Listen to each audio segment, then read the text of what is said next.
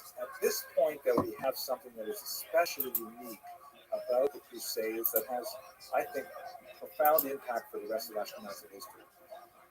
The Crusaders, even this mob, had kind of like a filmy covering of religious justification for their behavior, saying that the Jews were liable to be attacked because they were fundamentally unbelievers. If, however, they were to convert and accept baptism, that would make them believers, and then they would save themselves. And so the Crusaders frequently offered the Jews the choice of baptism or death. We talked a little bit about the difficulty in Christian theology, especially medieval Catholic theology, about forced baptism. In general, the church frowned on forced baptism because, after all, it's supposed to be something that is done with intent. And if you're fearful for your life, it's hard to say that you have correct intent. But once baptism was performed, the church was also loath to declare it null and void. We also spoke a few weeks ago about the horrible Gardner Tara case, where even as late as 1858, you still have this kind of terrible situation. At any rate, in Speyer, you have the first example, and by the way, we have a number of very solid first-hand accounts that survived the Crusades. There's about half a dozen significant narratives from both the Jewish and the non-Jewish perspective on how these events unfolded. So we actually have a lot of good material to base this history on. I will refer you to the works of Robert Chazen, written extensively on the Crusades.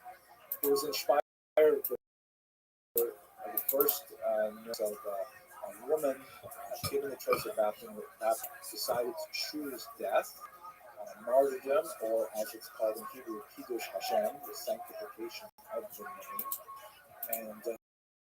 And this is a phenomenon that would be associated indelibly with the Crusades, much like. When they got to Worms, which is again one of those tri-towns, the Jews sought refuge with the bishop. And this is something we see over and over again in the Crusades. The church was not the enemy at all here. The church was, in fact, against the violence, and although definitely approved of the larger goal of the Crusades, attacking the local Jews was not something that the church officially, it was more of a mass movement that came from strange characters like Peter the Great. That's Peter the Hermit.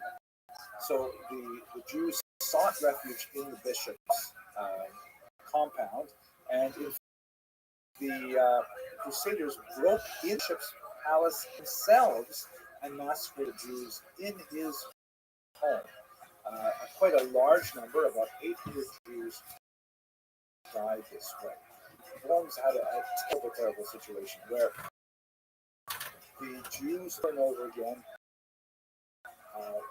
many of them, we do have numbers of those baptisms, we'll return to them in a second, but you have these terrible, awful incidents of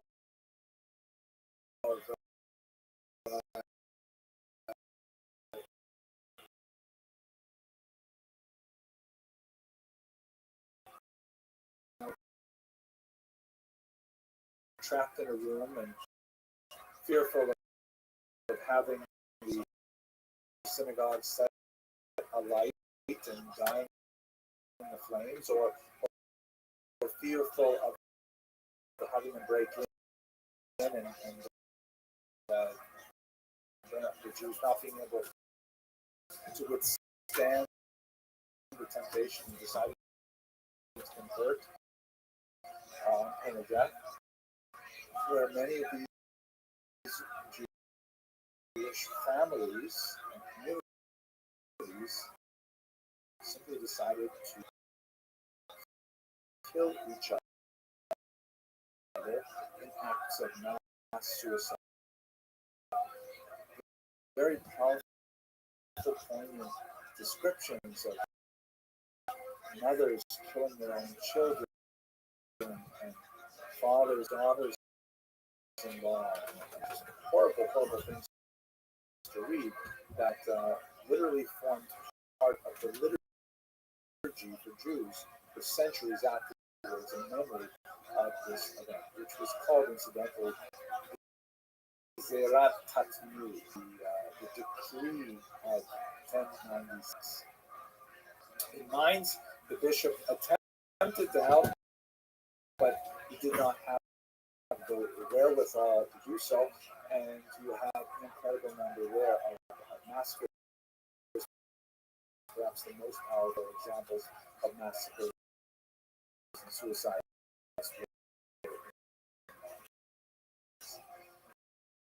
The number of deaths is about 5,000. Include the surrounding communities, it might go up a little bit more. Another one of these figures who is kind of like Peter the Hermit, kind of Nico. He eventually moved on. It was his troops who were really destroyed by the Hungarians. And one last detail that was significant.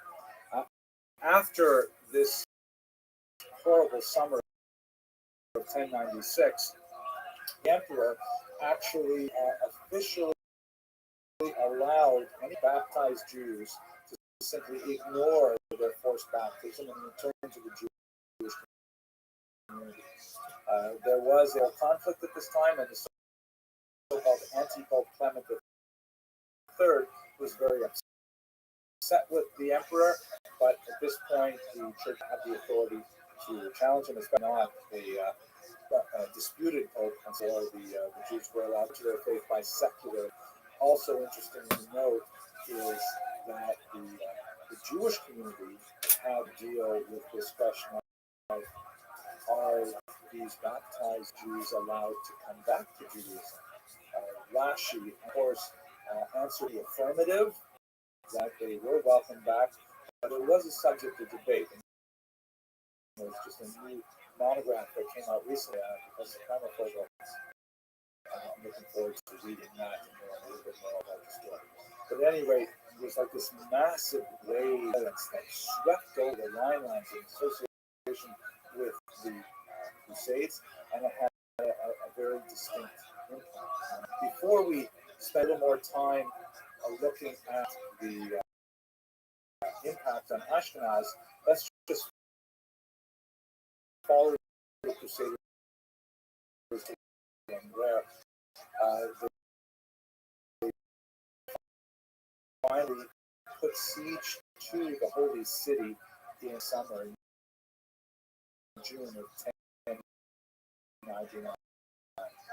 The Jewish community actually defended Jerusalem side by side with the dominant Muslim population. But after a brutal siege, the walls were breached, and the Jews in Jerusalem were massacred. Many were actually sold into slavery and only redeemed when the slave ships brought them off at Italy, and the Jewish community there was able to take on slavery. Absolutely horrific massacre. Now, obviously, huge geopolitical implications to the Crusades, because this was a major cleaving of Europe between the Christian North and the Muslim South. The separation politically, intellectually of Christians and Muslims continues right up until the present day. One of the slang derived terms for Americans in Iraq is Crusader. That the Muslims definitely have the Crusades is a very important part of their historical memory, and in a complementary one to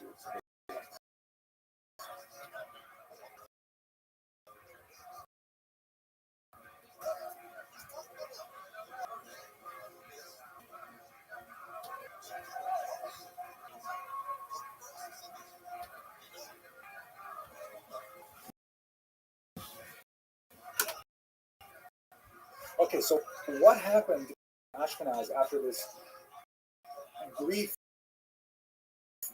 but powerful punctuation of violence that erupted in 1096?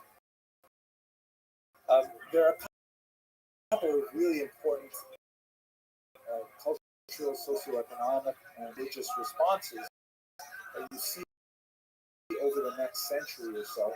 And I think they kind of charted a path as a Jew to follow that we into. First is a movement called the Hasidei.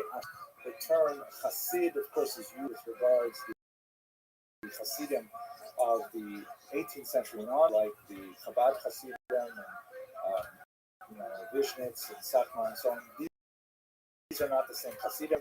They use the same term, but it's a complete. The Hasidei Ashkenaz, the word Hasid means pious one. The Hasidei Ashkenaz were a movement that gained strength in the 50 years following the Crusades, primarily in Mainz. Important literary figures is Yehuda Hasid. It's a generational family commitment to this particular method called Sefer Hasidim. What is fascinating about this brief movement in Jewish intellectual history is that, unlike anything since we saw in the Dead Sea Scrolls community, maybe some elements we'll see later when we get back and the Kabbalah, but the emphasis seen denial, literal, rolling in snow to repent for things, elevation of the concept of martyrdom. Surprising when you're talking about a community that's only a few away from this violence in the end of the 11th. But the movement simply not catch on for a couple hundred years, and it could have died out naturally, with the big exception of this particular book of Hasidim, which is an amazing book. It's kind of complicated, probably put together from different pieces, maybe not all by Yehuda Chassid, but I will mention now one passage that you may be familiar with. It is widely reprinted. I have a modern printing of my own today. Yehuda Chassid left a fairly extensive will for his descendants that all kinds of very special practices that they are to engage in. And my favorite ones, which you've probably heard of, is Rabbi Yehuda Chassid says famously to his sons that none of them should marry a woman who has the same name as their mother. It is something that, for whatever reason, is so widespread in the Jewish world that, if a man meets a young woman and his mother's name is Hannah and her name is Hannah, so she will add a name like Hannah Sarah. She'll change her name the same as his mother's. Same thing with women marrying men who have the same name as their fathers. And one of the ironic things is that there's no source for this idea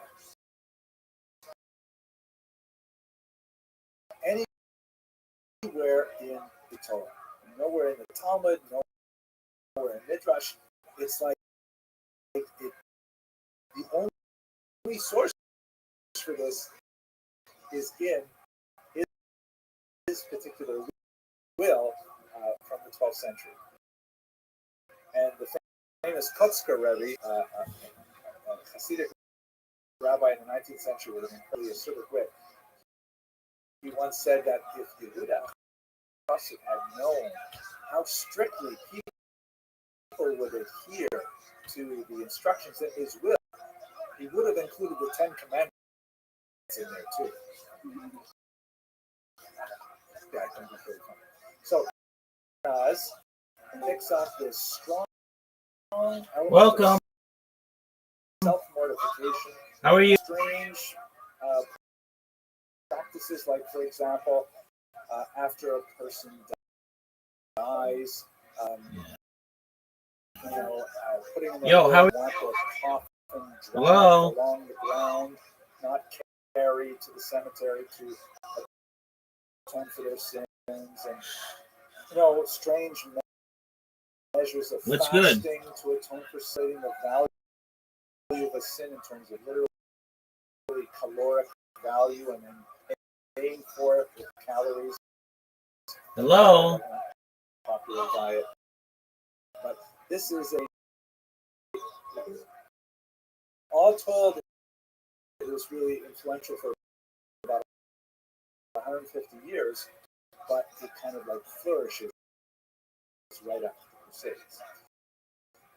Another thing we should recall is that the major violence was 2010, but the incidence of violence will continue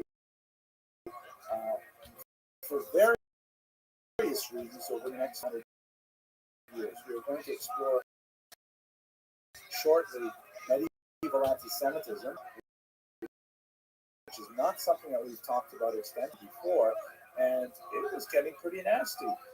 It was shortly after we could have the first charge of ritual murder, this bizarre idea that Jews need to reenact the crucifixion of Jesus, God forbid, a small child. That occurs in England in 1144, and then added to that, you have this strange concept that the Jews need to consume human blood, a total absurdity and a lie. But nevertheless, these kinds of things simply keep developing and developing. And I believe that the Crusades mark a turning point in Ashkenazi culture in which Jews become much more insular.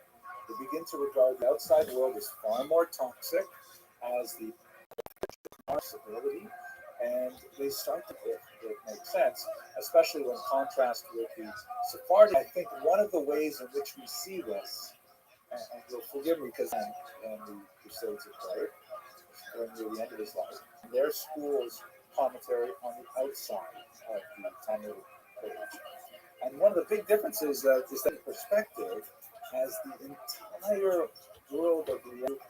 This here, this means this, here, this means this, and so on. Social says, hey, how can kernel and true example of that turn inwards that we see in Ashkenazi attention? And for those of you,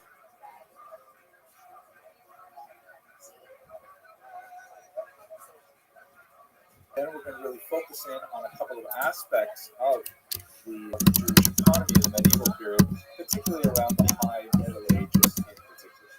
So let's start by the biblical period when this main economic mainstay of Jewish people, as we discussed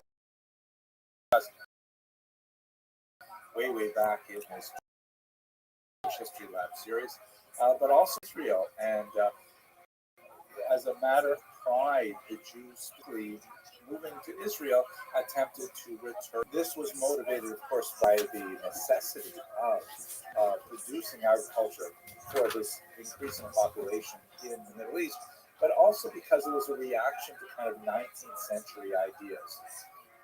Much of the thought in Europe in the 19th century, both from the right wing of the spectrum and the left wing of the spectrum, as both of these areas were developing, kind of like looked down on any people or population that was not specifically connected to agriculture.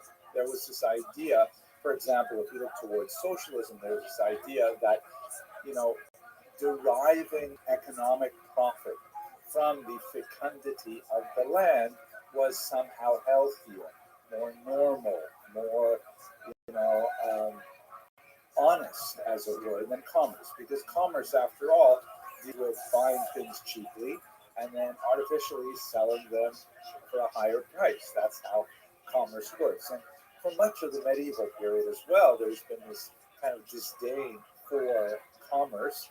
It was always considered some kind of sharp behavior or shrewd behavior. And Jews and Christians, and to my mind, I believe Muslims, all had a certain amount of hesitancy over the nature of commercial profit and sought to regulate it. It was the idea, for example, of the so-called just price, the correct amount that an object may be, inflated in value in order to cover the costs of the seller, or the person who is the middleman.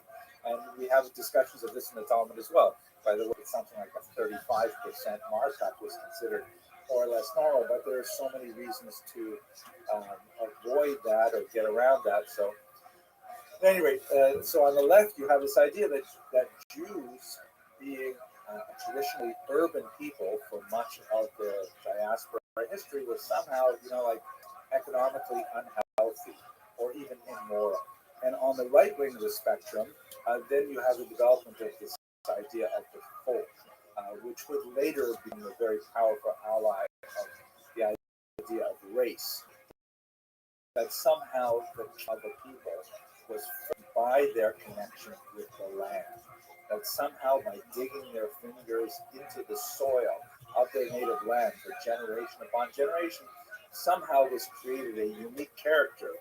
The Italians with their things, and the Northern European Aryans with their things, and that was like part of like what it meant to be a person. Was you developed a culture that you had somehow imbibed by having generations of genetic attachment to the land.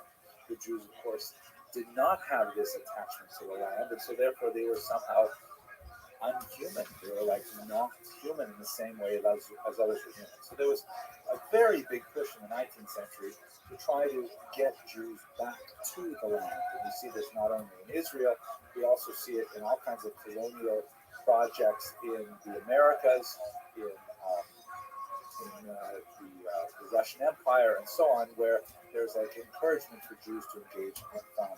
And they largely succeeded. I mean, for Israel's agricultural output is really impressive and so on. But it contradicts a long trend in Jewish history, which is primarily towards other types of commerce, as we shall see. Agriculture posed a lot of risks without necessarily all the benefits that Jews would associate with a profitable endeavor. First is that Jews are frequently expelled from a given region. France expelled the Jews, I think it was 4 times in the 14th century or 3 times in the 14th century. It was every other generation you could be expelled from your land. But if you had invested all of your income, all of your wealth in land, then of course it was completely gone, because it's hard to run with 40 acres on your back. There were areas where Jews were forbidden to own land, but those were actually more of the exception than the rule. It was simply not a very wise investment for Jews, not only agriculture, but even like rental properties, because who's to say that you'll be able to keep that land if the political environment changes, you're dispossessed of it. Furthermore, it's a really hard job. I once spent a summer weeding, and it was horrible. You're bent over in the sun, and you're thirsty, and you're picking, carrots apart from each other, so they all grow at the best rate. I mean, my gosh, you would want to spend 8 hours a day doing that by hand. Really, really hard work. And, if the crops go bad, forget about it. So lots of reasons why Jews would not want to go into agriculture. And a lot of reasons why other forms of property would work. Now, the last and perhaps the most important thing, in many ways, that started with this idea really, is the fact that the Jews were not, especially in medieval Europe, slotted in the right spot in the corporate structure of medieval society. I'm going to explain what that basically means, but essentially Jews were not expected to become farmers, and Jews as farmers would have been way out of step with their role in society.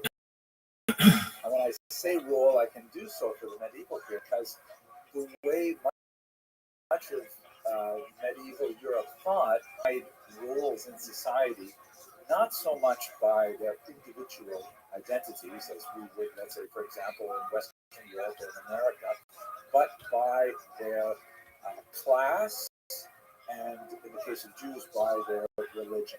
They occupied a different box, their life, almost like the Hindu system of Varna, not really as extreme, but in that same family, where they weren't supposed to be doing any farming. That wasn't for them.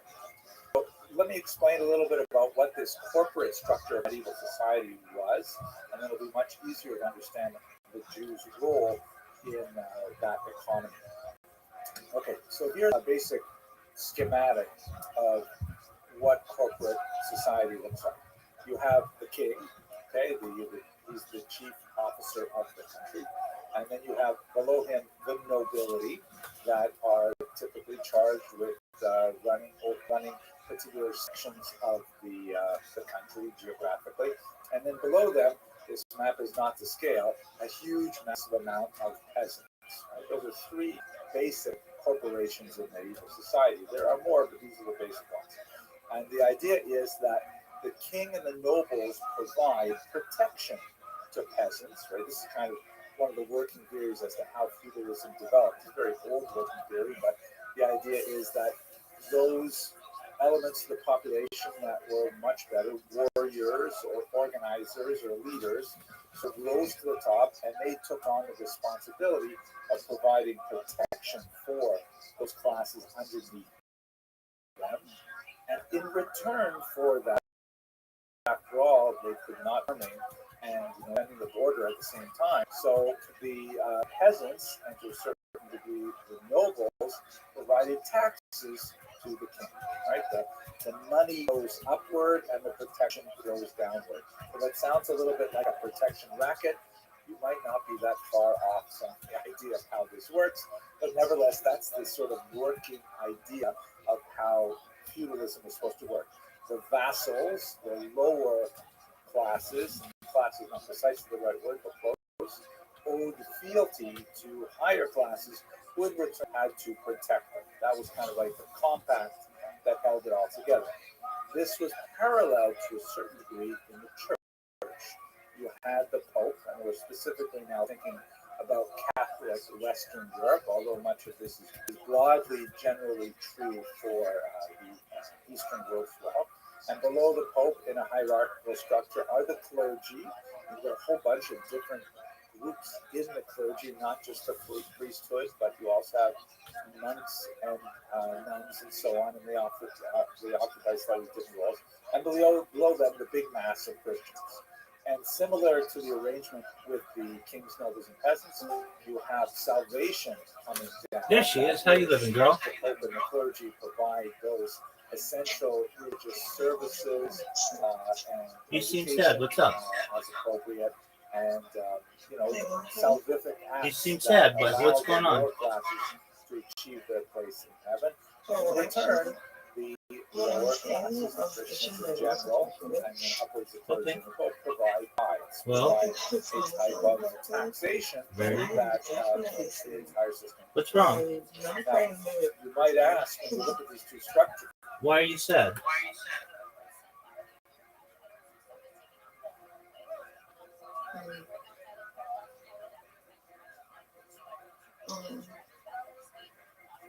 I'm not sick right now. I'm okay. I'm gonna be asleep. Okay. I'm gonna be happy. Absolutely. Get comfortable. We'll be here all night.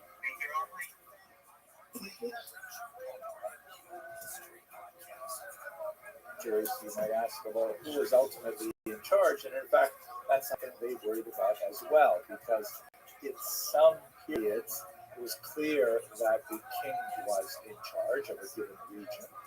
But on a philosophical level, one can make an argument that the Pope really should be in charge of European society, and the church sometimes was ascendant, and this meant that there were times when the interests of the king took precedence, which was typically good for the Jews, and there were times when the interests of the Pope took precedence, which was typically, but not uniformly, bad for the Jews, as we shall see. This is essentially how the corporate medieval structure of society looked. But now the biggest question you may have is, where do the Jews fit in? What box do they occupy? They're certainly not nobles. Peasants are overwhelmingly involved in agriculture, so they're neither of those bodies. They're not the clergy and they're not Christian, so where they fit. So here's where Jews fit in. That's really important. They occupy a position which was later called servi camerae regis, which means servants of the royal chamber. The Jews ultimately ended up becoming specifically subservient only to the king. And that was largely because of their economic role in society. Here's a really beautiful piece that probably does not depict two Jews, although they're engaged in a classically Jewish occupation. The reason why they're probably not Jews is because the woman here is clearly reading a Christian book that shows a Madonna with child there. There's also, by the way, that's around here, a little interesting sort of peek in the mirror of the artist probably looking on as he paints this picture.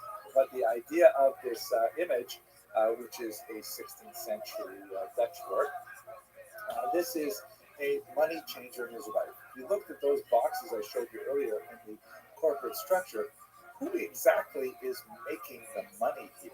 Who exactly is working literally in coin? The peasants certainly not. They're working with goods. They're producing agricultural output. The nobility is not out there mining the rocks for silver and gold and so on. Who is actually producing and supplying in this environment? In order to collect taxes, for much of medieval European history, the nobility and the king had to collect it in different ways. Either taxes in kind, which meant barrels of wheat and hides of foxes and things like that, or corvée, which is essentially taxes in time, where the peasants would be required to spend a certain number of time, certain number of days per week or per month, farming the king's large land holdings or the nobles' land holdings, or the most valuable type, but the hardest to come by, cash. The peasants typically did not hold much cash. All of their transactions were effected with barter, and when they were taxes, they paid it typically either in kind or agricultural output, or in the sweat of their power by actually working. So the Jews here occupy this fascinating position as servi camerae regis, as servants of the royal chamber. You could also translate that as serfs or slaves, maybe, of the royal chamber. Their economic activity does involve actual cash money. They collect a lot of this very valuable coin, and their taxes to the king are paid directly to the king, with no intervention of the nobles at all.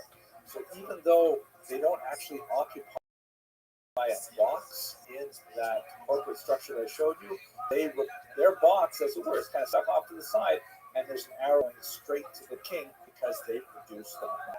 I should also point out, as I think I did earlier, but let's emphasize it once again, that just like we saw when we talked about Jewish communal structure in the Middle Ages, the king didn't deal with Jews as individuals at all, nor did he deal with Christians as individuals either. He dealt with them as an entire community.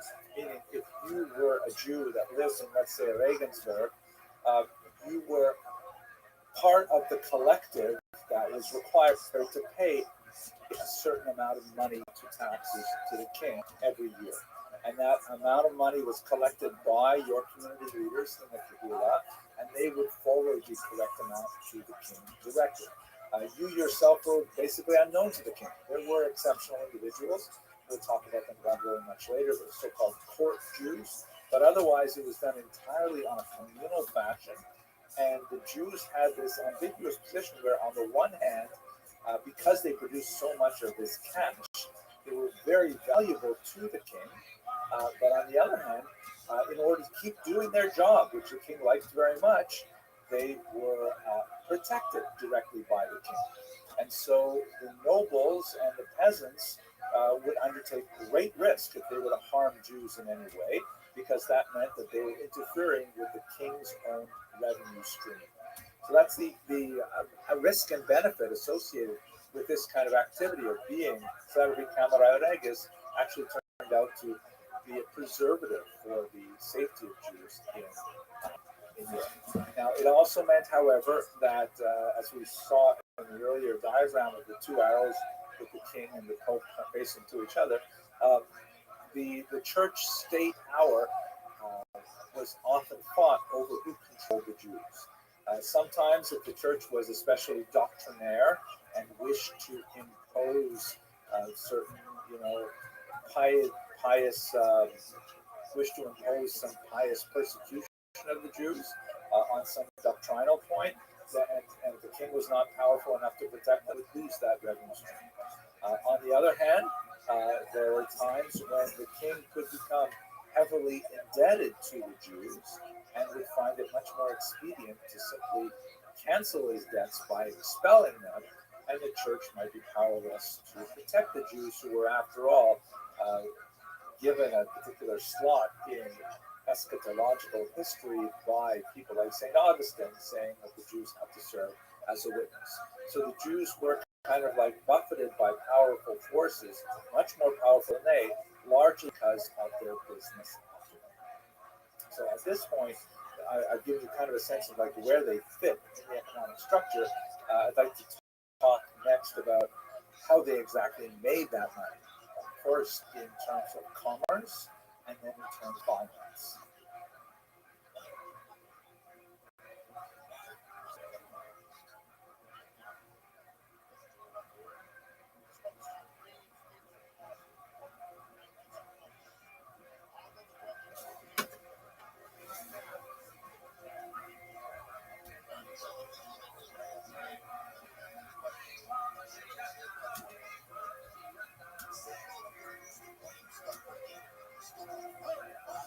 Okay, so we've already discussed how the Jews are not especially so attracted to farming, right? Not such a great profession for Jews.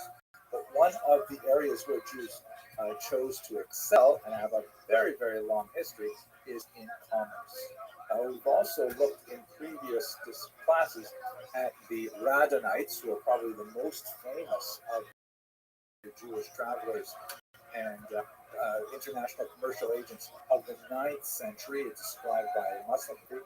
This particular map kind of like gives you a little bit of an exaggerated picture, but it errs a little bit on the side of expansion. But the blue routes are the ones that are associated with the Radhanites, and the pink ones are the ones that connect to it. But it gives you a sense of how these Radhanites, who were probably based in southern France on the Rhone River, nevertheless had an amazing trade network that extended over all of the known world at that time. The risks and benefits of commerce. Well, the risks are pretty obvious, right? You're traveling, you're going to dangerous places, people don't necessarily know you there, you've got to get your goods over land or over sea, all kinds of things can go wrong. But the benefits are huge. The profit margin can be massive, especially if you pick up some lightweight goods like silks or spices, very popular in the West, and you bring them over there. The markup can be massive, and you can really of cash. There's a huge amount of profit to be had for a relatively smaller amount of effort. Some risk. As we saw earlier, for example, the Maimonides family was impoverished. The elder brother of Moses Maimonides was at sea with his goods, and the ship sank, causing Maimonides to have to take up a position as a physician, which he turned out to be very well at, and also as an unpaid rabbi. But these sellers had a tremendous amount of possibility for profit if they did it well. And also, it's a collective effort where it's not so much that you personally have to schlep across the Mediterranean the goods and bring them back.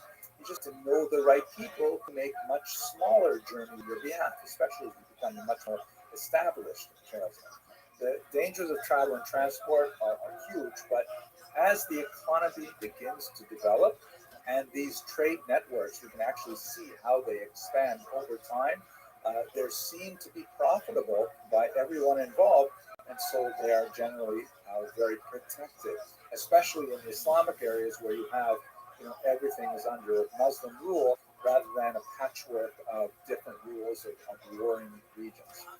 Uh, and the Jews have a leg up in this. The Jews, of course, were not the only international travelers, and the Jews were not at all the only international commercial agents, but they did have a decided advantage which made them disproportionately important to international trade. This diaspora advantage includes a few things. First of all, the Jews have a common language. So when they travel into far-flung regions, you can have a Jew from England communicating with a Jew from Central Asia because they've got a common language in Hebrew. That's an incredibly important thing. Now, they may not be deeply fluent in Hebrew, but they certainly know enough to engage in the basic communication and negotiation for price and goods and so on. Secondly, also extremely important, they have a unified legal system and maybe even more important, the norms, expectations, how commerce is done.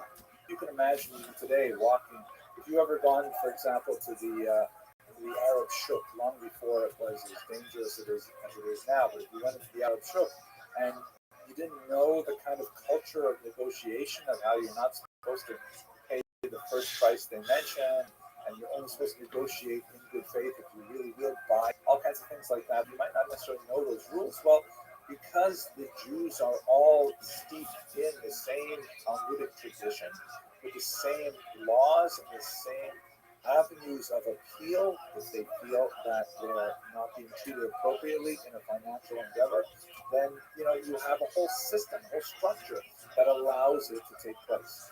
If you can imagine a Christian traveling deep in Muslim territory, let's say in what would be contemporary Iraq, he would feel extremely out of place, especially after the Crusades. Oh my gosh, he was extremely unwelcome. He would not have the built-in support system there that would be able to take him in and would be able to provide food and lodgings for him at a reasonable price and protection from being robbed and so on to allow him to do business. The Jews have these things because of the diaspora itself. Ironically, the diaspora, which was a punishment inflicted upon the Jews, if you want from a theological perspective, or if you want just from a political, historical perspective, the Jews were forced into this scattered exile across all of the known lands of the earth. It actually was able to work to their benefit when they established these far-flung international connections. I can tell you just from my personal experience, there was, I grew up in, I'm going to show you a picture later, but I grew up in a far-flung, very remote part of northern Canada, and every year there was a charity collector for the Base Yaakov of Montreal, right, a girls' school in Montreal, who would hitchhike all the way up from Toronto. We're talking about hundreds and hundreds of miles. We're literally the only thing beyond the streets that I lived on was the Arctic Circle or Pole, and he would hitchhike all the way up there for the handful of us that lived within a 50-mile radius. And when he got up there, he would, my bedroom, and he would get my bedroom. I would sleep on the sofa in the living room. And that's just the way it was because that was Jewish connection. So the same thing is pertaining in medieval Europe, where Jews are able to travel with much more reliance on on the hospitality extended to guests and so on. And this was a massive advantage for them. This is, I'm guessing, why the Jews developed this unusual habit of playing Jewish geography with one another. I don't know if non-Jews do this, but when Jews meet each other, especially in a setting where they don't expect to meet other Jews, like that, almost always the first things they start doing is they start playing a game where they ask, "Okay, where are you from? Oh, you're from Manitoba. I know some Jews in Manitoba. Do you know the?" Right? And they start to immediately try to develop a web of connect that makes them feel plugged into the worldwide tribe of Jews. So this Jewish geography game, I wouldn't be surprised if it had its cultural roots deep in the medieval commercial enterprise. Would try to develop a richer network of connections. Now, what did they sell? This is a little bit controversial. So from this particular image depicts a negotiation between a Jewish slave trader and a king over the price of the slaves that are held in manacles there. From the 5th through the 7th century, the most popular items, the Jews were luxury items from the East, like perfume, glassware, still very expensive. Silk, we already talked about the silk root, the spice root from the East. And these things would be brought towards the West, and Jews were especially associated with that trade. Now, the wise way to conduct trade, of course, is to have your ships full both ways. So if you're traveling out to the East, you have goods from the West to sell to the East, and then you can bring things back from the West. You never have your ships empty as they leave port. 5th to 7th century. 7th century is significant because that's the beginning of the Muslim expansion, right? The 4th decade of the 7th century is when Islam really started taking off, and by the middle of the 8th century, it's got all of North Africa, Spain, and so on, and quite a bit of the Eastern Mediterranean as well. So after the Islamic expansion, the Jews take a much larger role in the expanded trade across that major cultural political barrier between Christian Europe and Islamic North Africa and the Mediterranean, Eastern Mediterranean. So they're bringing from the West to the East a lot of things that are produced in Europe, like swords, actually. There's a lot of superior steel or iron coming out of Eastern Europe. Furs, right? Very big thing that's not easily available further to the east. So they're bringing the luxury goods that we described earlier to the west, and they're bringing a lot of these raw goods as well to the east.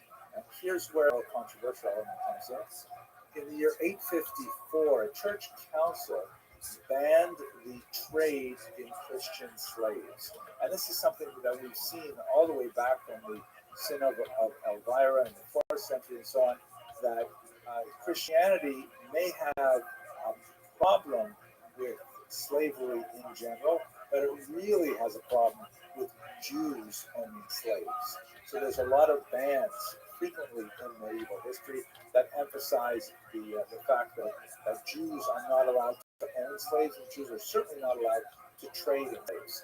So when there is a ban on trade in Christian slaves, not only by Jews but by non-Jews as well, so now the Jews become much more important in slave trade because the slaves are largely traded in Iberian markets in Muslim rule, that is in the south part of the Spanish, Portuguese peninsula, in places like Granada and so on.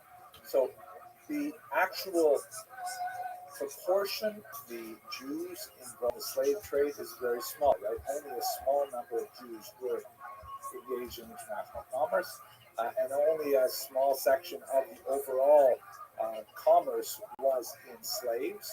But Jews were disproportionate to Christians involved in this trade, and they were definitely dwarfed by the huge trade in general by Christians and by Muslims, but on a per capita basis, it's reasonable to assume that just like Jews are overrepresented in commerce in others, they're overrepresented in like slaves as well. this noxious pattern does not hold true in the same way for the transatlantic slave trade, which was a much larger and in many ways far more exploitative trade when African slaves were sold to the Americas in particular. Certainly there were Jewish traders, but they were again a minority among slavers as a whole. And we should bear in mind that this was in the context of the morality and the accepted commercial practices of that day.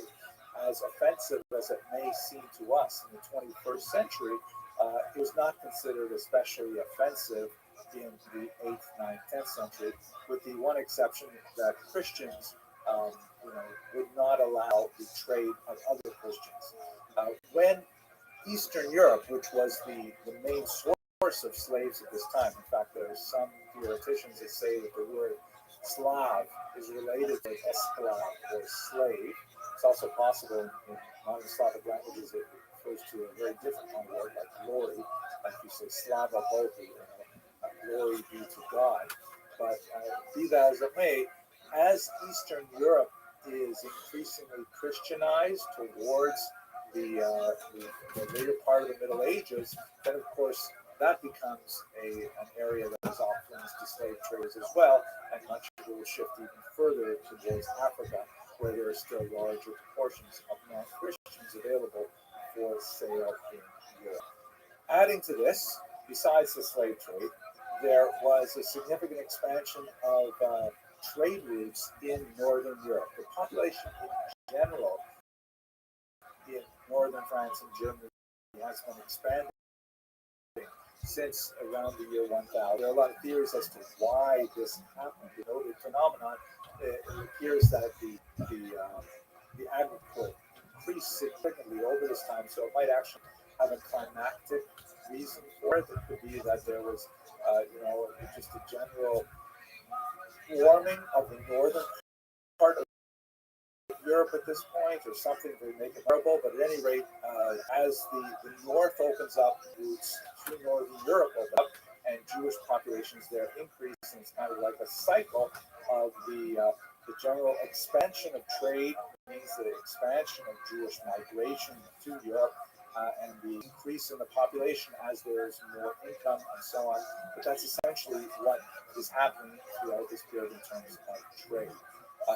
But once the slave trade becomes much more difficult to maintain, particularly in Northern Europe, and as there are increasing levels of anti-Semitic restriction on Jewish trade, which we're going to talk about a little bit more next week in particular, so Jewish trade begins to largely decrease from the huge international scale and become much smaller and become much more focused on retail and on local sales.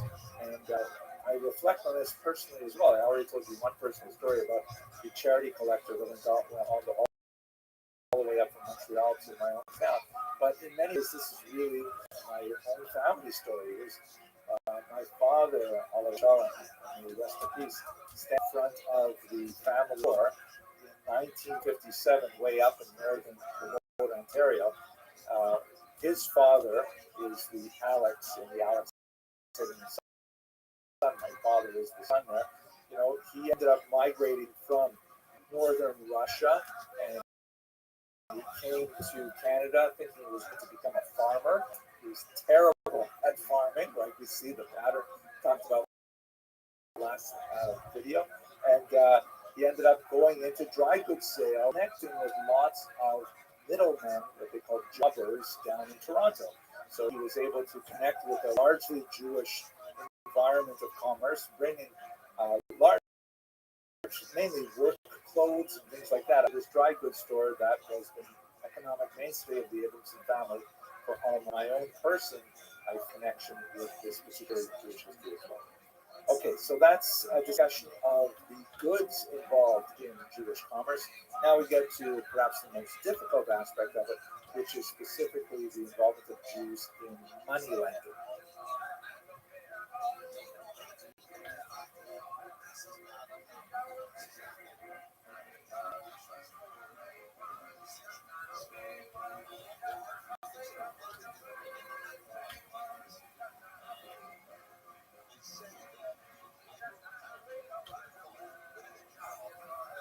Okay, let's go on to the last part, which is the most difficult part of this section, talking about money lending. Money lending and the medieval churches.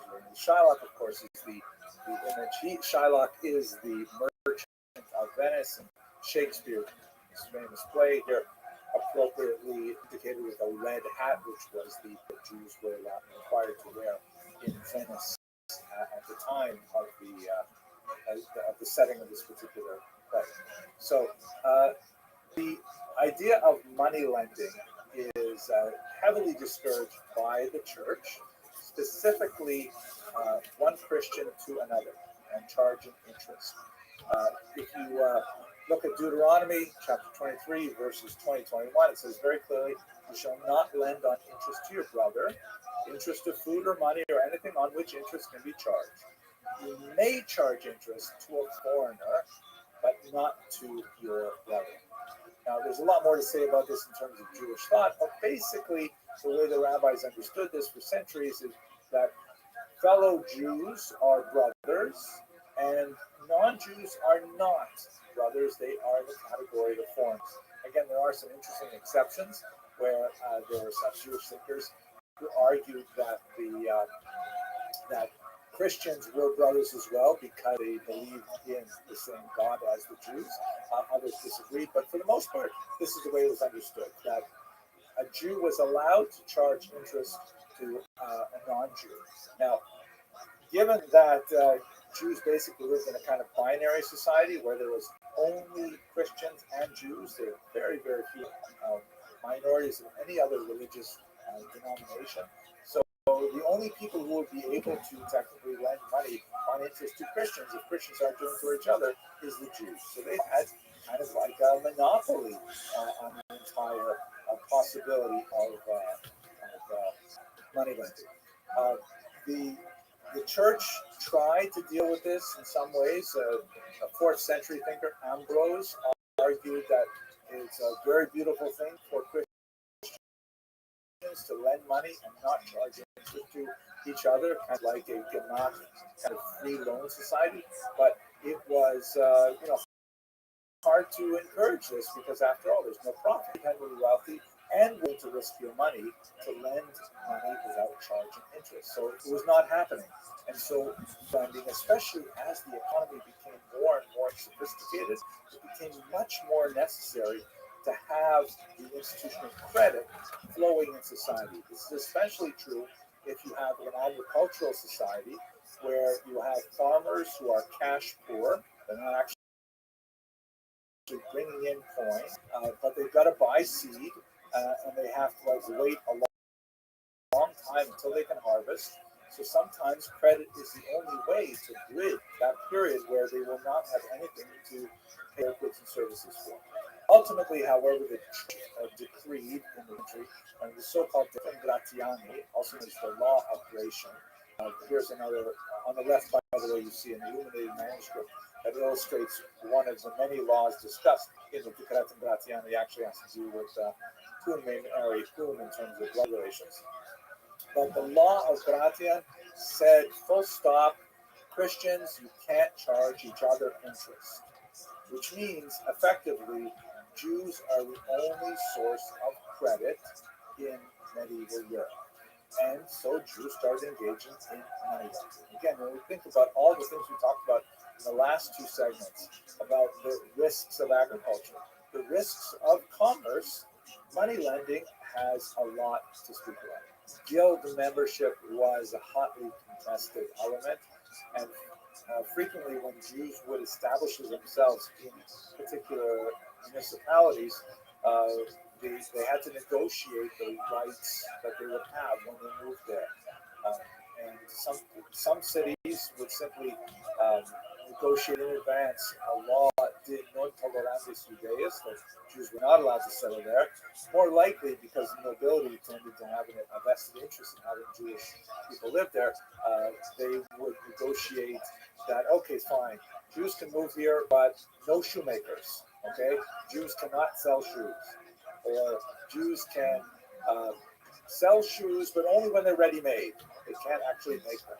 So guilds and various type of trade unions, primitive trade unions, often restricted the tasks that Jews could be involved in. Now, we definitely did have Christians who were nevertheless interested in the kind of profit that Jews were involved in. So the Jews had a monopoly, but it was only de jure, meaning according to the law, the written law. De facto, they did have to compete with Christians, and ultimately the church would find a way around it, specifically the Franciscans, and that would be the end of Jewish monopoly, although not necessarily the end of Jewish money lending for reasons we'll see in just a few minutes. So what's going on with usury, which is kind of like the nasty word for money lending? The benefits are fantastic. It involves a high rate of profit. The rate of interest charged was anywhere from 30% to 200%. We're talking about loan shark rates. It was very, very expensive to borrow money, and so that meant that people who could afford to lend the money could make a massive amount of profit. It's an urban profession, and Jews, as we have seen over and over again in the diaspora, they have gravitated to urban settings. So this is, something that makes a lot of sense if you're living like it's like you can have banker's hours. You can simply say when you're going to open, 10 to 3, and you just let the customers come to you. I mean, it's a fantastic possibility. And it is portable. It's the kind of thing where if you're dealing in cash, especially when you have lots of contacts through commercial ventures, you can deposit money for safekeeping, you exchange letters of credit, and so on. And it requires fairly minimal effort. Moreover, the Jews were actually quite well prepared for this because they were literate, they were numerate, they had this great relationship with the king, right? The Servi Camaraegis, where if they're making money through money lent, that means a really great flow of money to the king directly. Later on, when we get to 18th century Poland, if it's so easy for the Jew money, then we want a bigger part of it, and ultimately they would take apart the very structure that held it together. But that's hundreds of years later material we're talking about. Now, the risks, however, are also commensurate. The biggest risk, of course, is resentment, because we all have credit cards, and nobody likes getting a credit card bill. When you look at the stakes, see, okay, I bought this, and what? Interest charge? Wow, you feel really bad about it, especially if you can't pay off the balance down to zero every month. You see that interest charge, and every month you're saying, I'm paying so many dollars for nothing, for stuff I bought a long time ago and already gone. So there's a great deal of resentment. This can come from the peasants when they may borrow small sums, but they carry an oppressive debt load. And when peasants get too upset, then what happens is pogrom. You have popular uprisings, often against the will of the king. The Jews engage in usury and then bringing more funds back. But if it's too much, then the king, you can't control the peasants' increase. We are often resentful of this because it's kind of like a legal fictional go around or loophole to the law of Gratian, because the law of Gratian clearly allows Jews to charge interest, but who wants this kind of thing happening in society, even though it is economically necessary. And the nobility and even the king, however, can show resentment, because it was not at all that uncommon for nobles and even kings that borrowing large sums of money from the Jewish populations. And then when things don't go to war or an expansion of some sort, it's much more expedient to simply expel the Jews and cancel their debts. We see this happening frequently in medieval Europe. England, for example, expelled their Jews in 1290 over basically this issue, where it was simply easier to simply say, okay, do over. And as we saw in France, as we will see in France, the Jews will then be invited back a generation later, because when they expel the Jews, then they have no more source of credit, They need credit to keep their economy growing. So then they invite the Jews back. They end up borrowing a lot of money. It becomes too much. They expel the Jews, and they enter into this cycle once again. So this is the kind of danger that is associated with money lending in this period. So the relative wealth and power that are accumulated through money lending can be quite ephemeral because of the large-scale resentment that can be built up in the population. Later on, when we get to Eastern Europe, in the next semester of these classes, some of the elements of this become even greater when alcohol is involved. Because in Eastern Europe, Jews frequently had a monopoly on the production of alcohol, something called propinatia, and so people could drink on a tab and then end up having, a huge bill plus an interest charge on top of that. Many of the revolts you'll see in the 17th and 18th century in Eastern Europe have this at the root: the exploitative practices of some of the Jewish communities that are heavily resented by their customers when they have to actually pay the bill for what they purchased. It's a very difficult period, definitely. Now, how does this all come to end?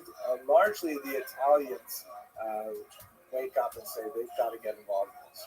And so in Italy, middle of the 15th century, you have this institution developed by the Franciscan order of monks, Monte di Pieta, which means the mountains of piety.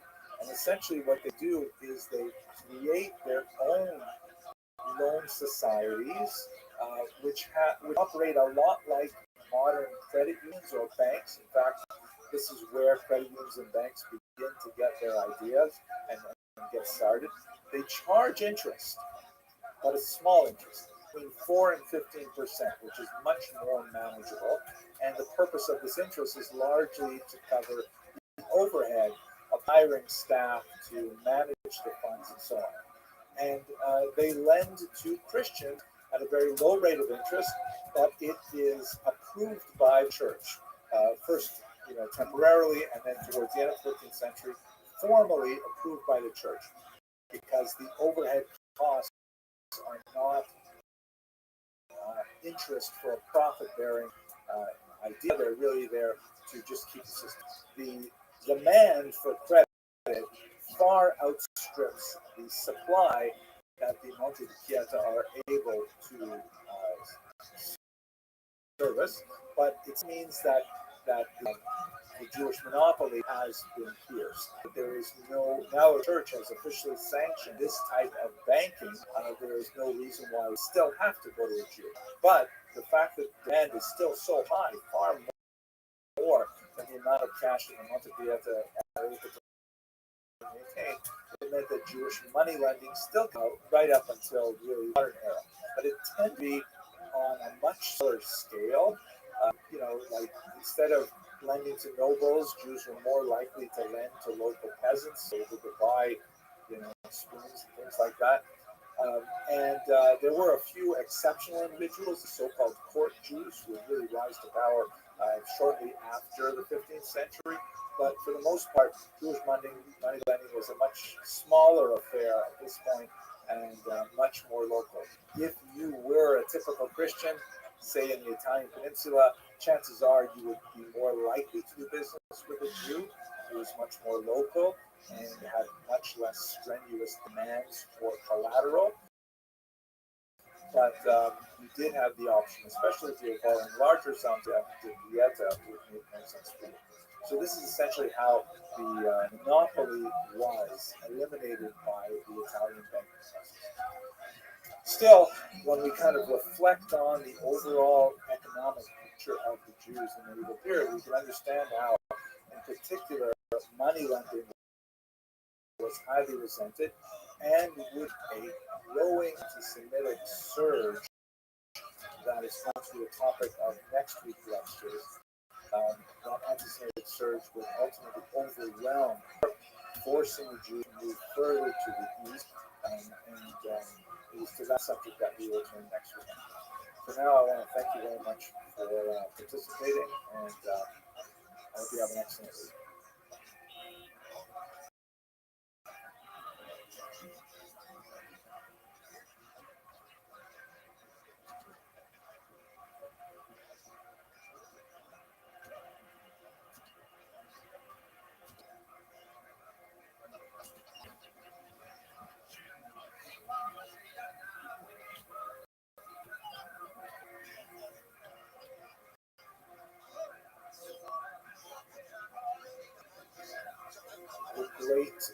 philosopher Jean-Paul Sartre once wrote that if the Jew did not exist, the anti-Semite would invent him. And that speaks to this idea that somehow anti-Semitism can proceed even without Jews.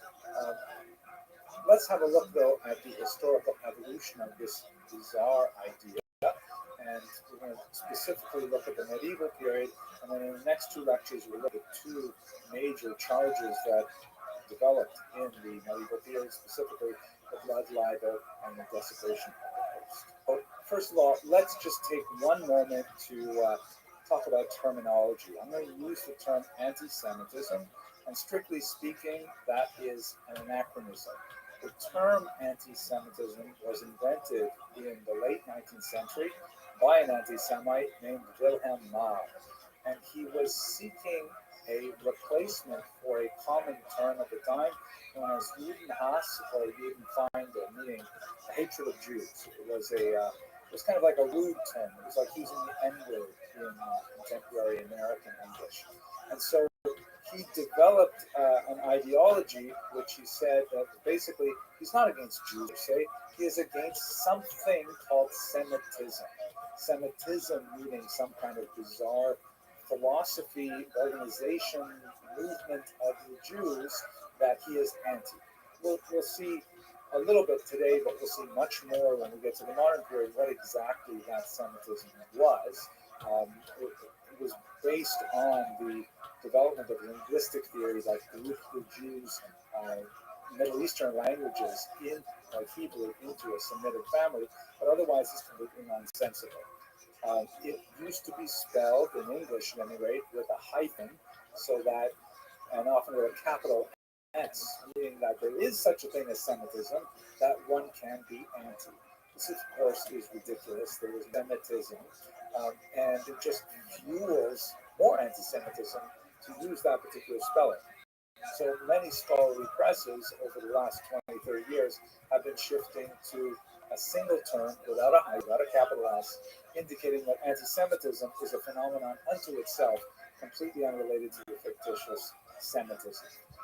You'll still see in some, spell checkers on your word processors, or some older printers will use the older spelling, but there is a reason why we're using the term anti-Semitism without the hyphen and without the capital S.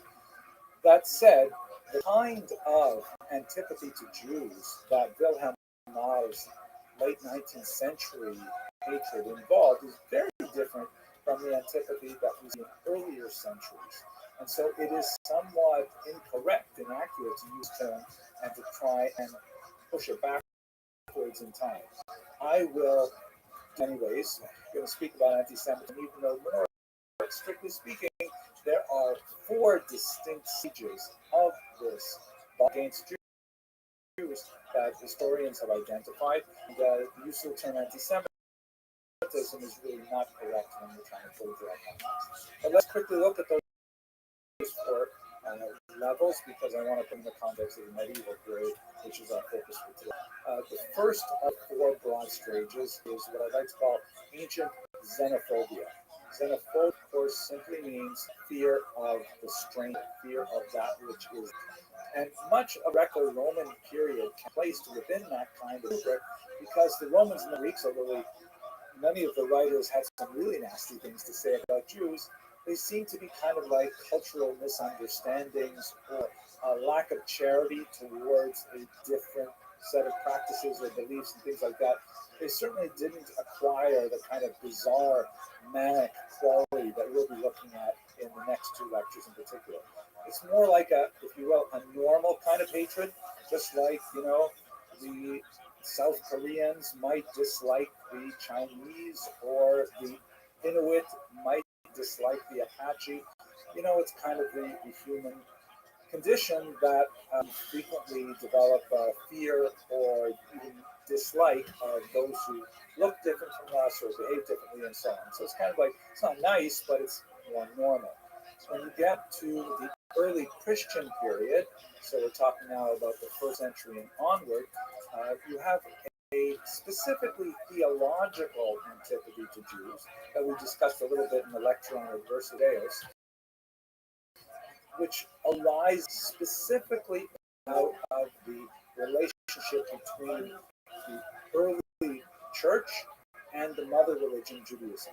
As the early church emerges and defines itself against the background of Judaism, there are some writers who disparage the mother religion in order to sense more contrast between Judaism and Christianity. Also not very nice, but also within their understanding, because as religious movements split apart and morph into something, they will often look back with their predecessors.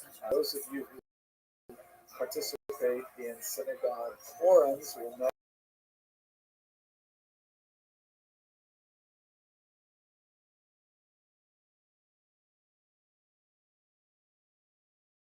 you have a large synagogue, and then a small group of people are there with the Kiddush policy or whatever. They break off to form another synagogue. Certainly a very more kind of satellite thing to do. And sometimes they'll look back at the old, that was so terrible, they wouldn't like up, things like that. So that's a different type of Jews that's really rooted within the theological conflict between today. Medieval hatred, and I use this term hatred on purpose because it is so nasty, so totally different from what we see in the earlier stages. Modern anti-Semitism, which is where we get that term today. Again, I'm going to kick down the road the can of discussing anti-Semitism until we talk about the modern period, but in reality it involves two basic ideas.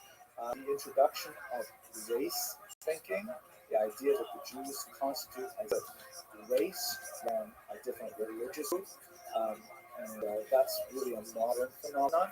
And secondly, the idea of the conspiracy theory, the idea that the Jewish race are somehow all involved in this diabolical plot to overturn the world. There are elements of this in the medieval period, but they are really quite minor. And note that modern anti-Semitism, unlike early Christian anti-Judaism and unlike medieval Jew hatred, does not need any religious ruling to hold it in place. It doesn't need to have any kind of belief system that is connected with Christianity or any other religion. It can be totally secular. And this is a great example of how anti-Semitism can survive massive cultural challenges, such as, for example, the decline in religion that occurs from the 18th century onward. Religion doesn't do so well, but anti-Semitism survives. So, four main periods, and we're going to focus on the medieval period. So, what are the basic characteristics of medieval Jew hatred? So, first and most obvious element of medieval Jew hatred is demonic ascriptions of Jewish misanthropy. I mean, this phrase just popped in my head because it is so clear. Misanthropy, of course, means hatred of peoples, right? Hatred of other human beings, right? Anthropos is man, just like misogyny is hatred of women, specifically misanthropy is like hating people in general.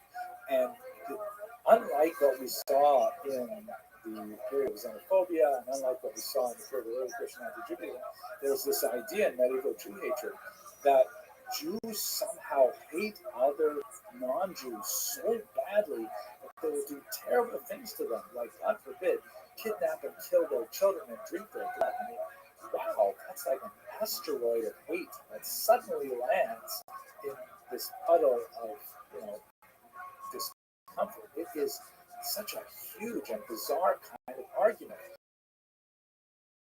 And the ritual murder, the idea that the Jews need to somehow, reenact the passion of Jesus by God in particular to suffer that, where did that come from? That's really demonic and it's really misanthropic.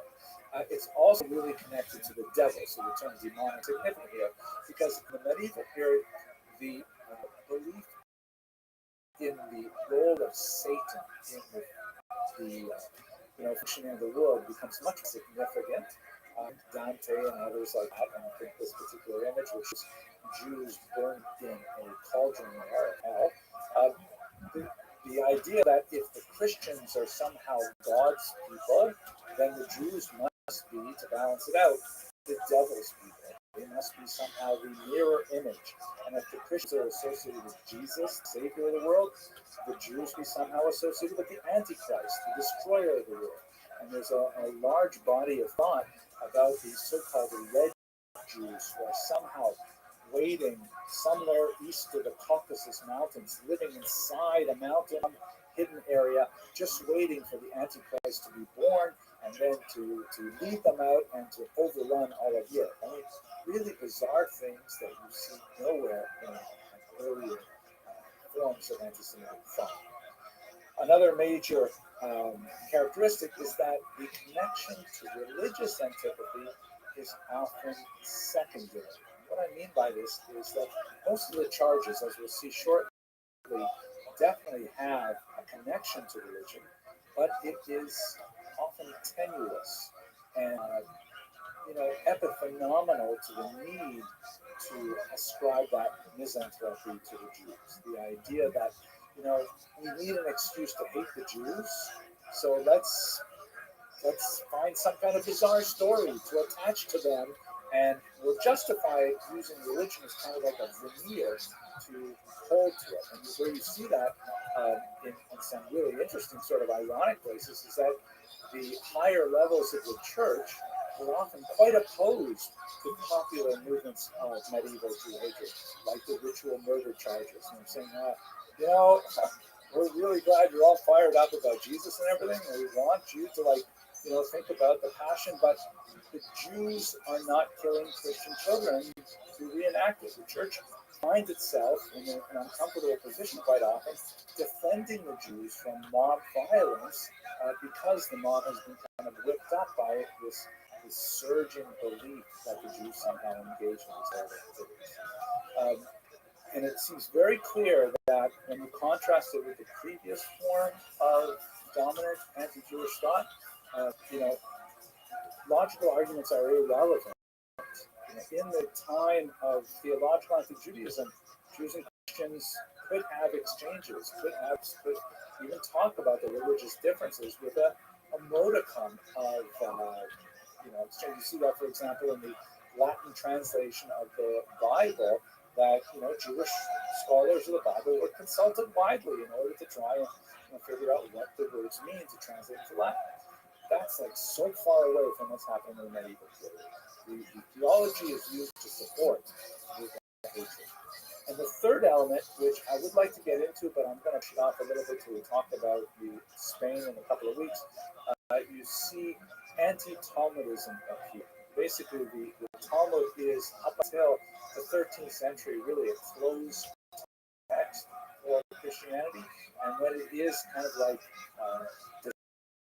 discussed as root of Jewish misanthropy, then it receives a lot more negative attention. You see forced disputation, burnings of the Talmud, and things like that, into coalesce around this really important 13th century. So these are some of the main elements that you see with medieval Jew hatred that are distinct really from previous forms. But that anti-Talmudism in particular does kind of lead over into the modern into anti-Semitism, specifically the notion that somehow the Talmud is what teaches Jews about this conspiracy. So, now, there are many, many other factors that the growth of these mock theologies. The elements is the change in religious sensibility that begins to be evident, especially in the 13th century. The church gains a significant amount of power at this time. And recall when we talked about the communal center, when we talked about the communal structure of the Jewish people, medieval economy last week, the kings often protected the Jews because of their value as generators of cash. And the church had ideological reasons to try to hold them down. With the ascendance of the church in the 13th century in particular, and the waning of temporal power under the kings, that represents a weaker point for Jews in that regard. Secondly, we also see the negative consequences of Jewish economic activity that we spoke about a lot last week. Jewish money lending hugely important for the medieval economy, but also something that can be deeply resented, both by the small-time customers of Jews who might be borrowing money just to get through a harvest season, also for the more powerful nobility who might be borrowing money to wage a war or something like that. It's not unreasonable to imagine that a lot of the antipathy to Jews is born out of this, you know, resentment over the exploitative practices of Jewish moneylenders. That's not to say in any way that legal behavior somehow allows for violence. It does speak to the inegalities of the medieval economy, and it's something that people should certainly be aware of, even for our own times. But nevertheless, let's imagine that this is in part emotional makeup of what would hate Jews. Finally, one other which I find very fascinating, maybe we'll have time to discuss in a little more detail at the end of tonight's talk, technological advances of technology in particular. We have wood technology and a wrench printing press and the circulation of secular propaganda, which begins to increase after the year 1000. What I mean by secular is that it's not specifically church sponsored. Recall that for medieval people, art was something incredibly. We live in an image-saturated time where we're constantly bombarded with images, and not only that, with video. But in the medieval period, people would look at something that we would consider very primitive in terms of art, and they would wonder on it. And even wealthy people who could own art would not just display it; they would keep it inside cabinets, and only for important occasions would we open it up and have a gaze on a little miniature piece of art. So the distribution of woodcut prints really has a significant impact, and I would argue, on the social media spread of these ideas.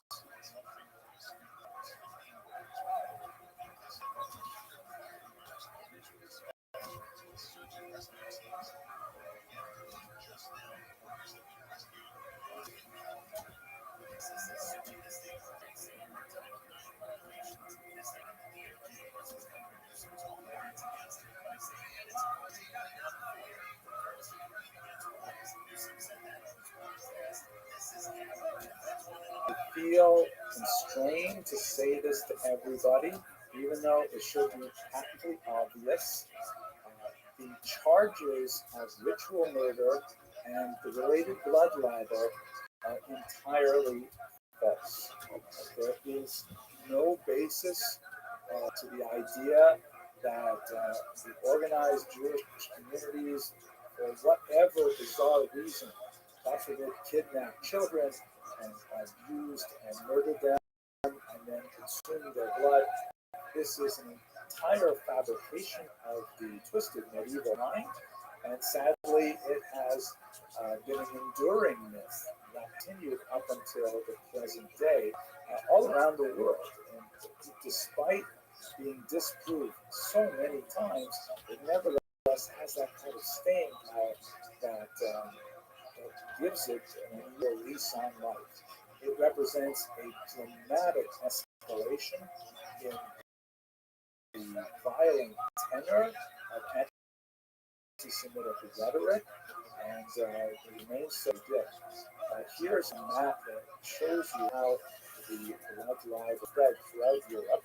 Let me clarify for a second. Ritual murder emerges out of the very first one of these charges, which occurred in 1144 in Norwich, England. And in that particular story, a young child was found murdered, and the Jews were blamed for it. There was no suggestion of the consumption of blood. There was rather the idea that the reason he was murdered is because the Jews wanted to enact the Passion of Jesus. They wanted to go through the crucifixion and once again. Later, other elements were added to these stories, and most powerfully, the idea part of that ritual murder that the Jews needed to drain the blood from his child, which then they would use for nefarious purposes. So they're often lumped together, ritual murder and the blood libel or the blood accusation. Here you can see in this very useful map, which comes from Encyclopedia Judaica, the number indicates the century. So Norwich there has the first in 1144. The lines underneath the digit indicate that multiple charges were laid in that century. So in London there was one in the 12th and two in the 13th century. And then from England, it's exported to the continent, and in particular in Germany and North Italy, you see a lot of it happening over the 13th, 14th, 15th century. And then it moves even further east out through Poland in particular, the Czech land, Hungary, and all the way out into Russia and Ukraine. And as you can see, the round numbers indicate 19th and 20th century blood libels that continue to even our own times. Here is an illustration actually in a church. It's some kind of wall painting in Norfolk, England, that shows the young William who is being tortured by Jews. You notice that he has a halo around his head indicating that he is acquired holiness, and in fact, many of the children who were associated with these blood libel and ritual murders were venerated. Their relics were preserved and were the site of quite a bit of religious pilgrimage and so on, and as we shall see, sometimes even modified. And you can see the Jew wearing the red hat on the right is piercing the side of the child, which is an obvious echo of Jesus' wounds as well.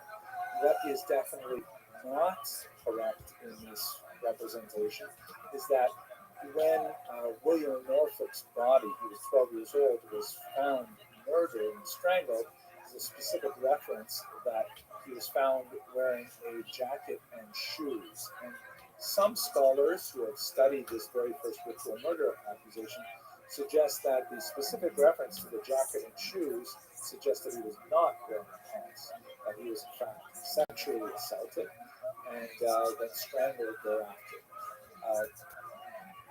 To the degree to which we are able to reconstruct what happened, it appears that this unfortunate young child was accosted by a pedophile who abused him and then murdered him. And after the body was found, a hue and cry rose up of legitimate righteous anger for this horrible crime against this child, and people were looking for a scapegoat, and the Jews, who had only been in Norwich for about 9 years when this occurred, they were the most likely people to be blamed. And so what followed was actually a defense of the Jews by the secular authorities, but the story would not die down, and later there was public violence, as we shall see, happens frequently in the context of this. Now, this is really the beginning of the ritual murder blood charge in 1144, but ironically some ancient parallels. The historian Josephus rebuts an argument by an early anti-Semite named Appy, who suggested that Jews kidnap and murder a Greek child as in a Hellenistic period, a Greek child as part of their religion and kill him and so on. But there seems to be no connection between what Appian had to say back then and what happens 1,000 years later. We also see, ironically, that early Christians were accused of killing children for religious purposes. Tertullian, one of the church fathers in the 2nd century, complains about the way in which the Christians are being abused with this slander. And this is, of course, before Christianity becomes a state religion or has any power to speak of. So it is it's a bizarre kind of thing. There are even examples of this in other cultures, but nothing with the kind of enduring imaginary power that the ritual murder and blood libel charges have been or Jews. William of Norwich is where we start our story. Now, what are the basic elements? I've already mentioned there's typically a child involved who is unfortunately murdered, and then a story regarding the cause of his death involving the Jews circulates in society. A famous woodcut depicting the martyrdom of a young boy named Simon in the city of Trent. And as you can see, near the bottom part, which has the text that explains what's going on in the images, but all of the Jews here are clearly marked with the ruel, with the round symbol that was used to identify them as Jews. Very useful thing. One of them on the left has the Jewish horned hat that was also used in art to depict Jews. And of course, at the center of the image is the young Simon being tortured by the Jews. His blood is being retrieved in that pan at the bottom that runs the bloodline. Common elements. They usually happen around Easter or Passover time for several reasons. The most obvious being that Easter is, of course, the time of the Christian religious calendar that commemorates the crucifixion, death, and resurrection of Jesus. And so the idea that this is so important for Christians, it must also be really important for Jews. And therefore, the ascription of the Jews must be paying attention to this, and they might want to also reenact this particular event. Remember also that Easter typically falls around the same time as Passover. Actually, up until the 4th century, it was exactly the same time.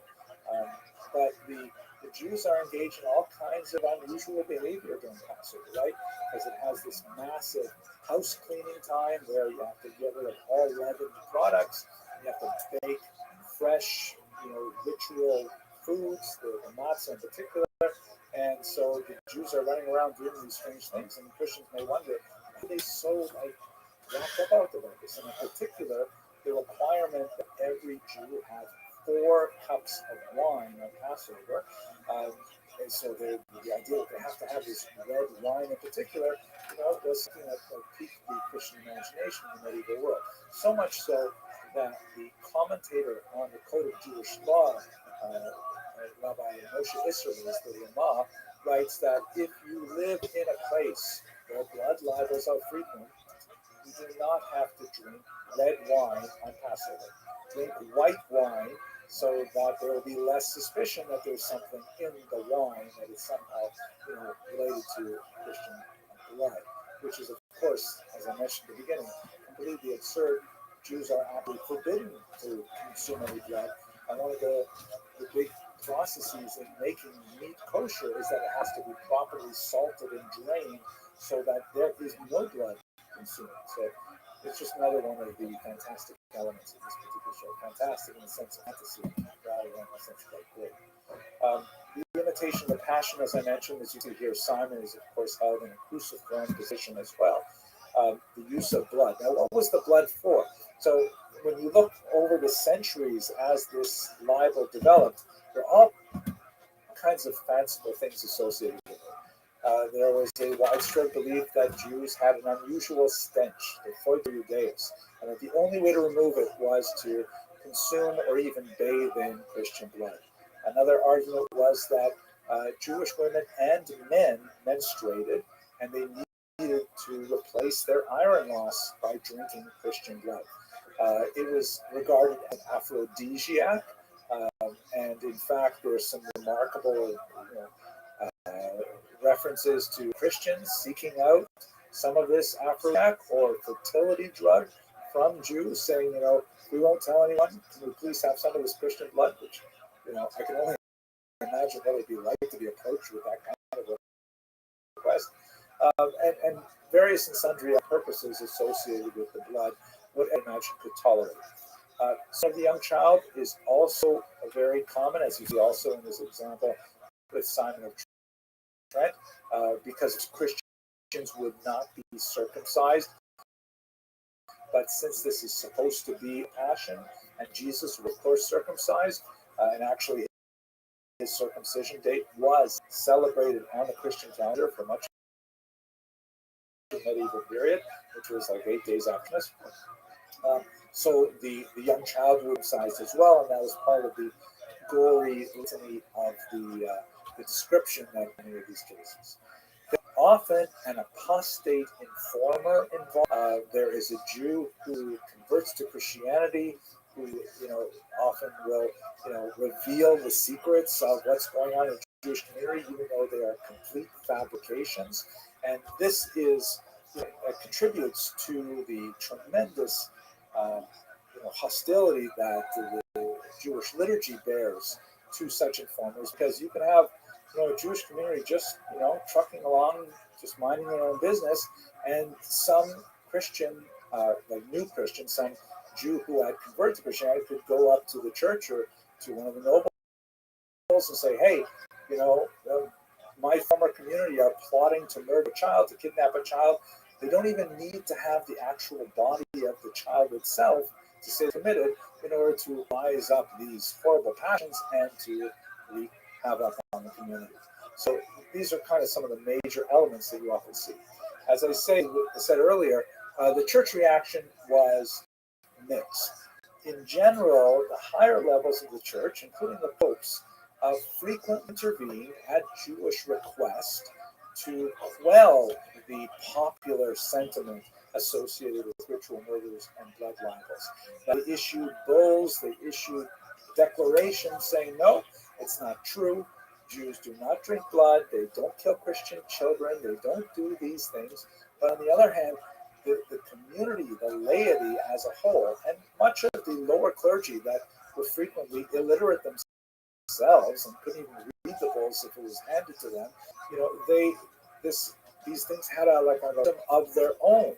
And so frequently the popular surge of anger and the subsequent desire to venerate these child victims who were probably murdered by local sex offenders whose identity went unknown for centuries. The church has to try and placate the need of the community to mark the passing of these children who died in such horrible ways. So it's an unusual kind of moment for the church, as we shall see. In the case of Simon of Trent, this is another representation of him that we see in this woodcut. He was beatified, but not canonized, which I don't know exactly what is in Catholic theology, but he reached a certain level of Christian veneration, but he did not reach the sainthood and so on, even though there are hundreds of miracles that are somehow associated with Simon of Trent after the murder in the 15th century.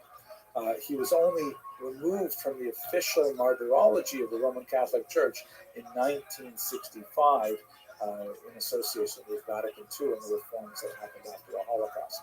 So it's very hard for the church to kind of like a massive cruise ship. It's very hard to kind of change directions once it has been moving in one direction for a long time.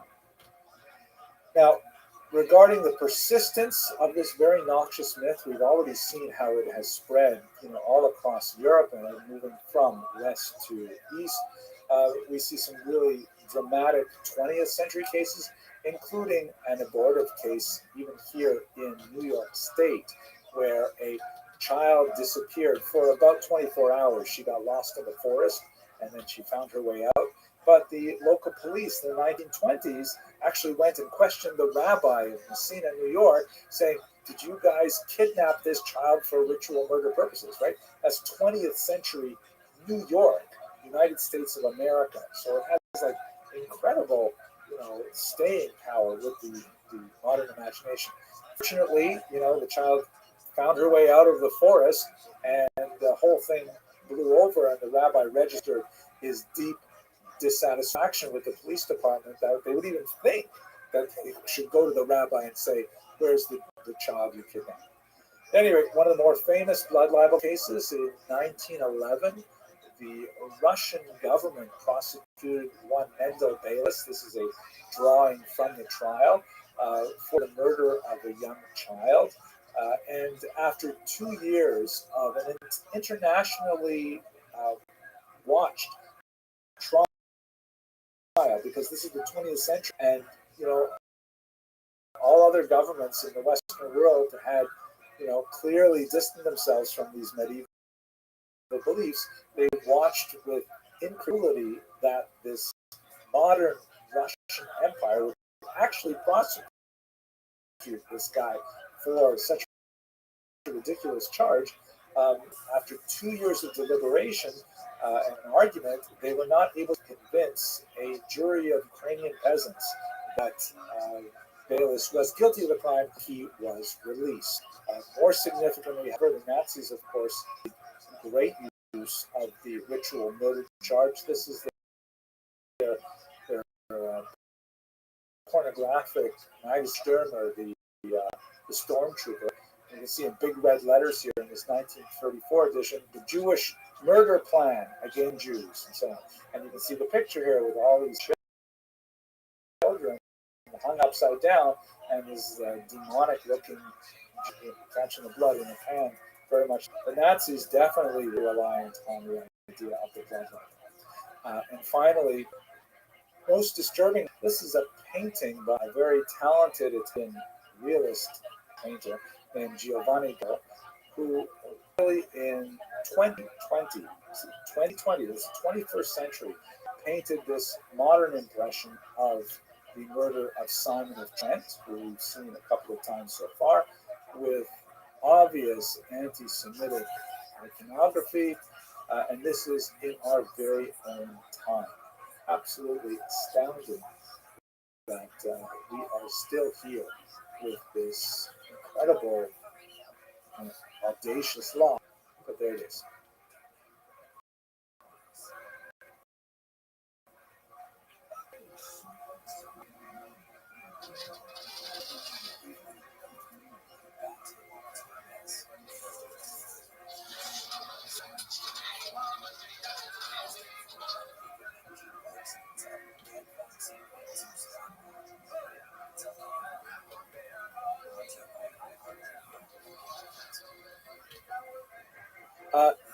The host desecration is a little bit of a twist on the ritual murder blood libel charge.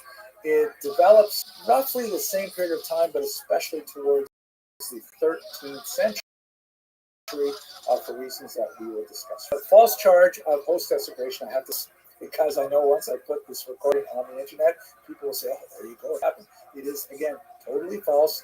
Jews were charged with this, but Jews did not do these things that they are charged with. It is one of these bizarre creations of the medieval mind that unfortunately have really untoward circumstances. So what exactly is going on here? In Catholic ritual, and I certainly can't claim to be an expert on this, in the ritual known as communion, believing Catholics under certain circumstances are invited to partake in eating a small wafer in the Eastern Church. It's like a cube of bread that represents, on a level which is considered higher than symbolic, the actual body of Jesus. The wafer, which is called the host, represents Jesus in a very important way, particularly after the Fourth Lateran Council of 1215, which confirmed this idea known as transubstantiation, that somehow the wafer adheres the body of Jesus in a mysterious way, which is beyond the scope of our discussion. But what's important for us is, in the Christian mind, in the Catholic mind of the 13th century and onward in particular, the idea is that eating this wafer represents a holy act because the wafer itself is the body of Jesus. So the logic of the host desecration charge is that if Jews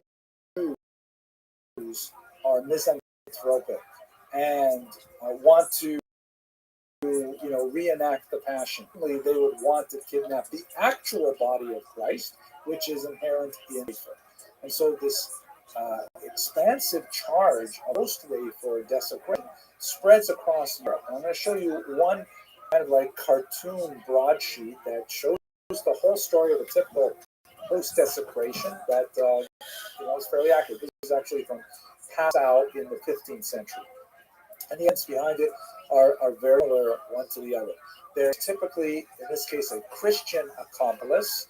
You'll recall when we talked about blood libel, there's often a Jewish informer involved. So now we have a Christian who is a traitor. And you can see him here on the left. He's gone into the church. And as he surreptitiously scoops the wafers, which are like those round things on the table there, into his bag as he looks over his shoulder to see if anyone's watching him. So he steals the host from the church. And in the right panel, he goes to the Jews who are so marked by the Ruel. You can see that they're clearly identified by the artists of Jews, who offer him money in exchange for these wafers.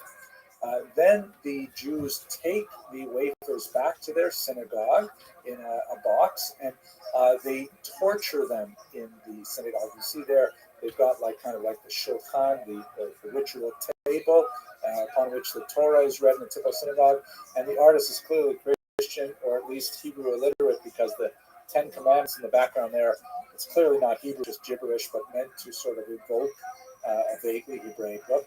While they stab the host with knives, the host miraculously bleeds, supporting the notion that it is somehow, actually the body of Jesus. Then there is a knock at the door when the authorities say, hey, what's going on? And the Jews scoop up the wafers and they try to get rid of the evidence on the right panel by throwing the wafers into the furnace.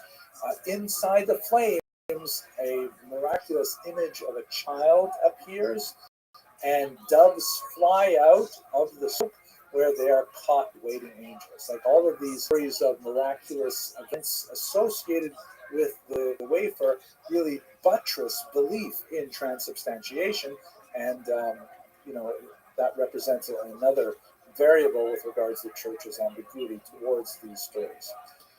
The Jews are discovered. The authorities come in. They cut heads off. They torture the Jews. They set them on fire, and they take away the Christian accomplice to be tortured as well. And then the synagogue is rededicated as a church. So these last couple of panels, unfortunately, have a lot more historical basis and historicity than the previous panels, but that's essentially the typical story of a host desecration as it is charged in the population. Of course, the Jews have negative motivation to do any of these things. They want to stay far away from the host for the fear that this kind of violence would erupt. Now, in terms of the relationship of the church to the host desecration, you can see here this map also taken from the Encyclopedia Judaica, which depicts the spread of the host desecration charge. It's interesting because on the one hand, in many Catholic areas, the host desecration story really kind of lends a kind of backward, strange support to the whole doctrine of transubstantiation, which was met with some skepticism in Europe. France and especially Italy, however, seem to have largely escaped host desecration stories, and many scholars point to the specific intervention of the popes who tried to put a lid on these kind of violent eruptions that could easily spin out of control. These kind of popular upsurges of religious fervor that turned violence that had really no connection to Catholic doctrine. The idea of transubstantiation, yes. The idea that the Jews need to then torture the host, definitely not. So the absence from Italy is especially notable, but as you can see, it spreads quite a bit through East Central. One of the things that might actually contribute to its spread is this noted phenomenon, which has actually been reproduced in labs today, that there's actually a kind of a mold called Micrococcus prodigiosus that can grow on the specific types of wafers that were commonly used in parts of Europe, and it looks a little bit like blood, right? Like dried blood on the wafers. And so you can imagine that, they're holding these wafers in often sealed boxes, very humid, and then this mold, if it gets in there, it makes all of the wafers develop this reddish kind of like growth on it. And then when the priest opens it up and sees that they're red like blood, then this can actually contribute to the idea that maybe they were somehow attacked by the Jews. And in some cases, these moldy wafers were actually venerated demonstrations of the holiness of the wafers. You can see in this particular image, for example. The host desecration myth has a tremendous hold on the medieval mind, but unlike the blood libel, it does not serve to the 18th and 19th century anything like the same degree of popularity. I would argue that this probably has a lot to do with the general reign in religion in general in the modern period. That it takes a lot more inner credulity to believe the whole story than to believe the ritual murder and the bloodline. That could have something to do with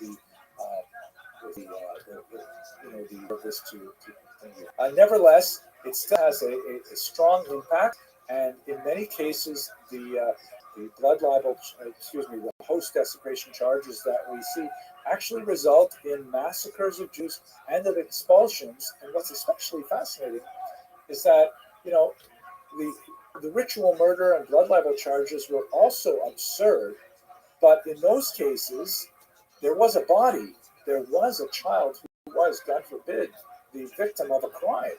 In the case of the host desecration, what crime was committed? I mean, it's entirely imaginary, and nevertheless, it still, speaks to the nature of humanity, that people will believe these most bizarre things and commit tremendous atrocities against their neighbors for the slightest of causes. Now, moving to the 20th century, I just want to give you a kind of a chilling example when the host desecration does make it to the 20th century. This is a banknote that was issued in the 1920s. I believe it was 1922 in Germany. At that time, Germany was suffering from incredible hyperinflation as a result of the crises following World War I, the economic crises. And so they issued local municipal currency, which was called at the time Notgeld, or necessity currency. And if you can, let's say God forbid, the American dollar failed and lost its value, so New York City might issue its own currency, so that would, hopefully keep it at a reasonable level, and Los Angeles, so on. So that's what Notgeld is intended for. And we actually have lots and lots of examples of this in the early 1920s. Frequently, they have anti-Semitic artwork on currency. Can you imagine sending your child out? You say, "You're a kid," and there's an anti-Semitic caricature right there on the image. So this particular note, which was issued in actually a series of notes, shows a 15th century host desecration 500 years later in the 20th century. Here you see on the left, there's the Christian accomplice. In this case, he appears to be some kind of monk who is selling the host, which is glowing, to the Jews there with very ugly physiognomy. And then in another example, here are the Jews gathered around their Passover table. And on one side, they're eating the Seder. On the other side, they are torturing the host, right? Causing it to bleed. And then, of course, the element that is inevitable when you have these host desecrations, the Jews are then burned alive in this grotesque and horrible manner. Just shows you the horrific nature of this anti-Semitism and how painful it is to see that it even appears in the 20th century. Okay, so that wraps up this very difficult series of short lectures. And next week we're going to go back to more social history, specifically with the history of Jewish women.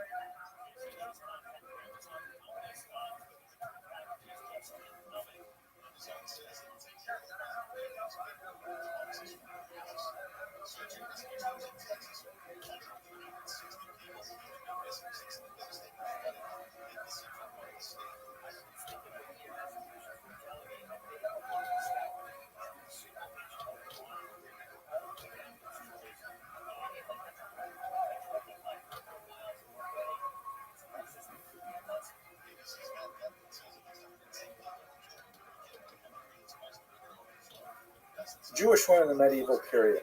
We're going to be painting in fairly broad strokes. I'm going to kind of limit our discussion primarily to the High Middle Ages, let's say about the year 1000 to about the year 1300. But I am going to think about both the Islamic sphere of influence as well as the Christian sphere of influence, because as we shall see, some rather distinct differences exist between those two areas when it comes to the history of women in particular. One of the most challenging aspects of this important area of Jewish history, which is vastly understudied, is the lack of explicit women's voices from the medieval period. And in fact, they're not so numerous in the ancient or the modern period either until you get to the contemporary period, where we're trying to figure out history by looking at things sideways, by trying to use our peripheral vision based on what little bits of data we have. So let's just take a sec, have an overview of what are the major sources of information that we can use to understand medieval Jewish history for women in this period. So first of all, the responsa literature. As you will recall when we were discussing the Babylonian centers and earlier, one of the major areas of Jewish legal activity is the so-called She'elot u'tshuvot literature, literally questions and answers, where there will be some legal question, often a real brain teaser, a difficult one, and it will be set to writing typically, and to a great rabbi to answer. In some cases, it will be delivered orally, but the rabbi will later compose an answer. So it's really teshuvot literature, because the answer is the part that is mainly preserved in the historical record. Sometimes the question is reduced to just a couple of lines at the very beginning of the teshuvah. So there are a couple of, what is this teshuvah literature all about, this responsive literature all about? Is anything dealing with the scope of human experience that has implications in Jewish law. A person wants to know, is this kind of chicken kosher? Can I do this on the Sabbath? And much more complicated monetary and personal status issues come to the rabbis. The rabbis record an answer, and that later becomes a precedent that is cited by later rabbis as they try to determine the halacha, the decision of Jewish law in a case. So there's a couple of difficulties with using responsa literature to understand women's history. The first is, of course, it's not written by women at all. This is an entirely male area of activity. There are precious few, just sort of like echoes of what women might have actually thought about the process that is being discussed by rabbis that affects them in a very significant way. So it's entirely from a male perspective, what to do about this or that particular situation. We're going to discuss a few common types of situations. They deal with things like personal status, legitimacy in Jewish law, the legitimacy of a marriage, the dissolution of marriage, and the appropriate distribution of resources from the marriage, assets from the marriage, all discussed. So one problem is it's entirely male in its focus, in its genesis. The second is that it's entirely rabbinic in its focus, right? It's not just that we're having like a perspective of what all men think about these particular problems. We're talking about a particular class of men whose interests are sometimes deeply wrapped up in the questions that will be asked. For example, in the 12th century in particular, rabbis got much more involved in matchmaking than ever before. Matchmaking is fairly lucrative because when you set up a match, the custom is that if the match is successful, the parents of the bride and groom give the matchmaker a reward, which can be, in contemporary terms, thousands of dollars. So when the rabbis got involved, suddenly their personal interests were financially linked to the answers that they might have to give. maybe we'll get to that again a little bit later. So first problem is male. Second problem is it's rabbinic, and both of those are like kind of like telescope views into the society. And the third problem is that the responsa literature basically only deals with problem. It only deals with an unusual situation that provokes a crisis that cannot be easily resolved by a local population or even a local rabbi. And so we learn about exceptional cases from the responsa literature, but some special or especially untoward occurring. How do you react to this? It's kind of like trying to determine well guide by only looking at avoid this, avoid that, avoid that. What do you do to try to promote your health? That kind of thing. So the responsa literature is intrinsically distorted for those reasons, but nevertheless, even with those limitations, we do get a sense quite often of what must have been the prevailing norm against which this particular situation took place. For example, in the case of a husband who takes a second wife without his wife's permission, you may see in the responsa literature, you may see a passage like the woman immediately wrote to the husband saying that she demands the penalty that has been customary in her land for the last 100 years. So all of a sudden we know, there is some kind of customary demand that may be placed on a husband who illegally takes a second wife. So one of the major sources for our understanding of women in the medieval period is essentially the backdrop of the responsa literature. We also have another major source of information, which is still overwhelmingly male in authorship, but we do hear women's voices kind of peeking through the veil more and more, and this is the massive trove of Geniza. You'll recall the Geniza is this huge collection of medieval scraps of paper, really, not just paper, also papyrus, also parchment, things like that, but things that Jews didn't want to throw away in the neighborhood of Cairo. For 500 years, they were piling this up in the attic of this particular synagogue, and when they were in the 19th century, they suddenly gave us a massive and really rich view of how Jews lived, and primarily in Egypt and in the Mediterranean basin, the eastern part of the Mediterranean. It tends to be, lopsided towards the Islamic environment.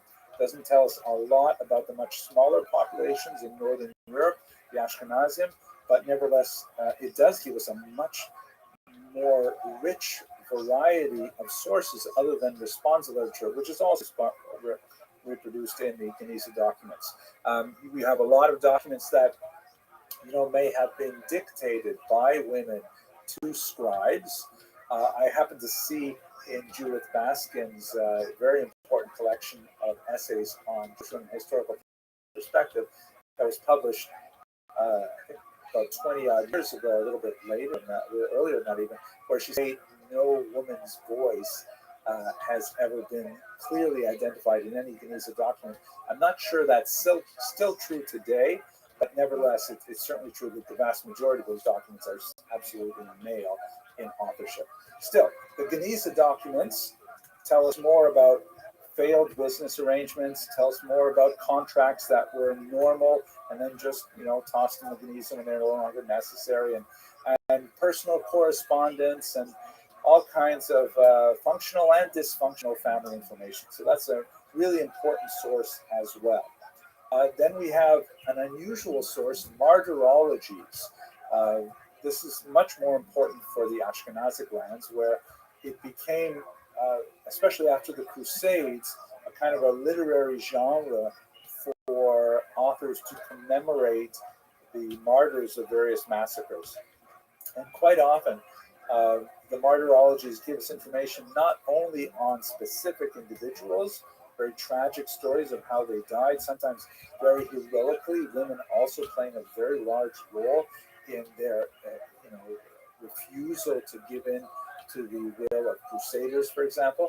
But also sometimes you can get some demographic data, like um, you can make some pretty good guesses at typical family size.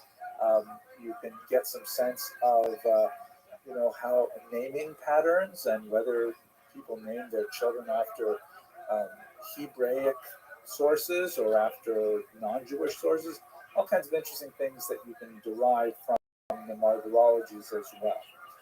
And finally, the ethical literature, which, not of religious literature that falls into this category, but Themis Unter Pares, one of the most important of which is clearly the very important 12th century source, which we discussed also in the context of the Crusades, the Sefer Hasidim, which is a remarkable document. There's a lot of fascinating discussion of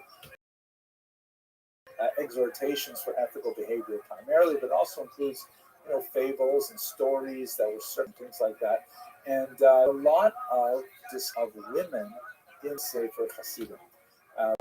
Women are part and parcel of many of the commentaries in the Bible and other passages that are widely studied in this era, and seeing how they were written, or sometimes how they were not written, also some insight into how women were viewed and their role in society in the medieval period. We will talk a little bit later about Rashi, who is especially fascinating, not only for what he said about women, which we'll like, but what he did not say about women. It is fascinating to note that in his commentary on the Bible, very widely read, one of the major functions of Rashi is he connects to the written Torah, the Acts of Moses, to the larger oral Torah, the Midrash in particular. He will frequently cite Midrashim that for the women, but he tends to not cite and not include in his commentary Midrashim that may have read as derogatory to women in any way. So his editing tells us a little bit about his personality, which is confirmed in many ways by some of the things that he actively wrote rather than his editing alone. He was, of course, famously the daughter of 3, perhaps 4 daughters who married very well. His sons-in-law were all scholars and so on. And more about that later. So this is, we don't have like autobiographies of women from the medieval period until we get till the 17th century, really, with the remarkable Book of Ammon, who really don't have, a definitive and substantive account of a woman's life by a woman. But we have all of these other kind of ancillary peripheral things that give us some sense of how we can construct a woman's experience of the world in the medieval period. So let's think for just a second about her legal status, and much of it is informed by the earlier Talmudic tradition. You do have, texts that form the basis of Jewish law, of halakha, from the ancient period.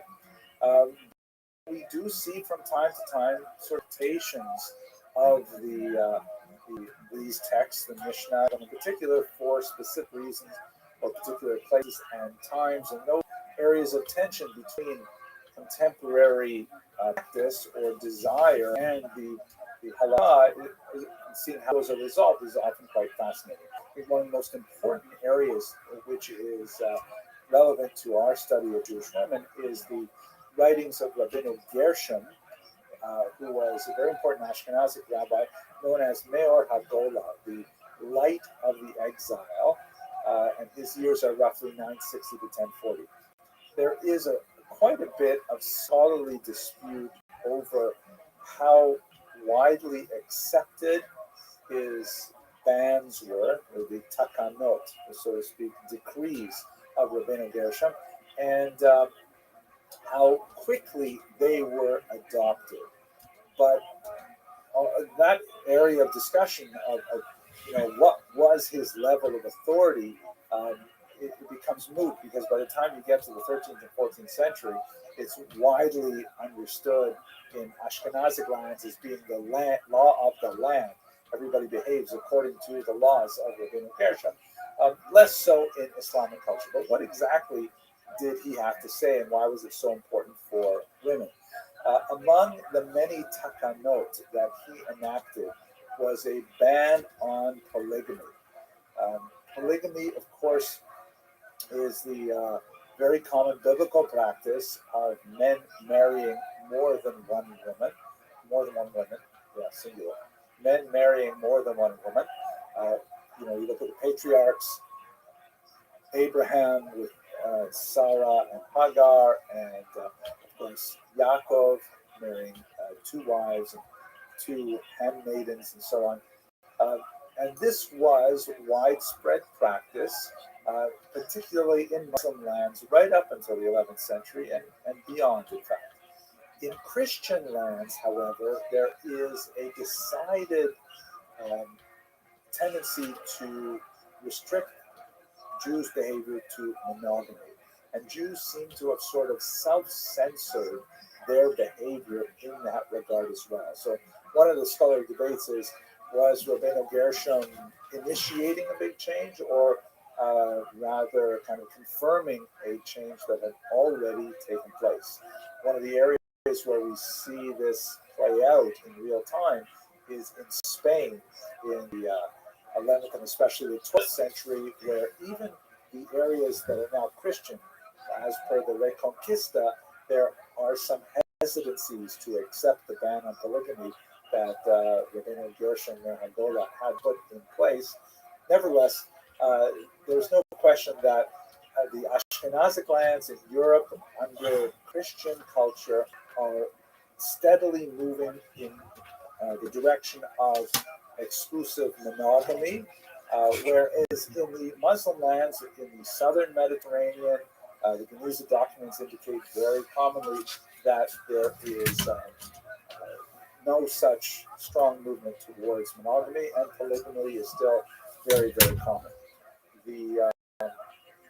There are lots of economic attachments to polygamy, such as the need to set up two separate households. It can only really be effected with a man of means, and the action for polygamy becomes rather restricted to a specific class of individuals, and we're going to discuss them in a few moments. Rabbeinu Gershom also put in place, incidentally, a lot of other bans, which are as widely appreciated, but I think quite fascinating. One that I say really important before I go on one. Besides the ban on polygamy, he strengthened a lot of the protections for women in divorce law, such as, for example, he instituted a ban forcing a woman against her will. She had to ultimately consent to the marriage, to the divorce, just as she had consented to the marriage. And part of the reason for this scholars dispute, but it may have to do with some of the contingencies of long distance travel, and I'm going to push that off to the next slide as well. But in terms of his minor bans, or I think they're very important, but nevertheless not as well known, he placed a ban on reading other people's correspondence. So if you get a letter that is not addressed to you, and you open it up and read it, you're actually ignoring the ban of Rabbeinu Gershom. It's a very, very serious thing. The so-called cherem, we use the term ban, but really it's kind of like an excommunication, where a person who would be in relation of the ban would suffer huge social ostracism and other consequences as a result. It's a really interesting phenomenon. The ban of Gershom is widely cited nowadays with regards to electronic communications. To what degree are texts and tweets and emails private? And is the metadata, the information on the outside of the envelope, private? Can it be used in an employment dispute? Fascinating. Okay, so we see there's a big shift here happening in the legal status of women, specifically with regards to marriage, that in the Ashkenazic lands, more of a trend towards the Christian norm of monogamy, and in the Muslim lands, less of a phenomenon, and also some greater stringency put in place to protect women in marriage. Let's return to that. I'd like to also point out, though, that in this context, um, women are, um, overall legal status of women in traditional Jewish society is not identical to that of men. There are some areas, limited, where women have priority and preferential privilege, like, for example, when it comes to impoverishment. If a woman and her brother are both impoverished, it is incumbent upon the brother, the male, to go knocking on doors to find charity rather than his sister. This is because the Talmud recognizes the greater level of embarrassment that a woman would feel to beg than a man would. That's the you know, that's the traditional justification for it. But in most other areas of life, it is reasonable to say that men have a preferential advantage for most of justifications. Now, that's beyond our discussion right now. One of those areas that is related to all these is, of course, education. Um, it, it seems it's remarkable that Jewish men in the medieval period had a very high level of literacy. Um, Men were expected to at least be able to manage basic ritual competency in synagogue, which meant they had to be able to at least sound out the letters in the prayer book, have a rudimentary understanding of what it is they are reading. The levels of literacy that we have today in the 21st century are, of course, far higher than anything imagined in the medieval period, but it's fair to say that men had pretty much universal literacy in at least one language. It may not be Hebrew, it may have been Yiddish or Judeo Arabic, but they would be able to actually write and read in at least one language, and chances are they had at least some fluency in Hebrew. Hebrew was generally no longer used as the basic language of communication. Jews overwhelmingly use the vernacular, just like I'm speaking to you in almost American English today. Uh, but they would have at least literacy in that language. Hebrew was reserved really for the language of prayer and the language of scholarship. So much more educated people could communicate in Hebrew much more easily. And of course, Arabic is much more closely related to Hebrew than any of the Germanic languages, including Yiddish. So Jews in the Islamic areas had a little bit of an advantage in that regard. Now, what about women? Once again, we have very limited data to give us a sense of how literate women would have been. But if I can speak in generalities, it seems clear that the advantage that men had, Jewish men over non-Jews in literacy, was roughly replicated by the advantage that Jewish women had over non-Jewish women in literacy, perhaps to the same or even a greater degree. That's not to say that women were as literate as men were, Jewish women were as literate as Jewish men were, but that on the whole, Jewish women would have had a much higher level of literacy than the surrounding non-Jewish population. Much less so in Hebrew, much more likely to have literacy in the vernacular. But let us recall that many of these vernaculars didn't even have widely known alphabets at the time. That people, Yiddish is essentially basically a German dialect with lots of borrowed terms from Hebrew, Aramaic, Slavic languages, French, and so on. But it is written in Hebrew characters because Hebrew characters are the ones that Jews know. And so even Jewish women would have had a much better chance of knowing Judeo-Arabic because they would have been speaking Arabic and writing it in Hebrew characters with lots of borrowed Hebrew terms and things like that. So women had at least a stronger literacy than their stronger the surrounding population. They probably had a level of numeracy as well. Again, piecing together the little bits of have and speaking in broad generalizations, it appears that women typically had a very early rudimentary location that was truncated even before men's was truncated, primarily because of economic pressures. That men were expected, once they reached an age at which they could do any kind of work, majority of them, their form stopped. So that might be, they might have been 11, 12 years old, and then they're apprenticing or something like that. And for women, that age were 8. So they have something, but not nearly as much. They're part of the reason for this, besides the sociological and anthropological differences in the experience of women's lives in general, is a Talmudic perspective, a very fascinating discussion that seems to me is in Tractate Sota. Yeah, absolutely, it's in Tractate Sota, where there is a discussion about how much education should a woman receive. And it's just basically between two rabbis. The one argues, and maybe I'll take a minute just to explain this to you. It's a little bit complicated, but basically, if you're familiar with the book of Numbers, in I think it's chapter 5, there's a discussion of the punishment that befalls a woman suspected of adultery. She's brought to the temple, formally accused. Again, her adulterous past is not confirmed. She's suspected by her husband, who jealously brings her to the temple.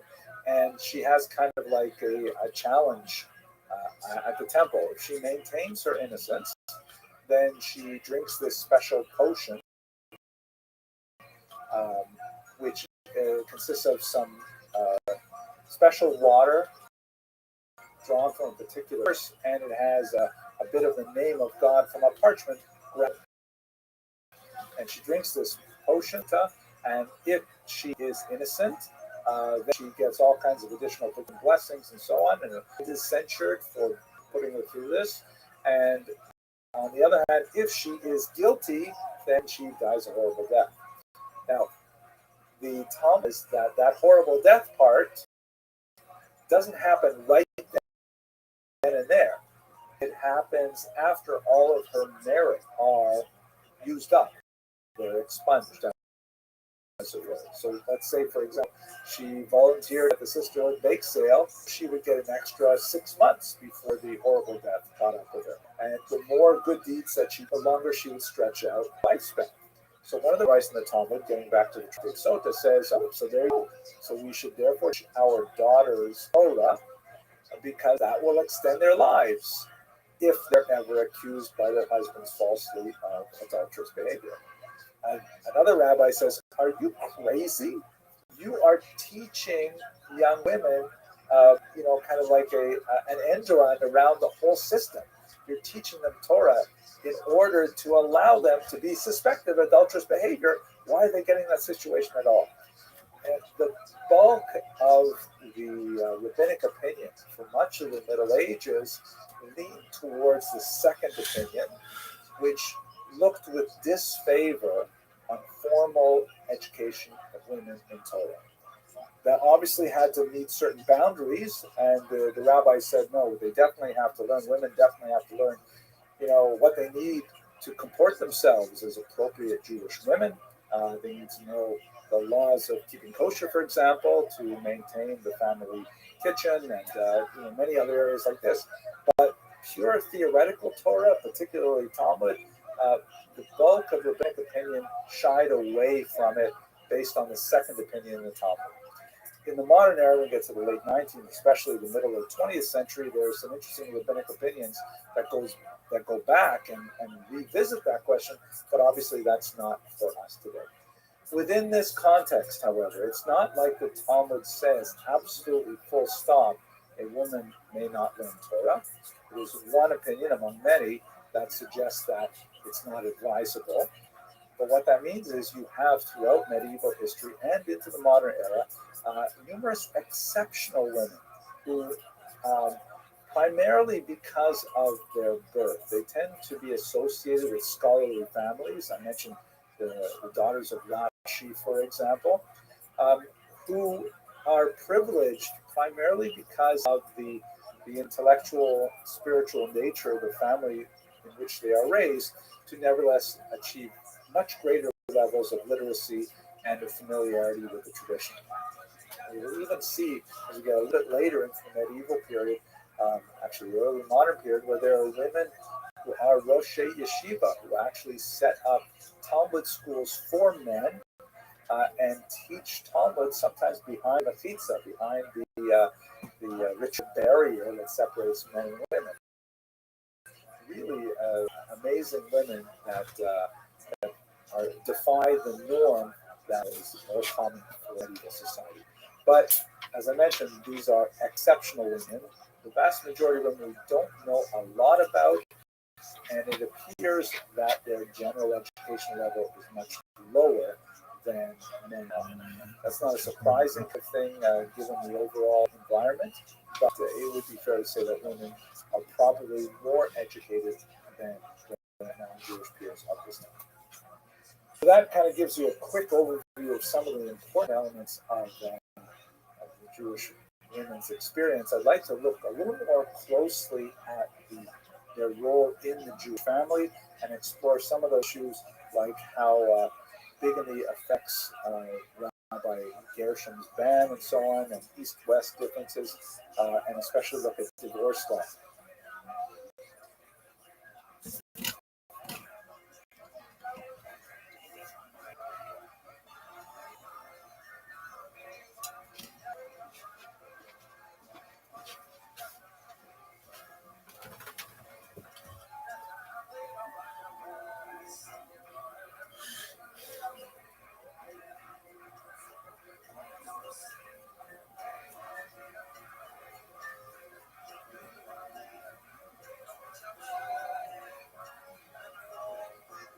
One of the most unusual aspects of the medieval Jewish experience, which in many ways was replicated right up until the 18th century, was in Ashkenazic lands a really young age of marriage.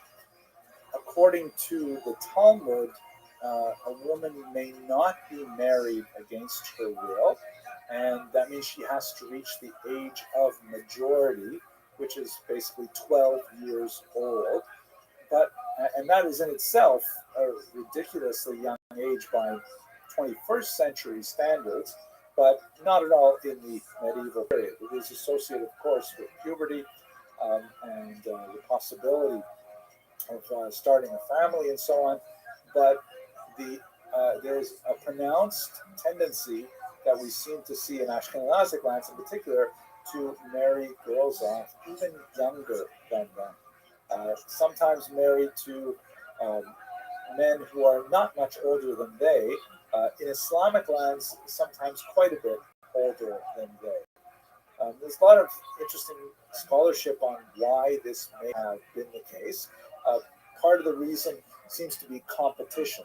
Let us not forget that Ashkenazic lands in the High Middle Ages still had really small populations. We're talking about communities that might have had 40 families, 50 families, sometimes even less in some of the larger communities.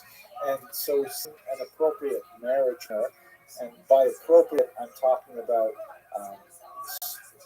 class and wealth and family background in general, it can be a very challenging thing. And so the competition for spouses was so intense that the age of marriage tended to drop. And by the way, it tended to drop from the limited evidence we have, it tended to drop in the higher classes more than in the lower classes. This could be because the higher classes, were more focused on the idea of finding a match of their same social class, with a desire to try and contain resources within the family. So rather than marrying a wealthy boy to a poor, essentially dissipating the family wealth. Marrying a boy to a wealthy girl meant that they, can consolidate their wealth, keep it within the family. Whereas less families might have actually needed the work product of the young man and the young woman a little bit longer than they could to marry them off at a younger age. It's also important to note, however, that the actual marriage ceremony in Judaism technically consists of two distinct phases. The first is what we might call betrothal or engagement, which is fully being on both parties and is completely marriage, with the exception that they do not live together. And then sometime later, you would have the actual marriage ceremony, which is celebrated canopy and so on. In Talmud, there was a gap between those two ceremonies, which usually attributed to things like the necessity of pulling out the dowry, which is a very expensive endeavor to provide a young woman, essentially set up her home as a potentially crippling economic event for a family. On the husband's side, not at all the same thing. It was a much more moderate affair to give the so-called bride price, so it was not equivalent in terms. So the Talmud says that these two events were traditionally separated by time to allow families to accumulate the assets to be able to support the young couple. But there are other reasons as well that are adduced by historians. So fear of mortality, for example. Mortality is very high, child mortality very high in the Middle Ages, and a concern that, if we don't get them married off now, who knows what's going to be later. So a desire to use the Yiddish term chaparine, to carpe diem, take advantage of the moment.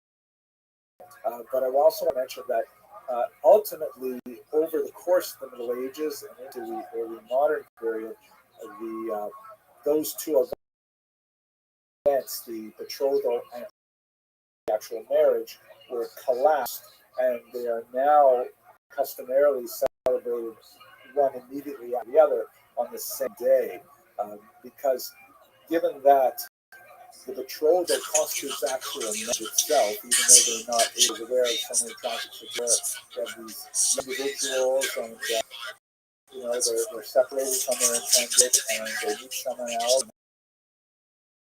All kinds of things can happen that will a disaster. So it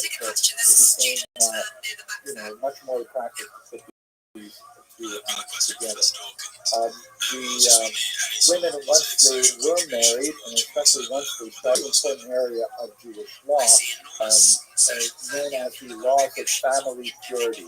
This is essentially a euphemism for a ritual that follows menstruation, in which women get immersed in a ritual bath called a mikvah. We talked about this in the past, how this is one of the most important elements of the Jewish community, is the establishment of a formal ritual bath. It doesn't necessarily have to be like a building, but the water cannot be drawn normally from a well or something like that. A river could be used under certain circumstances, or rainwater can be collected in cisterns, things like that, spring water, but it can't simply be like a bathtub sort of thing. So the presence of mikvaot is very much associated with the early communities. Not to go into this in great detail, but this is a very ancient practice in which the husband and wife would separate from each other during the period of menstruation and a certain amount of time afterwards as well. And then once that is concluded, then the woman would go to the mikvah, ritually immersed, and then regular relations would resume as well. Very important element in Jewish family life as a whole, but more than we can say in this context. Now, to return to a topic we looked at a little while ago on polygamy. As I mentioned earlier, the incidence of women, the incidence of men marrying more than one wife began to fade in Christian lands for a whole host of reasons.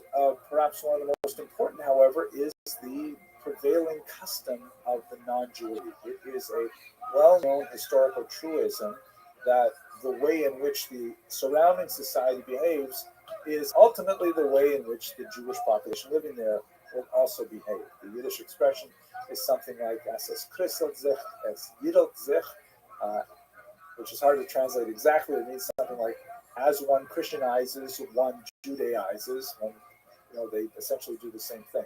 In Muslim countries, this was not the norm. Men could marry up to 4 wives, and so it was not at all uncommon for men to engage in polygamy, despite the ban of Rabbeinu Gershom, which seems to have been primarily directed at Ashkenazic Europe and into newly Christian Spain. Also related to this is a phenomenon that is known in the biblical period and in the medieval period, but again, begins to fade, the institution of concubinage, or the Hebrew term is a pilegesh. And basically, this is a kind of common law marriage in which a man and a woman agree to live together as husband and wife, but the woman lacks all of the protections of marriage, including a really important document called the ketubah, which is essentially a marriage contract that the husband delivers to the wife, promising a level of support during marriage, including upkeep and standard of living and things like that, and more importantly, promising a financial compensation in the event that the marriage is dissolved. In other words, if he chooses to divorce her, then he will have to pay a very significant penalty as well. The concubines were not protected by this ketubah document, which leads one to wonder why a woman would enter into such a relationship. But again, beyond the scope of what we're talking about here. What we did have, however, which is kind of fascinating, is incidences, particularly for the first couple of hundred years of the High Middle Ages, where you had lots of men traveling from Ashkenazic lands into Muslim lands, and sometimes taking second wives. And this would be bigamy vis-a-vis the ban of Rabbeinu Gershom. But, sometimes they say, well, I'm living in Sephardic lands while I do my business, and so I'm not bound by the ban of Rabbeinu Gershom. Maimonides in particular took a very dim view of this practice and indicated that, travelers who want to get married have to definitively prove that they are not already married somewhere else, to avoid anyone trying to get around this sort of loophole. And a significant amount of the responsa literature that deals with these questions gives us a sense of how men engaged in essentially being traveling salesmen would behave, and their wives would come to court saying, hey, you agreed literally in meeting not to take a second wife, and here you go in Tunisia or something like that, and I want my traditional compensation for your breach of contract. So that's a good example of how responsa literature will give us kind of like a sad, unfortunate incident. What we don't really get, though, is like how common was this? How typical was this? Are we only looking at a very limited amount of bad behavior, or is this just typical of a much more common type of activity? At any rate, these are the kind of things that animate much of the literature and give us some sense of the relative privileges of men and women in society. Where it's especially relevant is in Spain, because the southern half of Spain, very heavy Islamic influence, and even as it's increased Christianized, you have a Jewish population there who are not necessarily content to go along with Christian requirements for monogamy and prefer to maintain multi-marriages. By the way, while we're at it, I was doing some research and I saw this amazing Jewish wedding ring. Apparently they would actually own these for communities or for families, and they would be used for the ceremony, for for the ceremony itself. I think this is 14th century. What a phenomenal piece of art this is. It's at the Met. Here you can see the underside of it, and it has like these two hands clasped. Really gorgeous work from that period. Now, connected to that, of course, after marriage is, God willing, motherhood. And I don't want to go too in depth into the history of motherhood and childhood in particular, because I don't know enough about it. It's a really fascinating area of research that I've just kind of scratched the surface of, and I don't know enough to talk about it. But perhaps we could talk for a second about the institution of second marriages, because one of the things that we see quite a bit of in the responsive literature is the disputes between half siblings over inheritance that frequently refer to this kind of like bigamous second marriages that occur as a result of husbands traveling afar. We have to come back to that, by the way, when we talk about divorce law. Related to this is, what if a woman does not have a child and then her husband passes away? So this is a major distinction between the Ashkenazic world and the Sephardic world, primarily in the Muslim influence. According to the biblical precedent, if a man dies before his wife is able to conceive a child, then his brother is required to marry her. When you read the context of this ritual, which is called Yibum in Hebrew, or levirate marriage in English, it's very clear from the context that the surviving brother is just basically doing the right thing. Given the environment where, in the biblical period, women rarely existed on their own unless they were in some kind of unfortunate situation. They typically lived within the shadow of their father, husband, or their adult sons. They were never kind of like abandoned to their own devices. So unless they were like a widow, that kind of thing. So Yibum was considered just the right thing to do. It's clear context there that if the survivor refuses to marry his sister-in-law, the wife of his divorced brother, then he has failed to live up to his responsibility and is deserving of communal approval. Nevertheless, the Talmud recognizes, as the Bible does, that there are times that a brother may not want to marry his sister-in-law, and so there's kind of like a default secondary ritual called chalitza, which refers to the removal of the shoe. Kind of an interesting ritual in which, if he says, "I really don't want to marry my sister-in-law," then she removes the shoe from his foot, and there's like, again, the communal opprobrium and things like that. So here's the thing. Yibum is clearly favored as the ideal choice, but the Talmud already in the Babylonian period is going back and forth over how appropriate this is for every situation. To get to the Ashkenazic world, it seems very clear that the rabbis want to essentially give preference to chalitza over yibum. That is the default case to refuse these second marriages. They should not take place. In the Sephardic world, this is not the case, and Jews living in Muslim environments frequently have husbands, brothers marrying their sister-in-law after their brothers pass away. But in Ashkenazic lands, the default setting becomes chalitza. Interesting to note that Rashi, among others, and Rashi, by the way, we discussed recently, seems to be a real woman for his time. A lot of fascinating things that indicate how he's separate from a lot of the other thinkers of his generation. He even valorizes the woman's opinion with regard to whether she wants to marry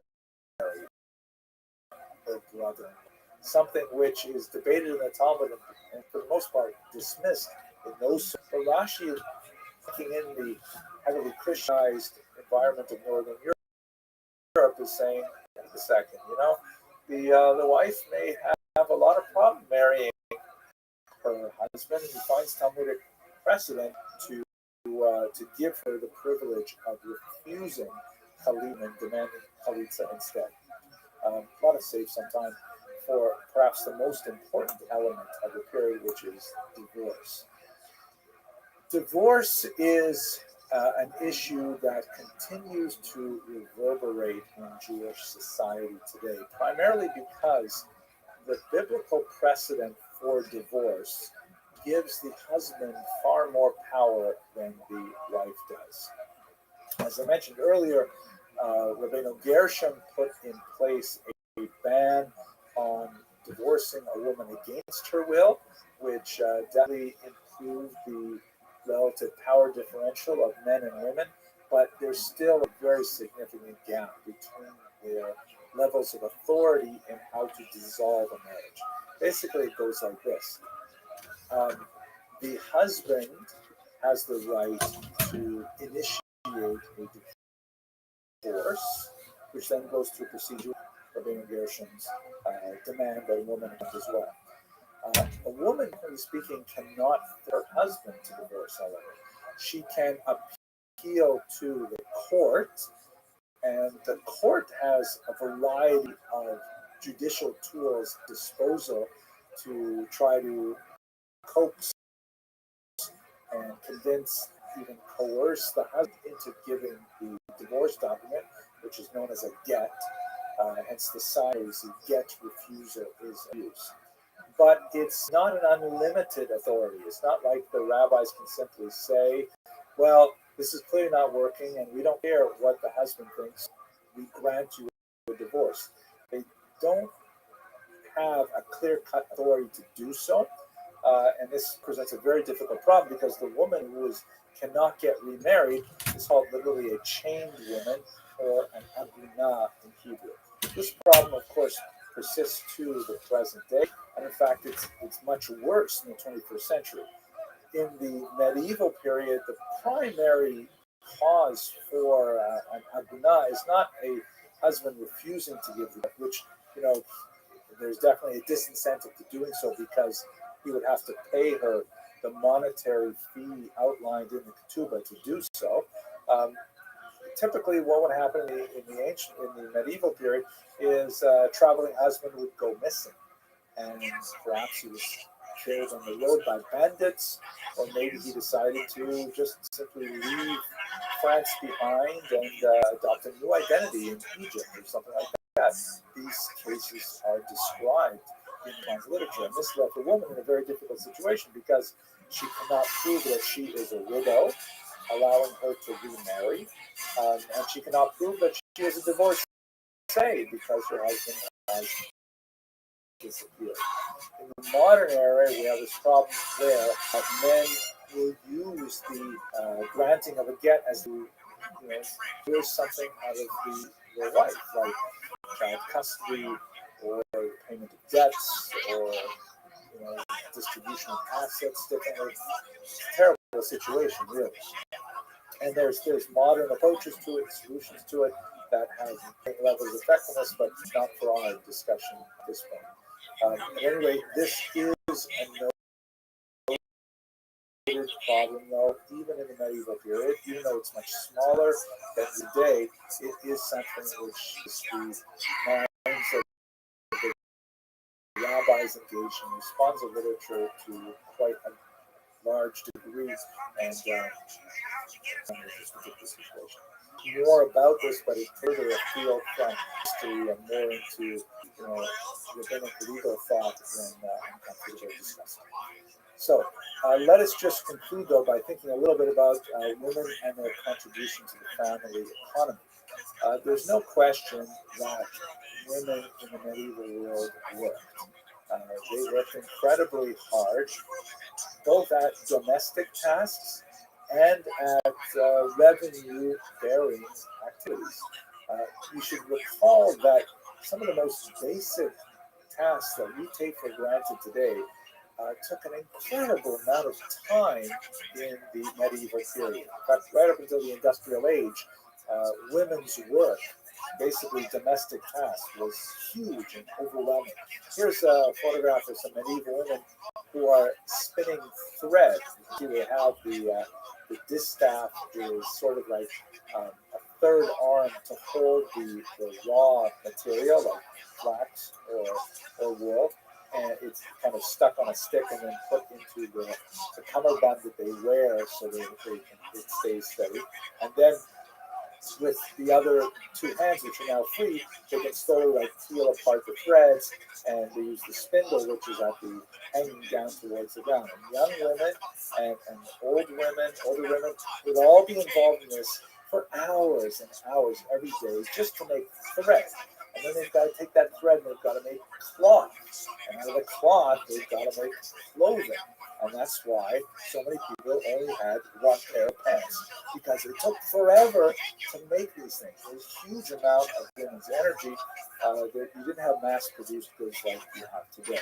So even if they're working at what is typically called women's work, the domestic activities of making clothing, preparing food, washing clothing, things like that, that's a huge amount of time and value added to the household to provide these basic necessities. That said, let us not forget what we discussed a little while ago, that the women, Jewish women, are much more literate in the surrounding society. They're certainly much more urban and most likely numerate as well. And so we frequently find women engaged in business activities. We especially see this in the Geniza, where women are involved in all kinds of business.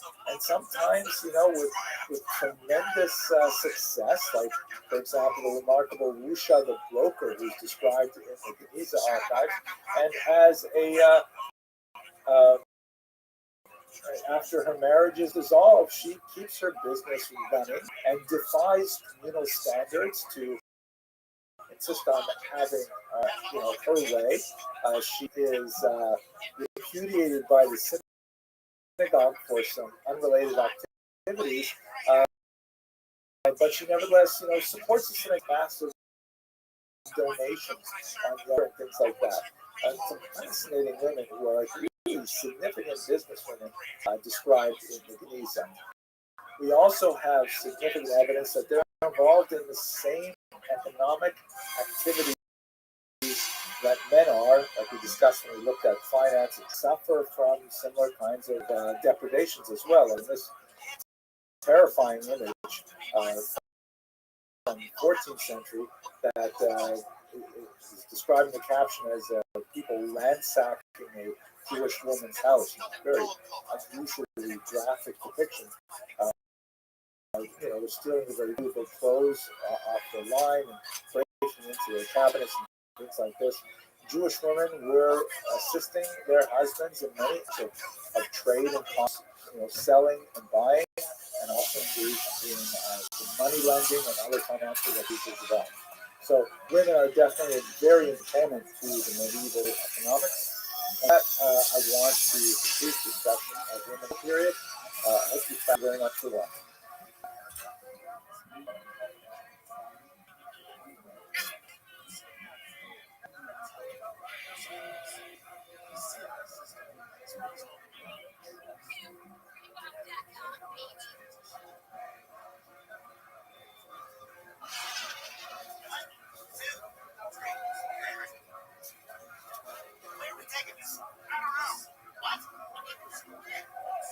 I've spent a fair amount of time in the southern half of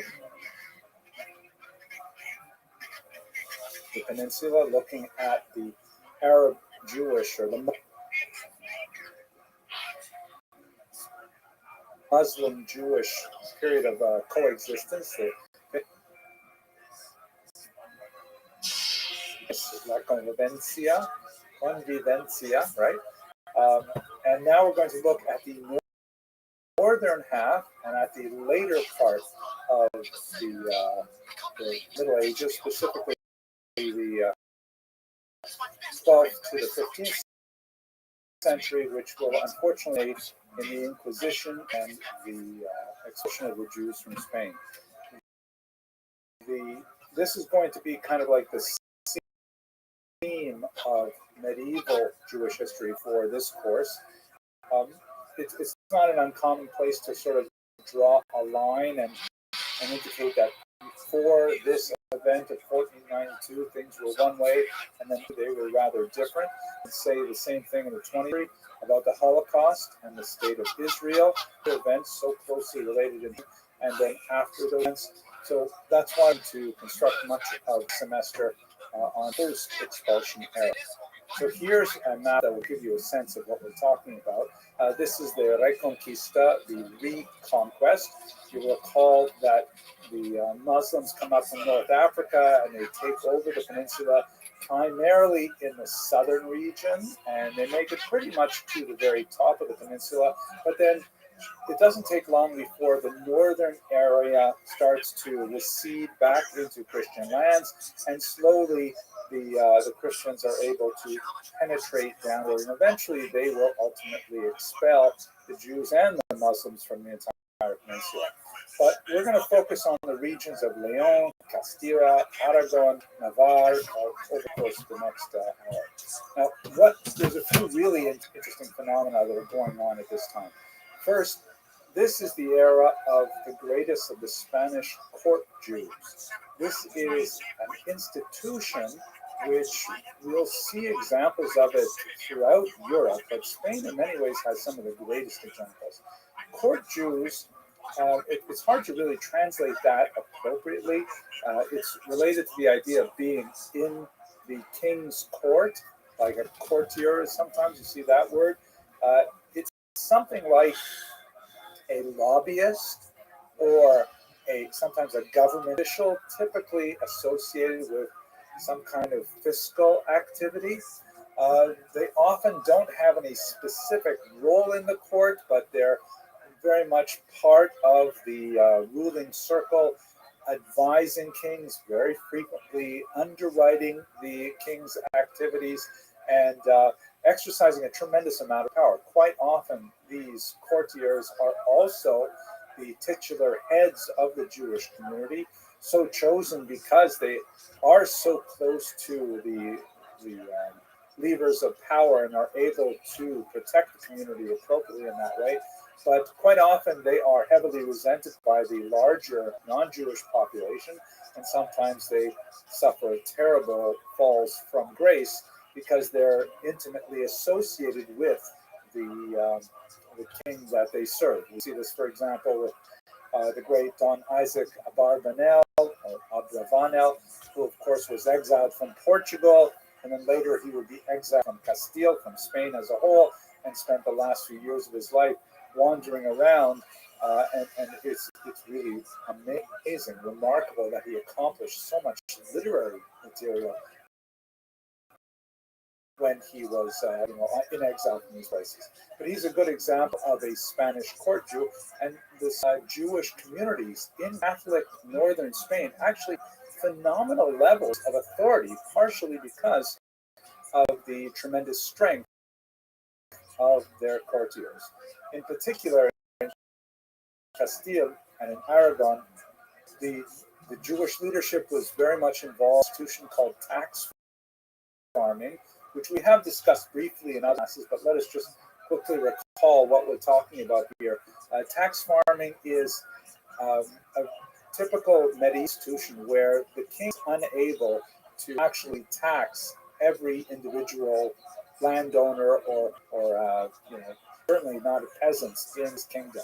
So what he does is he deals with entire communities as a whole, typically whole classes of people in particular regions, and he hires out sort of middlemen to take care of the actual collection of taxes. These are called tax farmers because if the king assesses, for example, that from one particular region he can acquire, let's say, 100 gold coins, then he will appoint a middleman who is typically a Jew who will go out there and using a network of employees, typically also Jewish, they will be in charge of doing the actual collection of the taxes, the assessing of the properties, the assessing of the agricultural output, the placing of tolls on bridges and various small, with the authority of the king, and the tax farmer will collect maybe 1,200 gold coins.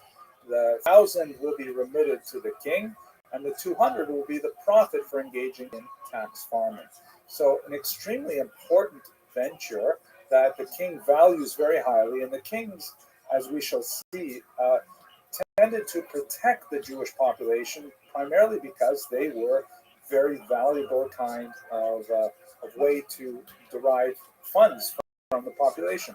One historian has put it kind of like the Jews are like a sponge that the king's on a stick and dips into the ocean of the peasantry and then draws it out, and is able to squeeze the liquid out of the sponge. And so the Jews were often placed in that position.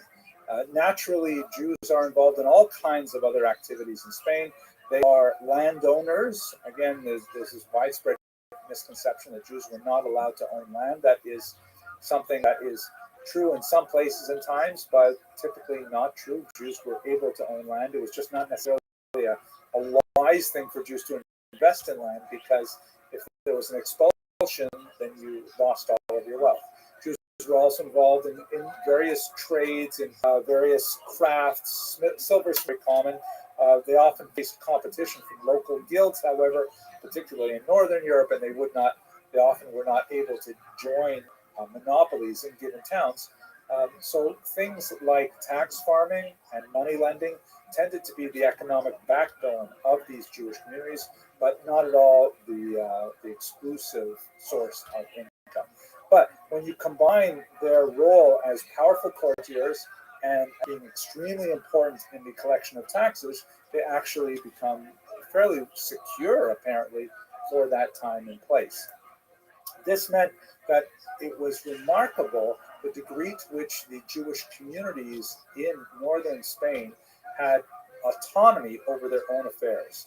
This is something that we have seen when we talk about Jewish communal structure, but maybe I should emphasize it a little bit more here, that typically when Jews arrived in a particular place, they were granted a charter by the ruling authorities.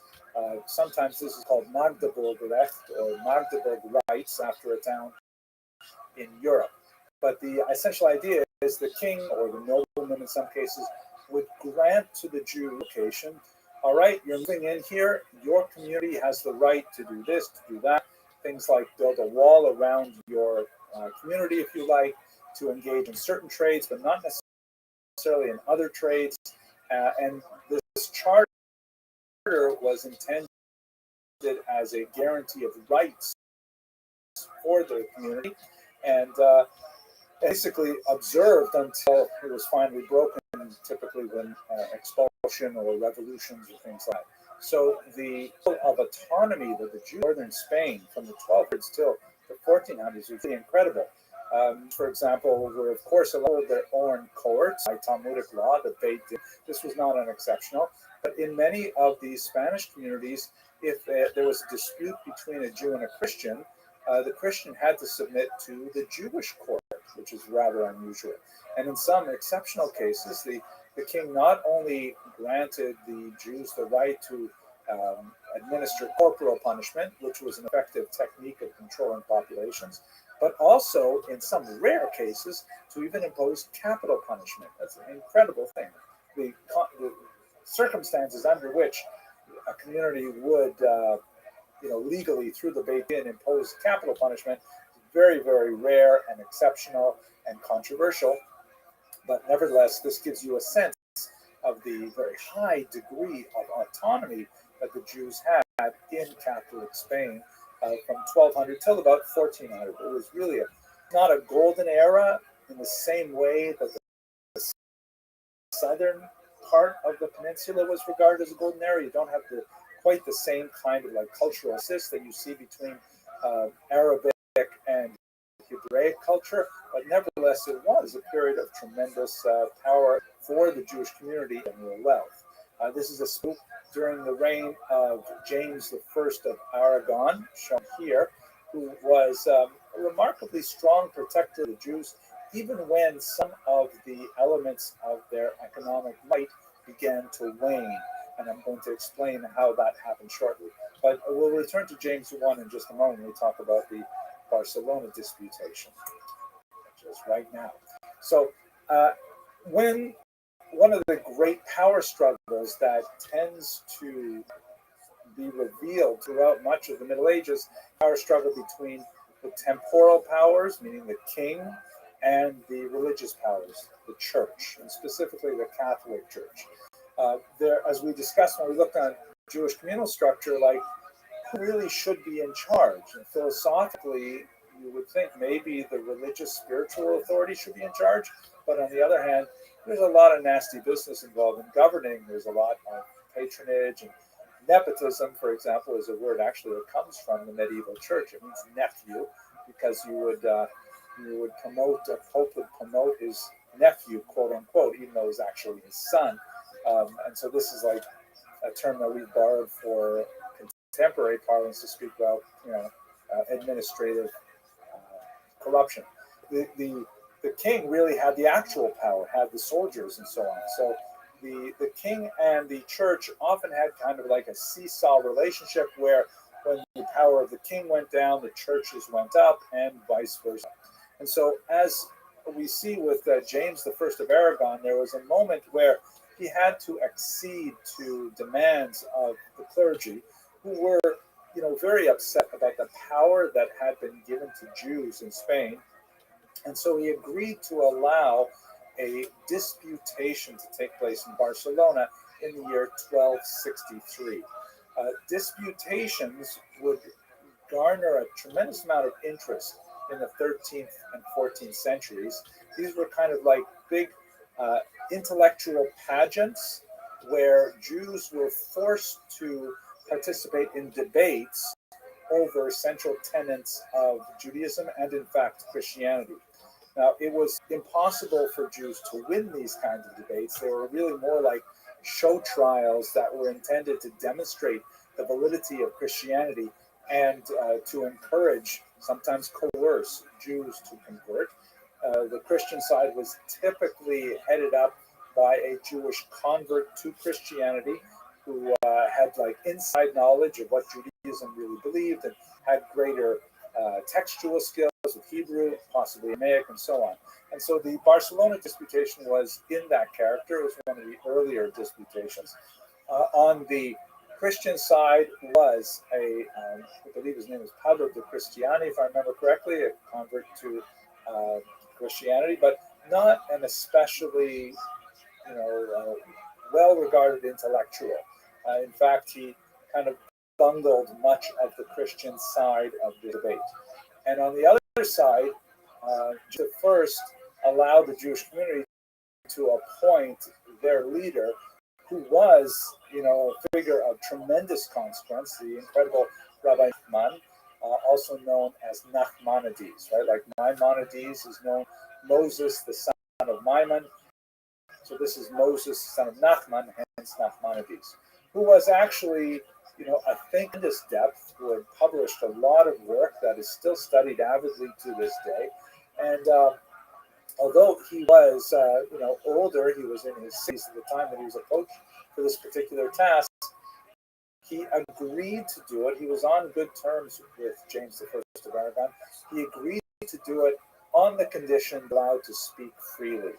This was an exception that was not granted in disputations, but James I, who had some kind of genuine intellectual curiosity about how this would work out, granted him the right to speak freely, indicating he would be, say whatever he wanted in this disputation.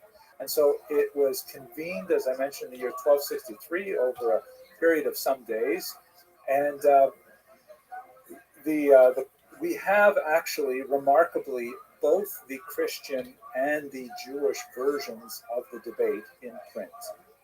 The Christian side recorded their assessment of the transcripts, and the Jewish side, by none other than Nachmanides himself, recorded the proceedings. They don't always gel together. The end result is, of course, that the Christian side won, as would be expected. And this was a public spectacle, which had, the king and queen and all kinds of important figures watching this debate. But Nachmanides really he made very light work of his opponent. the Christian side was, the Catholic side was actually on its back foot right from the very beginning, because Nachmanides argued that the Jesus that the Christian side was referring to was not the same Jesus as recorded in the Christian New Testament. And so therefore, this defanged almost all of the most pointed arguments that the Christianity could bring in the discussion.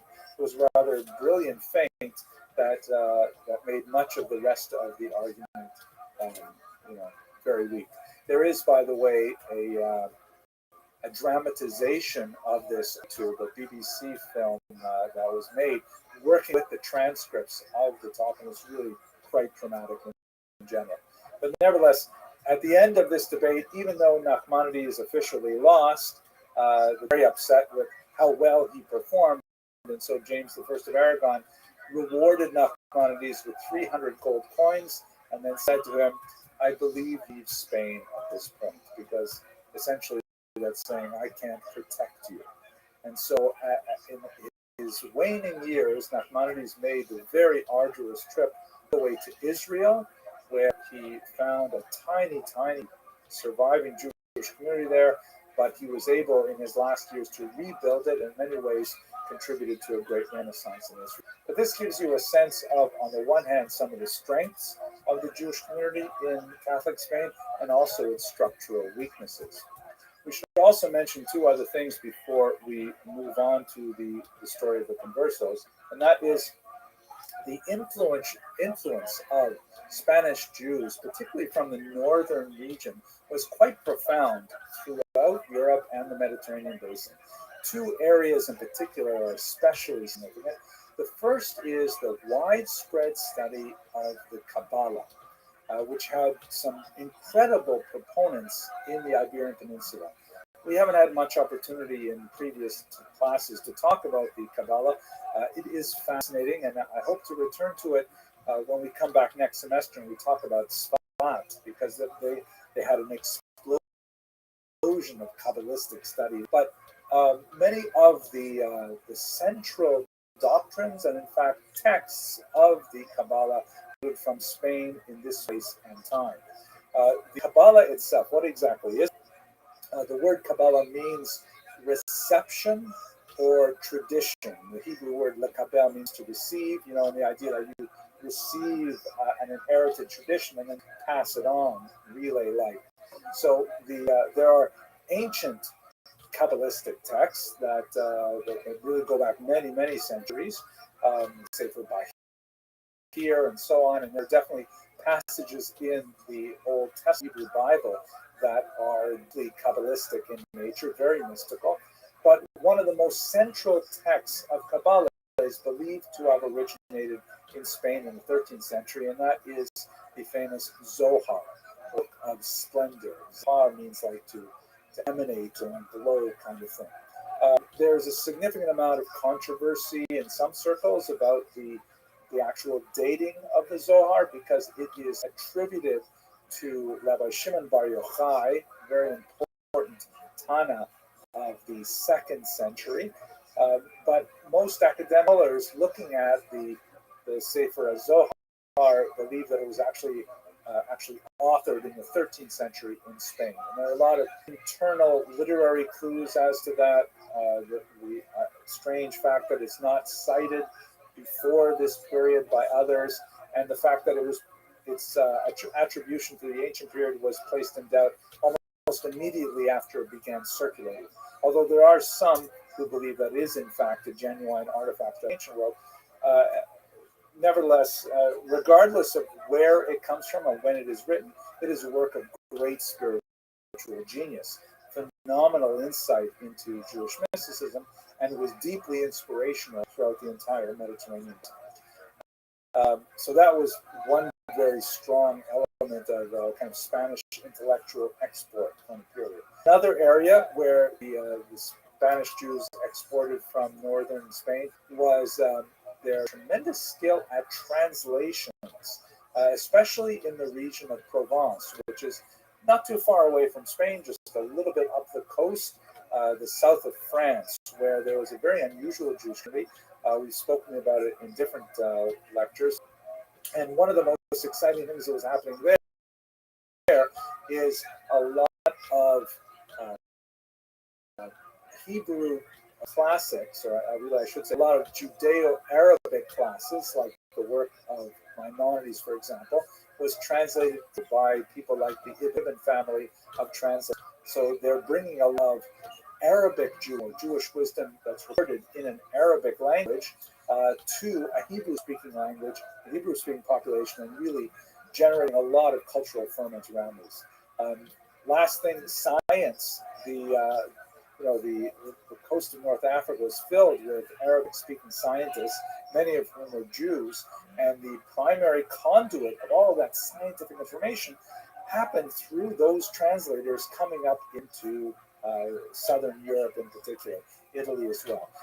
Abraham ibn Ezra is perhaps one of the most famous of these people coming from Spain, who brought his astrolabe with him everywhere in order to explain these technologies of navigation by the stars that had a phenomenal impact on Europe afterwards. So these are the kind of things that are happening in northern Spain at this time, really dramatic and exciting, but unfortunately they would have a very tragic denouement that we're going to continue with.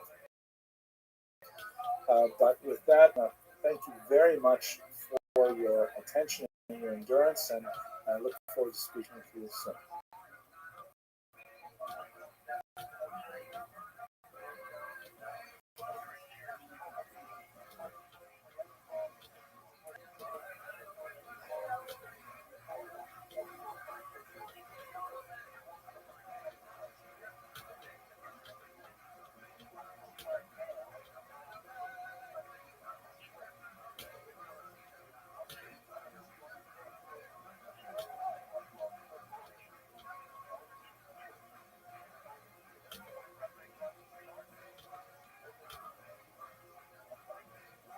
There's this couple of things that happen in the 14th century that really begin to tilt the balance negatively away from the favor of the strong Jewish communities and a tremendous power of self-government prior to the 14th century. The first is the Black Death, which spreads in the middle of the 14th century and has significant impact on the Iberian Peninsula, and of course Europe is stricken by it. Quite often the Jews are blamed for Black Death. There's a widespread belief that somehow Jews have formed a pact with lepers to take their diseased body parts and then somehow make a potion and dump it in the wells of Europe to poison the aquifers of Europe and spread the plague. Of course, this is all nonsense, but nevertheless, you do have some very mob uprisings, attacks on Jews, and public burnings of Jews and things like that occur throughout Europe. Spain is not as badly affected. There are a few attacks in Catalonia, but the peninsula as a whole tends to survive from a lot of these very nasty anti-Jewish attacks. There is, however, a couple of host desecration charges that follow in its wake. You'll recall we spoke about this a few weeks ago. The false charge Jews somehow need to kidnap the communion wafers used in the church and then torture them somehow. And this is an entirely baseless charge, but nevertheless, you will have these subsequent trials that somehow find the Jews guilty, and sometimes you will have like mass riots afterwards. So in Barcelona and Huesca, you do have a couple of these host desecration charges in the 14th century that result in the conviction and execution of Jews, but there's no great upheaval after that. But when King Per IV of Aragon passes away, like James I, he was actually fairly well disposed toward the Jews. They lose a major supporter, and perhaps this is, kind of like the wisdom that we see in Pirkei Avot that says, do not draw too close to the government because they really only care about themselves. And when the government changes, all of a sudden they've forgotten all about what you've done before, just like Pharaoh forgot about Joseph, that kind of idea. So after the passing of Per IV, there were a few major changes that affected Jewish life in Spain. One is the institution of something called the censal, which was a dramatic, direct blow at Jewish activity in money lending. As we've discussed before, money lending was a very significant part of the Jewish economy, and it was regarded as a relatively noxious thing for Jews to be involved in. The population, on the one hand, deeply resented the Jews' involvement in money lending because the interest rates were incredibly high. 30% would have been a relatively minor amount, and it quite often went up much higher than that. So, but that didn't mean that credit was not necessary in a largely agrarian economy. So Jews were still involved in money lending, and Christians still needed money lenders. As we discussed before, they had really no alternative because the church had outlawed Christian money lending. Go back and have a look at those lectures on Jews and finance if you want more details. It began to break down in Italy a little bit after this period, but in Spain they invented this new institution called the censal, which was kind of like a fiction in which you wanted to borrow money.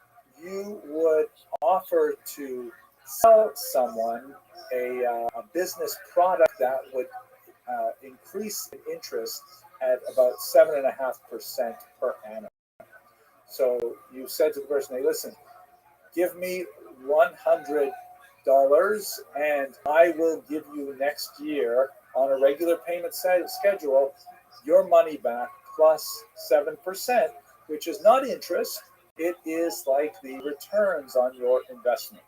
Kind of a strange around the back kind of way of doing it, but it meant that people could borrow money at a reasonable rate of interest, 7.5%, and this significantly depressed the demand for Jewish money.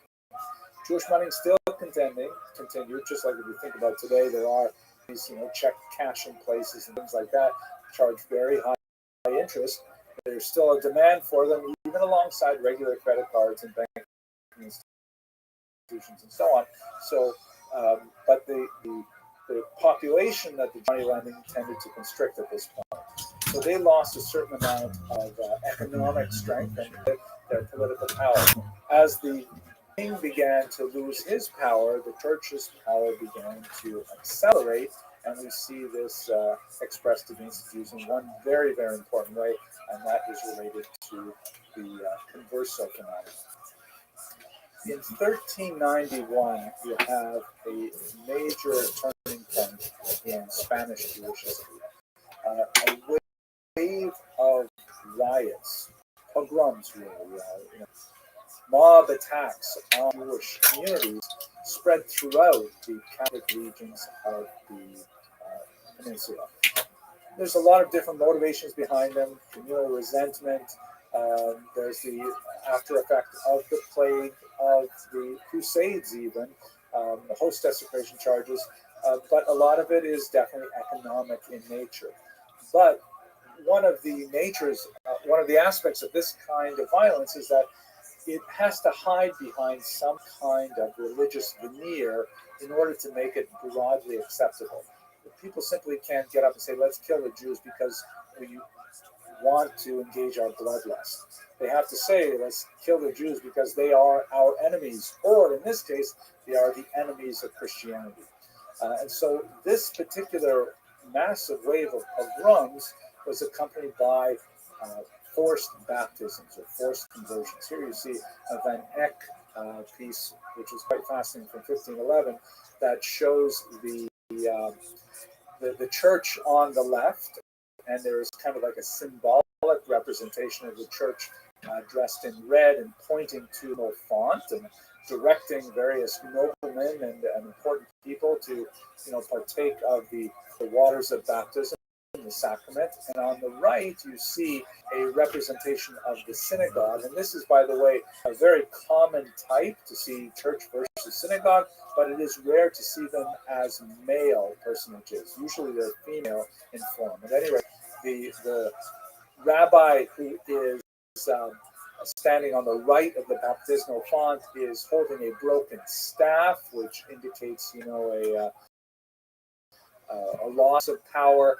He is blindfolded, indicating that he can no longer see the truth. He doesn't see that he really should accept Christianity and so on. It appears he's dressed a little bit like Aaron, the right, with the breastplate and the granite bells on the hem of clothing.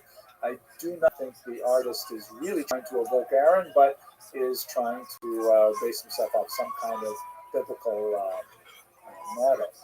And he's holding back Jews who are in various states to the attraction of the baptismal font. Some clearly want to go, like the individual in the green cloak, and he's physically holding them back.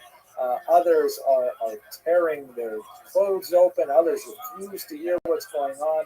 Others are in paroxysms of fear or anger or something like that. They're all like resisting the pull of the baptismal font. And so in this kind of context where Christians cannot really understand why Jews refuse to simply conform to the dictates of Christianity and accept baptism, there's this paroxysm of violence that forces baptism onto many Jews, an unknown number, but not impossible to think of tens of thousands of Jews across the peninsula engaging in forced baptism. Now, as I mentioned in a previous class when we spoke about this, on a theological level, the church has an ambiguous attitude about this, because on the one, it's very clear, multiple statements from many popes, Augustine of Hippo as well, that people may not be forced into baptism. It has to be something that a person willingly accepts, or else it loses its value. On the other hand, since it is a sacrament, once it has occurred, to use the Aramaic phrase "b'di'evet," it takes effect, and the person who is baptized is now a Christian. This would have stress consequences. For example, in 1858, when Edgardo Mortara, a young child, would be baptized by the family maid, and unbeknownst to his parents, and then years later, the Vatican police would actually seize him and never return him. That in the 19th century, which is just mind-boggling. At any rate, this created an unusual situation in Spain, because you had all these Jews who were now converted to Christianity, but still fully regarded themselves as Jewish. This is largely not happening in Navarre, which is a northern region bordering France, and in Portugal, which would be very important because for much of this period, Portugal was regarded as a haven for Jews. As we spoke recently, Don Yitzhak Barbanel's grandfather fled to Portugal in order to resume his Jewish identity. But in Castile in particular, this was widespread. And you also have at this time, besides Jews who were forcibly converted, you have Jews who are willingly converted. Sometimes very prominent Jews, like the rabbi of Burgos, Shlomo Halevi, who converts, he becomes Pablo de Santa Maria, he eventually becomes the bishop of Burgos, and he devotes his life to attempting to convert Jews to Catholicism. So in this kind of environment where there's forced conversions and not a big fall of negative consequences as a result, and you have like Jewish leaders like Shlomo Halevi converting to Christianity, there is an increasing feeling of despair. Like, where is our God? Where is Mashiach? Shouldn't he be here now? Shouldn't the Messiah be here now? And the conversion rate actually expands. We see this especially at the Disputation of Tortosa. We've already discussed the Disputation at Barcelona. At Tortosa, which occurred after the wave of pogroms and forced conversion, you have a very long, drawn-out disputation. Jews are forced to attend these disputations, by the way. They're forced to attend sermons in their synagogues delivered by Jewish converts to Catholicism, berating them for their refusal to abandon Judaism. And in this kind of environment, you have a significant number of Jews who simply say, you know, why try anymore? Why should we maintain our Jewish identity? Let us simply convert and move on. There's so many advantages to converting, we'll discuss in a moment, that makes it much harder to remain Jewish under these circumstances. And this is actually something that was quite distinct from 1391. In 1391, you have this massive, indigestible mass of Jews who are now finding themselves Christian. After 1413, Tortosa, you have a lot more Jews who are saying, you know what, I'm just going to go along with this because I see that there are a lot of social avenues open to me with conversion. And you know what, if God just stands by while all this is happening, maybe the Christians are right. So there is a very different kind of character of the 1391 converts and the converts after the Tortosa disputation, which lets us know that the so-called Marrano, the term Marrano, by the way, is derogatory. More appropriate term is converso, meaning someone who has converted. There's a whole spectrum. There are true believers, you know, completely Christian in every way and wish to totally jettison their Jewish background. And on the other hand, there are stubborn Jews who resent the false conversion that they've been forced to undergo and wish to resume their Jewish identity as soon as possible. There's a large spectrum of belief, and it will have consequences later. But what this means is, as we shall discuss momentarily, now we have essentially two classes of people. We have these conversos and their children, and soon their grandchildren as well, who are kind of like Jews with Christian driver's licenses. And they can go anywhere they want, study at universities, take any kind of job they want, advance in all areas of culture. And they're viewed with suspicion and hostility by so-called old Christians who are saying, hey, wait a second, this is not what we expected, especially for those Jews who were not even pretending to really be Christians, who were still associating with Jews, still eating kosher food, and so on. And so you begin to have a backlash growing. One of those aspects is a discrimination that is more or less racial in nature. This is a rather new phenomenon for Europe. It has some unusual, uncanny comparisons even to interwar Germany.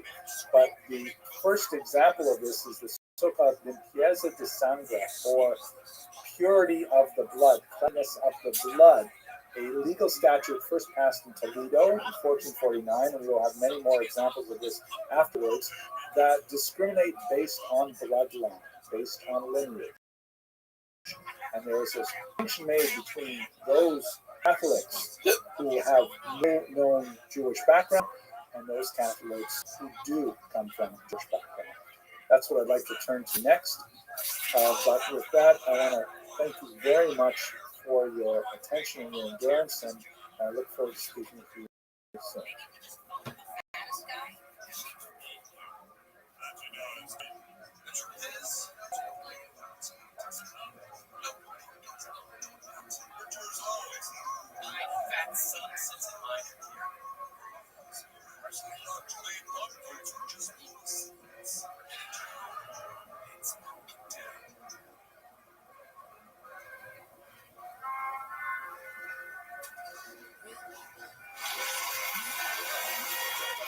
After 1391, after 1414, with the end of the Tortosa disputation, you have this unusual circumstance where there are Jews who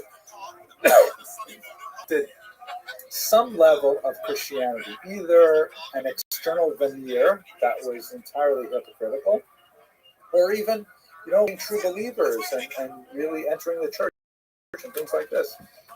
But suddenly they're injected into Iberian society, and they have intrinsic advantages. They have a very, very high level of literacy. They are very well skilled with numbers, hence numeracy. They are overwhelmingly urban. So they have a lot of advantages of understanding the nature of the corridors of power and so on. And they're educated. And all of a sudden, by becoming Christian, whether by force or by choice, they suddenly have access to everything that was denied them when they were Jews. And they are, many of them, still remaining well in touch with their Jewish communities. Those who, of course, were forcibly converted often, maintained a kosher diet, observed the Sabbath, taught their children in Jewish schools, married amongst each other or amongst regular Jewish families. Tremendous amount of attachment to the community, and nevertheless, though, they are having tremendous advantages, and they are displacing a lot of the traditional elites as a result. So there's huge upswell of resentment against these conversos specifically, which has its economic roots, also has, kind of roots in religious antipathy, because, hey, look at this. They're supposed to become Christians, and they're still retaining their Jewish identity. This is not fair. And when you look at people of authority, even in the church, you say, that one's a Jew, and so on. It's a very kind of, disconcerting feeling. So the church asserts itself, and not without the interest of Queen Isabella and King Ferdinand, who are, thinking different thoughts about the Jews than their predecessors. Whereas kings and queens protected Jews against the church quite often, as we've discussed in the past, that rule does not apply when there is a strong need for short-term gain. Isabel and Ferdinand had been engaged in very expensive wars in the south of the country in particular, trying to push the Muslims out. And the prospect of, trying to get a one-time big surge of cash out of the Jewish population was quite appealing. So one of the ways in which this was expressed was they received from Pope Sixtus IV the permission to establish the Inquisition in Spain. This was in the year 1478. The Inquisition was not directed at Jews per se, or Muslims for that matter. It was directed at false converts, meaning the conversos who were secretly harboring Jewish attitudes or so on. And the purpose of the Inquisition was to try to root out these false converts and to punish them appropriately, to act as a deterrent to other would-be converts. And incidentally, part of that punishment meant confiscation of their wealth, which was definitely something that Isabella and Ferdinand were interested in. The Grand Inquisitor Thomas de Torquemada engaged in a brutal upending of Iberian society by creating this purge-like environment where, a Christian neighbor would betray a Jewish neighbor, or actually a converso neighbor, to the Inquisition. The Inquisition would arrest the converso neighbor, subject him to terrible tortures, and demand that he divulge the name of other conversos who were also secretly Judaizing. And under the pain of torture, this would happen, and they get a whole list of names. They go out and arrest those people and torture those people, and the whole purge environment rapidly spun out of control. In the space of a couple decades, it just got beyond imagination how deeply this penetrated, where churchmen were often accused of being secretly Judaizers and things like that. The Jewish community really got a loss as to how to respond to this appropriately. Remember, the Jewish community per se was not attacked in this manner because they were not, Christians. They had not been converted, and so therefore they were still allowed to practice Judaism. But they were viewed with a tremendous amount of suspicion, especially as to the degree that they may have been aiding and abetting these conversos who were secretly studying Judaism, keeping kosher, and so on.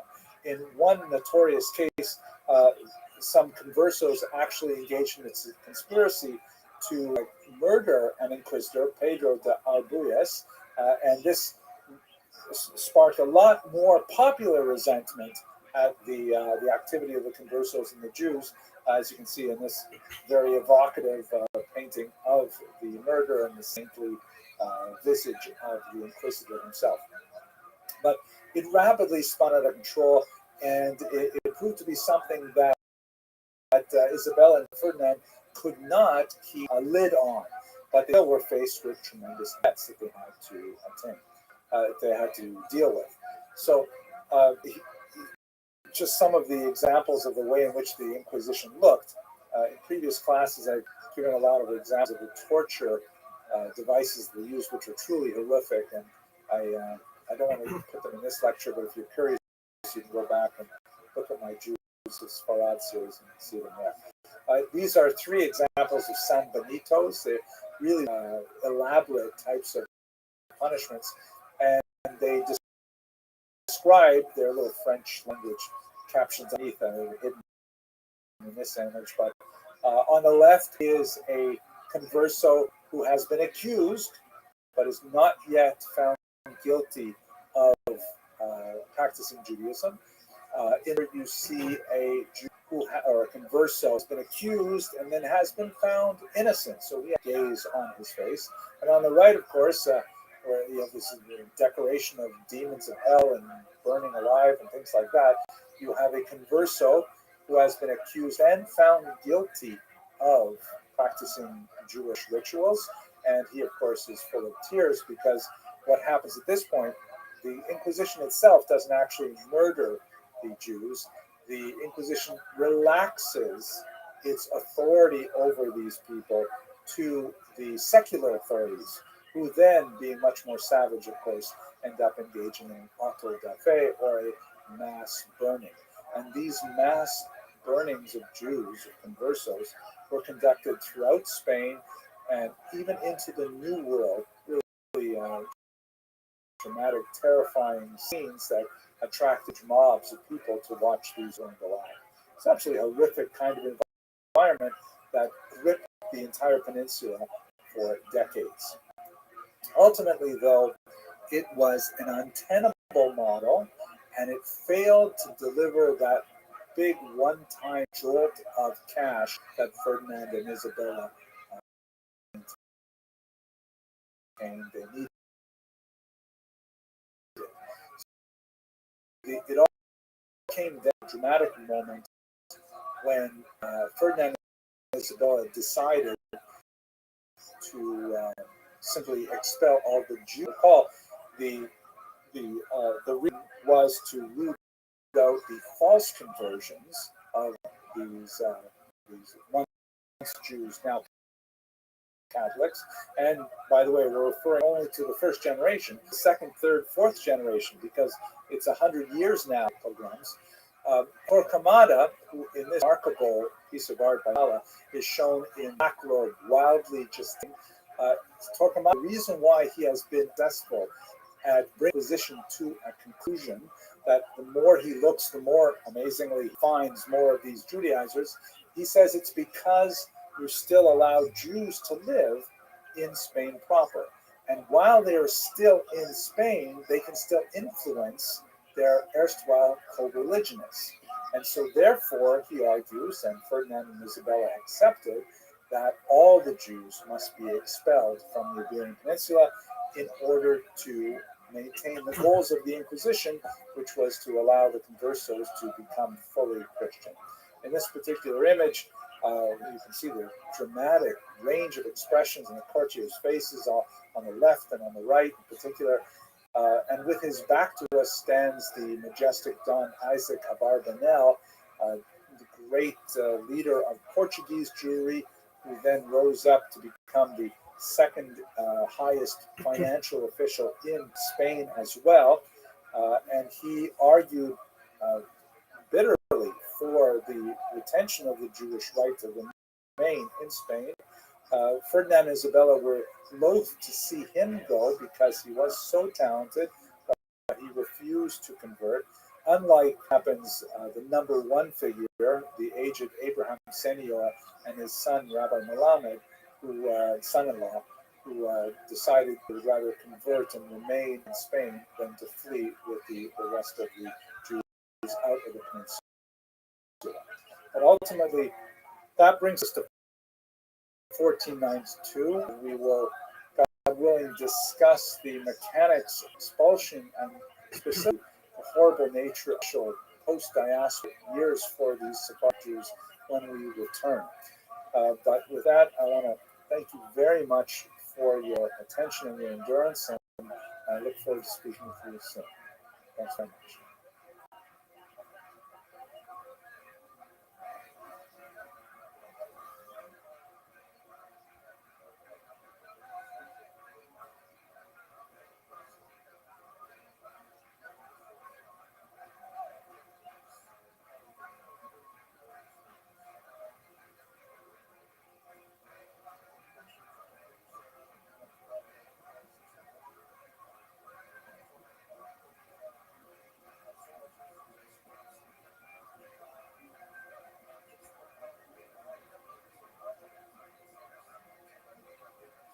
Let's go back to the land of Israel. And although we did have a few moments where our discussion of the Jews in diaspora intersected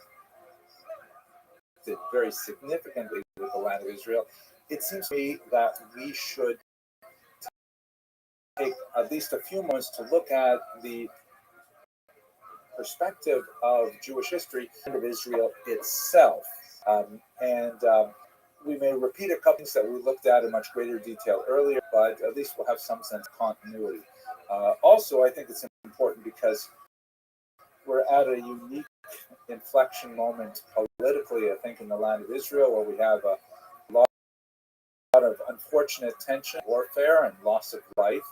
And I thank God I'm a historian, not a prophet, so I'm not called upon to actually say anything about what should be in the future, but I can look back a little bit in the past and share a couple of some of the ironies of history that will illustrate opportunities for a more productive path forward for all the peoples of the Middle East. Okay, so we're going to go through well over 1,000 years. We're going to take it from the Bar Kokhba rebellion against the Roman Empire that went from about the year 132 to 135, and we'll take it right up to the end of the medieval period as we're defining the Spanish expulsion.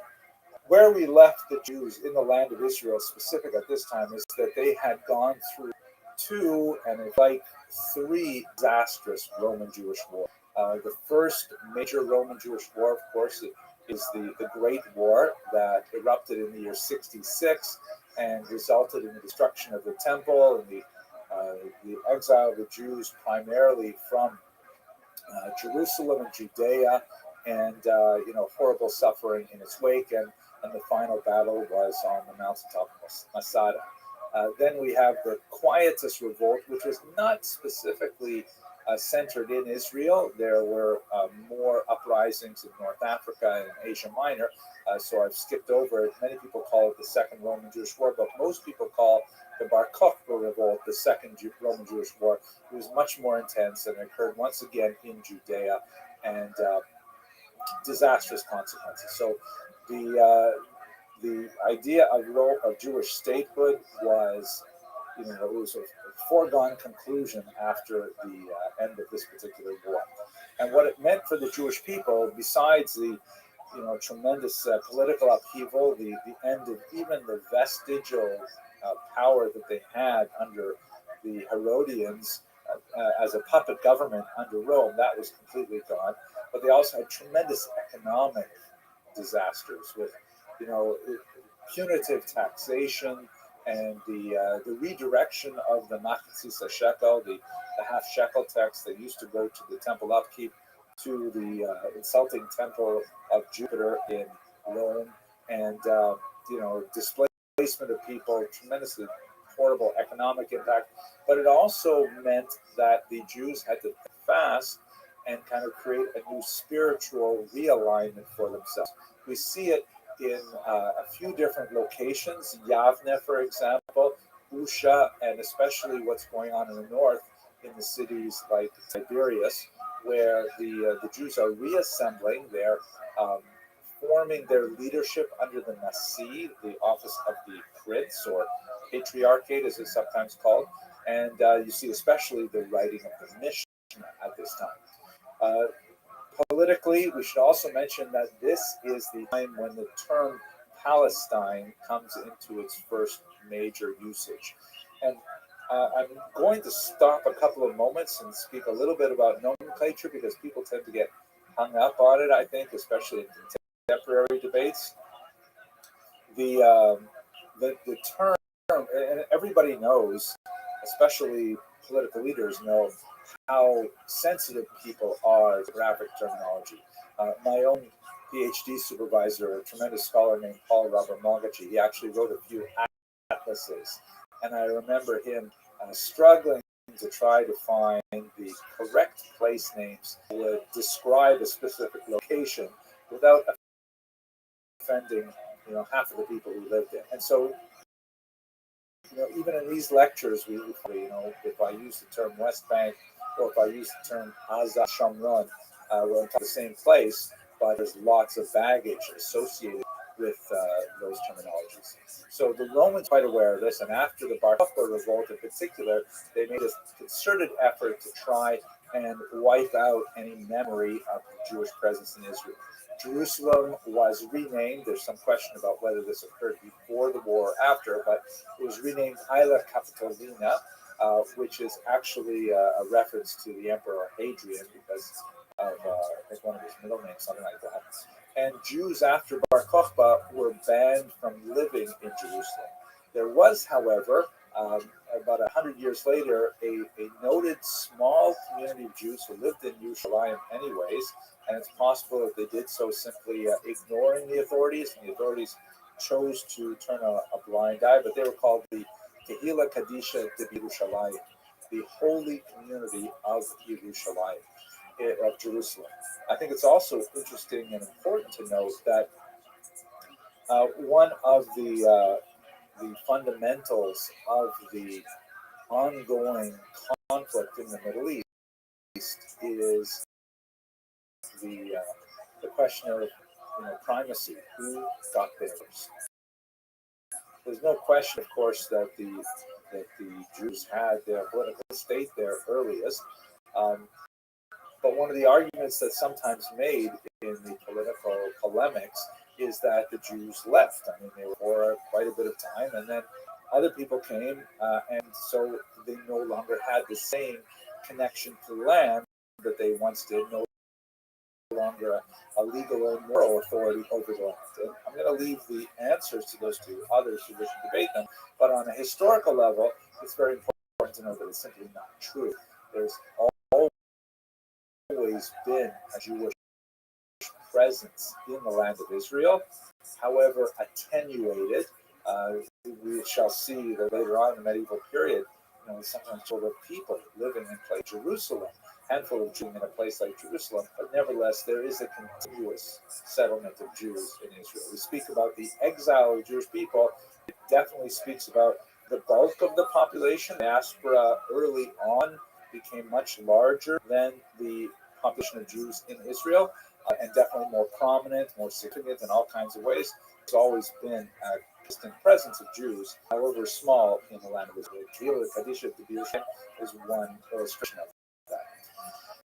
After Rome adopts Christianity in 313, things get much worse for the Jews in Israel, because even though the Romans were definitely not with the rebellious Jews who seemed to be rebelling every generation, the addition of Christianity changed things dramatically because as a monotheistic faith, it is intrinsically intolerant of other faiths. And this is something true of all the monotheistic faiths, the idea of a universal vision of one path to truth. We could say this about Islam, we could say about Judaism as there are differences in how it pulled out, as it were, because, ain't nobody does maintain that all other Ain't no faiths, smiling especially faces. polytheists, are intrinsically false, but not, however, necessarily prohibited to non-Jews. They would be considered inappropriate for a Jew, but nevertheless a non-Jew would still be theoretically worshiping the same God as the Jewish God. There are issues in terms of how this is viewed. Christianity, however, had perhaps one of the most restrictive views of what other faiths could practice and still be within the pale of acceptability. And this meant that it was intrinsically much more intolerant than, let's say, paganism, which, by the very fact that the multiplicity of gods tends to accept the idea that some other people Let me take you, I'll take you there. Jews did rebel, in particular against the Roman leader named Gallus, and this rebellion was centered in the northern part of Israel. It began in Sepphoris in 351, lasted for about a year. It was put down very harshly. Jews were sold into captivity, much like they were in the first Roman Jewish war.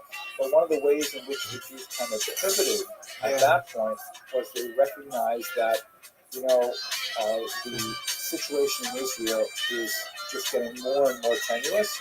And so this is the point in time when they decided to abandon the calculation of the year, of the calendar, by sighting of the moon, and to move to a fixed calendar, which is the one that we use today, that corrects the lunar-solar discrepancy by adding a leap month and a 19-year cycle.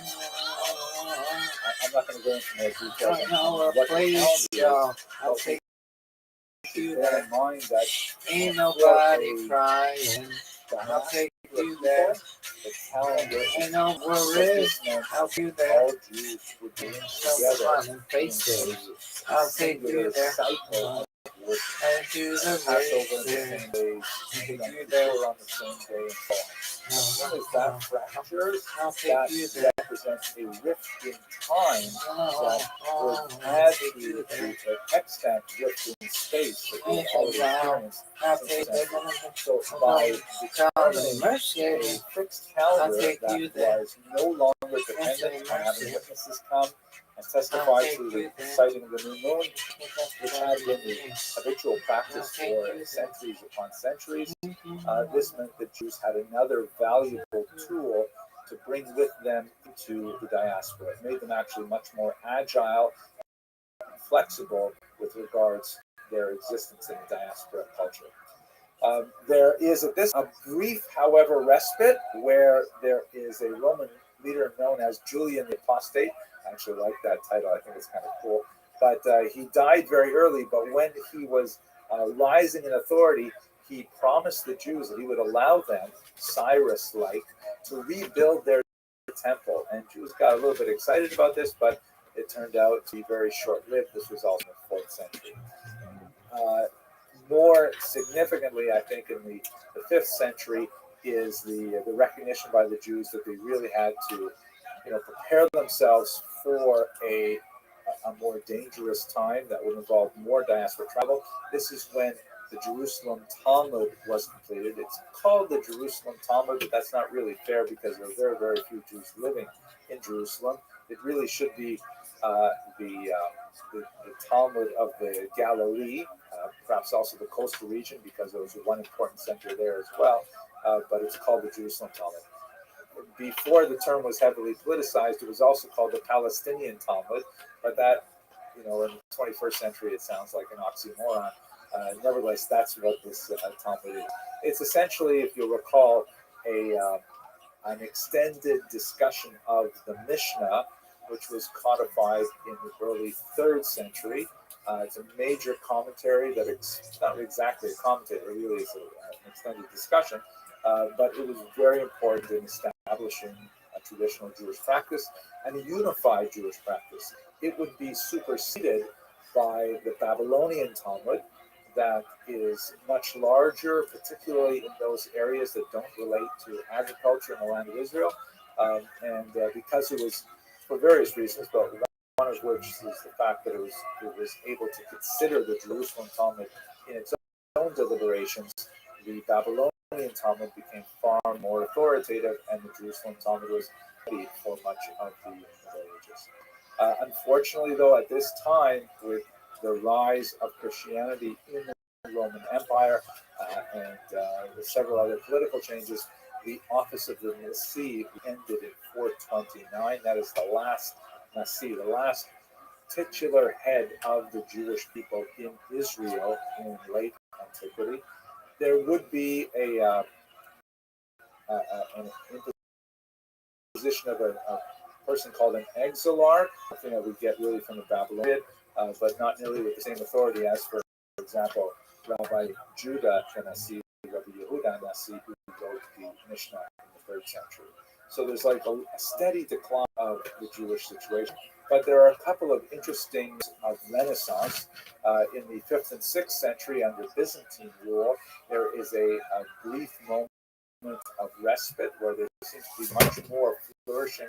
Also in the north, and you see, for example, several synagogues constructed and preserved well to this time. This is the Alpha Synagogue in the north, and it has this dramatic mosaic on the floor. You can see right in the, well, at the top of the mosaic, there's kind of like a depiction of the ark holding the Torah, and the traditional menorah, which is one of the oldest Jewish symbols.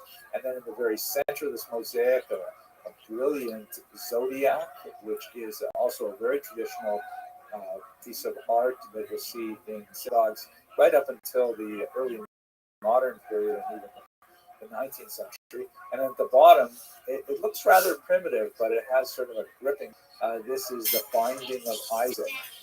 The larger figure on the right-hand side is Abraham, and he's holding Yitzchak, and you can see there's actually Hebrew lettering labeled in them. And he's got the knife about to perform the sacrifice of his own son, as described in Genesis 22. But there is a hand that emerges right in the center top of the lower register of this mosaic. That's, as it were, God saying, "No, stay your hand, Abraham," and so on. And it appears to be Sarah on the left, if I'm not mistaken.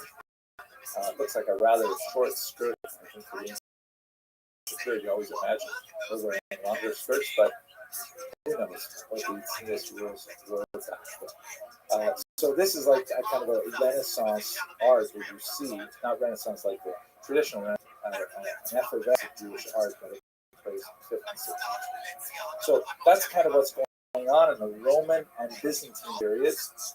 We have, in a sense, some dramatic events with a very brief-lived Persian invasion, followed by an Arab invasion that would be much longer in duration, punctuated with one interruption from the Crusades. So this is obviously an aerial view. I'm sure it's familiar to most of you. The western, or the Wailing Wall, the last remaining external rampart of the temple courtyard.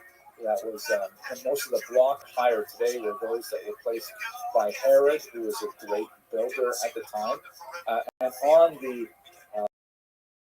Temple Mount itself, of course, there are Muslim structures that were put up in the 7th century. The most iconic of which is Dome on the Rock, originally built in the late 7th century, and then destroyed at one point and rebuilt a few centuries later.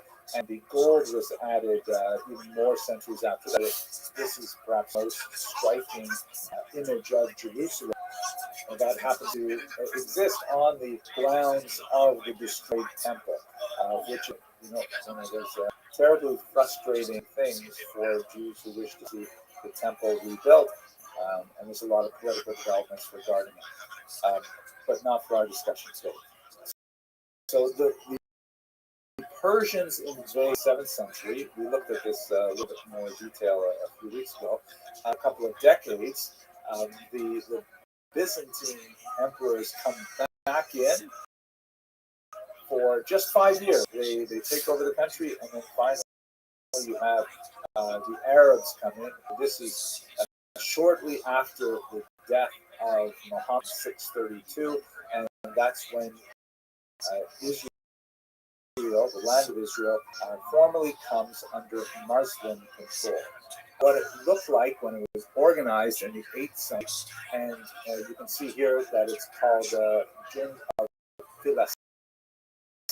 Philistine is, of course, the Arabic version of Palestine, which was the name that was given to the land by Romans in an attempt to cut out Judea as the names associated. So the Arabs inherited the Roman name for the land. Note, however, that Jerusalem in Arabic, Al-Quds, is not a capital. One of the interesting arguments that advocates for the land of Israel make is that Jerusalem was the only capital of the Jewish people ever. This is a region that they've always regarded as their capital, and I think that's an observation. Notice the region of Philistine also extends into what would be today Jordan, and much of the north, which is in modern terms the Galilee region, is under the region of Urdun. I'm not exactly sure where Urdun is, but that's kind of fascinating. And Damascus has the very, very top part, including Banyas, which is a beautiful part of Israel. And then down in the south, it also controls some of the region on the other side, which was on the continent of Jordan. So the Jews living there at that time, we don't have really good numbers, but an Arab demographic source from that period mentions the city of Caesarea or Caesarea, which is on the coast. It's historically a very Roman city. It was kind of like a city that was built up heavily by Herod, and it was sort of like where Romans could go, so they don't have to feel like they're in some kind of crazy religious environment like Jerusalem or something. Sort of like Surfside for 5 townspeople, right? You can go to Surfside and it doesn't feel too crazy. So it's always been more of a Roman-style city, but the Arab demographer records that there were 700,000 Romans living there, 200,000 Jews, and 300,000 Samaritans. I think there are a lot of reasons to doubt the sizes of those numbers. They seem rather large to me, I think by many folds. However, it is kind of interesting to think that maybe the proportion of that, maybe that's roughly, maybe 1/10 of that population, 70,000 Romans, 20,000 Jews, 30,000, but it does give you a sense of what a famously Roman-oriented city would have had in terms of its Jewish and non-Jewish population. Oh, and here's another really important thing that we should bear in mind, especially as we look back from our point of view in the 21st century. Never in its history was the land of Israel ever mono-ethnic. It always had multiple populations, multiple ethnicities, multiple languages. It's true that the Jews did dominate for much of the ancient period, and they dominate, of course, from the second half of the 20th century. But there's always been a mixed population in Israel, and the degree to which they get along with each other, of course, is the stuff of history. When the kind of environment that Jews were living in at this time, we get a sense for when the Pact of Weimar was imposed. For example, Jews were required to wear yellow-colored turbans, and Christians blue turbans, and Samaritans turbans. This is in accordance with a more strict observance of that Pact of Weimar, which on the one hand guaranteed monotheistic faiths like Judaism and Christianity of tolerance, because they are, after all, monotheistic, but nevertheless they will be clearly distinguished from the larger Muslim population. It is also worthy to note, just like we see in Christian Europe, 13th century, and the imposition of the Jewish badge, that it is very commonly ignored. Typically by paying a small bribe, or the authorities not being interested in enforce these kinds of rules, but it does give you a sense of what the oscillation must have been right between periods when it was more intolerant and it was more tolerant. It is during this period, after the Muslim conquest, that you begin to have a very large-scale migration of Arabs, and in particular, then moving to the city of Lamia. Let me point out as well that the term Arab is an ethnic designation. Muslim is a religious designation.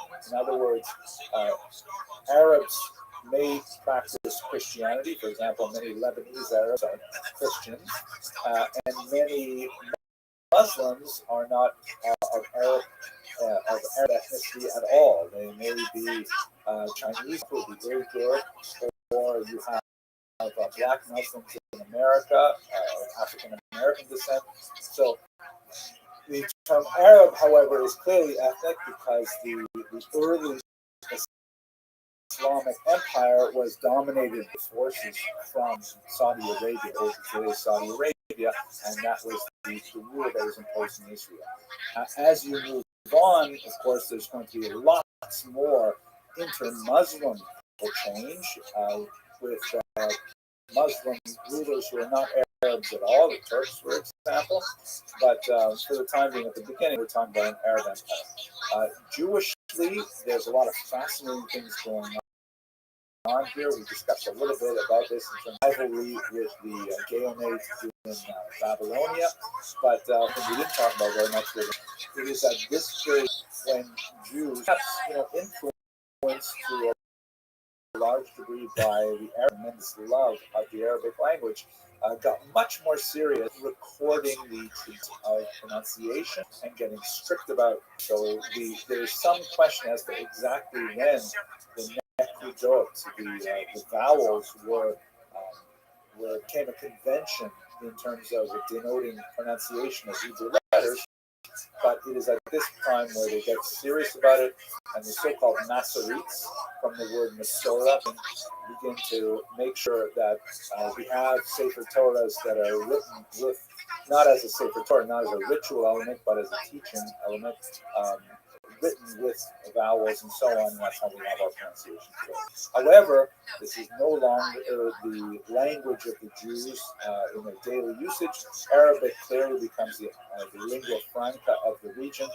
Jews may communicate in writing in Judeo-Arabic, which is essentially Arabic written with Hebrew characters, but the Hebrew language declines in terms of its daily usage quite precipitously.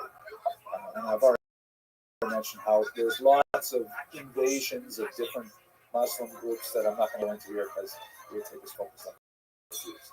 Now, there is one really important interruption in the various Muslim rules over Israel, and is, of course, the period of the Crusades, which we discussed in a few lectures a while ago. But let's look at it again from the perspective of Israel.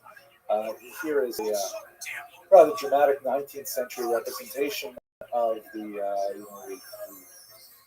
religiously inspired Europeans coming, and a fairly small number of people massacred at these feet of the horses and so on. In reality, the Crusades were a very brutal period, especially in Israel. The Crusader period extends from 1099, which marks the fall of Jerusalem in the First Crusade, to 1291, when they are finally removed from the territory of Israel. What's fascinating, again, ironic view from the perspective of our century, that Jews were solidly allied with Muslims against the European Crusaders at this time. The Europeans were making their way to free the land from the infidel. Muslims and Jews realized that this meant disaster for them. So you actually have Jews and Muslims fighting side by side for the peace of Jerusalem. Unfortunately, the city fell in June of 1099, and there was a horrible massacre of Muslims and Jews. Many of the Jews defending Jerusalem were actually put alive in synagogues there. Many others were simply sold in slavery. There was a huge exodus of Jews after the Crusader kingdoms come into place. Here is a map of the Crusader kingdoms at their greatest extent. actually fluctuated significantly because the Muslim rulers surrounding the new Christian were not disposed to tolerate its presence, and so there was frequent fighting over the next couple of centuries. But you can see here that they did establish quite a few locations, particularly on the coast, where, not surprisingly, you see a lot of the Crusader remains even to the present. Fascinating what's going on with Jews after the Crusades. Yehud al-Kharizi reports that after Saladin, the famous Muslim defender of Jerusalem, the great walls around the old city date his period, after he was successful in conquering Jerusalem, he actually invited Jews to migrate to the city of Jerusalem, which is again one of those sentences that it's hard to imagine having a Muslim ruler over Jerusalem saying about Jews today. But this is in fact one of those ironies of history, that they recognized that they had an alliance that was quite strong and effective. And in fact, though many Jews did migrate to Jerusalem and to Israel as a whole, from prior to the Crusades, but especially after Saladin's invitation. This included 300 European rabbis who settled throughout the land, many in the northern coastal city of Akko in Hebrew. Many of them were Tosafists, meaning they were from the school of Tosafot that is in the Talmudic corpus. They included the famous Reed of Lunel from southern France, who made his way to Israel. So here you see there's a surge of Jewish emigration to Israel. It would not, significantly really populate the land, because when Nachmanides came later in the 13th century, we found very, very few Jews in Jerusalem in particular, more than places like Akko.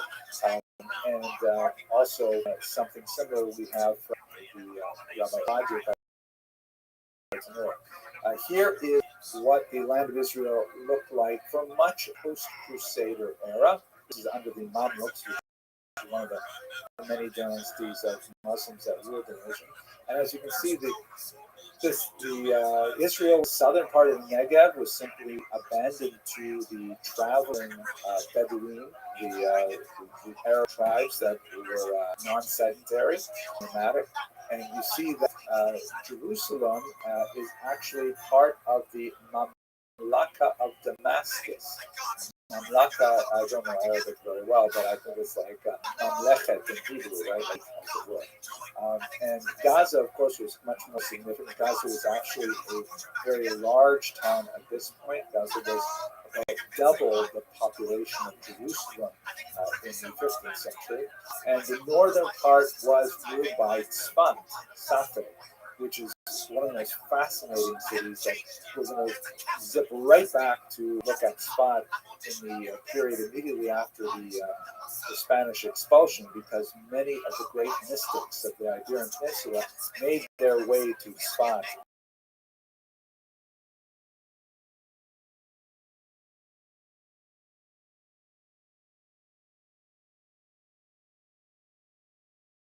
About that with you. But what we, by the time we get to our Mediterranean, Rav Vladimir Bortonoro is the famous commentator on the Mishnah and Sinov. He wrote in 1488. There were only 70 Jewish families, and they were all incredibly impoverished. So a tiny population at the time, and it was, as I mentioned, dwarfed by the city of Basra. So that's a very quick look at the land of Israel over this 1,200 odd years, and just emphasizing the fact that there is a continuous Jewish settlement there with some dramatic achievements, but for the most part, they were overshadowed by events in the diaspora.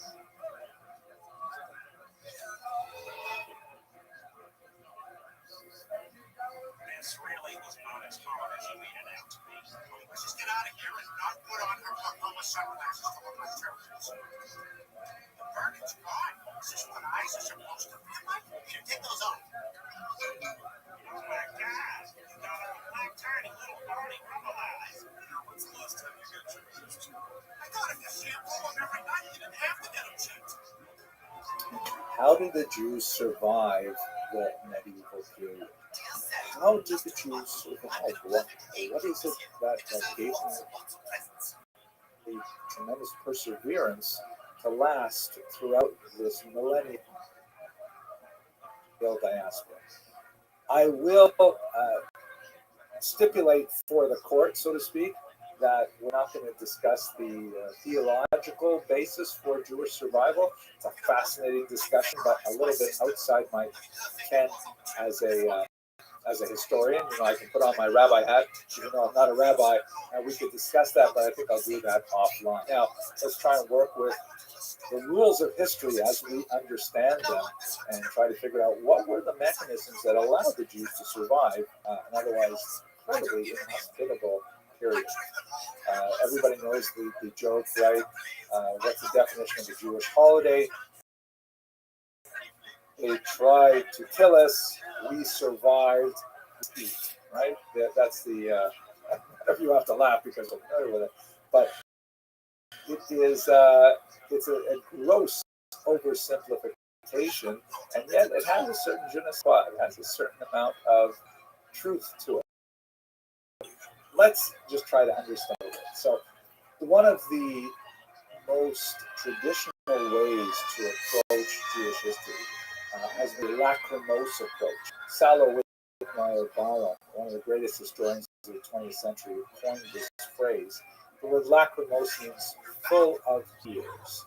That you Jewish history, and it is one tragedy after another.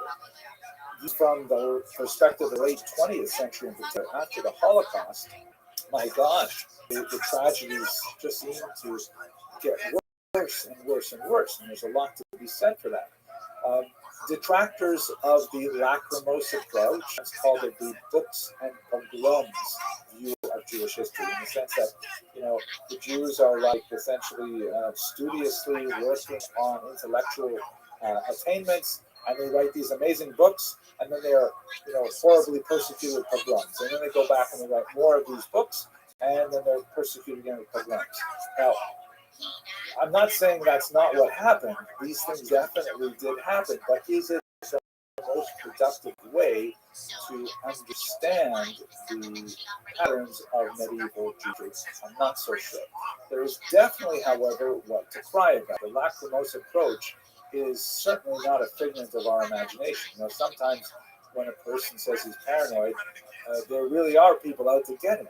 When you look at the scope of the Middle Ages, extending from the diaspora at the Bar Kokhba period up until the Great Expulsion from Spain, we've got series of expulsions. We've got long lists of discriminatory laws passed against Jews. We've got these horrific charges of blood libels. I mean, what a meshuvah thing to suggest, and yet, as this particular image indicates, not only the blood libels, but the even more bizarre host desecration arguments resulted in Jews being massacred. And then perhaps the worst of the entire medieval period, the purge-like environment of the Inquisition. When we come back after the break, and we look at the Sephardic diaspora, one of the most terrifying things of the Inquisition is that when Jews left Spain, they were not left alone. Anytime they landed in a Catholic territory, they were subject to the Inquisition. So, notion the lachrymose approach of medieval Jewish history has a lot of merit. It should not be tossed out the window. There is, however, I think, corrective lenses that can be applied to understand this in a little bit more sophisticated way. And one of the questions that really opens up the entire area is, if it was really that bad, if it was just unrelenting persecution, why weren't Jews simply massacred out of existence, God forbid, so many times before in history? The term genocide was actually coined only after the Holocaust by a Jewish man named Raphael Lemkin, and he was searching for a word to try and describe what the Holocaust meant, because the Holocaust was such a historical novum. It's something totally unprecedented. We had no comparable example of any organized group of people, particularly at the state level, bending their entire bureaucratic engines toward destruction, to the idea that an entire culture should be systematically wiped out. Historically, there have been lots and lots of massacres, lots and lots of expulsions, but the genocide, the idea of something like the Holocaust, completely new. It's only in the 20s. Jews, of course, are not any victims of genocides, although they tend to be the, kind of like the most well-known and often cited example in the Holocaust. But many others, the Roma in the Holocaust as well, the Armenians, discussion about their treatment at the hands of the Turks, the Ukrainians in the Soviet period, with the Holodomor, some incredibly horrible things happened to so many people. Why do we only see that in the 20th century? Why don't we see those things happening earlier? So let's come back to this question. And I think to answer it, at least to approach answering it, I'm going to introduce you to something that I like to call the Abramson rule of history. It's just something I say to please myself. I do find that undergraduates tend to remember it, and I run into students like 20, 30 years later, and this is like one of the few things they remember from any of my classes. I tend to put it always on the final exam, so be ready. The Abramson rule of history, which again, it's not really an Abramson rule, it's more like a Karl Marx rule, but the rule is that if you don't know why a particular historical phenomenon exists, the answer probably is money. And so when you're in doubt, just answer money. And I think that if we step away from the lachrymose perspective a little bit, and we try to understand why were the Jews allowed to exist, why nobody really thought of genocide until a much later period of time, it's because the Jews were useful.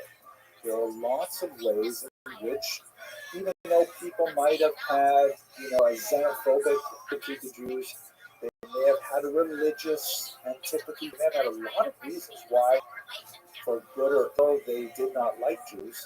The Jews were very useful, and quite often useful to essential elements in society.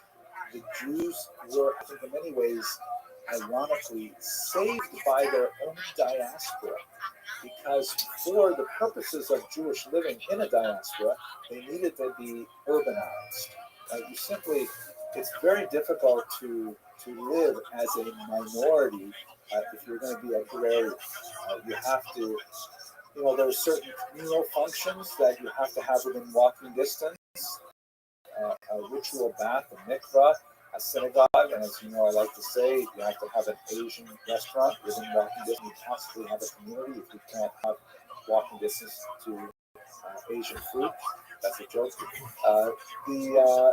So the Jews to congregate in urban centers, sometimes villages, sometimes cities. By the time we get to the 19th and 20th century, Jews are, around 30% of the population of many large cities like Warsaw in Poland. And in their urban environment, they tend to develop skills that require literacy and numeracy, and they're very, very valuable skills. Jews as doctors, highly prized, even to this very day, very strong tradition of Jews in medicine. Linguistic skills make Jews especially useful as or on a lower level, simply middle to communicate with peoples of different cultures, to engage in travel, engage in trade, and of course, as we discussed a few days ago, money lending. They're urban, they're able to make financial calculations, and the unusual of a ban on Christian money lending creates a unique economic niche for the Jews that allows them to reach. So even if we think about all the built up hatred that was has directed Jews over the course of the Middle Ages is see that they possess a lot of valuable skills that many sectors of society continue to value. In the case of money lending in particular, the we see that they derive the protection of as the servi camerae regis, the servants of the royal chamber that we discussed when we talked about finance. Because the only people in society who are able to generate cash on a regular basis, particularly because society is so deeply invested in a pre-modern economy with lots of barter, the Jews are the ones who are actually, generating cash that can be taxed by the king. And so the king doesn't want to see anything happen to these Jews. They are quite literally the cash cow.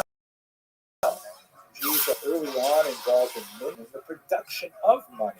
And this is at the same time salvation because it makes them useful to society, and at the same time it is a source of significant resentment directed against them. So even though we do see this lacrimose model happening, the question that the Jews have certain advantages that they have cultivated over centuries with their long history of organization that makes them, quite adaptable to the necessities of the medieval period.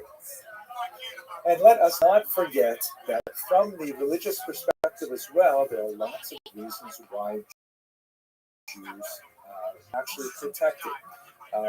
One of my teachers in university was Professor Allen, a specialist in the history of church anti-Semitism. In reality, it was the church that protected the Jews for about 1,500 years. Now, I don't think he was really aware of the Abramson rule of theory. Of course, I was an undergraduate, maybe a precocious one, but I don't think I fully fleshed out that theory at the time. But I think he had a real point, and that is because both the church and the mosque developed a religious modus vivendi with the Jews. Again, it's possible, especially in certain periods like 13th century Europe, that if the church had its way, maybe we would see something a little bit more drastic than the horrible persecution that they endured. But the fact is, the demand for the Jewish presence, primarily because of their economic value, to find its expression in a religious modus vivendi, a way of living with them. So we have two doctrines that are ironic parallel to each other that carve out a little space for Jews to live in both Islamic North Africa, Middle East, and in Christian Europe. For the Muslims, it is the Pact of Umar, which, though by 21st century standards, obviously quite discriminatory, but viewed from the perspective of the Jews, it meant that there was like a legal space for them to exist, as long as they, accepted the disabilities of their dynasty. Included, for example, a punitive tax rate that was not applied to Muslims, and from time to time they had certain restrictions on their clothing, their architecture, their settlement, and even with all of these rules, there were the occasional punctuations of that went beyond what the Patrick allowed. But it still provides sort of like a medieval charter of rights for Jews. Not the same rights as Muslims, but certainly the right to exist, the right to be secure in their worship within boundaries, and this actually preserved the Jews.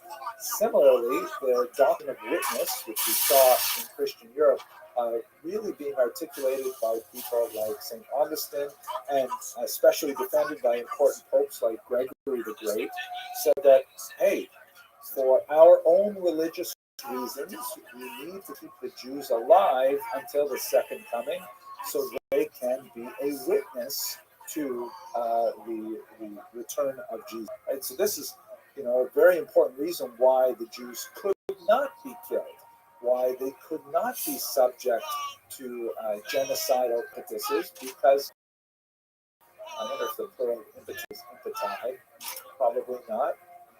distracted by that.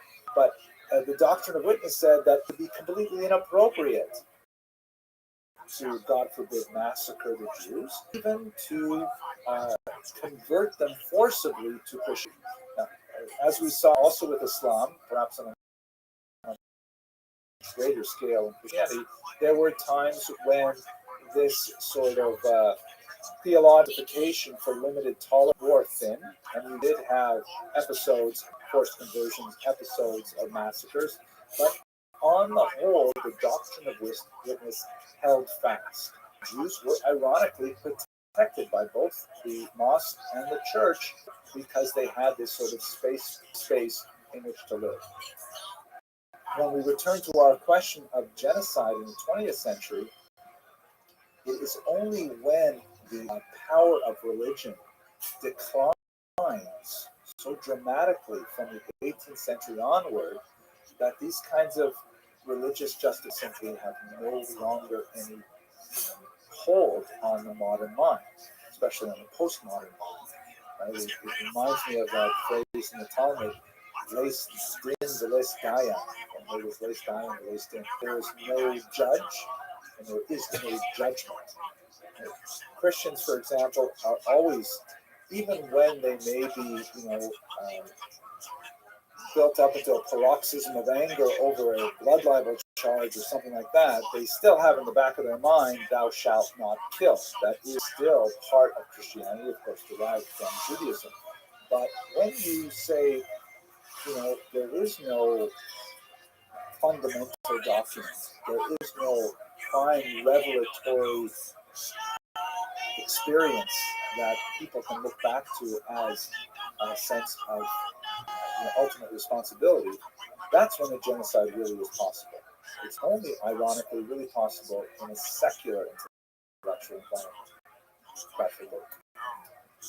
So these ideas of the Pacte Lamar and doctrine of witness, they don't work in modernity anymore, and helps to explain the unfortunate huge in the savagery of these and against other minorities that we have experienced in the last couple of years. Okay, with that, I want to bring this semester to a close. I want to thank you very much for your patience and your endurance. Really looking forward to when we come back together, and we're going to start right away with the Spartic diaspora, and then we're going to continue through the modern age, which is simply so many more fascinating chapters into millennial history of Jewish people. Thank you again for being here. There's one other thing you should know. One of the pilots only trained is Lucy's son.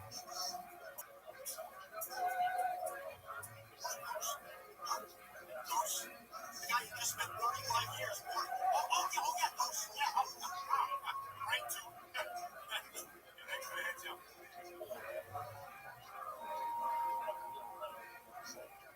Welcome to Top Gun Jim. Our mission?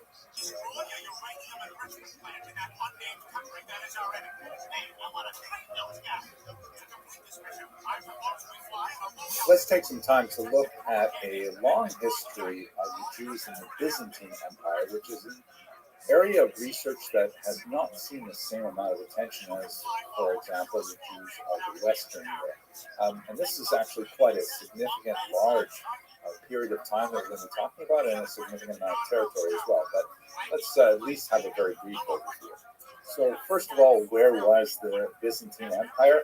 You can see here on this map, it is the yellow region, and it is distinct from the kind of orangish, reddish region to the left, which is the Roman Empire. Now, both the Roman Empire and the Byzantine Empire were Christian. The Roman Empire, of course, becomes Catholic, with the rulership of a single pope in Rome.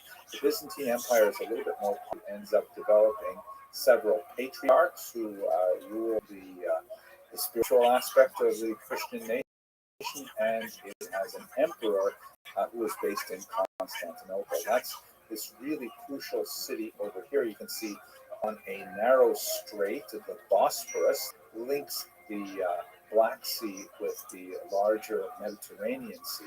And it was known originally as Byzantium, and then from the 4th century on, it's known as Constantinople, which is Greek for Constantine city, named after the emperor Constantine.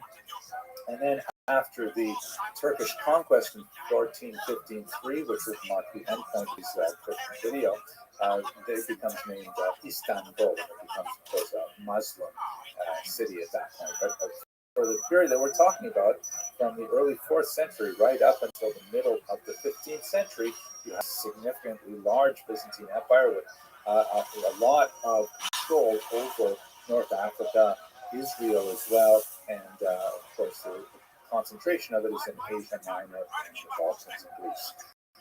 It's also important to note that the Roman Empire will shortly go into decline. They will be attacked by the Germanic tribes from the north, and Rome will be sacked a few times until finally it falls, and it ends up going into the beginning of what we call the Dark Ages until the Renaissance, again, almost 1,000 years later.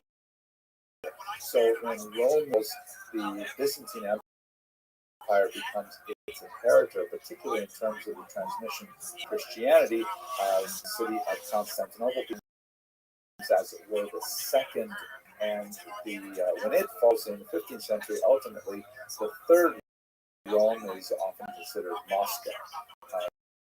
Of course, the first Rome will come back, but that's not for us. Let's focus a little bit on the history of the Jews in the Byzantine. So in the empire, the Roman status Judaism as a religio licita, meaning legal religion, comes to a road in the 4th century. Conversion to Judaism, for example, is prohibited as the church begins to gain a lot more control over how the entire empire is run. And whereas conversion to Judaism is prohibited, conversion from Judaism is, of course, encouraged. And various legislations are put in place, such as, for example, Jewish parents who have children who decide to become Christian are forbidden from disinheriting them. In fact, they have to continue to support them, and these Christian children of their Jewish parents will inherit them. This is an issue, by the way, that goes on for many centuries, and not only in the Byzantine Empire, it comes up even in the early modern period. At any rate, there's a remarkably dramatic step towards greater hostility to Judaism from the 4th century onward. You see the rhetoric increases in heat, especially with people like St. John Chrysostom, the so-called golden mouthed, who issued a number of really flaming, nasty sermons against the Jews. And his approach to Judaism made a significant impact really on the entire Eastern world when you connect it to the Third Rome, Moscow, and the Slavic iterations of Byzantine Christianity. Of course, the Orthodox churches, as they're called today, are influenced by the Byzantine Empire. You also have some, deep reach into the Jewish practice by the emperors who are now officially Christians. Justinian I, for example, attempted to forbid the study of the Mishnah, especially as a use in its interpretive function of the Torah, and tries to actually dictate which non-Hebrew translations of the Torah are acceptable. In other words, which Greek versions in particular are acceptable for use among Jews of the Byzantine Empire. There are numerous violent attacks on Jews and incidents of forced conversions, and you actually have Jews rebelling in the 4th, and 6th, and 7th century in particular, when the Persians eventually invade Israel, as we discussed a few weeks ago. The Jews will support them. They are fed up with the degree to which the Byzantine Empire tries to interfere in Jewish practice. They even banned at one point Purim parties because they tended to get out of hand, and since they're associated with drunkenness and kind of frivolity and sometimes a mockery of Haman, which can sometimes be extended in the political and social context to a mockery of other authority figures, they actually tried to ban drunkenness on Purim. Good luck with that. Under the iconoclasts, so this is a movement that you see developing in the 8th and 9th century. There's a couple of episodes where the Byzantine Empire goes through this kind of paroxysm of purging of any kind of physical representation of divine figures. That's the sense of iconoclasm, which means essentially to destroy icons, to destroy images. Here's one Psalter from the 9th century that was kind of a clever representation. This is, of course, from the icon image, or else there wouldn't be any icons on it at all. And you can see here of the crucifixion scene, and Jesus is given salt to rings that was done on kind of a sponge on the end of it. This is a representation of 9th century iconoclast. His face is worked out, but his hair looks, really wild and barbarian, and red as well. And he is in a way kind of echoing that fashion scene by using some kind of sponge to attempt to wipe out on at the end of the stick. So this is kind of something that was going on. It's actually two distinct periods when this was very frequent. How that connects to Jews is significant because the iconoclasts often cast the heretics as Jews. So even though they're talking about other Christians, the idea of heresy is associated with Jews in particular. Basil I first attempted to impose a widespread forced conversion in the year 873. This decree was ultimately rescinded by a successor, Leo IV, but was attempted again in 943 by another emperor, Romanus I Lecapenus. It is at this time that we have reports of Jews fleeing from the Byzantine Empire to the north, to the Khazarian Empire, which is really fascinating, ends up becoming very involved with the correspondence of Khastad-Ibn Shakut with figures purporting to be Khazarian leaders. And during this time, Italy emerges as a major center of Jewish creativity. There's a lot of fascinating things coming out of South Italy at this time. Also interesting is what's going on in Bulgaria, where you have two figures, Saints Cyril and Methodius, who are very much involved in transmitting the Byzantine Christian heritage to the Slavic peoples. And ultimately, they'll have a massive impact on Ukrainians and Poles and Russians, although the Poles, of course, are Catholic. But the fascinating, they seem to have some awareness of things Jewish and some contact with Jews as well. Just to give you one example, the alphabet that is associated with their activity, of course, the alphabet that is used with some minor variation among many Eastern Orthodox peoples like the Russians and Ukrainians, it clearly shows evidence of Hebrew. For example, the letter which in Hebrew is shin and is pronounced in English with sound SH, pronounced together, sure. They took that sound and they took the letter to create the Cyrillic letter for that sound, sure. And there are several other examples, like you see the word Saturday in Hebrew is Shabbat, and in Russian it's Subota. There's lots of borrowing from things too, largely through the activity of St. Methodius. When we get to the end of this period, I think one of the most dramatic things to point out is the horrific Fourth Crusade, which just shows how bankrupt the entire Crusade movement had become just a century after the first initiated. And the Fourth Crusade was a second crusade in which the Crusaders actually attacked other Christians rather than going to Jerusalem and trying to achieve what was the reportedly stated idea of the Crusades, which was to free it from Muslim rule. In the year 1204, they approached Constantinople. It's a Christian city, although under Orthodox rule rather than under Catholic rule.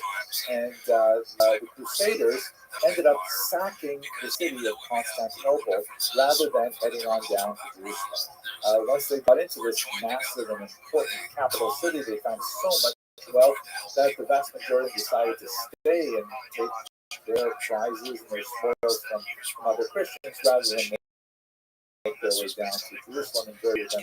In fact, there was Latin rule in that region until 1261. The Jewish quarter, of course, was also sacked been burned. Apparently, the Jews were fairly wealthy in Constantinople at the time. They were especially tanning and with the textile trade. Textiles in particular, a very long Jewish tradition. Even my own father, Solomon, may rest in peace, was also in the textile trade. The Jews of Calvo managed to survive and to recover after that attack by the fourth Crusaders. But outside of Constantinople, there were notable moments of persecution, particularly in the Greece and the Balkans. And this all ends in 1453, at least this kind of, conceptual unit of Jewish history, when the Turks would invade Constantinople and would bring an entirely new period in Jewish history, would be especially strengthened by the arrival of many refugees in the Sephardic diaspora after the Jews were expelled from Spain in 1492. Yeah, I hope you found that useful, and thank you very much for that. Everyone is excited about the fact that you've changed. Yeah, and imagine the world that we could be living in if this experience was available to so many of the people that are committing crimes.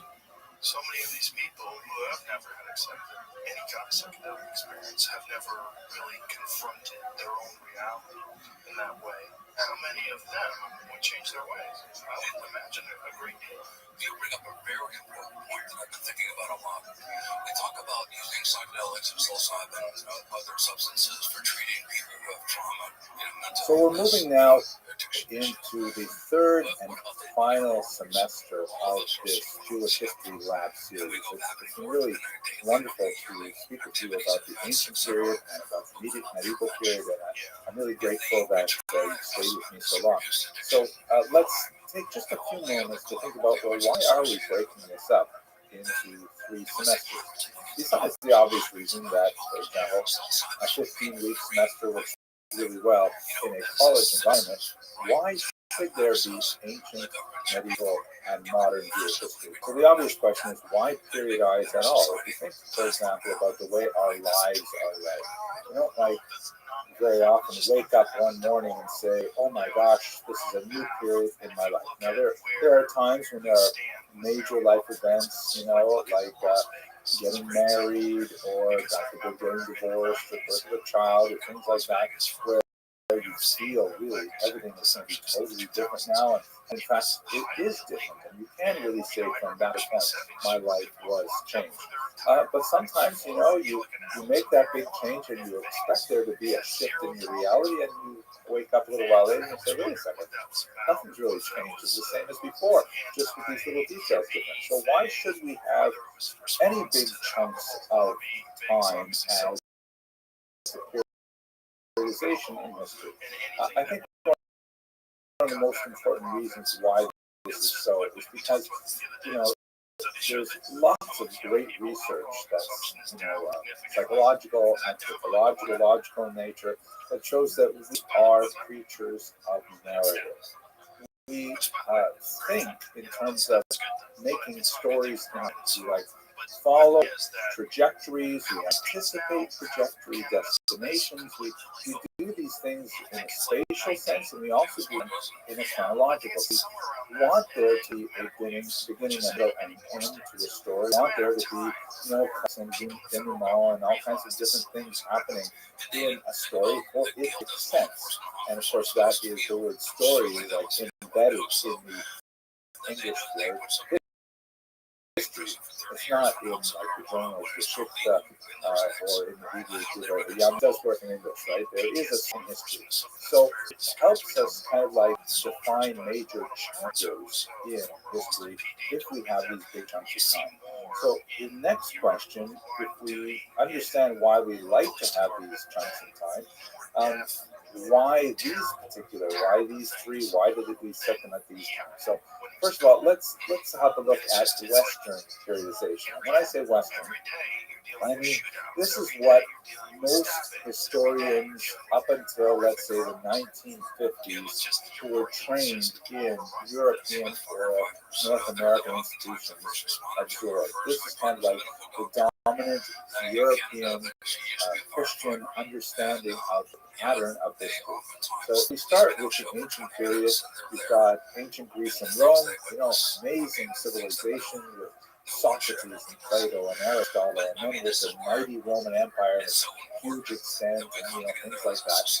And then with the fall of Rome, there's a steep drop, and that's what we call the Dark Ages, right? With the fall of Rome in the 5th century, everything gets worse and worse and worse until you kind of climb up a little bit into the 13th century or so, and you see the Renaissance. And that takes us on a pretty steady slope upwards until you get to the modern period, right? Happy us. This sort of vision, kind of very positive view of history was very popular up until World War I. It came crashing down with the realization that, oh my gosh, we may not have advanced nearly as far as we thought we did with the brutality of that conflagration, and then, of course, how much more so with World War II and the genocides of the 20th century.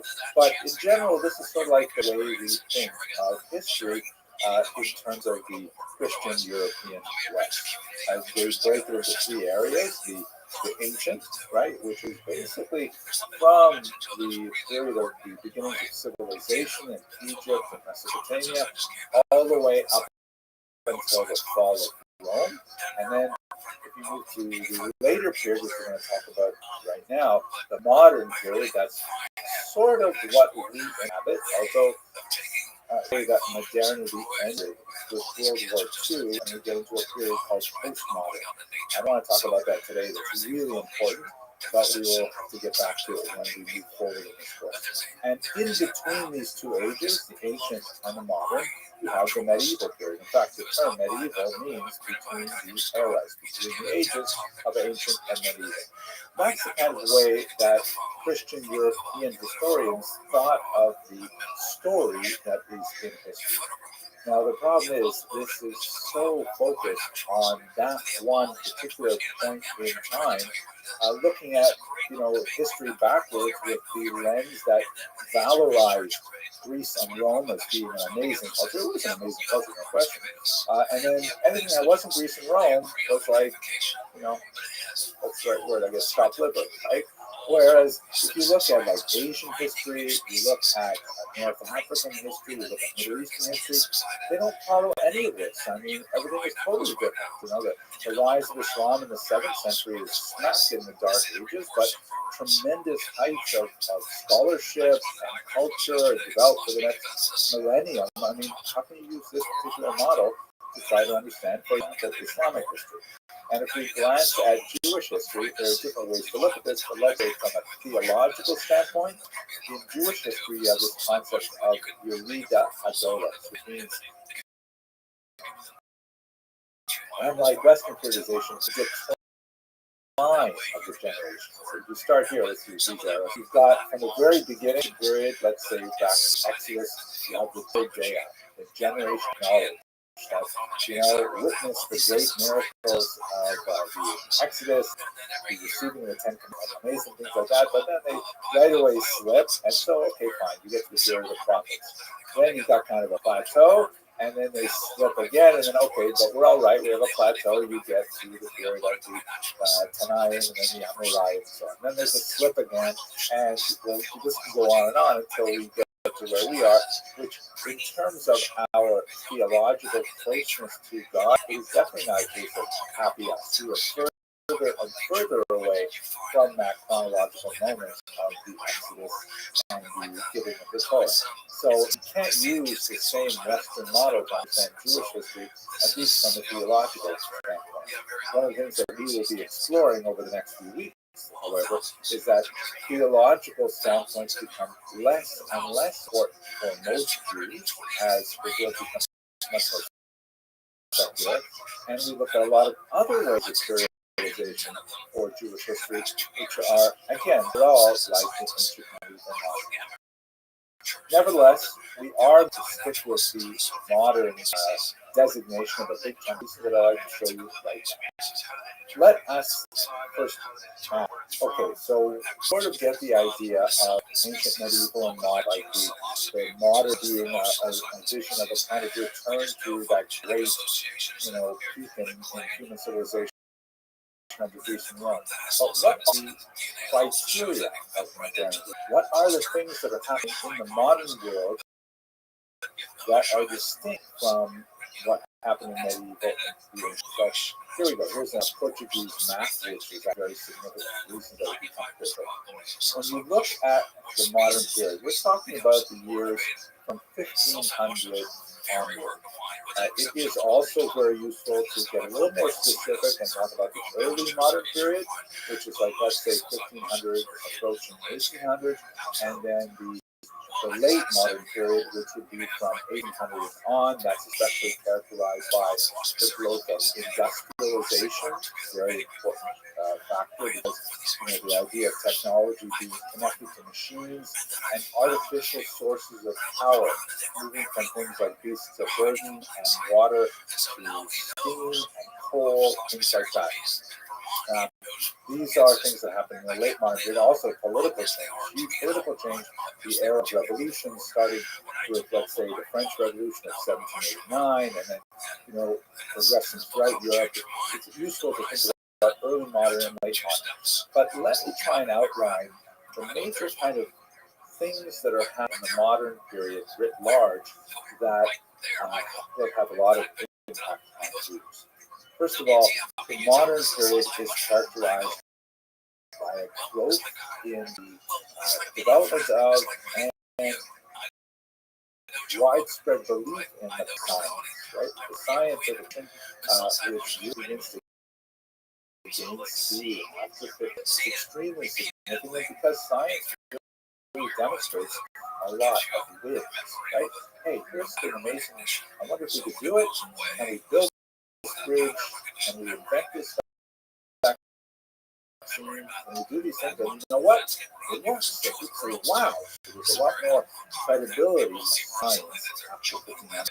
As that connects to technology, that's like, for example, the Industrial Revolution, the steam engine, and we put it on big iron and we attach those parts to rails, we can suddenly increase the speed of communication, and it works in more and more victories, and it all builds upon each other in order to create a much more industrial and deeply interconnected world, as we shall see shortly. We are living, just to jump ahead for a second, in a very different age, an information age, where we've kind of gone post-industrial, and now we're connecting with each other and building our economies around the internet, digital communication. That's too much for now. The age of discovery. Of course, we have the discovery of the Americas by the Europeans. It had already been discovered by the Americans who are living there, right? The First Nations, the indigenous peoples of North and South America, and so on. But discovery by Europeans meant that suddenly the so-called Old World was now connected with the New World in a very powerful and important way that would expand dramatically. This is the first rapid expansion of globalism, where more people understand and act on the fact that they are not just citizens of their little neighborhood and their little region, but they are actually interconnected economically, intellectually, spiritually, with people all around the world. This, of course, explodes in the second half of the 20th century, in our own lifetimes, in the last 20 years or so, when it's made globalism ubiquitous. I mean, I'm old enough to remember when if you wanted to translate something, you had to actually learn that language.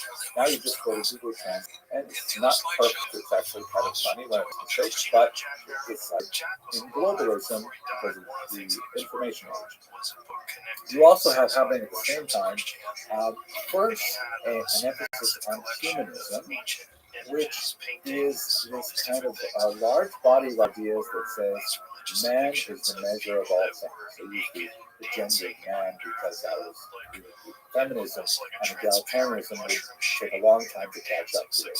But the idea that human beings are capable of determining truth and value, and since human beings become the arbiters of truth, it's not a big step to say we will create what is truth.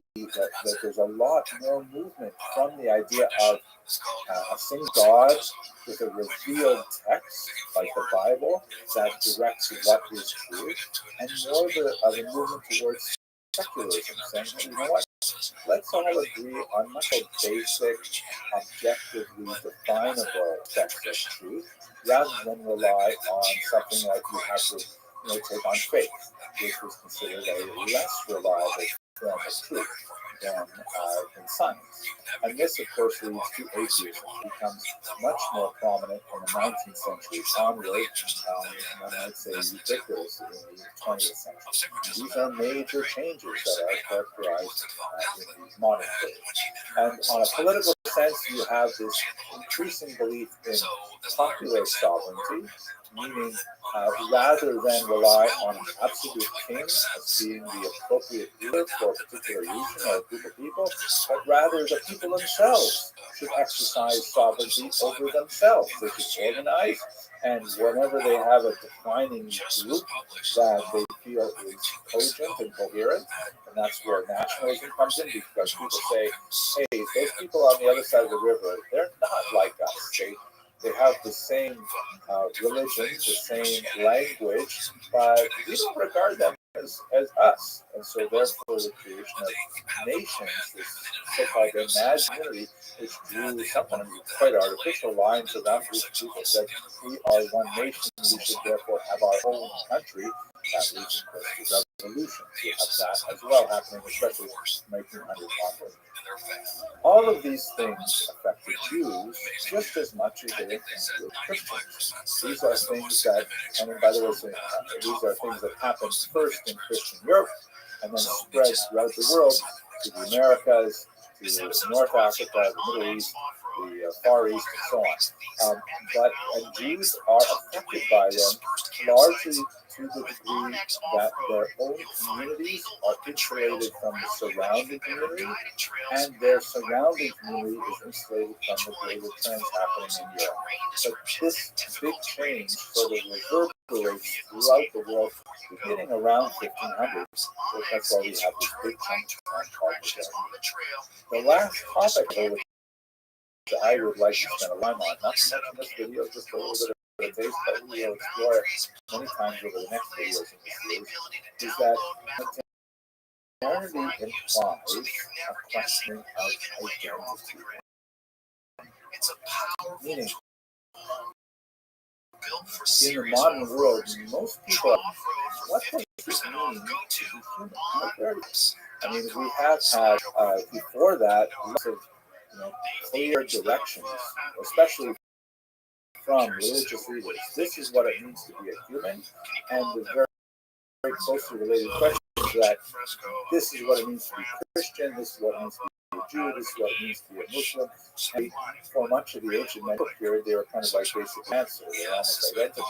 Moving into the modern, we have the possibility where one's identity as a human being, a citizen of the globe, may not be identical to one's identity as a member of a religious or ethnic or national group. And that's where modernity becomes absolutely fascinating to get to.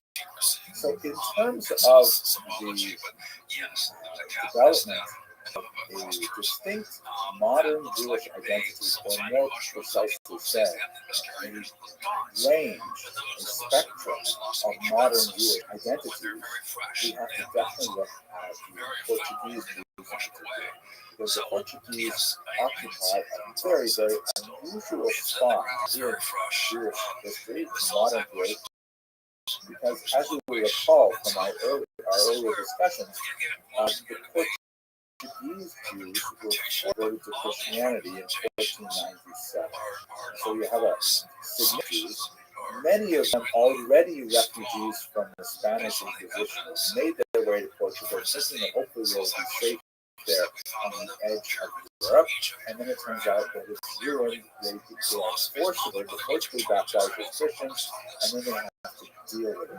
It's not so bad for the first couple of decades. They are more or less left alone to their own devices. So they are actively still living as Jews while having Christian status. But when the Inquisition comes to Portugal as well, it's a crisis point where, you know, these so-called new Christians who are previously Jewish, 40 converted to Christianity, now have to, you know, add to their own lives, figure out how will they articulate the literally mortal threat of the Portuguese Inquisition. Will they simply abandon all Jewish identity and submerge themselves in Christian culture, and in a few generations hopefully forget it, and the Inquisition would pursue their descendants for multiple generations? So this was not something that was like done at one generation and over. It was not, as they say, done and dusted. This is something that lasted for a long time and really affected how Portuguese Jews oriented themselves to the outside world. Would they abandon their Christian identity and should they somehow create a hybrid identity where they are like Christians on the outside but Jews secretly inside?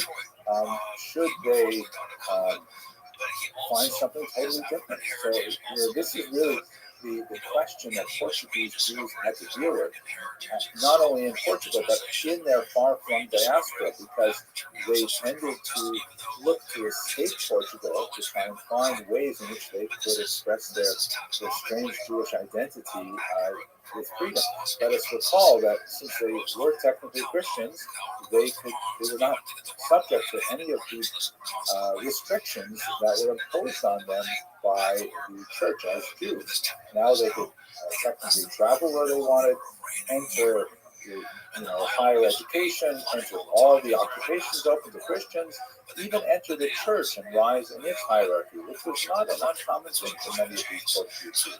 So, just looking at three examples, you have people like Amatus Lusitanos, who was a converso. His family was converted to Christianity in Portugal. He went to study at the University of Salamanca in Spain and became actually a very expert and well-regarded, world-famous doctor.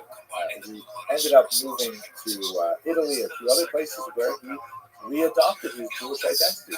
He nevertheless retained pride in his Portuguese origins. The term Amatus, which he chose as his given name, is probably a relationship to his Jewish family name of Sabi, which means beloved. And Lusitanus, of course, is a reference to Portugal. It's a Latin term for Portugal, Lusitanus. So he was like creating a hybrid identity where he says, I don't care if you know that I'm actually Jewish, and the whole Christian thing was a facade that was laid onto my identity. But I'm also a proud son of Portugal. Fascinating. And then you have people who could not find a place in a new identity, like as we discussed the tragic story of Julio da Costa, who tried to re-engage his Jewish identity, which he had no training in or no background in other than what Christian versions of the Bible that he could access in Portugal. And in Amsterdam, he was shocked because the Judaism that he adopted did not conform to his image of what it should be looked at regular Jews in Amsterdam. It's a very tragic story. He ended up taking his life. It was unsuccessful to create an identity. And then you have people like Benedict Spinoza, who was a very famous and highly influential philosopher, who created something called, and as you can see from this particular print, which comes from the public library, it says underneath, Judaeus et atheista, Jew and atheist, right? Like that would be the contradiction in terms. How could you have someone who is a Jew understood as a member of a faith community and an atheist? Now, I'm going to set aside the question of can we really call Spinoza an atheist, and some have called him God intoxicated. In fact, the sense of God was much larger, but it was not the sense of God that most rabbis would as being Jewish. So these are just a few examples of modern Jewish identities that were made possible by these Jews who were allowed, ironically, by the Spanish and Portuguese experience to exist if they wanted to in a Christian world and also have some Jewish identity despite their technical designation as Christians. This is a trend that will continue. It's fascinating in multiple ways as we move through the next few hundred years, and I look forward to exploring those with you and following. Thank you very much. What we can prove is like the Johns Hopkins New York University study that religious belief systems are enhanced in use of psilocybin, which totally makes sense. So we can argue about the powers, but we can't. We have really good scientific methodology now for analyzing the effects of psilocybin. It is profound. It's profound. It's not what's coming up really, because I was talking about it before, a bunch of pictures of mushrooms and trying to find out. There's some better ones I know, but I think we can't find them. In this brief video, I'd just like to take a few minutes and walk you through the major migration patterns of Jewish history right up until the end of the first half of the 20th century. And of course, there's some really significant things that happened with the Holocaust and after the Holocaust, but I'm going to stop in 1939 just to give you a sense of how Jews got to live where they lived. So if we start from the very beginning, let's go back to the biblical period.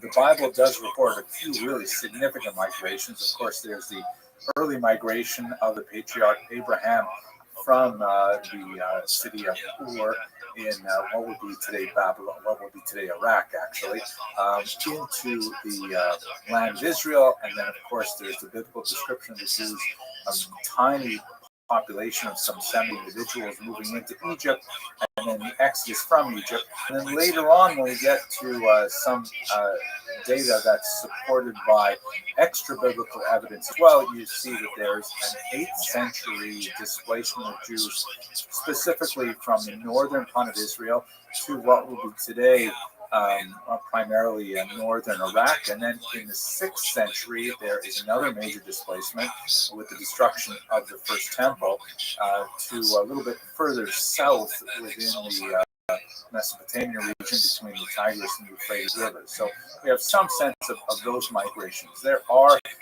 during this time as well, some Jews living in Egypt, particularly in the southern part of the Nile River, the Upper Nile, but not a huge population, but we do have some evidence of them.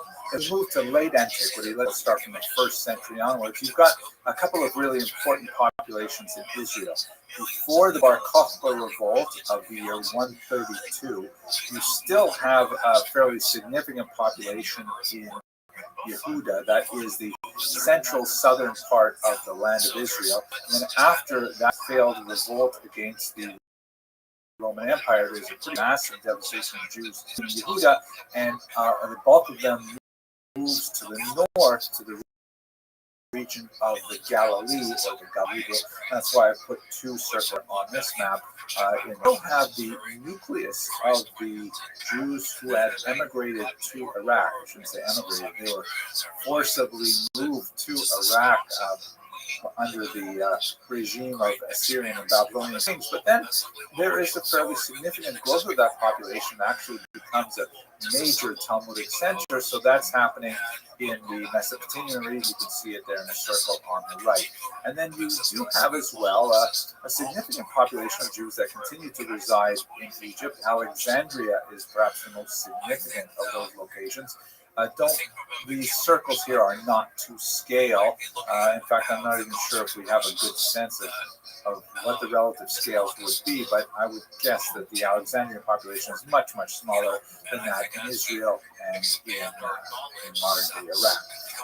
Also in this context is a major development of the Jewish population in the Italian peninsula in particular, especially after the destruction of the temple in the 1st century. There's significant population that had pre-existed the destruction of the temple really into the first century before the Common Era. You have Jews living in Rome, and then there's a lot more that are sent there as prisoners of war and so on. This map does not indicate the dotting of Jewish settlements that are really throughout the Greek Peninsula, the Asia Minor, across the coast of North Africa, particularly what would be Tunisia and Benghazi today, moving Libya today, moving towards the west. So you've got Jews spreading out the Black Sea even at this point. But these are kind of like the major sections of where Jews lived and what would become very Jewish. So that gives us kind of like a very quick overview of how we lived in antiquity. If we go to the medieval period, there's a gradual increase in the movement towards the west. You still have the major population of Jews living in Mesopotamia, and in fact it becomes a source of out-migration as well. There are Jews moving across the coast of North Africa. We know they're living as far west as the Iberian Peninsula as the 3rd century, and that population increases, especially after the Muslims conquer it in the 8th century, and it becomes much more hospitable to Jewish settlements. So you have Jews moving across the coast of North Africa into Spain, and that continues, especially when it goes into the so-called golden era of, let's say, the 9th century and onward. You also have an increase in the Jewish population in Italy, and their movement north to become the heartland of Ashkenaz.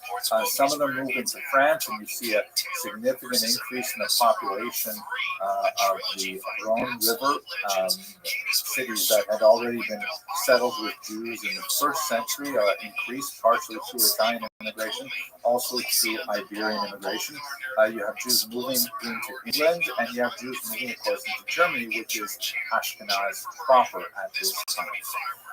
This movement, however, will endure some significant changes in the next 500 years, primarily through anti-Semitic persecution on the one hand, that drives Jews gradually eastward, and then there's kind of like a vacuum effect where economic opportunity also draws them into the Eastern European heartland, places like Poland, Lithuania, Belarus, Ukraine, and so on. What you can see in this map here, if you look at the white arrows, they basically indicate major expulsions. You have a significant one in England in the year 1290, and Jews basically cross the Channel going into France and into the Netherlands. You have a huge expulsion from Spain, of course, in 1492 that drives a large number of Jews, perhaps in the hundreds of thousands throughout the Mediterranean basin, going all the way to Constantinople, to Saloniki, and a very significant, not huge, but important movement to Sfat in northern Israel as well. And then I've made a distinction with these green arrows. That's kind of like a way of suggesting that not only was the anti-Semitic persecution, which was notable in Germany, particularly after the Black Death in the middle of the 14th century, there's also economic incentives drawing Jews to the east. There's an increased demand for Jews acting in all areas of commerce, as leaseholders, as arrendators, as minters in the Eastern European part of Europe. So the green arrows indicate not only the anti-Semitic persecution from the west driving them towards the east, but also the economic draw bringing them into eastern regions. And if we switch back again to the western part of Europe, you see in the Iberian Peninsula, of course, there are some Jews who elect to explore the New World, which is being discovered as we think about this particular period of the expulsions, and they're leaving not only from Spain but also from Portugal, sometimes as new Christians, meaning they had already been converted to Christianity against their will in 1497, and then they take their leave as Christians to go to places like Brazil, and where they might actually revert back to their Jewish identities. There also is a significant amount of migration from Portugal to like Amsterdam, I can't include all of the detail in this map, but you get a general sense of what's happening. Now, if we move to the modern period, the early modern period, you get a sense of the general dispersion of population. There's something like 1 million Jews living in the world around the year 1700. Most of them, of course, are in Europe. About 70% of them are in Europe, and as you can see from the scattering of dots in this fantastic map, they're primarily based in Eastern Europe, although there are some significant populations in Western Europe, in cities in particular. A very small number of Jews, about 17%, are living in North Africa, and an even smaller amount are living in the Middle East, the Ottoman Empire, which would include the region Mesopotamia, that was once, such a major population center. But clearly, by the time we get to the balance of population has shifted to Europe proper. Europe empties out quite significantly when you get to the end of the 19th century. There is a general movement, once again, westward, partially to Europe, places like England and France and so on, even more so with the 1880s, a massive displacement to the New World. This map shows you only the Pale of Settlement, which is a region in the Russian Empire where Jews were allowed to live, and it basically overlapped much of Poland, Western Ukraine, Lithuania, Latvia, part of Latvia, but it was subject to a tremendous amount of economic discrimination, a kind of like administrative overcrowding that made it desirable for Jews to simply leave. And so this is what's happening outside of the Russian Empire as well. A massive amount of Jews moving to the region called the Golden Medina, the Golden Country, meaning the United States of America, and then to the north, 70,000 Jews moving to my homeland, my birthplace, because they heard that they have universal health care there. And then, of course, a significant number as well to South America, and roughly equal amounts. This map demonstrates a period from 1882 to, I believe, 1924, 1928, about 45,000 to both the developing community in what would become Israel after 1948, and also to South Africa, and a very small number also going out to Australia. So you get a sense of Jews expanding now from Europe into the New World. So if we look at the population distribution of Jews on the eve of the Holocaust, this map is to scale, so you get a sense of the relative size of the populations. Eastern Europe still is the heartland, with over 5 million Jews out of 16 million overall. But US and Canada have almost caught it, almost 5 million Jews as well, and significant populations in other parts of the world as well. Now, I haven't in this brief video looked at fascinating smaller migrations like to India and to China, but I hope to address those in future videos. And that's about it for a very quick look at migration patterns in Jewish history. I hope you enjoyed it, and I look forward to speaking to you again.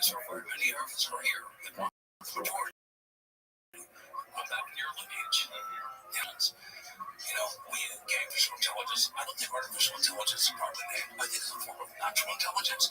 We just have re-amplified it exponentially. What do you think artificial intelligence means in terms of the future of the human race? Well, that's a great question, too, because about the 10 people who asked this robot, questions, they were all data mining. He was the best baseball player in history, and, he hit the most home runs. It was all like data mining. So, I have to tell you, I am really excited about this particular video because I'm so fascinated with the presence of the Jews.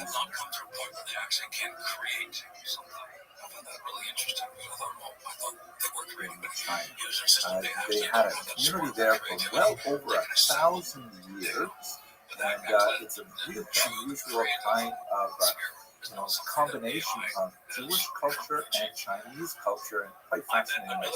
Today, I'd like to focus specifically on the origins of the Jews of China, but perhaps we'll take a little bit of time at the end of this short video to talk about the nature of that unusual Chinese-Jewish synthesis.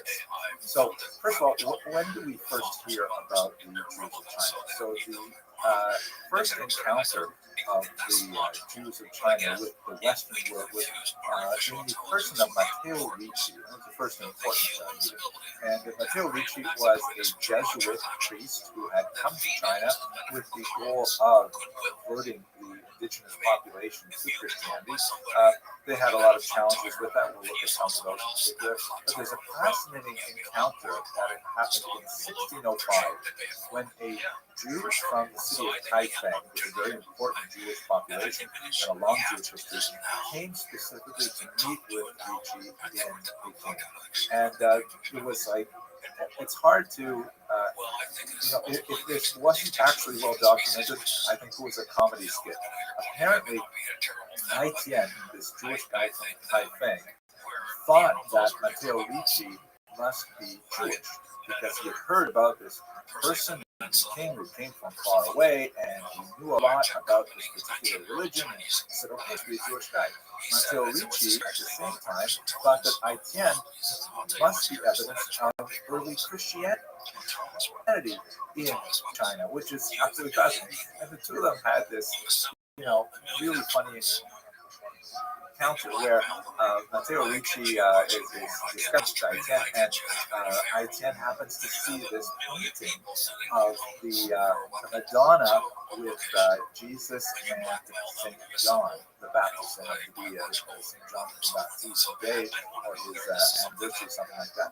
And so Haitian, knowing nothing about Christianity, they're completely shut off from the entire phenomenon of Christianity. He assumed that this must be Rebecca and her sons Jacob and Esau. This is what a nice painting. And then they see another painting that represents the four evangelists, Matthew, Mark, Luke, and John. Of course, the first four Gospels, the first four books of the Christian Bible.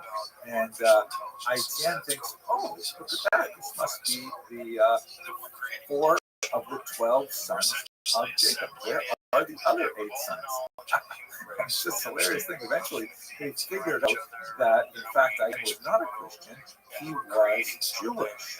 And this was fascinating unto its own right. Now, from Haitian's perspective, he wasn't entirely clear on what Christian meant, and communications with Ricci and his later Jesuits who actually came to suggesting perhaps someone like Matteo Ricci could take over as the chief rabbi because he obviously knew a lot of Tanakh. And one of the challenges that the Taipei community was experiencing, even in the 17th century, was a decline in literacy and a decline in Hebrew literacy specifically, and the familiarity with the tradition. They were looking for a new chief rabbi. Apparently, as the story goes, the chief rabbi of Taipei was very happy with allowing someone like Matteo Ricci to take over for him. The Christian stuff really didn't bother him too much. It's just another kind of like ancient story. But the fact that the Jesuits were still eating pork, that was very problematic. So there's no way you can become our rabbi if you're still eating pork. By the way, when the Jesuits asked the Jews of Taipei, have you ever heard of Jesus? They thought about it for a while and they said, oh, yeah, sure, we know about Jesus.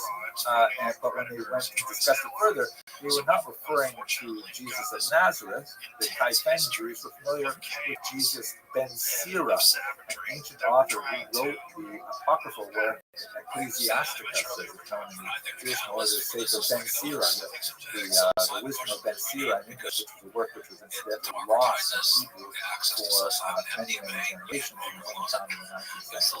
So they knew about a different Jesus, not the Jesus of Nazareth. These things are just hilarious, I think, but historians have to get mixed up. At any rate, the Jesuits maintained a very strong interest in the Jews of Taipei, to a large degree, even more than Jews would with this unusual Jewish community.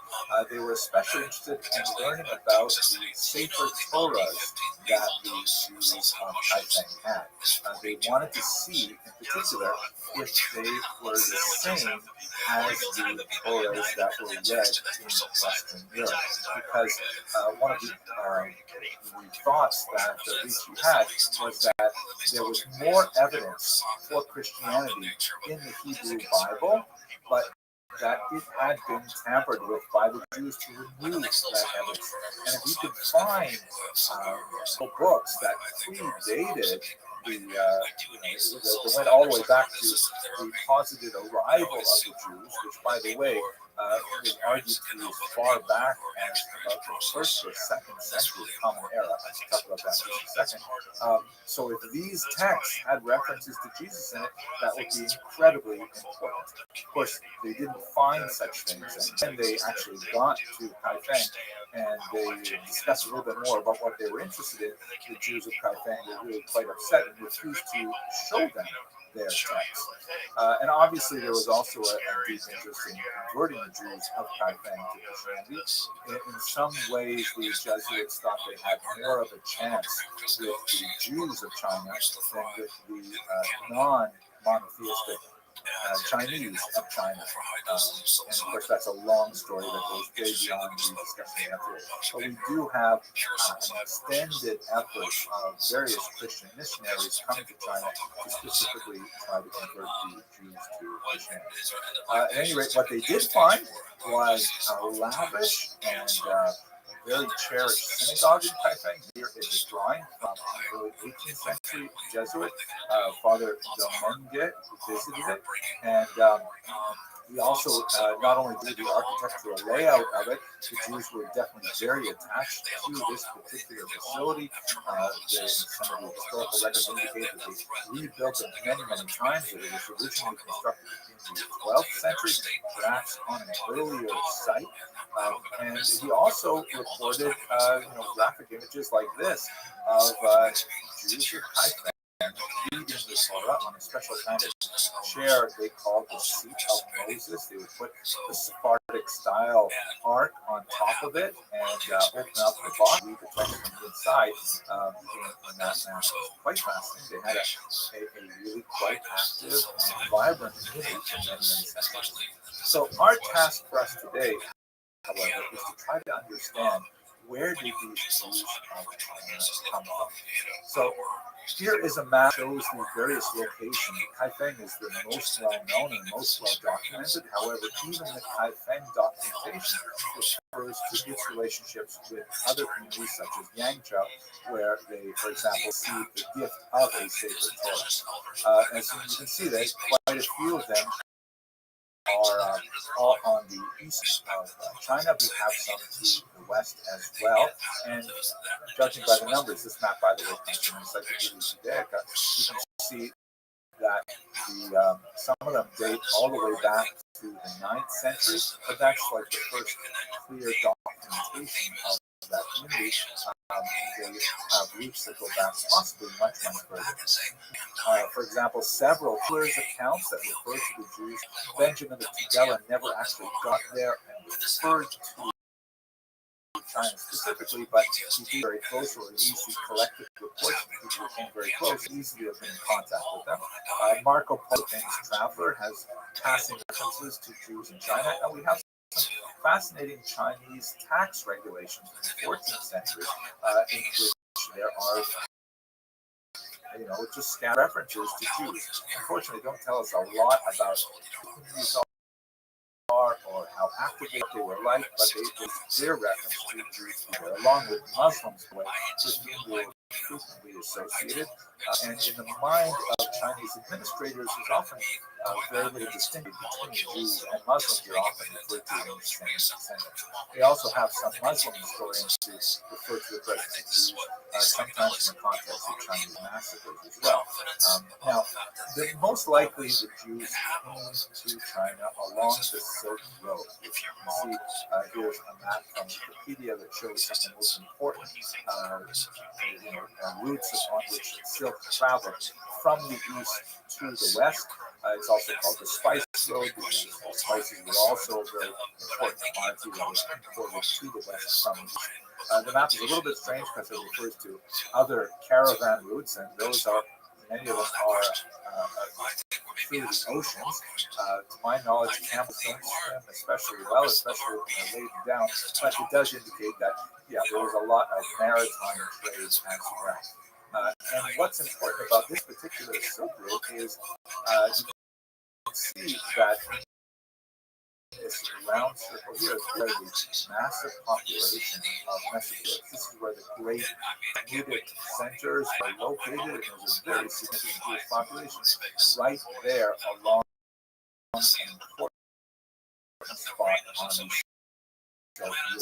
And Jews were involved in trade that went from east to west, which almost speaks of a considerable amount of trade that would happen in this region, typically bringing things from much trade. This received even more attention when Aurel Stein, fascinating individual, who, as you can guess by the last name, was actually born Jewish.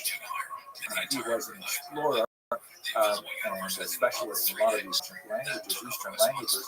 His ironically baptized him and his brother, which was very common for German Jews at the time, and their daughters remained unbaptized Jewish.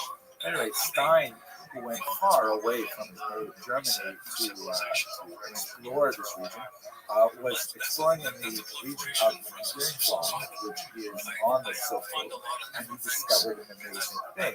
He found a huge cache of medieval documents, and scattered among these documents, which were mainly written in Asian languages, he found also this 8th century carefully folded piece of paper.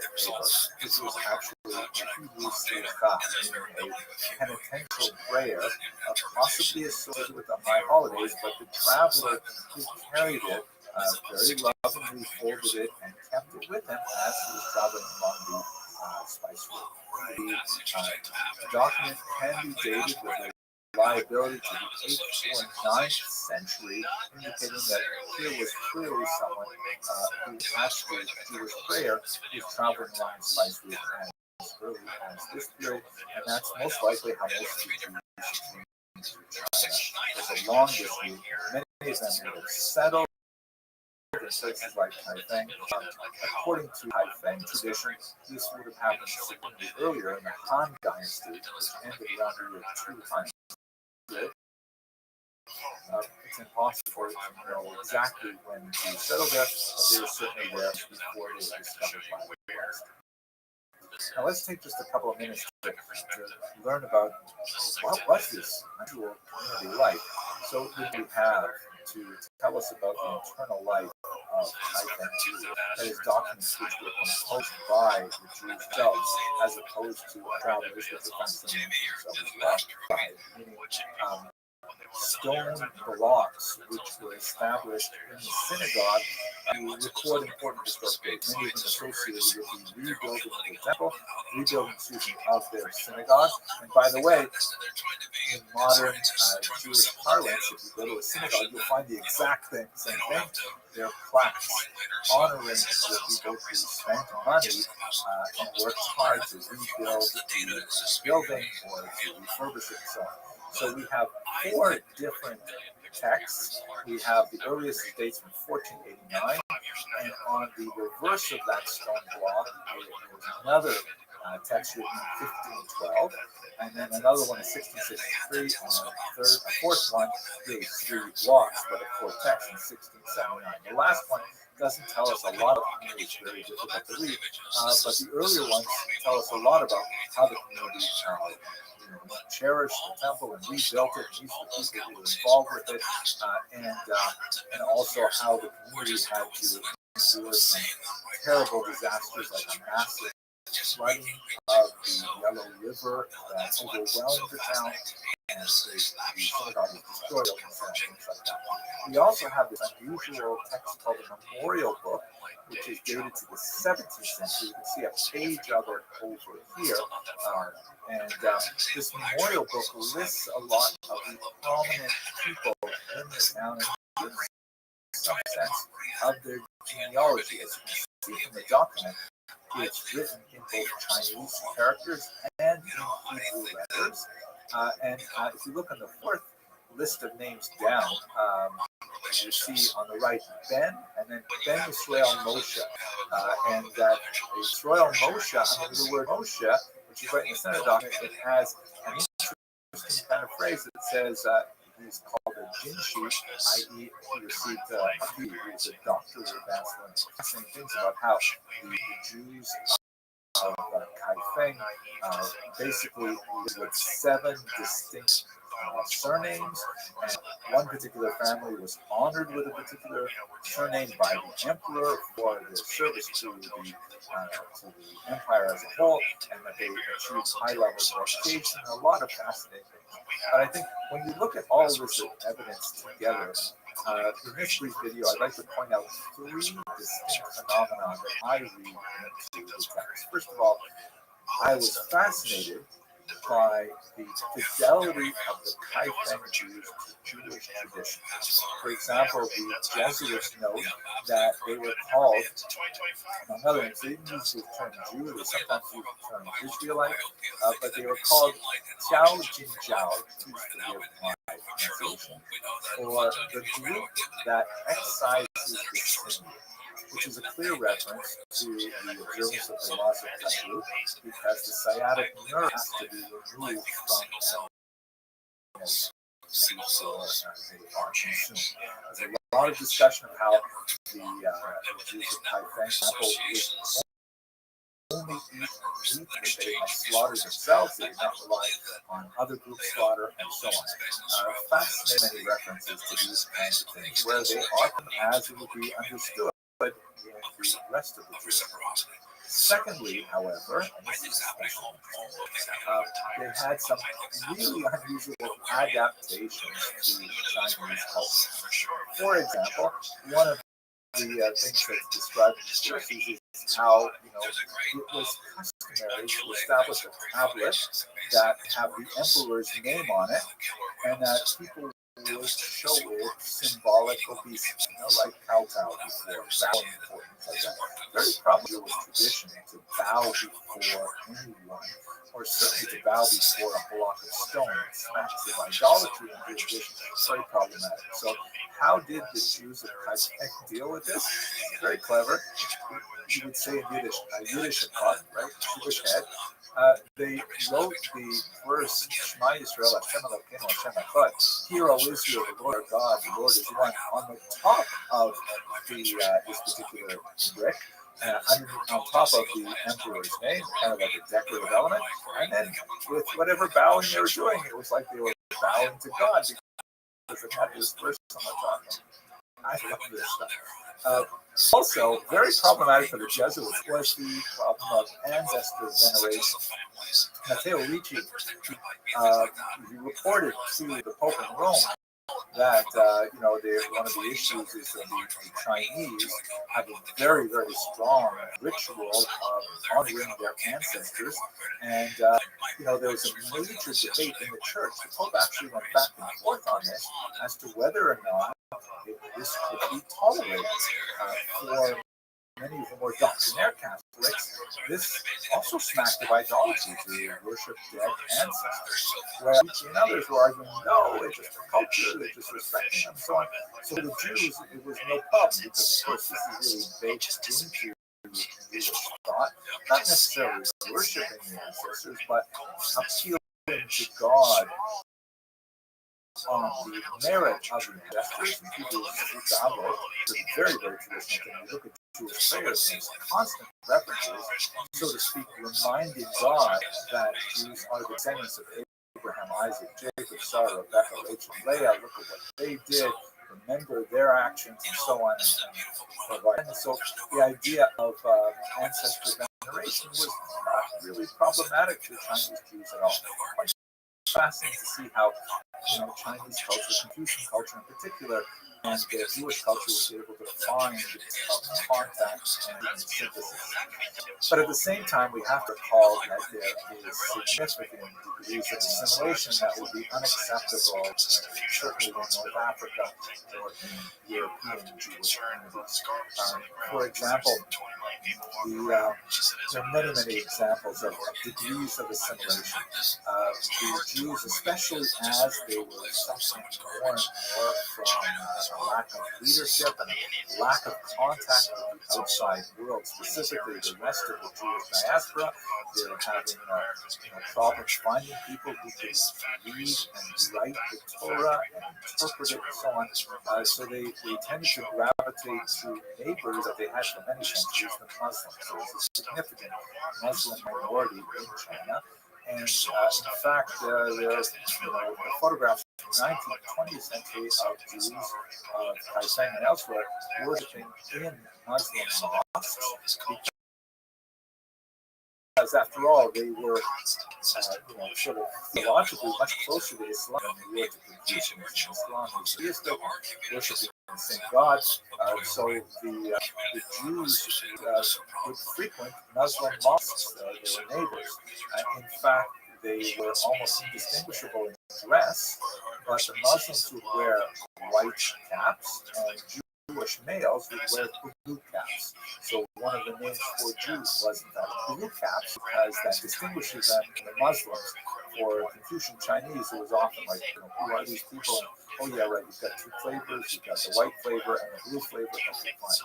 Also noted in the genealogical tables that we record there that of those 7 clans, some of them intermarried with Chinese, and it's actually recorded in the genealogical tables. It's unclear to us what sort of conversion process would happen.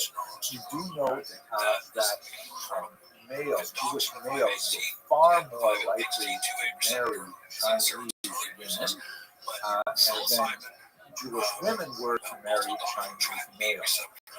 And in those genealogical tables, there was a clear distinction made between those women who were born Jewish, they were called Bat Israel, right, daughter of Israel, and those women who were born to non-Jews were called Bat Adam, daughter of Adam. They were married, however, and their origins were recorded. So there's definitely some degrees of assimilation, and it varies. Certain families were far less likely than others to do so, which I guess is broadly similar to American Jewry as well. The last thing that is a sad point in many ways, but the community, of course, fell into significant decline in the early modern and into the 19th, 20th century. And one of the saddest things was that they lost the ability to clearly copy their Torah scrolls, to read their Torah scrolls, and ultimately they ended up selling their Torah scrolls to Christian missionaries who then brought many of them back to Western Europe, and in fact, even one Torah scroll in Toronto. This is an example of a Kai Feng scroll, which is held by the British Library. People who have analyzed their Torah scrolls and the scroll arrested that comes to the region indicates that they were losing their ability to actually copy Torah scroll effectively. It's clear from the confusion of some of the letters like Tet and Sat or Aleph and Ayin that they used a method where one person would read the Torah scroll and the scribe would actually transcribe it based on what he was hearing. Hence, there would be errors between those two letters. By the way, Matteo Ricci did not find any of the evidence that he was so hoping to find of Christian prefigurements in the Torah that were not intent. The Torahs are identical to Western Torahs, except for these obvious kinds of typographical errors. The letter Vav overused, that's the word but, and these confusions of all time and things like that. So with the loss of these Torah scrolls, the community fell into a very steep decline, although there are still remnants of the communities even in this episode. I think by way of conclusion, it seems to me that we see in the Kaizen view just how important it is for the scattering of Jews to remain connected to one another. Even more important, it's crucial that they remain connected to the core texts of the Bible and commentaries. As without these two things, it's very difficult for the community to last, although the Kaizen and Chinese Jew in general demonstrate remarkable resilience over many centuries, and hopefully they will triumph in themselves. The last thing I gotta say, for those of you who have been following my lectures, I want you to appreciate how hard it has been for me to get through this entire lecture without one mentioning the Jewish election for Asian Christian. No, I really respect it. Okay, thank you very much for watching. The neuropathies from the constriction of the peripheral nervous system, vasoconstriction, etc. Psilocin is not only anti-inflammatory but neurogenerative. And to have this coupled together, I think that the nootropic vitamins of psilocybin, as a daily consumable, is something that has a great future potential. Of course, we need to study this. The long-term clinical studies are inherently very expensive. A short time stay in a hospital for one huge event might be expensive for that day, but it's easier to design a clinical study that has a short period than a long period. I think that we're beginning to see now. We think about 8 million Americans consuming psilocybin in 2023, according to the RAND report. What was the reduction in crime with those 8 million people? If we could have studied that, and there are retroactive studies, analyses that show a reduction of crime associated with psilocybin use, but in real time, that's something I'm very excited about. Could you reduce crime rates? And moreover, when you're immunologically, when you're depressed emotionally, or immunologically depressed, and when you're happier, you're more creative, you're exercising, your immune system is upregulated. So the community immunity from psilocybin, I think, has a huge potential. It's a crossover directly between your mental, your neuroscape, and your immunological state.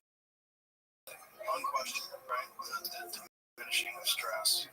And this is why it found benefits physiologically. Yeah, Clint already just came out a couple ways.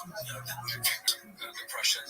Data analysis that came out that showed modest increase or decrease in depression.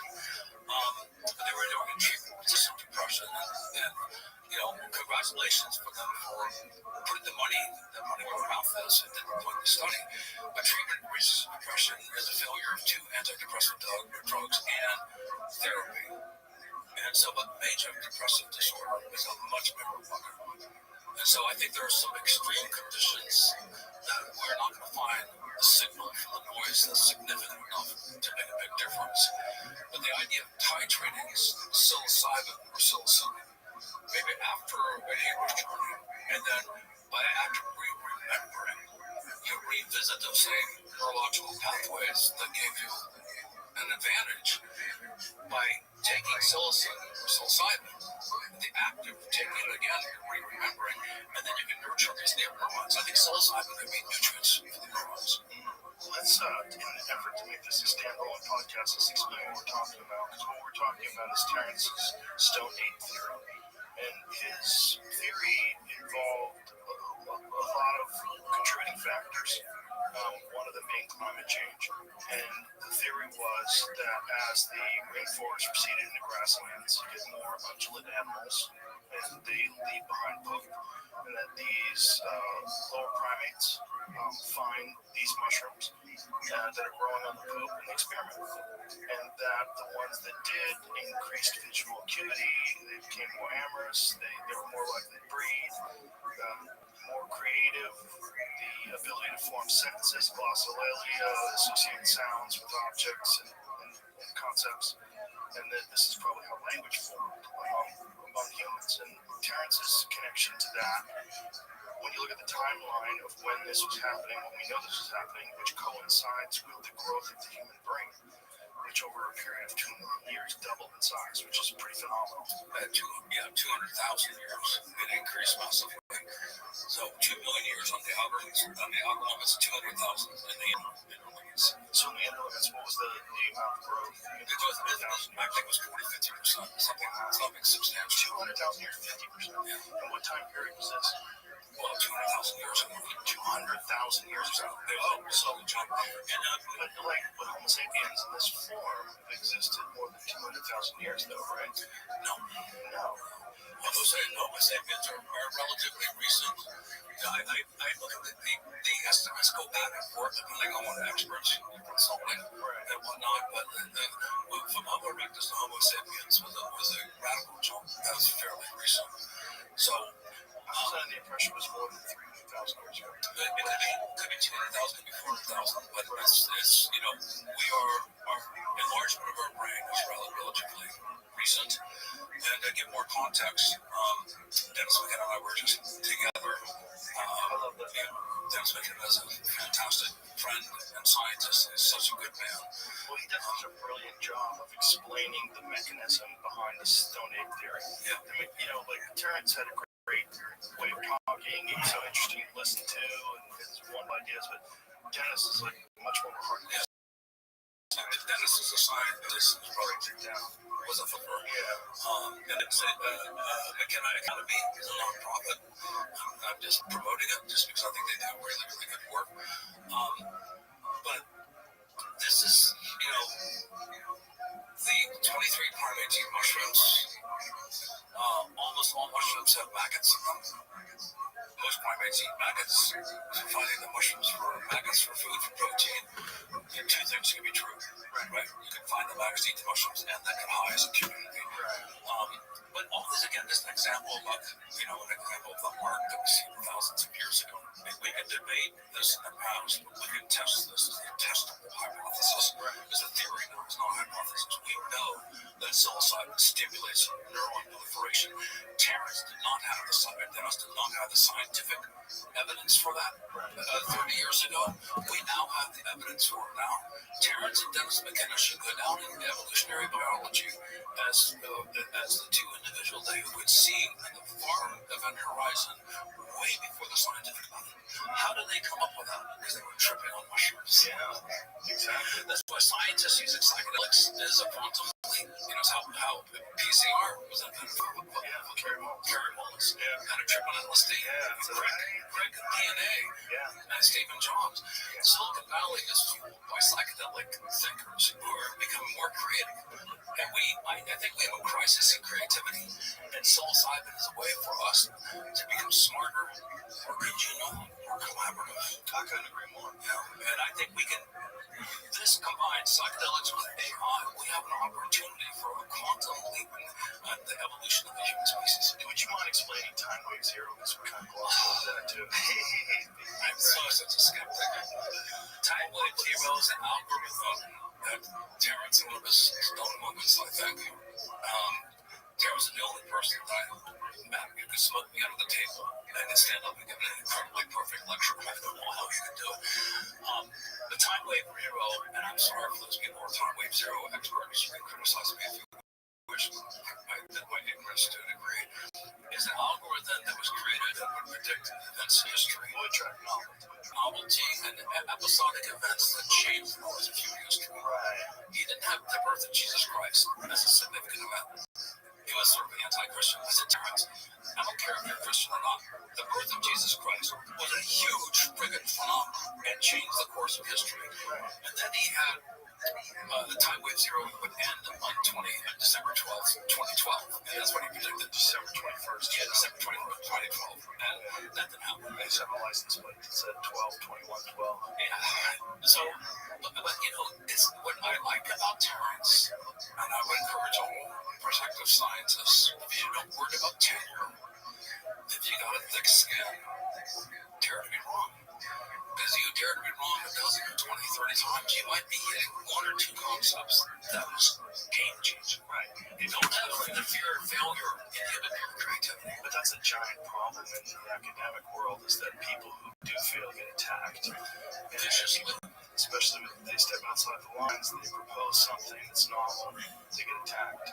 This time wave zero thing, like you used to be able to get it. It was an actual program though, where you could download, you could run it on your own computer.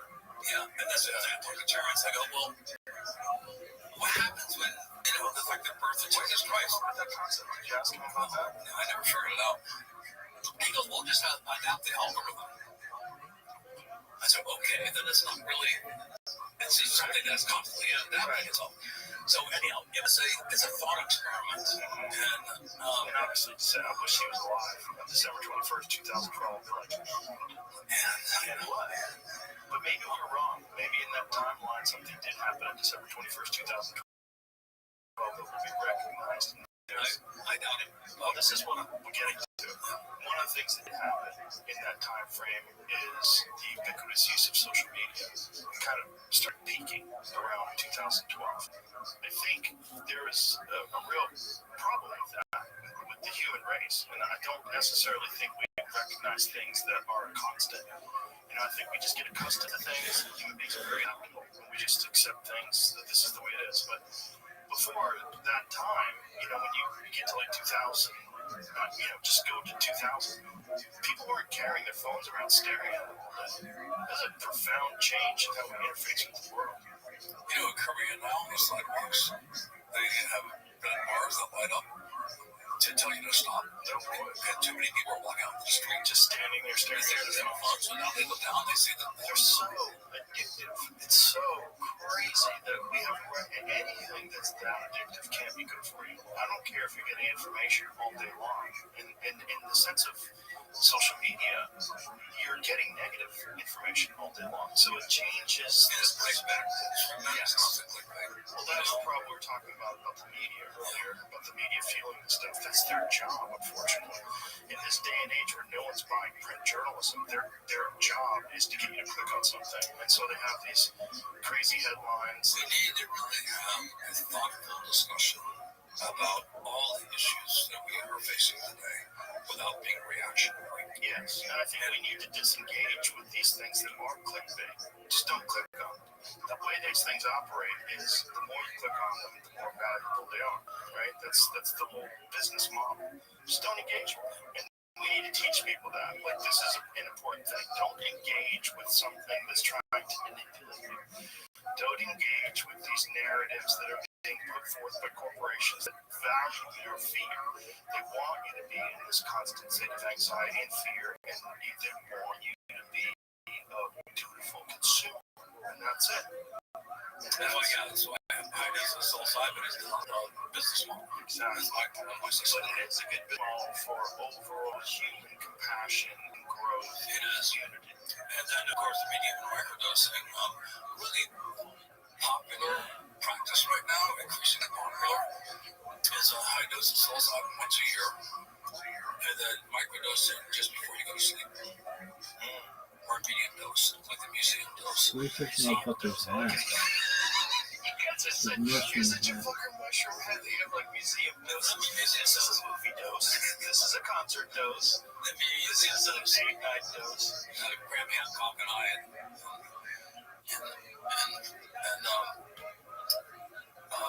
and some friends went to a museum, the British Museum, but the museum dosers just tend to, you can notice them if they wear sunglasses inside. Otherwise, they're pupils. Trying to keep it together. But the idea of taking a museum dose, quote unquote, or a microdose before sleep is that's when you're regenerating. That's when your body and your brain is regenerating. So that is really interesting. Is taking those. Well, that makes sense, especially from like an anti-aging protocol for the mind. And it's also safer. Right. They don't want to charge some tractor. That's why I think clinical studies that look more and more at reducing the expense, having people take the dose of medicine, psilocybin in this case, just before sleeping. They're in a safe place. I had Bernie Sanders on the podcast yesterday, and one of the things that we talked about quite a bit was what's going to happen to people when automation takes over, when AI and automation take over, and so many people are not. And we both kind of agree that universal basic income is really the only way to mitigate the disastrous effects of people losing their income, losing their jobs. And I think it's a good thing. But the problem with universal basic income is that just giving people a check, they don't have meaning anymore. They don't feel like they have a purpose. They don't feel like they have an identity. You know, if your whole life you've been, you know, X, whatever the job is that gets taken away, and you recognize you're being really good at your job, and you take pride in that, and you know, and by your coworkers, it's like, hey, go to Paul, he'll take care of it. He knows what he's doing. Then all of a sudden, that job disappears. How do people find value, and how do they switch their perspective? And talking to you today, I think is perfect, because I think if there's anything that can help us through this journey, that can help people make this transition, which appears to be inevitable, where artificial intelligence is going to do a far better job of menial tasks that people have been doing for an occupation for a long time, to find a search for meaning, to have to find some other way to realize value in life, and not just be a cog in the wheel of this capitalist society, but instead maybe psilocybin would allow people to completely change their perspective of how they exist in this world, and that you've been kind of trapped in this society where it values numbers, it values the constant growth for the shareholders, and it values what you can see in your bank account. It's like not even real. So it's this digital money that's somewhere. Maybe psilocybin would be the best answer for how do people make this transition and reacquire a sense of meaning. Right. I mean, you want to spend your whole life on a assembly line. Right. You want to be out more in nature with your children. Right. That's why I think nature relatedness, you know, is a mental health advantage. You know, the more that we can relate to nature, and literally kind of go back to our roots, you know, re-engaging nature. I think this is, and that will give you a sense of purpose instead of the job, and also protection of the mothership. But we've gotten so accustomed to this idea that your purpose is to make money, your purpose is to make a living, and we've accepted that, even though it's a fairly new concept in terms of the age of the earth. You know, this is a human-created concept, but it overwhelms our day-to-day existence. It doesn't have to, you know, but in this structure, the way we find ourselves now, you take away meaning, you take away a purpose in life, and you just give people a government check every month that covers everything. It covers your food, covers your rent, you don't need to make money anymore, because everything is automated, everything is cheap, AI controls it all. So, what was Bernie's answer? Yeah, he didn't know. But I don't know if Bernie's had any experiences that far. And he didn't have that perspective. But talking to you right afterwards might be the answer. Because this is an inevitable journey that we're on, of revolutionary change in how society is structured. But it doesn't have to be negative. The problem is the people that are in control of AI and these systems, the people that will benefit from them incredibly, in the financial sense, those people are not having these experiences. And if having these experiences, they could be ones. If you have a benevolent person in an extreme position of power, they're probably the only people that can really do something about that. And I think it's very important that they hear, that you realize, like, you're wasting this valuable moment in life trying to acquire money when we have this very unique opportunity to connect together in a way that people probably used to do on a regular basis in the past, was always suppressed by the powers that be because of its revolutionary powers. If psilocybin increases creativity, creativity increases happiness, and happiness upregulates the immunity of the community. Yeah, it's like a dictator. You get the dictators want people in constant conflict, fighting against each other, and they take advantage. In a sense, that analogy that patients had about being in a rut. Maybe we're in a societal rut. Maybe this is the opportunity to be able to groom the landscape and find new ways of living and behaving. Might be the only way. Might be the only way we can get through this. Because if you think about what this problem is, the problem is the way we interface with reality. That's really what it is. If we have been interfacing with reality in a very particular way, showing up at work every day, job, getting a paycheck, employee of the month, okay, that's how you interface with reality most of your life. And then all of a sudden you're met with this profound technological change that's going to eliminate your job. But there needs to be some sort of a profound experience that reintegrates you with the mother. Like lets you know like this is something people made. This is something that people made, and most of the people that made it weren't having psychedelic experiences. And they're building cities, and they're building skyscrapers, and they're polluting the river, and they're doing all this stuff. It doesn't mean that this is how we're supposed to do it. Exactly. And I think, again, I want to reiterate, I think we have a crisis in creativity. I think psilocybin is a psychedelic stimulate creativity. Look at Alex and Allison Gray's work. I mean, some of the psychedelic artists in the world inspire the nicest people. Alex is like he's a role model for being just a kind, nice, sweet person. And Alex gave me some of the best advice I've ever received, and it's giving Alex a great total credit for this. And I asked him, like this is my 8th book. Oh my God, it's so much work to write a book. I didn't use any AI writing this book. I wrote the whole thing myself. And I asked Alex, you're so prolific. How do you do it? He goes, I had one realization.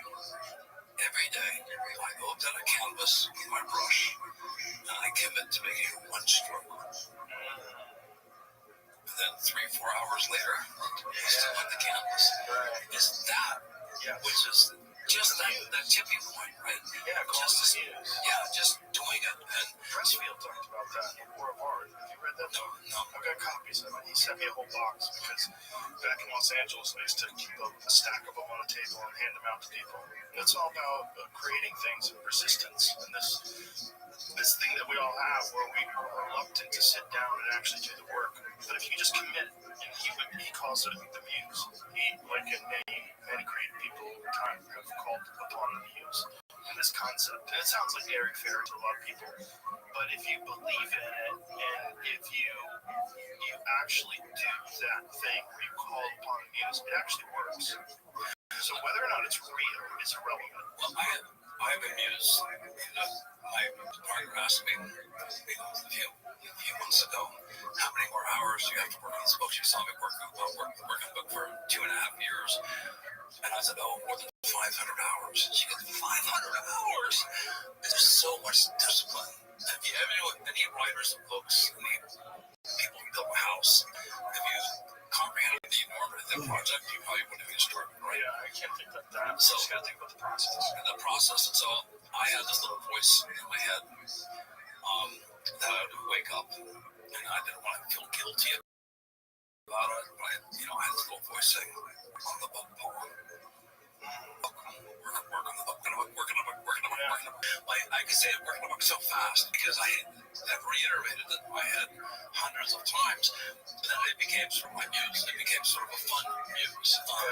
I think we all have these little voices that kind of, says, get it right now. It's, wake up. And I think that's good. And I don't think that's, psychosis. I think that's something that we all have, these little voices that are trying to help us to be better. And whether it's internal or external, whatever it is, you can have a voice. It's like working out. It's the discipline of being able to make sure that you're the best that you can be.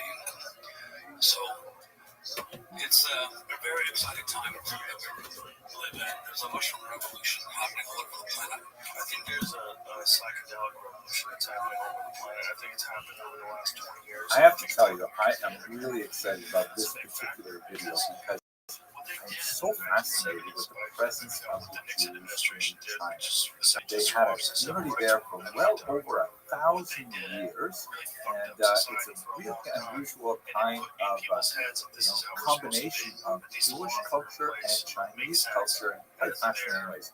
Today, I'd like to focus specifically on the origins of the Jews of China, but perhaps we'll take a little bit of time at the end of this short video to talk about the nature of that unusual Chinese-Jewish synthesis. So, first of all, when do we first hear about the Jews of China? So, the first encounter of the Jews of China with the Western world was in the person of Matteo Ricci. He was the first important meeting. And Matteo Ricci was a Jesuit priest who had come to China with the goal of converting the indigenous population to Christianity. They had a lot of challenges with that. We'll look at some of those. But there's a fascinating encounter that had happened in 1605 when a Jew from the city of Kaifeng, was a very important Jewish population and a long Jewish history, came specifically to meet with Ricci in Beijing.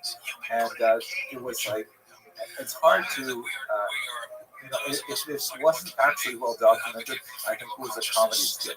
Apparently, Ai Tian, this Jewish guy from Kaifeng, thought that Matteo Ricci must be Jewish because he had heard about this person in Beijing who came from far away and he knew a lot about this particular religion. So, okay, he must be a Jewish guy.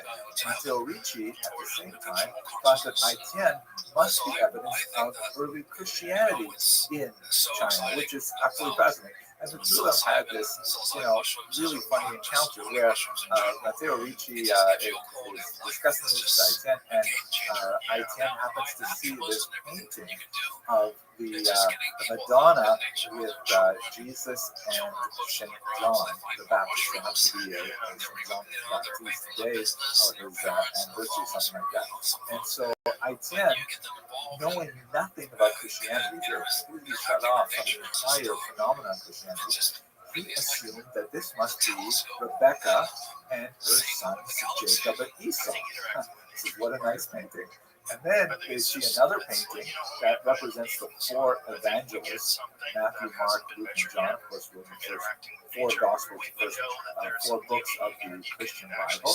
And Ai Tian thinks, oh, look at that. This must be the 4 of the 12 sons of Jacob. Where are the other 8 sons? It's just this hilarious thing. Eventually, they figured out that, in fact, Ai Tian was not a Christian. He was Jewish. And this was had fascinating unto its own right. Now, from Ai Tian's perspective, he wasn't entirely clear on what Christian meant. And in fact, in communications with Ricci and with later Jesuits who actually came to Kaifeng, there was a suggestion perhaps, someone like Matteo Ricci could take over as the chief rabbi because he obviously knew a lot of Tanakh. And one of the challenges that the Kaifeng community was experiencing, even in the 17th century, was a decline in literacy and a decline in Hebrew literacy specifically, and in familiarity with rabbinic tradition. They were looking for a new chief rabbi. Apparently, as the story goes, the chief rabbi of Kaifeng was very happy with allowing someone like Matteo Ricci to take over for him. The Christians really didn't bother him too much. It's another kind of but the fact that the Jesuits were still eating pork, that was very problematic. So there's no way you can become our rabbi if you're still eating pork.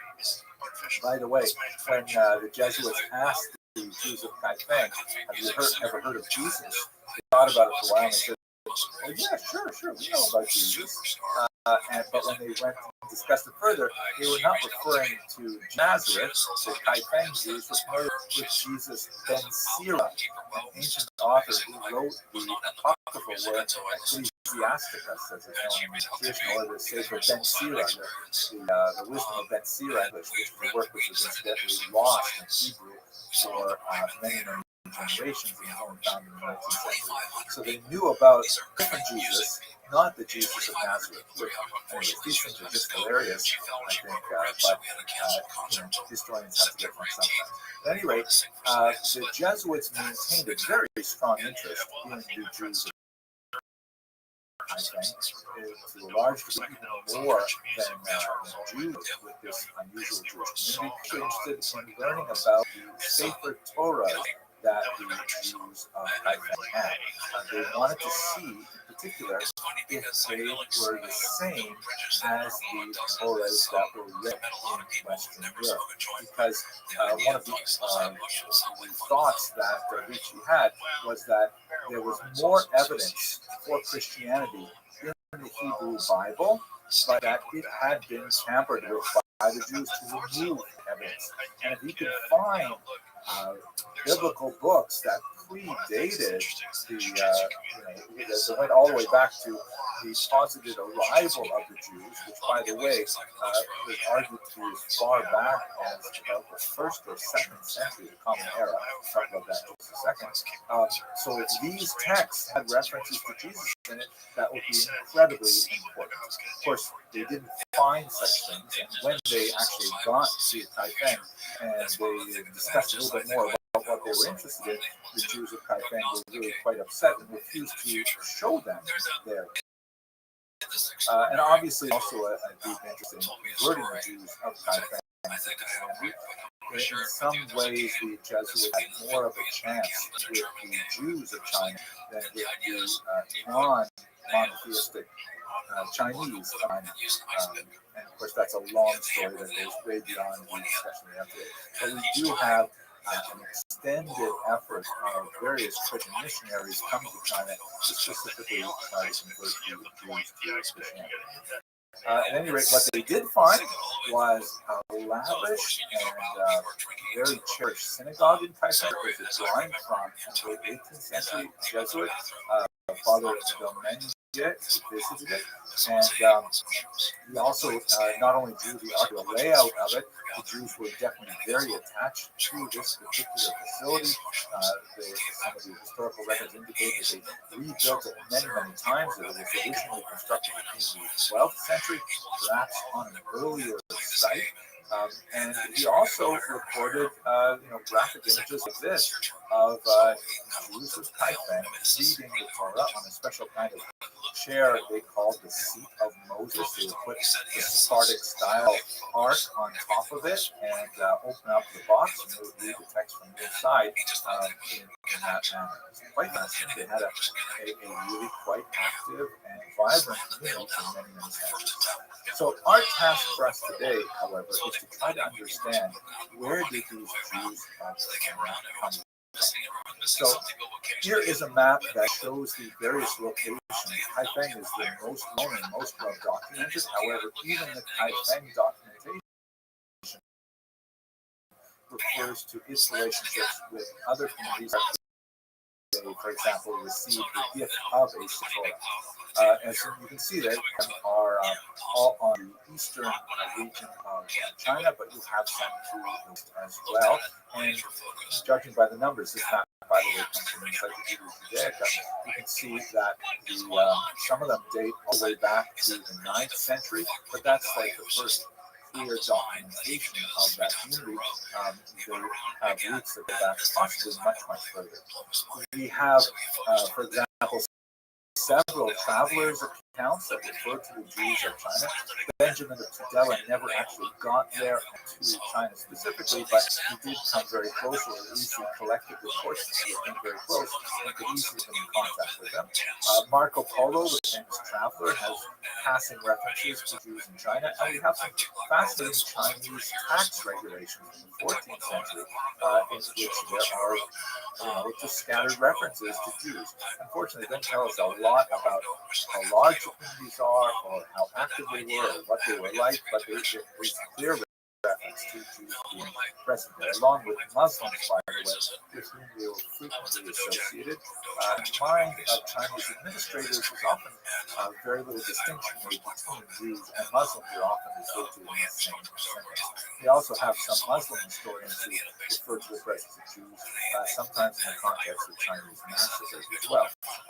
Now, most likely the Jews came to China along the Silk Road, which you can see here's a map from Wikipedia that shows some of the most important routes upon which silk traveled from the east to the west. It's also called the Spice Road because the spices were also a very important commodity that was imported to the west from the east. The map is a little bit strange because it refers to other caravan routes, and those are, many of them are through the oceans. To my knowledge, camels don't swim especially well, especially when they're laden down, but it does indicate that, there was a lot of maritime trade as well.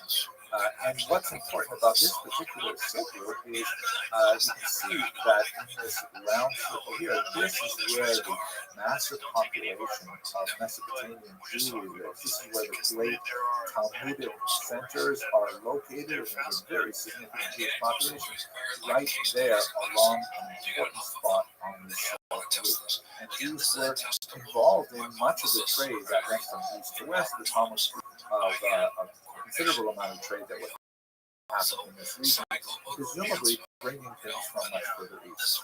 This received even more attention when Ariel Stein, who, as you can guess by the last name, was actually born Jewish. He was an explorer and a specialist in a lot of these ancient languages, Eastern languages. His parents, ironically, baptized him and his brother, which was very common for German Jews at the time, although they and their daughters remained unbaptized Jewish. Anyway, Stein, who went far away from his native Germany to explore this region, was exploring in the region of Yunhuan, which is on the Silk Road, and he discovered an amazing thing. He found a huge cache of medieval documents, and scattered among these documents, which were mainly written in Asian languages, he found also this 8th century carefully folded piece of paper, which was actually a Hebrew sliphat, meaning a penitential prayer, possibly associated with the high holidays, but the traveler who carried it very lovingly folded it and kept it as he was traveling along the spice. The document can be dated with reliability to the 8th or 9th century. Here was clearly someone who was attached to Jewish prayer, was traveling along the spice route in this period, and that's most likely how most of the Jews was a long distance. Many of them would have settled in places like according to Feng tradition, this would have happened Han Dynasty, which ended around the year 200. It's impossible to know exactly when the Jews settled there, but they were certainly there for centuries before they were discovered by the West. Now let's take just a couple of minutes to learn about what was this unusual community like. Documents that we have to tell us about the internal life of Kai Jewry, that is, documents which were composed by the Jews themselves, as opposed to accounts by travelers, which are transmitted as well. We have several stelae, meaning stone blocks, which were established in the synagogue to record important historic dates, many of them associated with the rebuilding of the temple, of the synagogue. And by the way, in modern Jewish parlance, if you go to a synagogue, you'll find the exact same thing.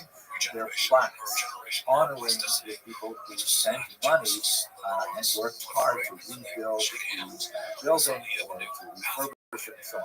So we have 4 different texts. We have the earliest dates from 1889, and on the reverse of that stone block is another text written in 1512, and then another one in 1663, and then the fourth one is 3 blocks.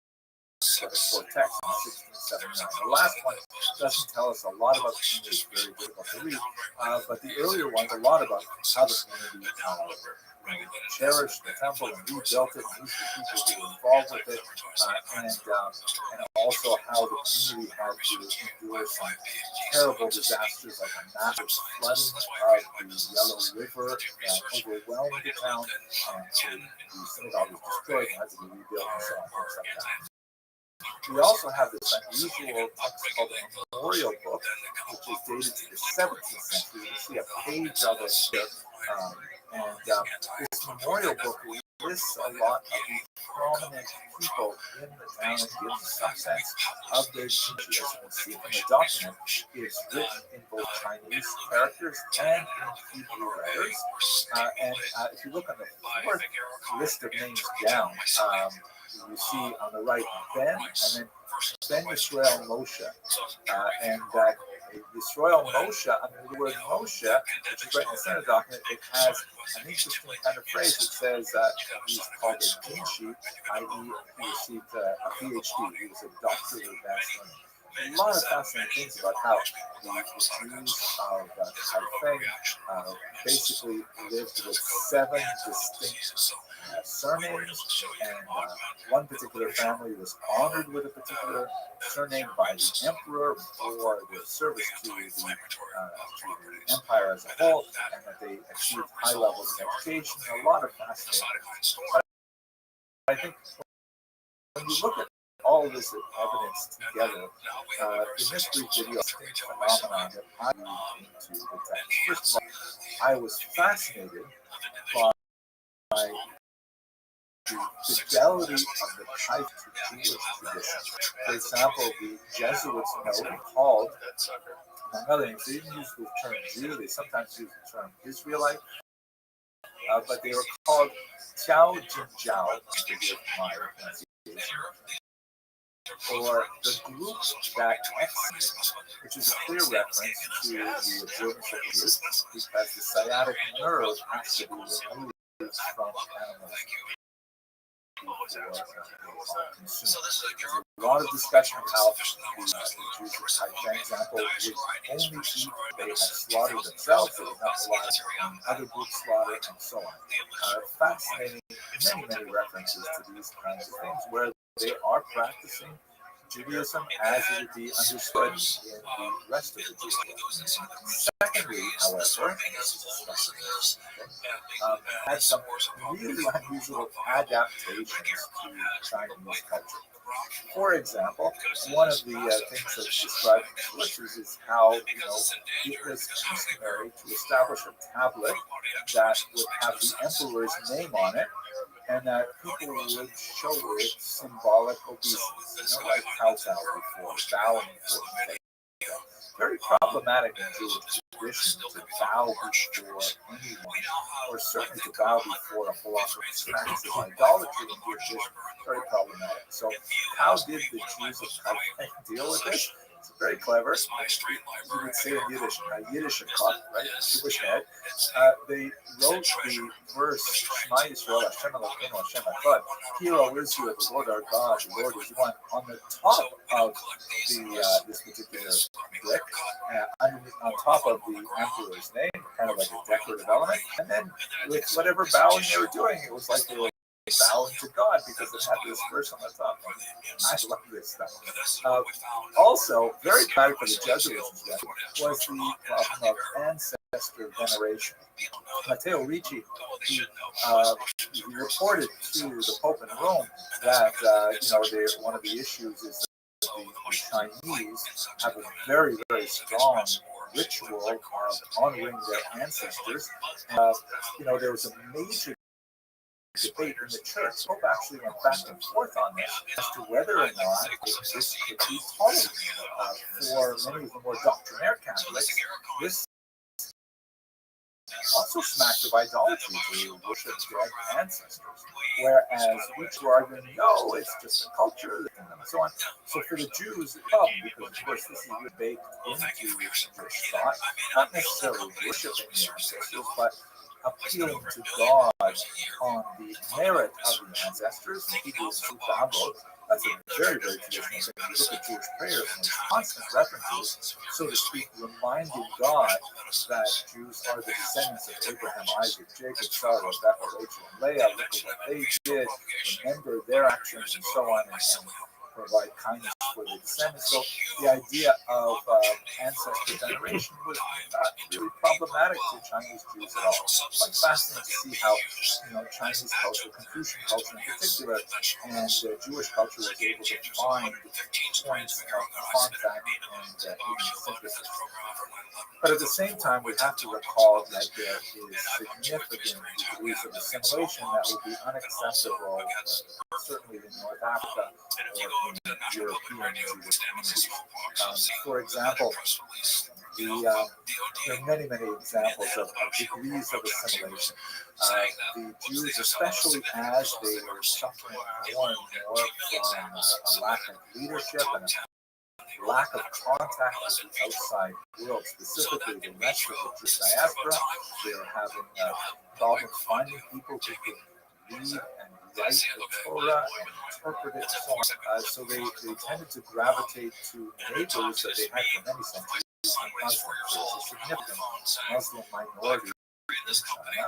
And in fact, there was a photograph in the 19th, 20th century of Jews, Haifeng and elsewhere, worshipping in Muslims because, after all, they were sort of theologically much closer to Islam than they were to Confucianism. Islam is, of course, intensely monotheistic, worshiping the same God. So the Jews would frequent Muslim mosques, their neighbors. In fact, they were almost indistinguishable in dress, but the Muslims would wear white caps, and Jewish males would wear blue caps. So one of the names for Jews was, in fact, blue caps, because that distinguishes them from the Muslims. For Confucian Chinese, it was often like, who are these people? And, oh yeah, right, you've got two flavors, you've got the white flavor and the blue flavor of the wine.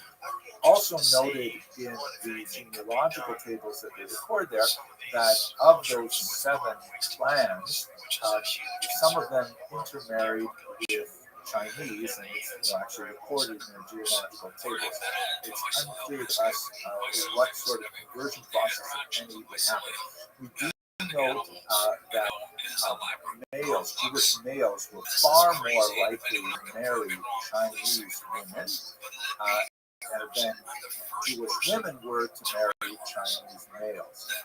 And in those genealogical tables, there was a clear distinction made between those women who were born Jewish, they were called Bat Israel, right, daughter of Israel, and those women born to non-Jews were called Bat Adam, daughter of Adam. They were married, however, and their origins were recorded. So there's definitely some degrees of assimilation, and it varies. Certain families were far less likely than others to do so, which I guess is probably similar to American Jews as well. The last thing that it's a sad point in many ways, but the community, of course, fell into significant decline in the early modern and into the 19th, 20th century. And one of the saddest things was that they lost the ability to clearly copy their Torah scrolls, to read their Torah scrolls, and ultimately they ended up selling their Torah scrolls to Christian missionaries who then brought many of them back to Western Europe, and in fact even one Torah scroll is in Toronto. This is an example of a Haifeng scroll, which was done by the British Library.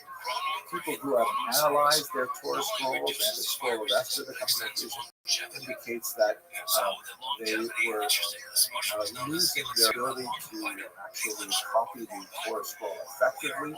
It's clear from the confusion of some of the letters that sound very similar, like Chet and Chaf, or Aleph and Ayin, that they used a method where one person would read the Torah scroll and the scribe would actually transcribe it based on what he was hearing. Hence, there would be errors between those two letters. By the way, Matteo Ricci did not find the evidence that he was so hoping to find of Christian prefigurements in the Torah that were not in extant. The Torahs are identical to Western Torahs, except for these obvious kinds of typographical errors. The letter Vav overused, that's the word but and these confusions of Aleph and things like that. So with the loss of these Torah scrolls, the communities fell into a very steep decline, although there are still remnants of the communities even into the 21st century. I think by way of conclusion, it seems to me that we see in the Haifeng Jewry just how important it is for the scattering of Jews to remain connected to one another. Even more importantly, how it's crucial that they remain connected to the core texts of the Bible and the commentaries. Without these two things, it's very difficult for communities to last, although the Haifeng and Chinese Jewry in general demonstrated remarkable resilience over many centuries hopefully they will have then you have a one Renaissance. declared. And the last thing I gotta say, for those of you who have been following my lectures, I want you to appreciate how hard it has been for me to get through this entire lecture without once mentioning the Jewish predilection for Asian cuisine. I just want you to know I really respect this. Okay, thank you very much. We're working with several funders. We have tested this now over and over again. This is an outdoor animal clinical study, double-blind placebo control, using mycelium grown on rice, grown sawdust versus the sawdust and the rice as a control. Clearly a benefit. So this is scalable. You can't harvest fruit bodies in a way that you can scale mycelium. Mycelium is an exponential increase in mycelial mass virtually every week. 10 times 10 times 10 times 10, or even 10 times 100 times 100 times 100. Massive scale. I think I have found something. The origins of the Jews of India go back to the ancient period, and we basically have four different types of population that inhabit the subcontinent. First of all, you have the Cochin Jews who live on the Malabar coast here in the southern part of the subcontinent, and then you have the B'nai Israel. And they're sort of like by this green square box here, and they're primarily to the north near the city of Mumbai. And then you have the so-called Baghdadi Jews, who are not necessarily all from Baghdad, and they are concentrated in Kolkata, but located in some of the populations where Jews had previously resided. And finally, the so-called Paradesi Jews, who are spread out in a few centers, also found within the recognized population centers that we noted. Let's have a look at these four distinct types of Jews in a very quick overview. First of all, let's begin with the Cochin Jews, who are the earliest Jews recorded in India. They certainly date from the ancient period. We know from the text of the Hebrew scriptures, the Tanakh, that there are several words that are related to Sanskrit and Tamil, which are most likely connected to the trade that went on between ancient Israel and ancient India. There are terms primarily for like various goods and gems and things like that. There's also a possibility that this remarkable, mysterious Ophir, that is the source of much of Solomon's wealth, may have been a place called Supara at the mouth of the Indus River, which also housed a very ancient civilization. But we know from multiple sources, from not only Jewish sources, but Greek sources and Roman sources and so on, that there was significant trade, particularly from the west coast of India and the Middle East. By the time we get to the medieval period, the Radhanite traders, who we spoke about in a previous class, have been traveling all through this route and definitely are engaged in trade all across the European and the Asian continents, and they're described primarily in Arab historians. So we know that there are Jews who are visiting India and who are in possibly setting up kinds of settlements in India. The first of those settlements is the so-called Cochin Jews. Now, we know of their history from their local legends, but one of the most fascinating early documents that we have that specifically refers to them are the series of 3 copper plates that are apparently a type of a charter that were issued to the Jews of Cochin, and this kind of like sets the tone for much of the history of Cochin Jewry, a remarkable level of coexistence with the local population. One of the things that's quite fascinating about this period is that there seems to have been no indigenous anti-Semitism. I know, right? That's like so hard to believe, but there seems to be very, very few incidents of any kind of organized anti-Jewish impetus. This may be related to the fact that, pagan empires, ironically, tend to be more tolerant of other religions than monotheistic faiths. Perhaps that's because of the approach being, we have lots of gods, what's one more anyway, that kind of thing. But anyway, that seems to be the case in Cochin. So these 3 copper plates offer some kind of charter, which essentially a promise to a possibly legendary local Jewish figure named Jovan, giving the Jews of Cochin all kinds of privileges, many of them symbolic in nature, like the right to use a parasol, which is apparently something reserved for royalty and things like that. They date from probably the 11th century, really old, and that, of course, does not speak to the origins of the Cochin Jews, which could have gone back easily to the ancient period. They are written in the Malayalam language, in the Vatalutu script. Yes, I missed that. I hope I pronounced it correctly. And one of the factors that we have to bear in mind when we're studying India is that it is so far from homogeneous.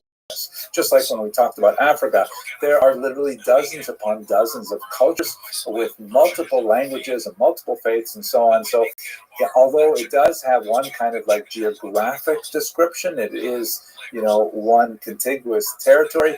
India is really made up of many, many different civilizations. Now, the Cochin Jews were fascinating in that they seem to have not really been deeply connected to the traditional rabbinic or even the later Karaite iterations of Jewish thought, and they seem to have, evolved with a local indigenous leadership that led to a lot of really fascinating kind of local customs. Like, for example, this is a paroches, a curtain that is placed in front of the ark that holds the Torah. This is a common element in synagogues all over the world, and of course harkens back to the temple, where a curtain would separate the Holy of Holies from the rest of the temple grounds. But a fascinating element in the Cochin Jewish customs is that they incorporate the skirt or other type of clothing of a bride into the parocha itself, which is a fascinating kind of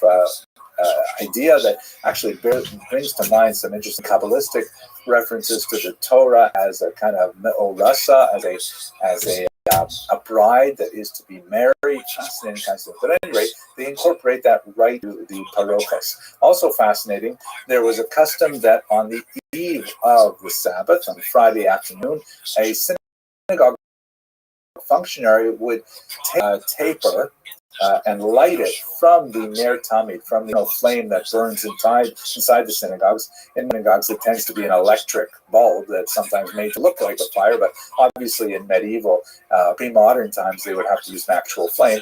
And he would carry this taper to all the homes where they would have these kind of like oil things set up on the outside of their homes, and he would share the light of the synagogue with all the Jewish homes on the eve of the Sabbath. Beautiful kind of idea, I think.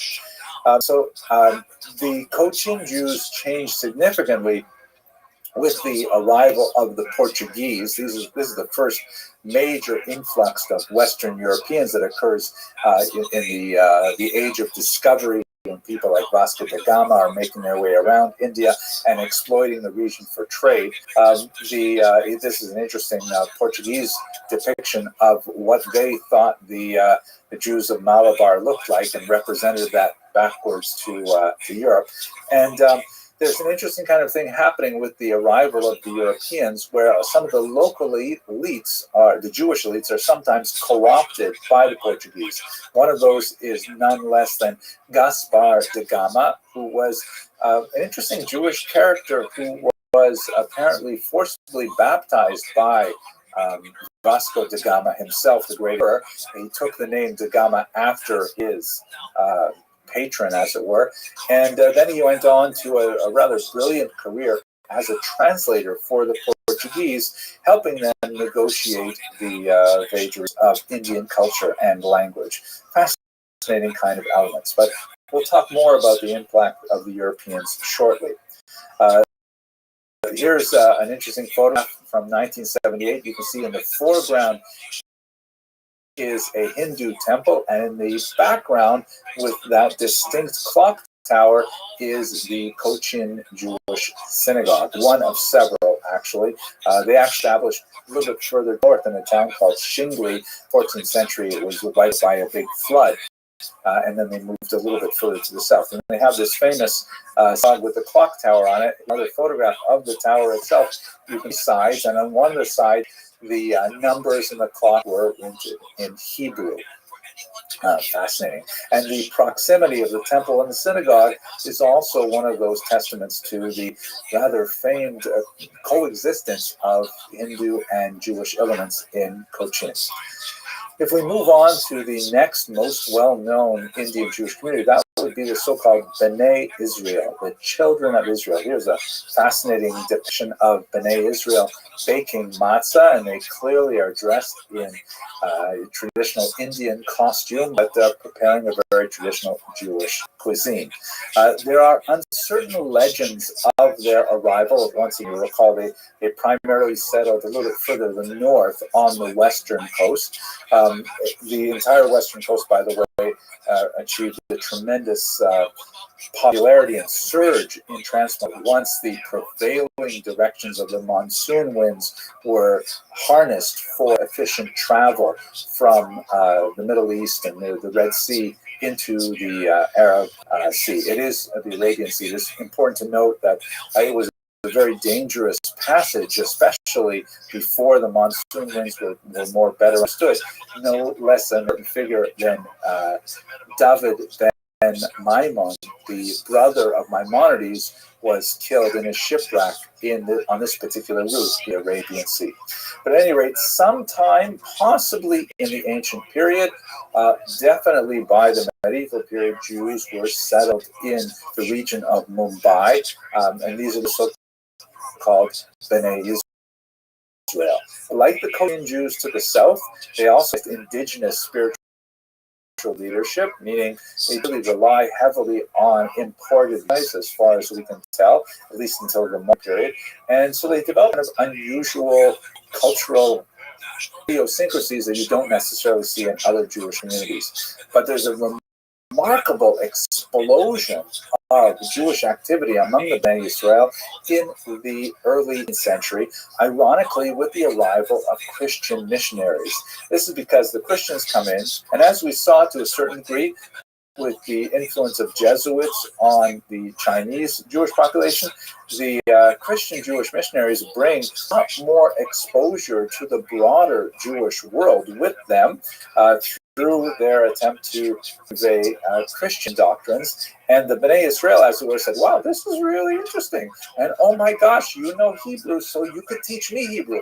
And all of a sudden, these B'nai Israel started becoming really proficient in Hebrew and started studying more and more Tanakh and getting more involved in Mishnah, Talmud, and so on. And they ended up developing really a quite rich connection with the rest of world Jewry, so much so that, like Cochin Jewry in the 20th century, was a very heavy movement of B'nai Israel to make Aliyah, to move to Israel.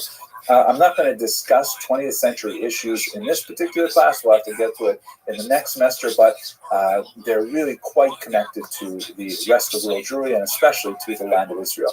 Just to have a look at some of the interesting cultural features that developed among the B'nai Israel. Here you see an interesting custom that right next to the mezuzah, the small device that's attached to Jewish doors that has a piece of the Hebrew scriptures in it that's from the Shema prayer. On the right, they also put up some rice stalks as a kind of prayer, physical prayer for good fishing and fertility. Fascinating. And also you see among the B'nai Israel in this particular photograph, which is from the mid-20th century. I know I said I wouldn't talk about the 20th century, but nevertheless, especially through their contacts with Christian missionaries, the B'nai Israel begin to make a distinction towards modernity, as you can see in the varieties of clothing and their generational differences in this picture alone. And there are many such examples of these photographs from the early 20th century. Finally, let's have a quick look at Baghdadi and Paradesi. The Baghdadi Jews, as the name implies, were representative of a significant population of Jews who began to move to the Indian subcontinent primarily for international trade, and they began to establish strong footholds there.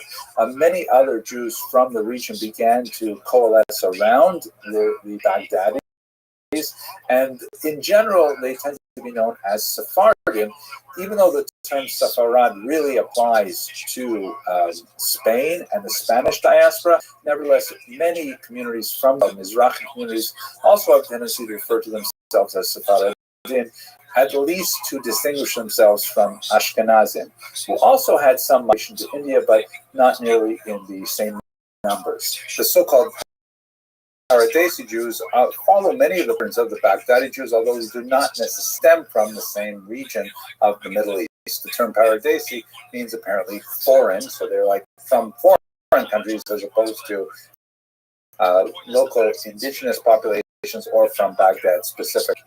One of the most famous of these early Vadi immigrants was David Sassoon, a very important builder of the Indian community. You can see him here on the left, and then with his sons, who all were very, very important in developing the economic picture of Baghdadi Jewry.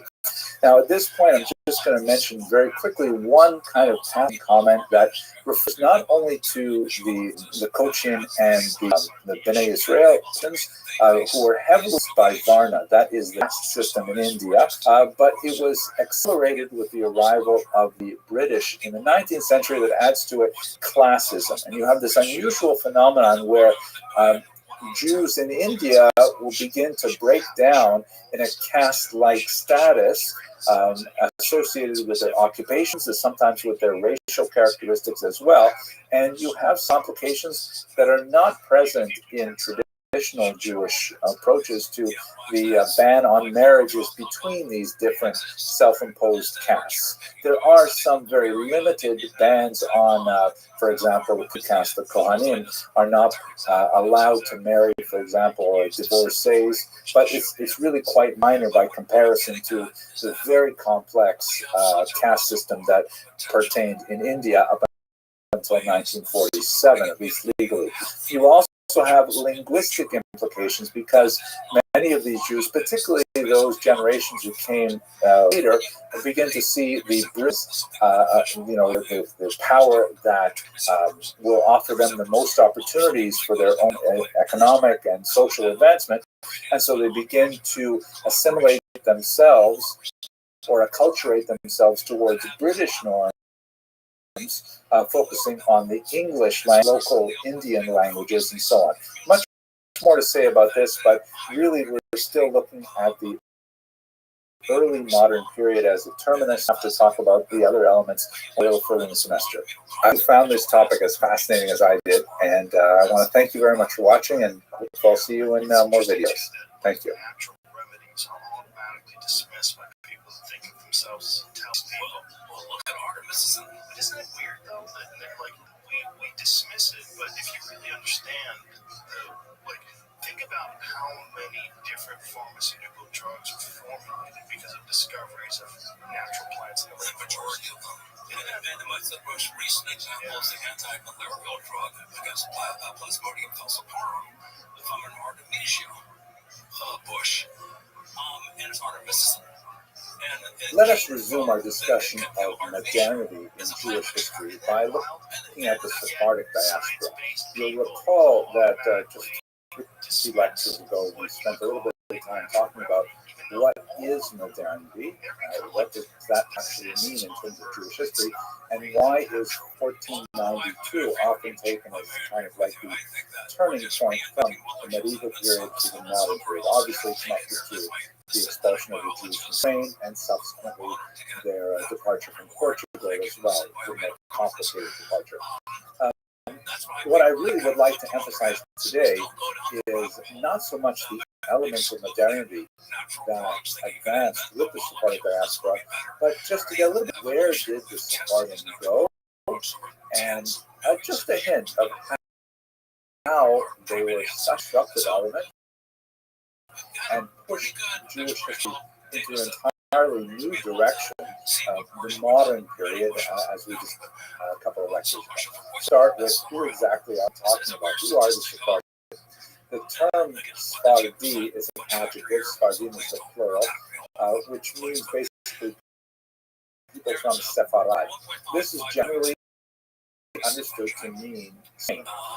It really includes Portugal. It's really the entire Iberian Peninsula, although there is often a distinction made between Spanish exiles and Portuguese exiles. Spanish exiles were not forced to convert to Christianity before departing the Iberian Peninsula, and as a result, they left the region, had to deal with the disabilities that continued placed upon them wherever their destinations were. Portuguese Jews in the area were subject to a mass forced conversion in 1497, and so as a result, they occupied a very unusual space in Jewish and European history, because here were people who considered themselves to be, at heart and in their core identities, clearly Jewish. Obviously, there was a spectrum. There were some who embraced Christianity, but they really dropped out of the story of Jewish history for the most part. They still consider themselves Jewish for generations and often hid their identity from their neighbors and sometimes even from their own children until they reached adulthood. But they had all of the freedoms associated with Christian identity, which meant that they could travel, they could go to universities, they could enter professions, even enter the church. Fascinating and unusual history. So Portuguese Jews in their diaspora are often quite different from Spanish Jews, and they have an impact, perhaps even more than this, for reasons that we will discuss. Furthermore, there are many Jews who are not Spanish or Portuguese who nevertheless identify themselves as Sephardi or Sephardi. For example, one of the greatest of the Sephardi thinkers of the 20th century is this man, Rabbi Ovadia Yosef, who is the chief Sephardi rabbi of Israel and really a brilliant thinker, very prolific. And he was from Baghdad. The Baghdadi Jews go back centuries upon centuries, all the way back to the Talmudic era and possibly beyond, without having anything to do with Spain directly. Nevertheless, it is intellectual identification and religious identification with Rabbi Yosef Karo, the author of the Shulchan, who is perhaps the most famous of the Sephardi exile, that brings them in the larger campus Sephardi. To be sure, more sophisticated discussions of ethnicity and ethnic identities would require a distinction between Sephardi and Mizrahi Jewry, or Edut and Mizrach, the Eastern communities. But many Jews who kind of attach themselves to that Sephardi intellectual religious tradition call themselves Sephardian, even though ethnically they're more Middle Eastern than Spanish. Another interesting kind of example where you might see this is, for example, there are significant populations of non-Eastern European Chabad Jews. So they identify as Chabad, which is a very kind of Ashkenazic movement, but they are not Ashkenazi. So it's possible by way of accumulating identities that they can overlap, even though they don't necessarily make sense on a basis of nomenclature.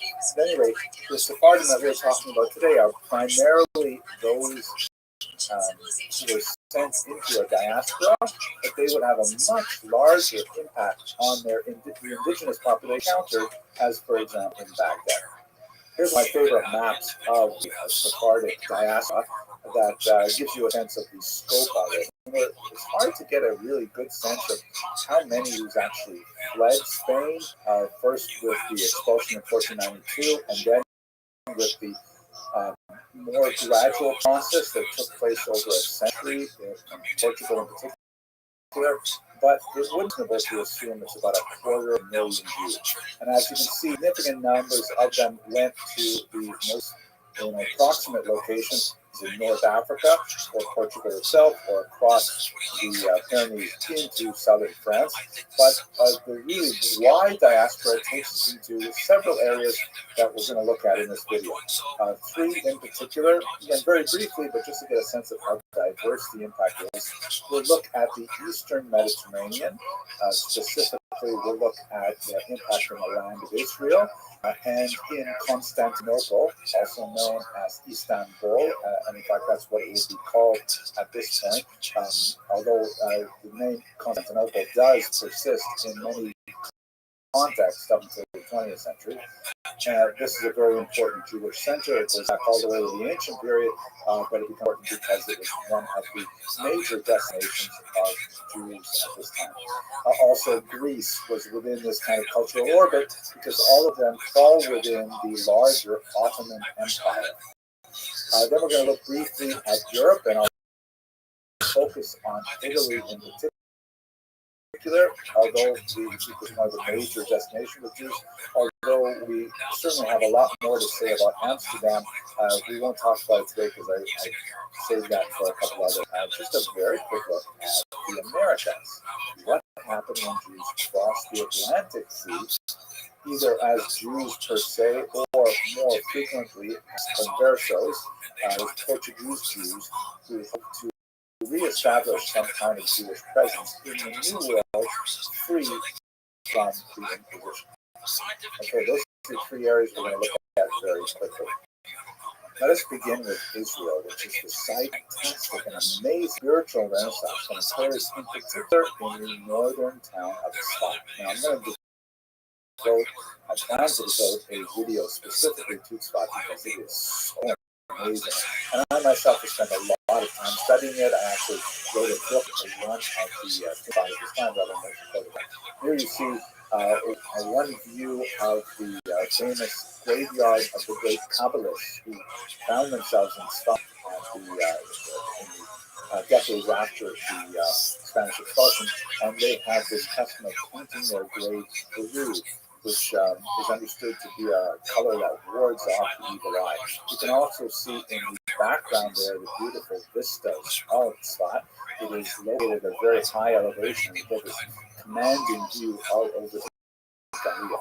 And what happened in Tzfat was rather unusual. It was something of a nothing town in northern Israel. Jerusalem was a major center of Jewish activity, but for primarily tax purposes, the Ottoman Empire released some tax disabilities and new settlement in the northern part of the Galilee. And Jews were very active in the textile trade in particular, began to settle this region quite rapidly. Early on, many of those settlers were exilees from native Portugal, and over the course of the 16th century, really not even the entire century, really about 70 years, this one town attracted a brilliant number of really important mystics, including Rabbi Yosef Karo, mentioned earlier. He is the author of the Code of Jewish Law, and much of what he wrote was written with the Spanish exiles in Greece and in Constantinople as he ended his career in Tzfat. The great Moshe Alshich, fantastic commentator, very Kabbalistic kind of explanations. By Moshe Cordovero, the figure who occupies so much of my own energies, the author of Pardes Ramonim, Talmud Devorah, other great classics, and his very brief students, because they only spent less than a year together. The great Arizal, who was not Sephardic in origin, came from Egypt.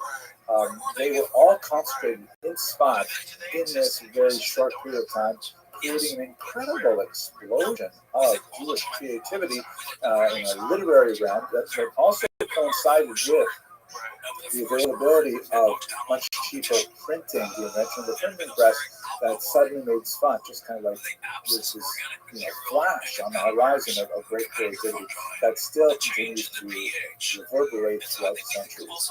It ended with some disasters. There were plagues that affected the region. There were earthquakes that affected Tzfat, and it went into a significant decline at the end of the 1500s, but nevertheless, an important transformative moment in Jewish intellectual history as a result largely of the Spanish exiles coming here. And I think one of the things that drove their thinking and made it such a powerful moment is that they really had this tremendously apocalyptic vision of what the exile from Spain meant. That it was, nigh on the Messianic era, and that how Jews reacted to it would be crucial and so on. If you look, I mentioned Chabad earlier. Chabad is also very useful in this context because they follow the Lurianic system of Kabbalah, which also has a very strong, inherence in human behavior and its relationship to the impact on the cosmos as a whole. Very, very dramatic, very motivational, very inspirational, and so on. Much of this really stems from that huge burst of energy that comes out of stuff. We also see in Constantinople, here's a postcard that depicts the glorious interior of the Hagia Sophia, first built as a church, then later converted to a mosque by the Muslim invaders. There's a postcard from the 19th century, I believe. And in Constantinople, there was a tremendous number of Jews settling primarily because it was the capital of the Ottoman Empire, the great administrative center. And the Sultan of the Ottoman Empire laughed at Spaniards openly, saying, "Why are you expelling the Jews? They're incredibly useful. They are literate, numerate, they are well-connected internationally because of their earlier diaspora." Invited the Jews to the Ottoman Empire, to places like Tzfat, to the capital city of Constantinople. So there was a huge surge of Jewish activity in Constantinople as a lot of the Jewish exiles make way there. You also see Jews in some of the most important centers, such as, for example, Greece and the Balkans. Here's a fascinating picture from 1846, very early, from Thessaloniki, Salonika, one of the most important Jewish centers of Greece. And it represents three women in traditional costume. On the left, a Muslim woman, in the center, a Jewish woman who is wearing absolutely amazing shako, and a Bulgarian woman who I imagine is Christian, although it's unusual to see a Christian woman veiled like that. I don't know enough about the history of costumes, but it's fascinating photograph. So the Thessaloniki really get a huge boost from the Spanish exiles as well. So that's kind of like looking at some of the impact on the Ottoman Empire, where they brought a modernizing, but at the same time, demystical approach to Judaism and the outsider. Looking at Europe, Italy was one of the most important destinations of the Sephardic exiles, and they were extremely creative there, reflecting backwards. Right here you see a gorgeous translation of the Bible into Hebrew Bible into Spanish by these Portuguese exiles. It's called the Ferrara Bible, named after Ferrara city in Italy, where there were significant settlements of these exiles, many of who brought significant wealth. And they supported scholarship, particularly two women discussed in just a second. On the left, you see a Portuguese document, the Consolation for the Tribulation of Israel.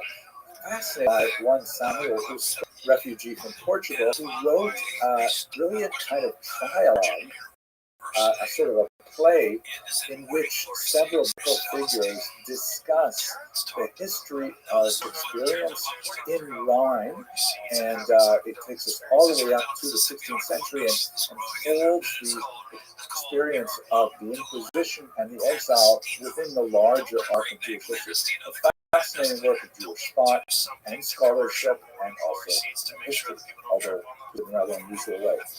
Perhaps the most dramatic moment that illustrates what the impact of the Sephardic exiles in the Italian is the so-called Ancona affair.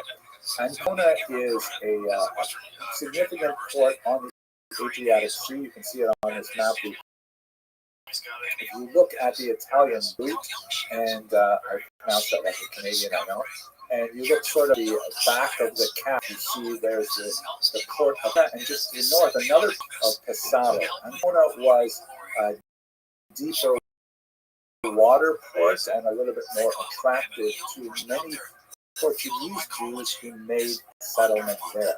And were free in Ancona, even though it was a Catholically, fairly light supervision from Pope Paul III.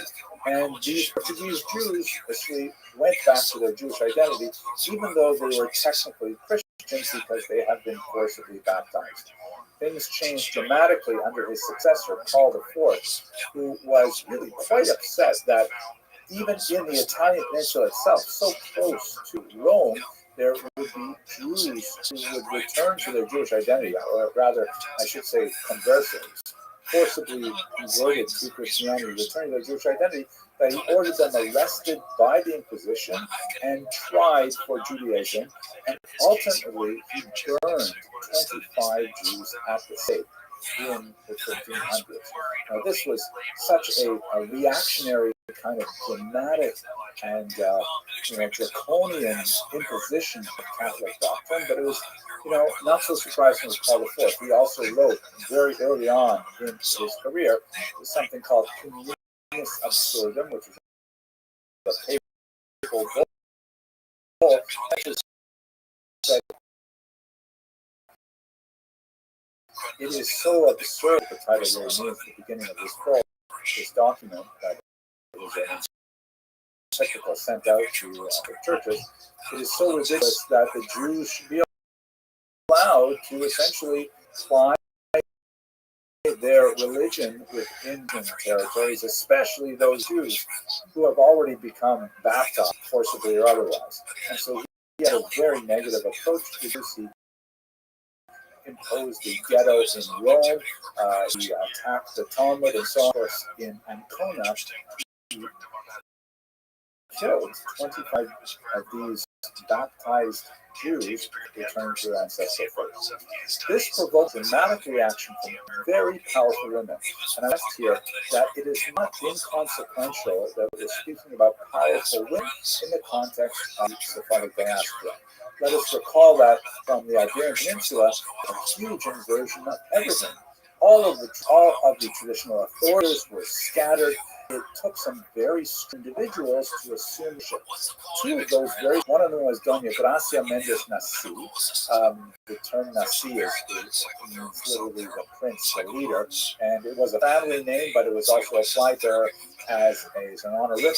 She was a brilliant woman who actually came from the Portuguese extraction, meaning she did come from a forcibly converted background, and she, of course, was incensed that the Pope would impose this on the Jews of Ancona and actually kill 25 Jews in this matter. And so she, in a rather unusual move for a woman, used her significant wealth. She was a very important supporter, for example, of the Bible translation we saw earlier, and also the consolations by Usque. She called for an international Jewish boycott of the port of Ancona. And she did this from Constantinople, where she had made her home.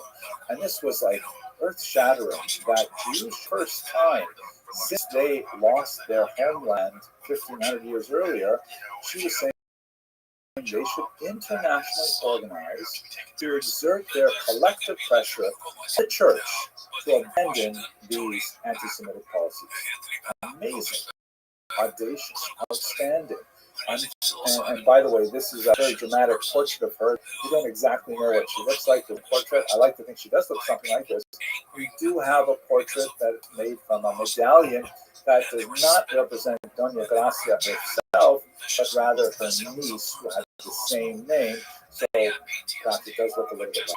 Unfortunately for this movement, which did gather significant steam within the Ottoman Empire, she was opposed by another very powerful woman named Benvenida Abravana, from the famous Abravano family that fled Spain. The fact that Doña Gracia was from the Portuguese extraction and Benvenida Abravana was from the Spanish extraction was not inconsequential.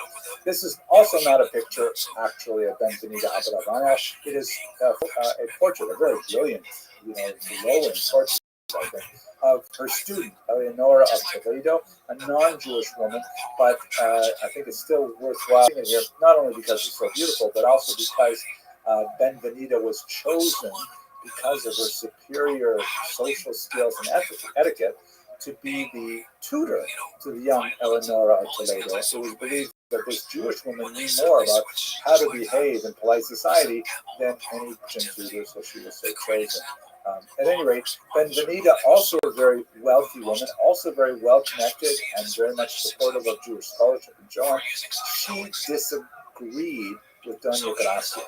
two female titans disagreeing on a moment of great consequence for Jewish European history. She said that if the Jews were to boycott Ancona, then all the Jews living in Catholic countries, in particular in the Papal States where she was at the time, they would suffer an anti-Semitic backlash.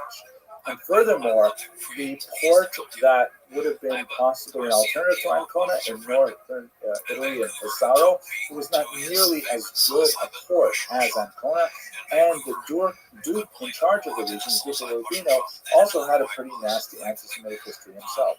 So Benvenida respectfully but forcefully disagreed with Doña Gracia on her idea of a boycott, and unfortunately it just ran out of steam as a result of this conflict.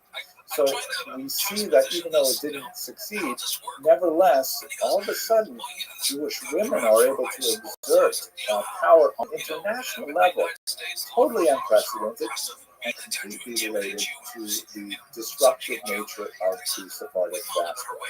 Again, there's a lot more to say about Europe. Let's talk more about Holland and Amsterdam in particular, but I'm going to save that for later. Let us just conclude this lecture with a very brief look at the Americas.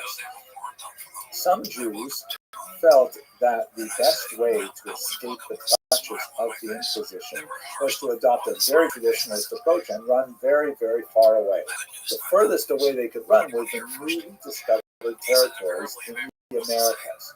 And although ultimately many of the Jews would settle in America itself, the United States of America itself, you can see here this beautiful piece of sheet music that captures a little bit of the way in which Jews regarded the United States.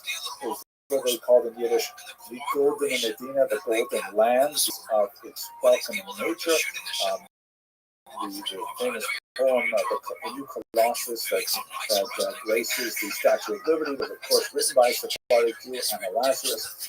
But much of this settlement, which was dominated, by the way, by Portuguese who were technically Christians and allowed to make these kinds of journeys without as much difficulty, was settled primarily in the Caribbean and in South America initially, especially because the Portuguese had significant holdings in Brazil, for example.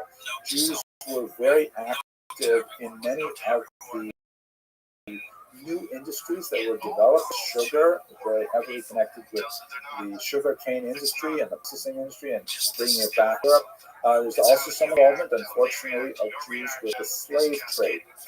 Not in any way disproportionate to their numbers in terms of their small trickle of immigration to the New World, but nevertheless, it is part of the overall trade, and Jews were involved in it just as much as Christians were.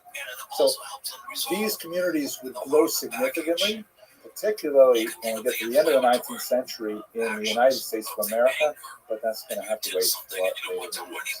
For now, we've got a little bit of a sense of the scope of the Sephardic diaspora. I hope you enjoyed this video, and I hope you will continue with us as we go on to discuss it greater detail. Thank you for that. That was a bad chapter of my life. I had one really bad day, or maybe a series of them, but that does not define me, who I am as a person. I have a better self. It is now and in the future. It's not in the past. Yeah, that's the perspective we should all have. That's the thing that we should all strive for. Be the best version of you that you can be. And we've all made terrible mistakes in the past, but the idea is to have learned from that and to be a better person because of that. The medical community has come together on this, psychedelics. The law enforcement community has come together. It's positive. It's positive. We're in a positive direction. I did my interview by the DEA. Hello and welcome to Jewish History Lab. Today we're going to look at the origins of Polish Jewry, really the origins of the entire Eastern European Jewish population, but Poland is one of the most central and memorable of the countries that we'll be looking at. And for those of you who took the time off to celebrate the holidays recently, I hope that you come to us refreshed and relaxed. And for all of us, I wish you all a wonderful new year. If you're not aware, this is the year 5782, according to the traditional count, now that we're past Rosh Hashanah, the Jewish New Year.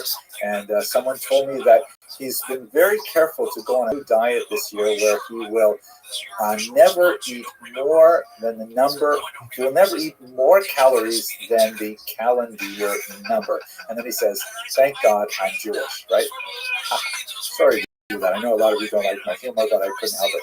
Let's talk about the origins of Polish Jewry. So when I say Poland, I'm really using the terms somewhat anachronistically because the region as a whole was dominated by something called the Polish-Lithuanian Commonwealth. You can see in this map, which has the borders of the Commonwealth as of the year 1618, but superimposed on contemporary political boundaries so you get a sense of where it was.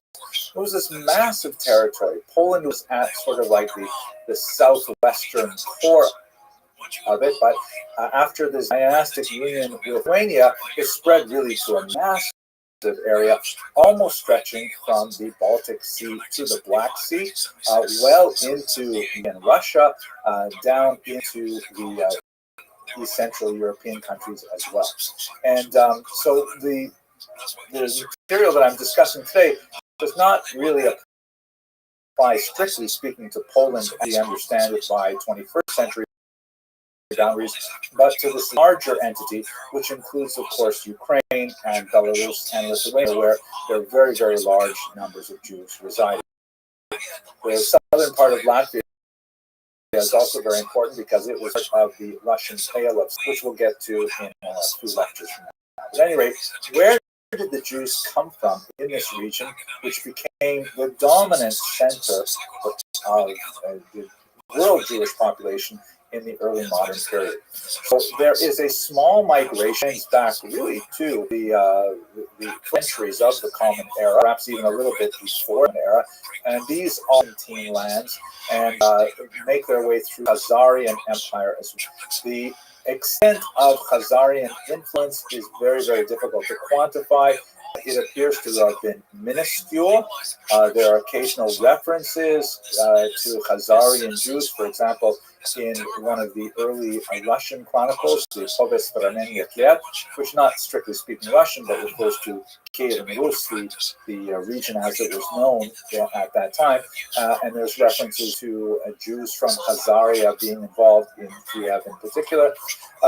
And they left behind, as we've discussed in previous lectures about Khazaria, they left behind very, very little trace of their presence, either in cultural, literary aspects, and so on. We don't really know a lot about how extensive this penetration was and how much it affected the later dominant Polish Jewish population. The really big migrations into Poland, the 12th and especially into the 16th century, and they're coming from the western part of Europe. They're coming primarily from Germany and France, making their way sometimes through Austria, Hungary, places like that. But that's really where you have dominant Polish population of Jews. There you see lots of European evidence, lots of variations between cultures started, for example, in the Rhineland and then made their way to the east. Yiddish, of course, is the overwhelming lingua franca of the Jews, and that is basically a medieval German dialect written with Hebrew letters. They're not bringing with them too much of the languages of the Khazars, for example. So we begin to see some legendary elements of their appearance in the region from as early as the 8th and 9th century, but it really begins to coalesce around the 10th and 11th centuries.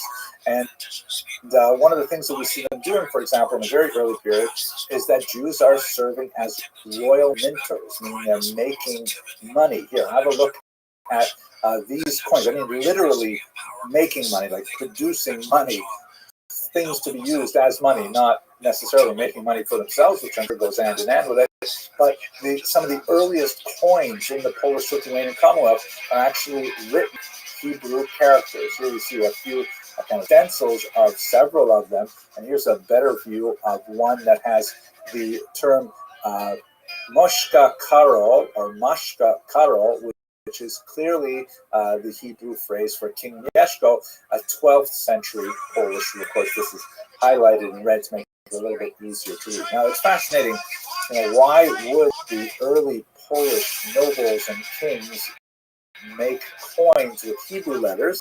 It speaks most likely to the widespread illiteracy, which was common to the region, and the fact that the Jews would use the Hebrew alphabet because Jews are ones who are working with the money primarily in small commerce, that it became relevant. We'll have a lot more to say about this in future lecture, and we'll talk a little bit about the economic basis. But for the time being, this is just some of the archaeological evidence of their early settlement from about the 10th century onwards. Now, look at why Jews migrated to Poland, and the Polish was more properly. There are both push and pull factors. There were factors which drove Jews out of Westers, which drew Jews into Eastern Europe. Eastern Europe was definitely a place of refuge for Jews. You can see here a beautiful representation by a man named Gerson, representing King Casimir, who is accepting the Jews and giving them protection and refuge. So much so that you see some of the great scholars like Reverend Moshe Isserles from Galicia, who referred to Poland with kind of like a fanciful etymology from Hebrew, Polin, meaning here, Polin, we will rest, or here we will find refuge. So the push factors was driving Jews out of Western Europe. The first marked thrust that drove Jews to pursue homes in the eastern part of Europe were the First Crusade massacres of 1096 that we discussed. Horrific massacres primarily in northern Germany that seemed to be outside of the control of the legitimate state authorities to manage. And Jews were very frustrated by this because as a minority, Jews are always vulnerable to mob violence, and they rely on the legitimate authorities to Rechtsstaat, as a society governed by law. We've discussed in many lectures, Jews are typically happy to live in environments where there is some minor discrimination against them, a certain degree of anti-Semitism, but only if the rule of law is protected. Perhaps there will be a numerous clauses and Jews will not be able to enter university, or perhaps there will be certain tax breaks they're not allowed to take advantage of, or whatever it is, as long as they know that if someone throws a rock through their storefront window, they'll be able to go to the police, the police will investigate, and if they catch the culprit, then they will have a proper criminal trial and so on. So Jews fear mob violence like any minority. And when you had these series of massacres that accompanied these traveling bands of crusaders, or more, as we discussed in the lecture on the Crusades, more of the ragtag followers of the Crusaders, and that the local authorities, including the church, could not put a stop to it, that's when there's an increased push of Jews from Western Europe moving towards the east. In the 13th century, the horrible blood libels that we have also discussed in the previous class result in a series of expulsions. In France in particular, there's 3 expulsions in the 14th century. And so there's more and more reason for Jews not to live in Western Europe. This is kind of like the push aspect of it, as Jews are finding Western Europe far less hospitable than they ever had been. Now, there's also pull factors that they have. The Polish economy was actually in a very difficult time, particularly in the 13th century, after the Mongol invasions of 1241 and on. The demography had dropped. There was a very, very weak economy. As we saw earlier, the Jews are people actually making the money because they don't have a really well-functioning economy compared to Western Europe, and the Jews have the know-how and the understanding how to produce this. And so the local Polish leaders were actually inviting Jews and said, please come to our area.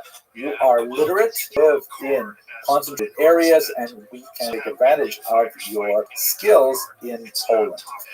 They also, to make this attractive to Jewish migrants, they created something called, or they adopted something used in the West called Magdeburg Recht. Magdeburg is the name of the city, and Recht means law. And this is basically like a medieval charter that lists the specific privileges that a community may enjoy. And although some of these charters were actually written much later and designed to look like they were written earlier, they nevertheless did reflect long-standing agreements as to what were the privileges and sometimes the disabilities of the Jews in particular regions. How you living, Kim?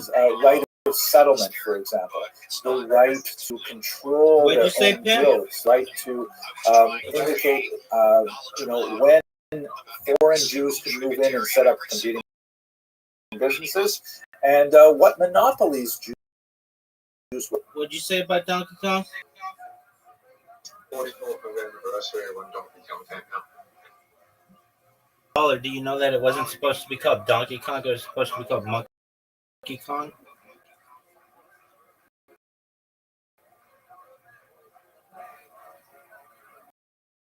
I didn't know that. And I'm the one telling you to watch that documentary on Donkey Kong. Yeah, you did. Let me make sure That was the best documentary you ever made. that's the one. Hold on, yeah. Hold on. Let me make sure I have that right. Wasn't Donkey Kong supposed to be called Monkey Kong, but there was like translation error with the Japanese?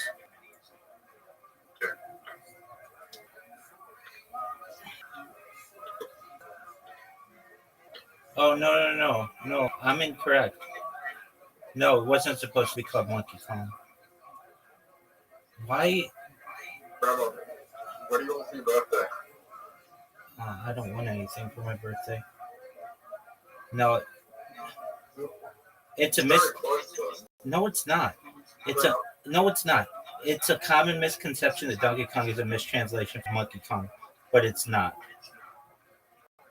All right. Well, apologies. Take that back.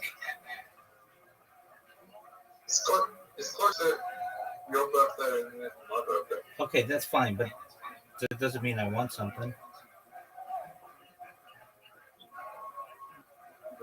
You're gonna be 40 this year. I know, Zoo. I'm gonna be 30 next year.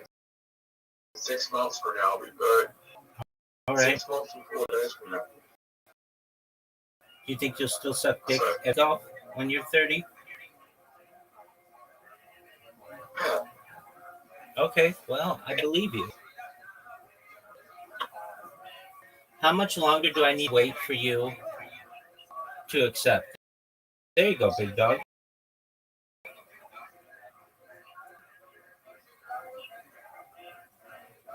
One of the best shots of my career. Nope. It was not.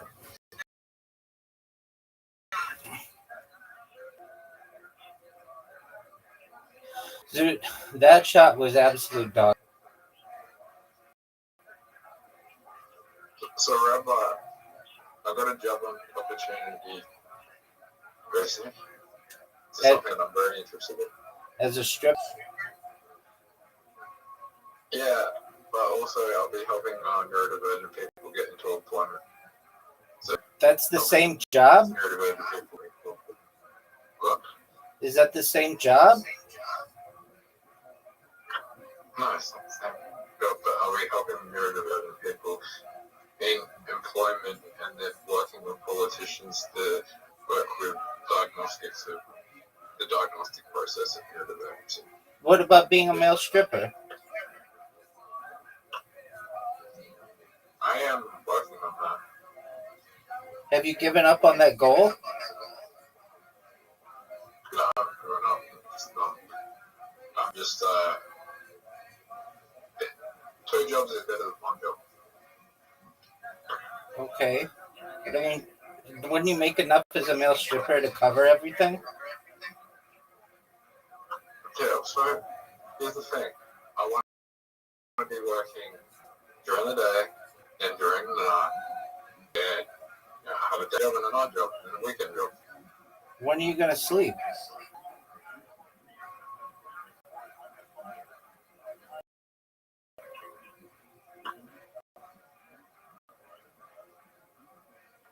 For the stripping, really goes for like, well, it's a night, it's the night, 9 to 5, so 9 to 5, so, well, 9 to 3. I like to play from 3 to 3 o'clock to 8 o'clock. Dude, that's never gonna work. Why isn't it going to work? Because you're only gonna be getting like 5 hours of sleep a day, and it'll be 5 hours, okay. 5 to 8, and then 5 to 8, and then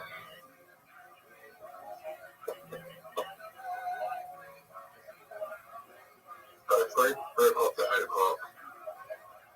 No, 4 o'clock, 9 o'clock, and then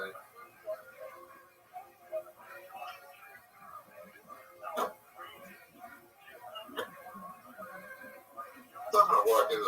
no. I'm going to have no time for the gym as well. Right.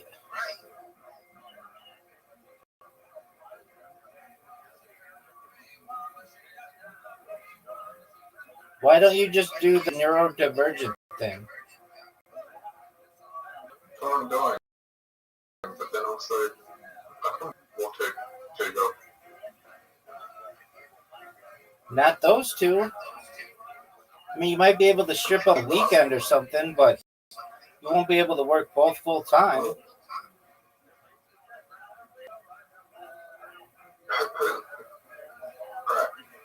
What woman doesn't know strip club on a fucking weekday? Right? Like weird, creepy women. No, not necessarily. I mean, somebody might have like a bachelorette party, but usually those are going to be on the weekend. Even if it was a birthday party, it would be on the weekend. Yeah, on a Friday night. Okay. Maybe some on a Thursday night. Maybe some on a Thursday night sometimes, because sometimes it's public holidays. That's about it. Destroyed in this game. I had a perfect game against you.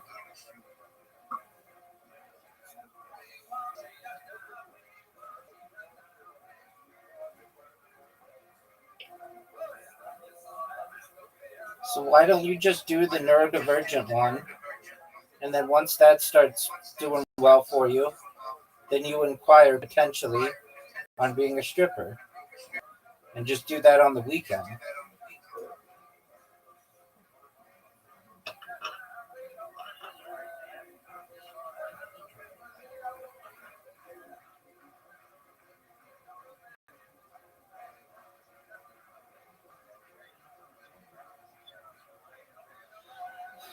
Yo, pimp, I asked you a question.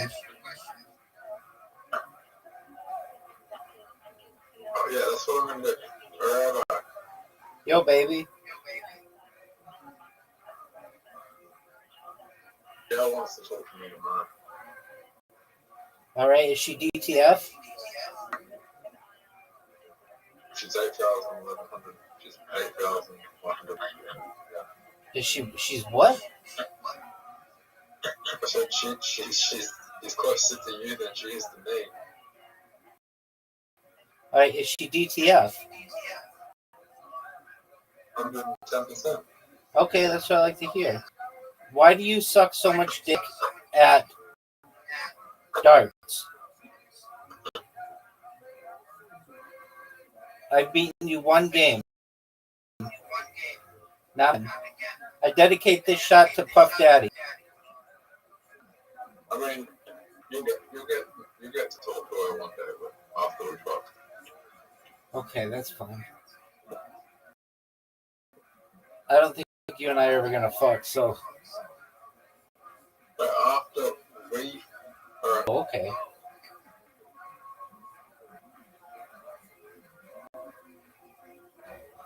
but don't be weird. Baby, I'm cool as a cucumber.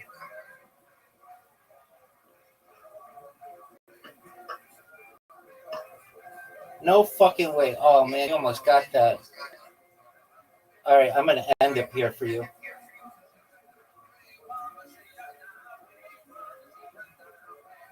Zoot, you're done. It's over. I'm in your head, baby. That's what I'm talking about. Zoot, you've lost 2 games in a row. I'm chipping away at that fucking lead of yours. I remember when it used to be like 50 games and I got it down to 40. And then you played a bunch of like random people, got it up to like 100. And I keep chipping away at it. Go, big dog.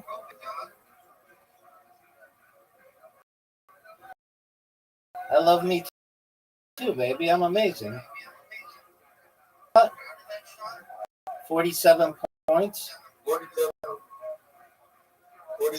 I'll give it like a set. My gameplay there 7. Okay, that's cool. Do you know that I just scored 100 points? Oh, you fucked yourself. Dude, you fucked yourself. I'm basically guaranteed. Guaranteed. 3 wins in a row. Oh, dude. Oh, that sucks. Holy shit, you fucked up. Yeah, I did. Get that triple 11. Zoo, I've won 3 games in a row. Right. This is your Alright, best. win the next game. This is your best game. I have more rules.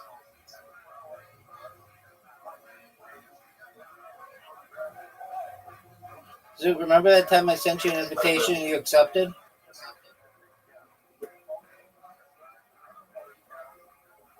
Dude, I busted. You bastard. Yeah.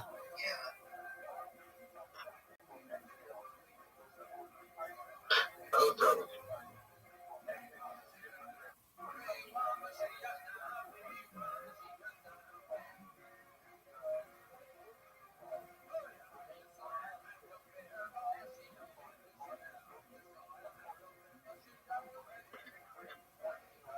$18, $20.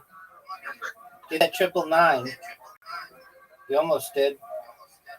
We just need 16s. I checked out, Zoo. Looks like we're going to overtime.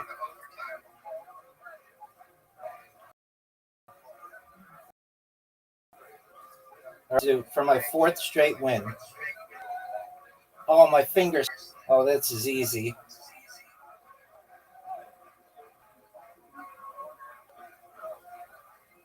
There you go. All right, 3-1.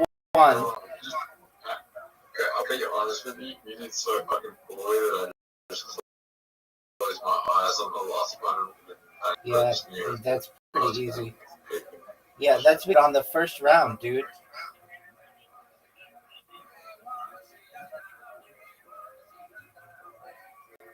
Dude, I played like What are you doing? that was bad. Did you have your eyes closed then? No. That was embarrassing. All right, get that 777. Dude, that was dirty. You think I'm back? Oh, yeah. Fuck. You need a 777. What a comeback. What a fucking comeback. All right, let's see what you do, Zoo. 21, that's great.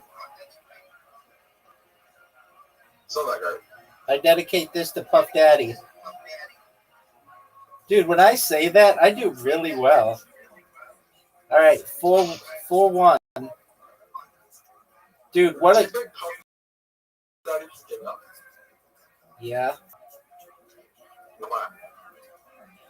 because he didn't do anything that badly.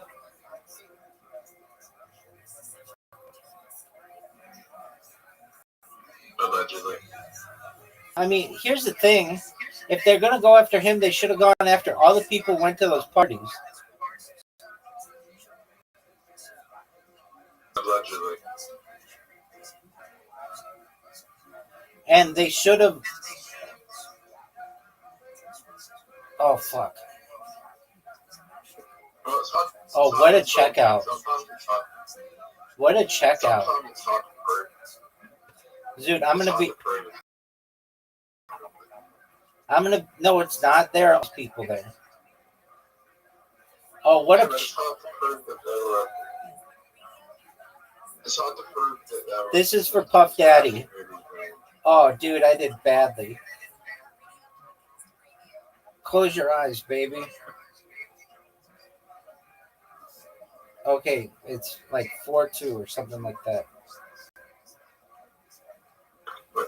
Maybe 5-2. I don't know. I just know I'm beating you on the day. Oh, they better let me go first. I'm gonna destroy you. Oh, that was terrible. Zoot, that was so bad.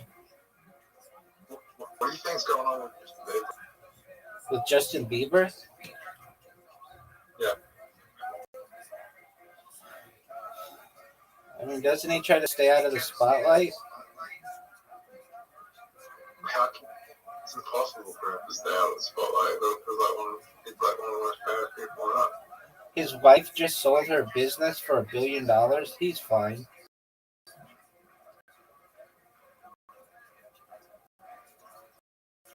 It's called like Road.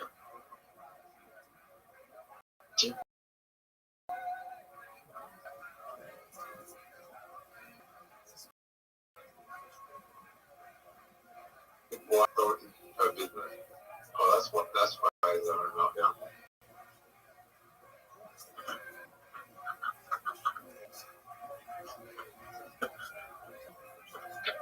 Get that 11. He doesn't make his money anymore. She never did.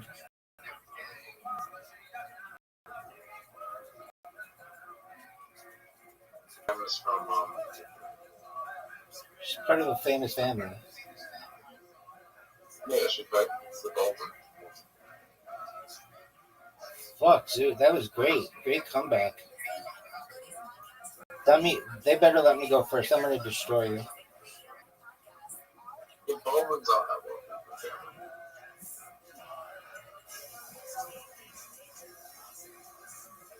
Yeah, but they're doing okay. That's what they're doing good now. But she was sort of in the $1 billion.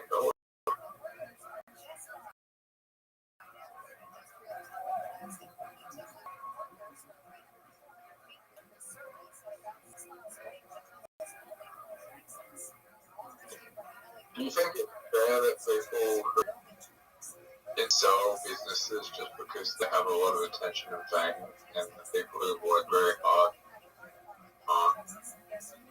who work for big businesses who work very hard really unprofitable?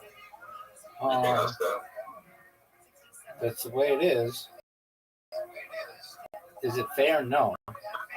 But it is the way.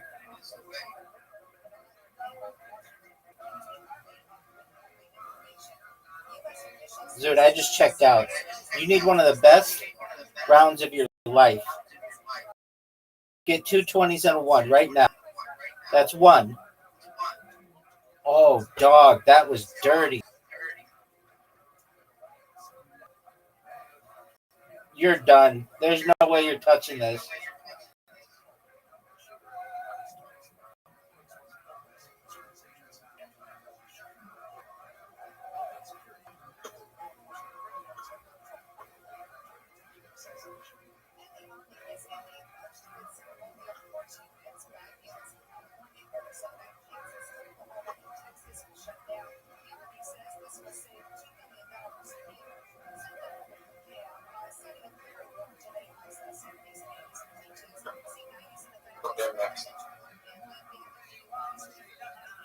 Skee ball.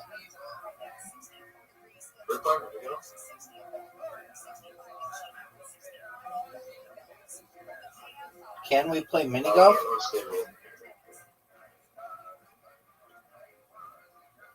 Zoot, you're giving up on this? Get it, Zoot. I'm not playing skateboard. Oh, dude, Zoot, I busted.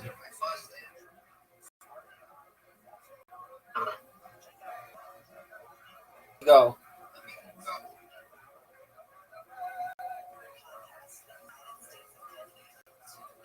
Zoot, I got you.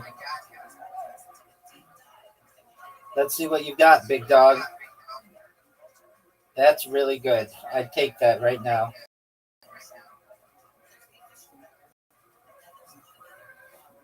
Oh, man. Zoot, you ready for 501 Pro Double out?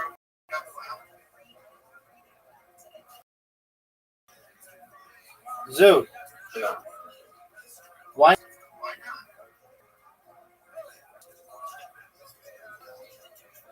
Zoot. Are you ready for 501 Pro Double out? Yeah. There you go. I am a lot better at this than you are. Good morning, Audie. How are you?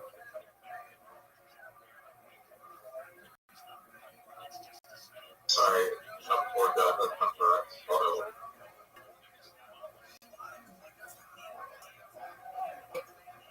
Zoot, that was great. I'm sorry for something that's not avoided. You're good, big love.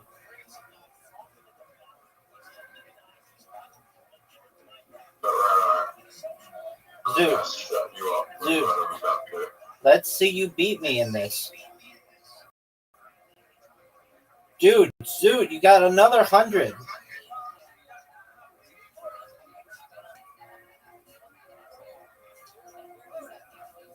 Oh, dog. That's a big one. 140 points. Did you score 190 over there? No. I've never done that. You did. You got very triple money over there. No, I've never done that. You sure you did? Nope, I wouldn't have known that. I got... Every time I play with someone that's not you, that get very triple 20s because they're using the protocol. You can say that again. They're tough.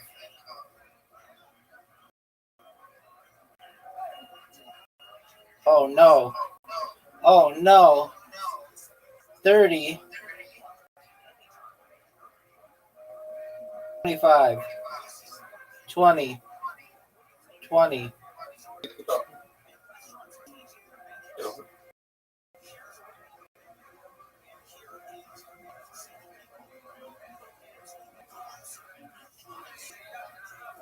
I just got 100. 5. 50.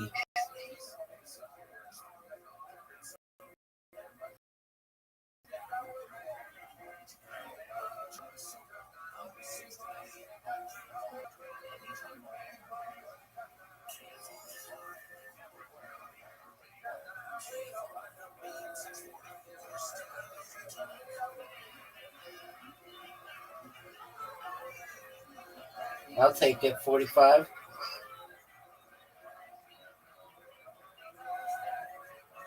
20. Bust. This one's for Puff Daddy. Oh, fuck. Yeah, you have to keep it coming in now.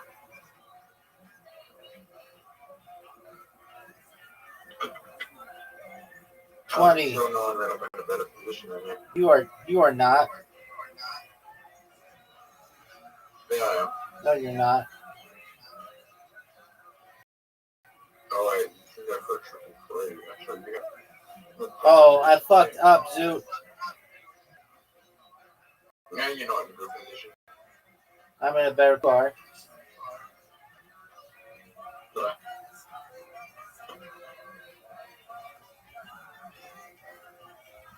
But we're about the same now. Word. No, actually, no, because I can kind of change where if it gets too difficult, I can kind of change. You can't change anything. Are you You fucking have to go for serious? that one. Are you fucking serious, Zoot?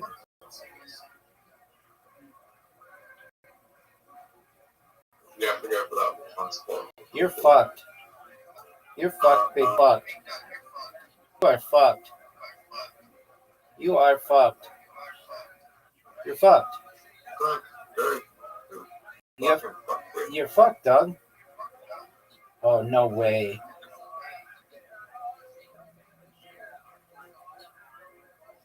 I dedicate this shot to Puff Daddy. Wow, is that bad? Dedicate this to Bill Cosby. Okay. Bill Cosby was my early did it. Right, it's the gun switch.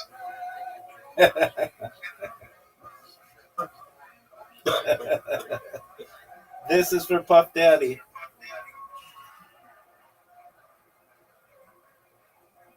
Dude, I don't know why I'm having so much trouble even coming close to hitting this one. Get it. You've got it. Dedicate this Oh,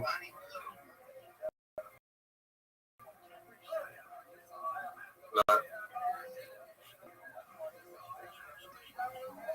this is for Bonnie Blue.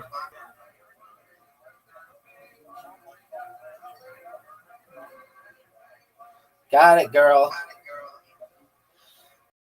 I got you, Zoo. I got you, Zoo. I got you, Zoo. No way. Lily Phillips, you did it. I dedicate this shot to Puff Daddy. I'll take it. 18. 18. 18. This is for Princess Celebrity.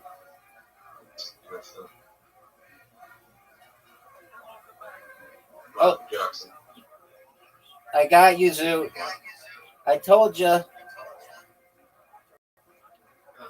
Jackson. All right, Zoo. You want to play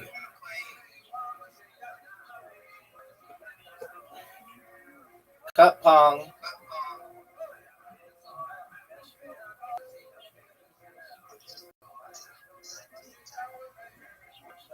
All right, Zoo.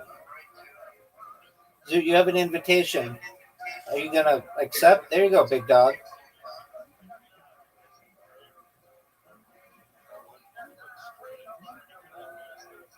Oh, man. I forgot how to throw the ball.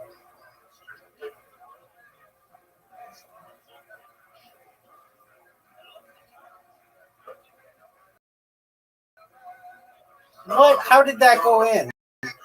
How did that go in, Zoo? Doesn't matter. It doesn't matter both lines actually here. Here we are. What? Zoo, that is garbage.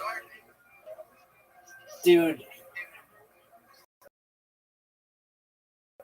Zoo, FN. What is this?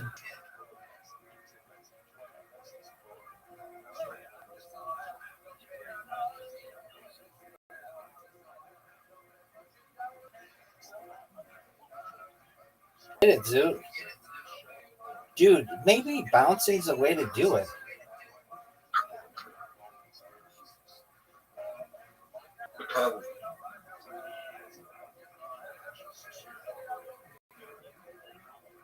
What the fuck was that? I thought it was good.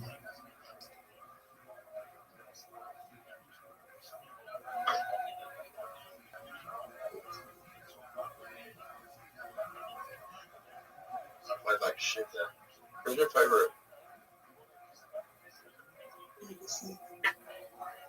What is what favorite board game?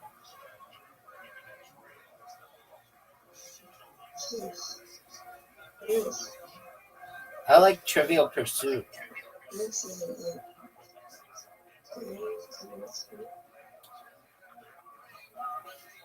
Cody, what's your favorite movie?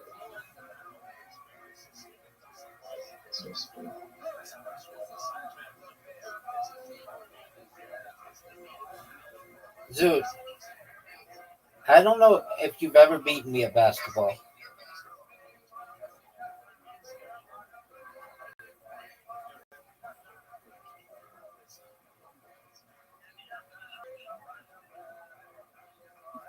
I like the background. Like it's like a city at dusk.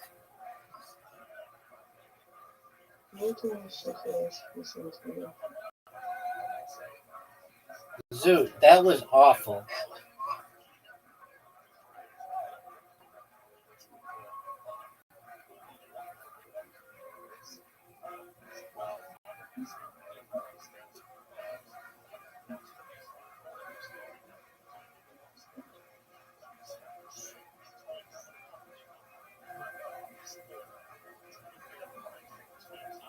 Zoot, I got 10. You got 1. What are your thoughts? The music distracted me. Anyway, I'm gonna play that over my last quest. Go, dog. You got 1 in. You got 2 in. You got 3 in. You got 4 in and a swish. 5. That's good. 6 total points.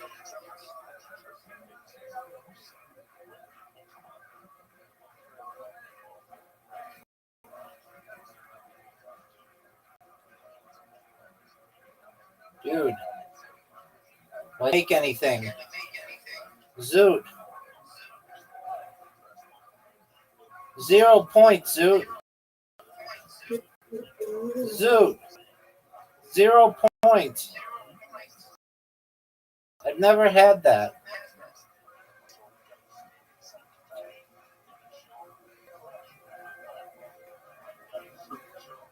Zoot got 1. Zoot got a swish. I'm guaranteed a tie, Zoot. Guaranteed a tie. All I have to do is make 1. You ready for this, Zoot?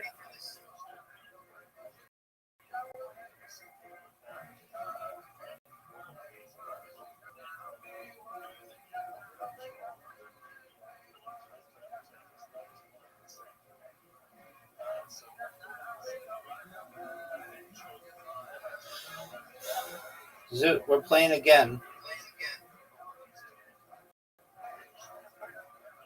Again, Zoot, I don't know if you've ever beaten me at basketball. You have 2 wins, but I don't know if they're against me. Get it, Zoot. Go. 0. 0. 1. 2. 3 or 4. 5. 6. That was good.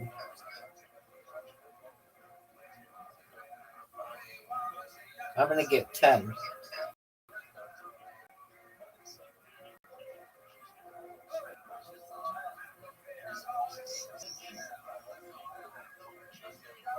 Dude, I've made every shot.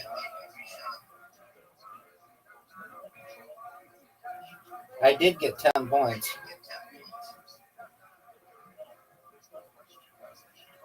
Zoot, it's 6-10. Get it, big dog.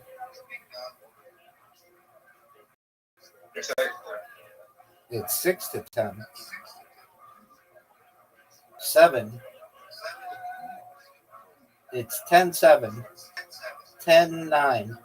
10-10.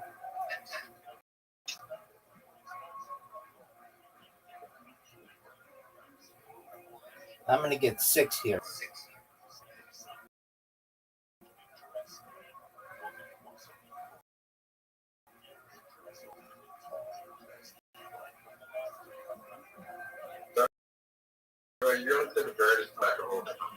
I'm ready for it. You're going to need play. I got 4 points right there, Zoot. You're done. You're done. It's over for Zoot. Zoot, it's absolutely over. Not even close. Zoot, it's not even close. Zoot, we're ready for it. Zoot, it's over. Time's up. You got 14. I got 24. Zoot, I'm going to get 6 here for an all-time high. No one's gotten 30 yet.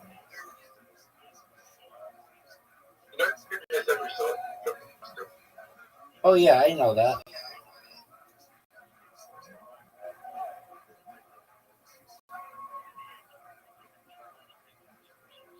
$32, Zoot. That's an all-time high. Zoot, I'm ready for you to beat me.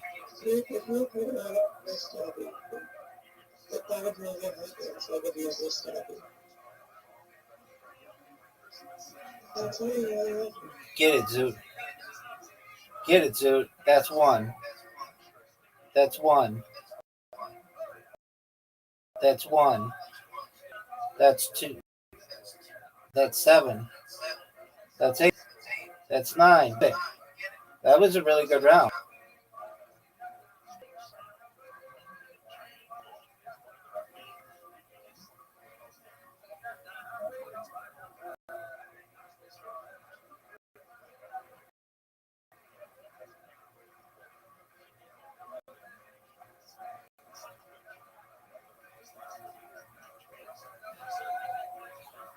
Oh, man, I got 10. All right, Zoot. Don't let me get in your head, baby. You got this. Get it. That's a miss. That's another miss. That's another miss. That's another miss. There you go. That's 2. That's a miss. That's a make. All right, I'm going to get 10 points right here.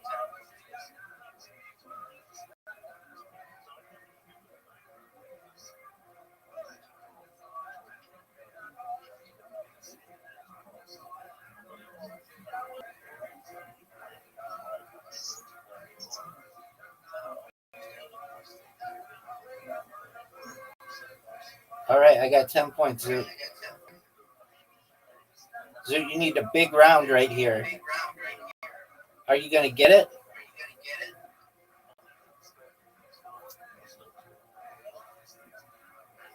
That's a miss. That's a make. That's a miss. That's a make. That's a make. That's a miss. That's a miss. That's a make. I could not score and still win, but I'm going for the record. 32 is the record.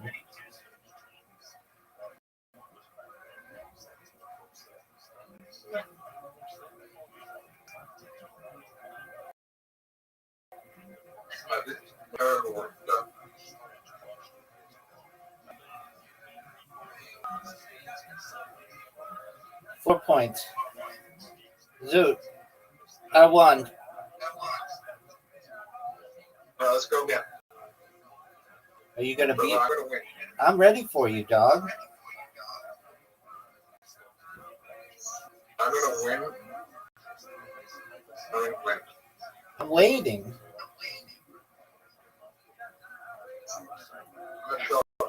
Get it, Zoot. That's a swish. You started off with the swish. Get it. That's 2 swishes.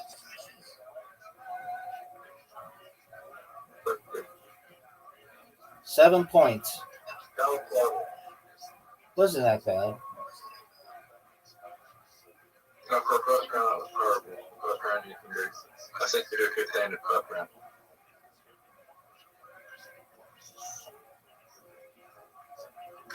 Okay, you're already big me. You're already on 2-digit first round.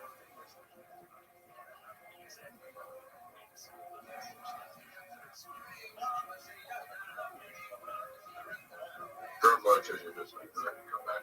I'm feeling this round. Let's see it. Zoot, you said you were going to win. Wish first shot. Get it, baby. That's a swish right off the bat. Dude, Zoot, doing well. Zoot's doing well. Zoot got another one. Another one. 5 points. That was good. I think it was good. You're right in front of me. Everything started. You're already 20. Okay. You didn't do that great. I'm up 9 on you, Zoot.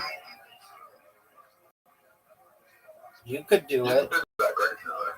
Oh, dude, scoreboard. That's all I say. Scoreboard, Zoot. That's 2.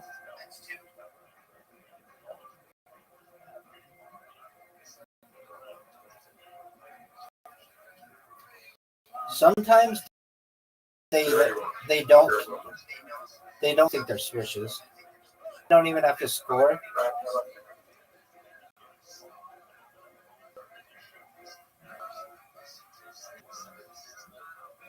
What's the time in California right now? Dog, it's 4:26.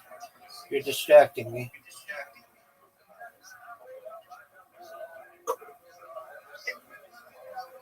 Zoot.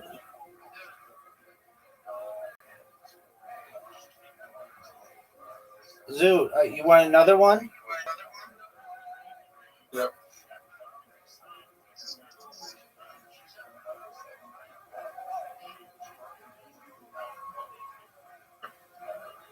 Get it, big dog.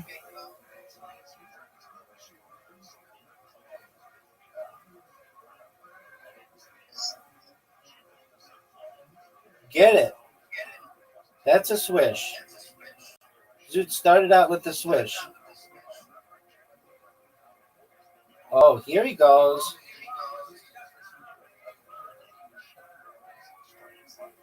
That was okay.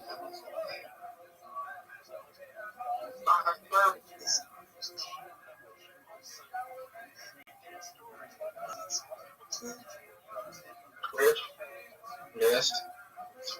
Switch.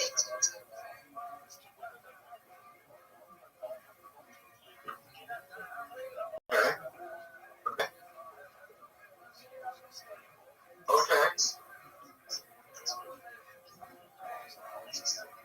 You're the first one this morning. Yeah, The good news is I'm going for a switch. that's a miss. That's a miss. That's a make. That's a miss. That's a miss. That's a miss. That's a miss. That's a make. That's. I need a couple swishes. I'm got you. Just go for it.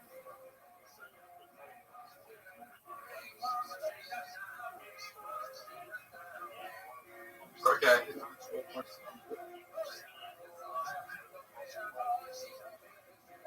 Okay, you're not great.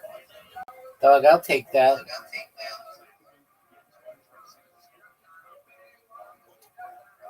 So I just need to score every shot. Yeah, that's all. Get it, big dog. That's 1. That's 2. That's 3. That's 4. That's 5. You got 5 points. I actually didn't do that terrible in the round. I just didn't get.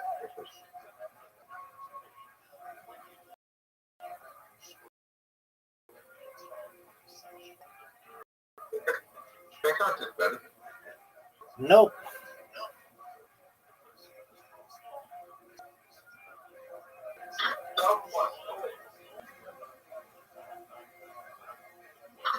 I'm gonna win the next game. Zoot, you've been saying that for like a bunch of games in a row. And we've all been waiting on you. This game I'm definitely gonna win. Zoot, you suck dick. You're like a grade A dick sucker. You put Lily Phillips and Bonnie Blue to shame. Look at you playing. Look at you sucking major. Look at you sucking all this dick. Look at you. 4 points in the first round. Dude, that was all. I'm going to get 12 points here.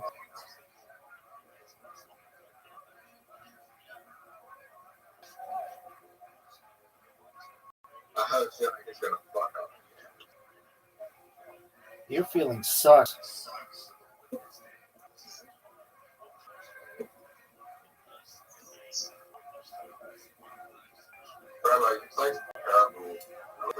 Zoot, I doubled your score +1. Zoot, don't suck dick this round. That's all. Zoot, just don't suck dick. There you go. No. Yeah, there you go. There you go. No. There you go. That's a big one. There you go. Hey, you got the lead for the first time in like years. You got the lead, Zoot.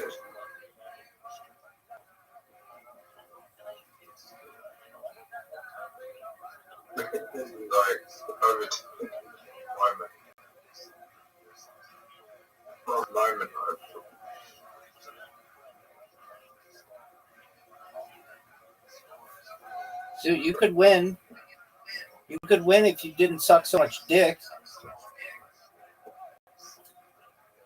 Zoot, are you playing or is it Lily Phillips? Are you playing or is it Lily Phillips? You've got the tied for the lead. You've got the lead, Zoot. Zoot, you've got the lead.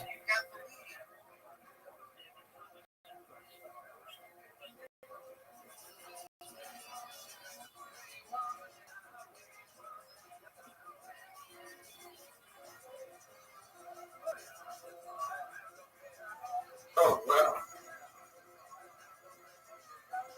Wow, that was bad.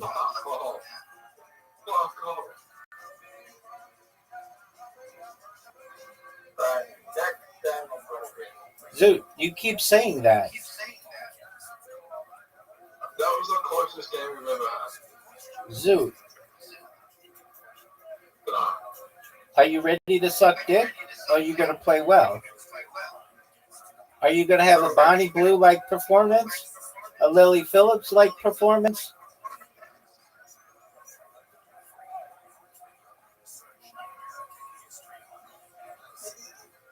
Zoot, is it Zoot playing?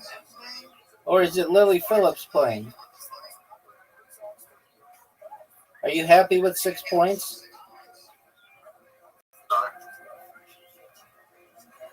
I'm going to get 12.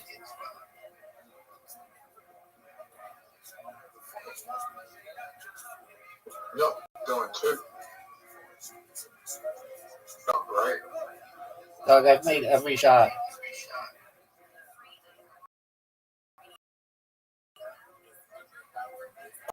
I made every shot that round, Zoot.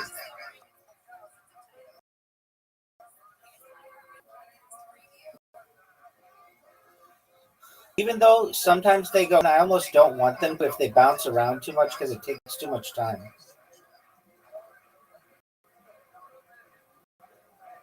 Oh, Zoot, it's you.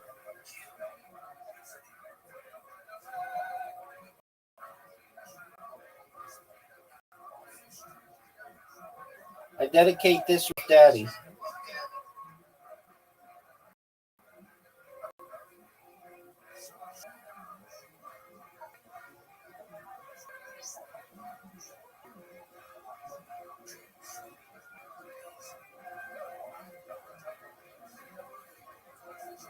Zoot, you're down 10. Do you think you can win?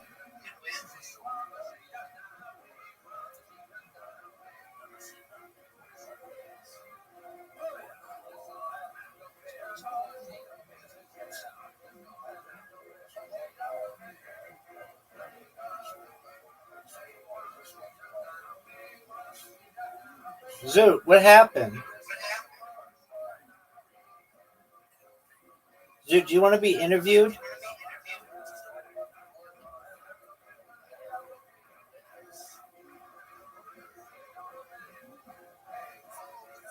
Yes.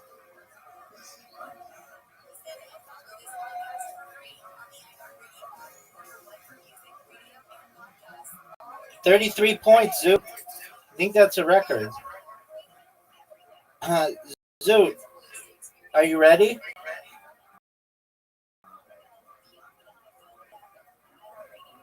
Zoot. All right. Are you going to play well? Or are you going to suck dick?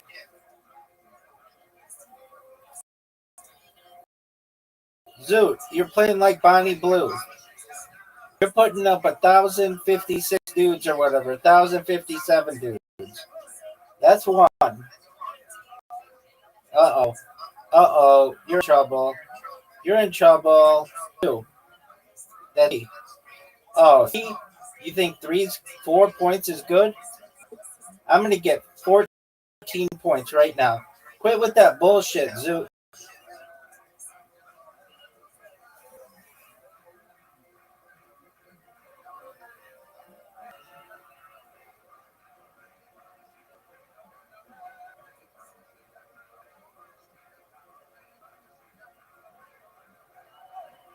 $10 points, Zoot. Zoot, did you know that it's 10-4? Zoot, I thought you were going to win. That's one. Zoot, you got one. Oh, you got a swish. You got 2 swishes. Oh, dude, you tied for the lead. That was pretty good.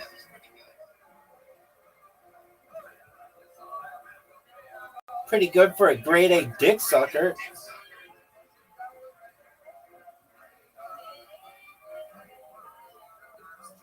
Zoot, I have to tell you, I gotta give you credit because I'm the biggest trash talker in the world, and you just fucking take it. Dude, I got 15 that time. That was a lot. You're up my school, but I'm on the locker. You're a round ahead of me. Oh yeah, you're fucked. There's no doubt. If you thought that you weren't fucked, you were totally wrong. You are, wow. I mean, giantly fucked. I mean, you got 4 points, Zoot. I'm going for a record. I'm going to try to get 35 points. 35 points, Zoot. 35 points. Oh, no, maybe not.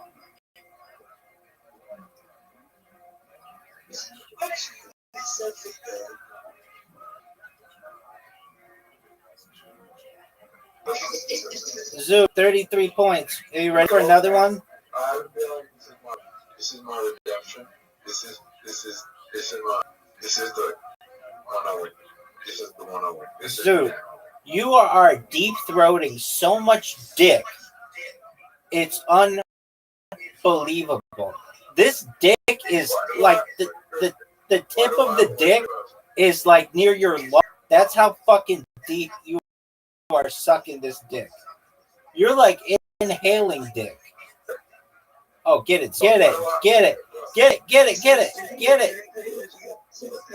Zoot, that was really good.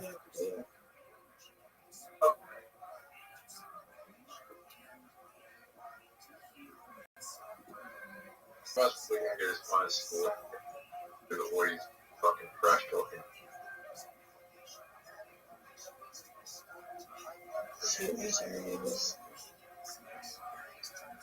Yeah, he didn't get that one. Dog, I got 14. Zoot, Yeah, but you don't watch me again, but like, that's what you were saying. Zoot, there's so much dick in your system right now. You're like, I saw Lily Phillips put up 1,113 dicks. That is how you are playing. That's how much dick you're getting.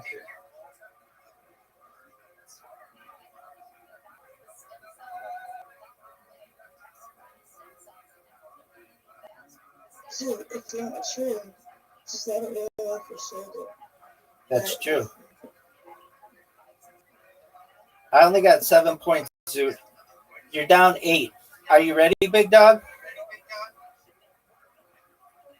In the history of dick sucking, going back to like cave women who would suck dick, you are outperforming them. Zoot, you've lost like 14 straight games. You're not even going to get my score this round. I could literally not even play the last round and still beat you.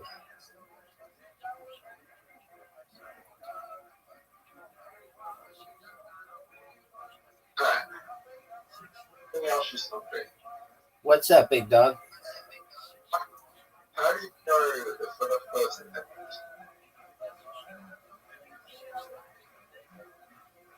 How do I know that the first person what? ever to suck dick was a man or older? Zoot, are you ready for another one? No, let's think about this. But the first person ever to suck dick, a man or older?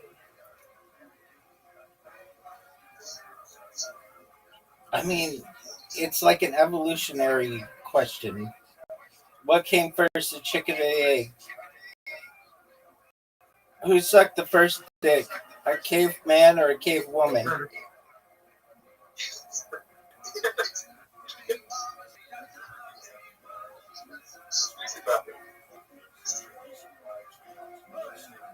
Zoot, by the way you're playing,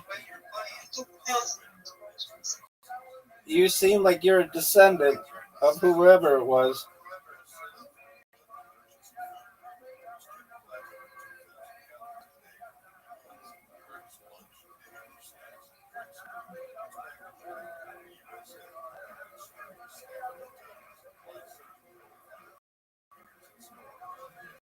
Zoot, you've lost like 15 straight games. You're sucking so much dick. It's like you're like a vacuum cleaner. You're sucking so much.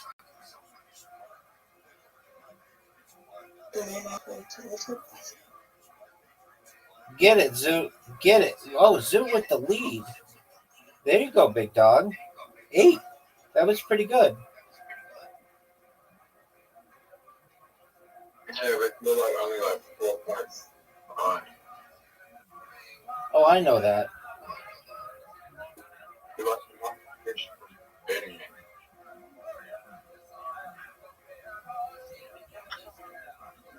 Oh, no.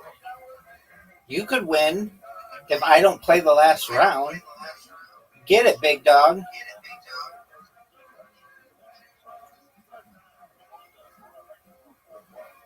That's a miss. That's a make. That's a make. That's a make. That's a miss. That's a miss. That's a make. Zoot, I told you I didn't even have to play the last round. I dedicate this round to OJ. R.I.P. Fuck yeah, he's innocent.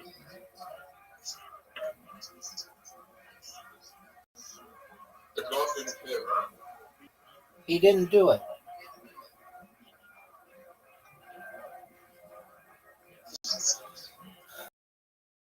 Zoot, you lost again, dog. You lost big time. Are you ready for another one?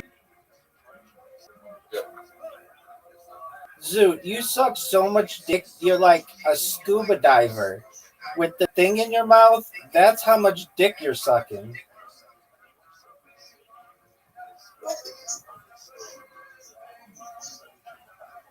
You're like snorkeling. You're sucking so much dick, Doug. You need fucking goggles. You're sucking so much dick. Get it, Zoot. Get it. Zoot, sucking balls. Zoot, you are just sucking dick, man. You are sucking balls at this point. Zoot, you're giving balls a fucking tongue washing. If you miss the spot shot, you love Scotland coming. Or you love Scotland coming. Zoot, scoreboard. Yeah. Scoreboard, Zoot. It's 11-3. I don't love swallowing anything. I love eating pussy, but that's another story. We're talking about how much you are sucking major league dick. Dog. They could open up an NFL for dick sucking and the MVP of the dick sucking league with your performance. The MVP of the dick sucking league. You would be the MVP of the DSL. Zoot, you are the MVP of the DSL right now, dog.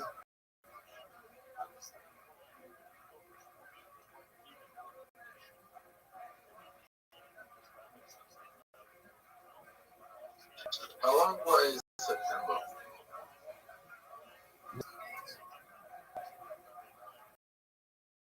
Like 50 days? No, Why, is that when the DSL starts, Zoot? Zoot, you are the MVP of DSL right now.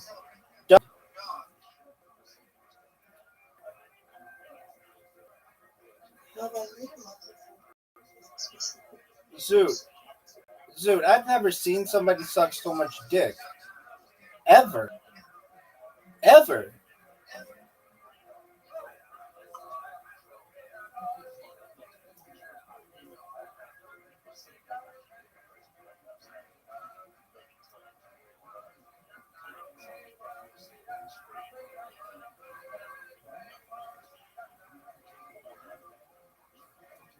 Zoot, I'm not even being challenged, dog. I'm like tripling your scores at this point. Zoot, what's it like to be the MVP of the DSL?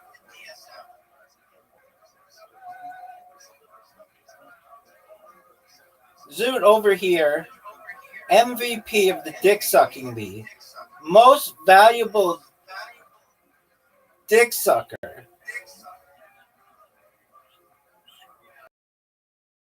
Zoot is the MVS, most valuable sucker DSL. Most sucker of the dick sucking league. Oh, there you go, big dog. Attaboy. Oh. All right, I dedicate this to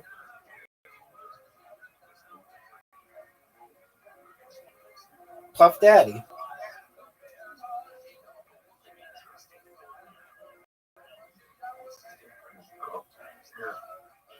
What was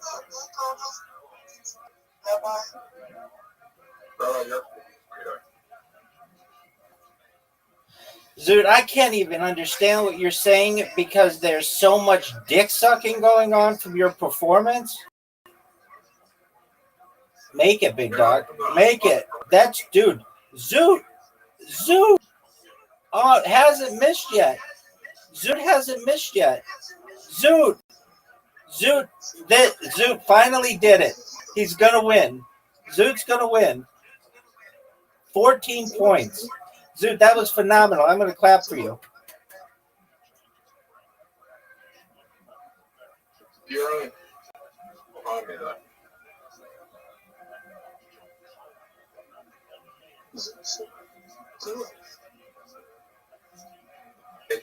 Come back. Oh, we got. All right, it all comes down to this, Zoot. Come on, Zoot. Make it, big dog. Don't suck dick. Whatever you do, Zoot, quit sucking dick. Oh, Zoot. Oh, Zoot. Zoot. Zoot. Zoot. Zoot, you had your chance. That was a big swish at the end. That's right. Like you were sucking dick. Oh, no. No. Oh, no. Bye, Zoot. No. Bye, Zoot. I played one good round. Dude, you had 14 in a round, and you lost by 7. I'm going to win the next round. I'm going to win the next match. Zoot, you had that, like, I don't know, for the last 10 games, and all I've been hearing from you from across the world is Major League dick sucking. They are going to have to create a league of professional dick suck just so you have something to do. And they are going to award a championship trophy to you that is known as the MVP of dick sucking. MVP of dick sucking. That was good, Zoot.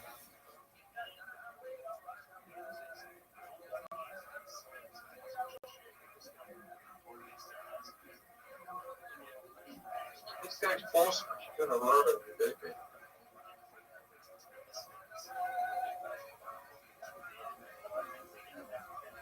Listen, I don't care how many times. I'll tell you. Zoot. Zoot. Future generations are going to watch this and understand that you are setting universal records of dick sucking. I mean, I don't know another game aside from fucking Literati where I just straight up teabag you. 4 points. Great job.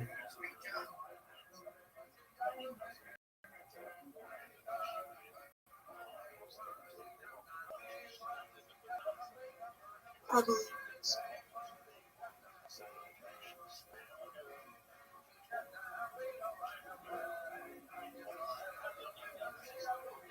Zoot, did you know that I'm beating you by 9 fucking points right now? You could have one of the best rounds of your career, and still I won't need to score a single point in the last round. Zoot, that's a miss. That's a make. That's a miss. That's a make. That's a make. That's a make. That's a make. That's a miss.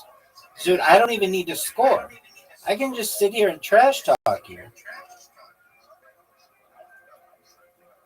30 points.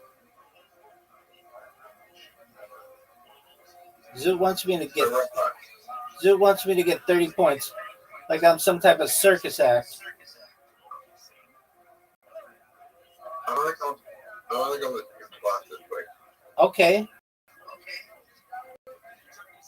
Is that because you've primarily been focusing on some dick?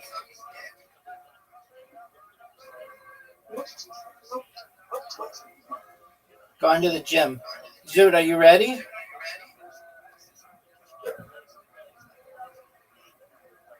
Zoot, whatever you do, just don't suck dick. That's all I'm saying.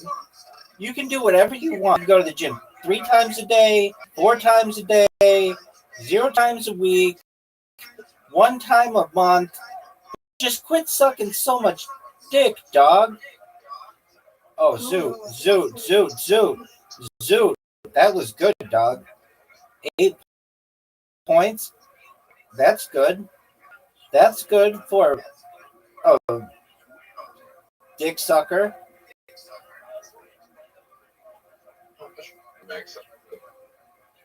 Money, can you make sucking? I don't know. Call up Bonnie Blue and ask. And she's going to probably ask you what your secret is. Zoot, you're losing right now by 3. Instead of how much money you can make dick, how about you just stop sucking dick? You don't have to worry about it. Oh, baby. Get it, Zoot. Zoot, get it. Get it, Zoot. Get it, Zoot. Zoot, that was great. much anyone to go, but to go to the game bang, yeah, you must not hold on. Please. You gotta think about Like, you're gonna charge me.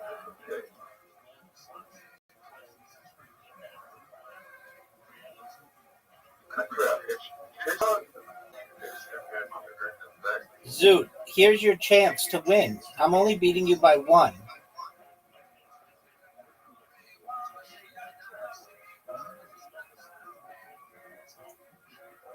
Oh, Zoot. Zoot.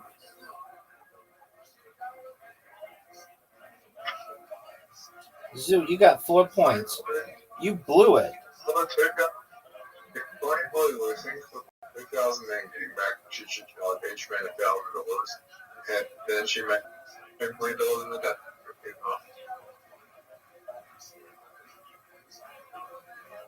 I'm sure if that was paid the money, that she had. Boy, Zoot, that was close, Zoot. Next one's going to be the one. All right, I'm waiting for you, Zoot.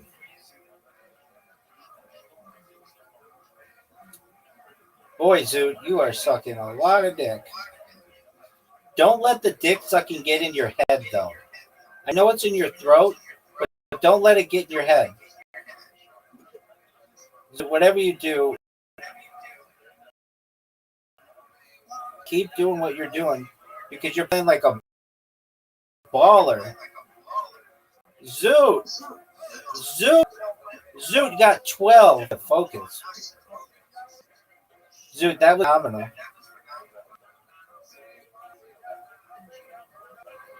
Well, first game, something second game. But I never could. What the fuck? That like such different. I know. Dog, I'm down 5. Zoot, I think it's your game.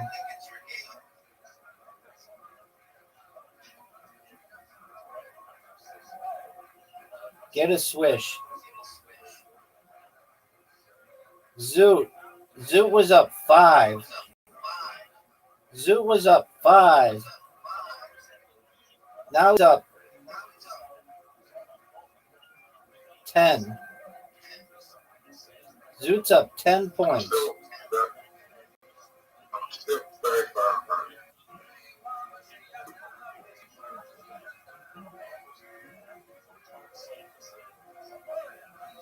Your crap line. Quit it. Quit it.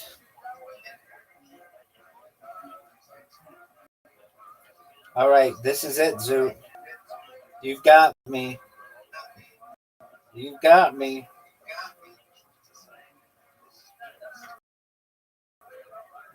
There we go. Swish. Oh, that was big.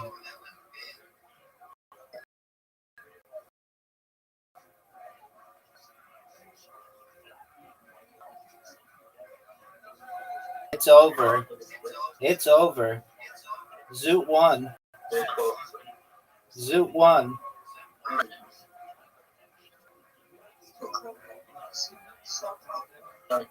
He can come back. Oh, he's come back. They're back. He died. He died. What happens now? Okay, we'll end on that. Darts, 501, triple out, double out. No. Yeah. Wow, Zoot. That was incredible. I can't believe I came back.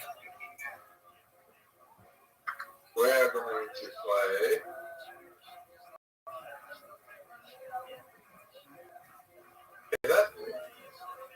Is that new?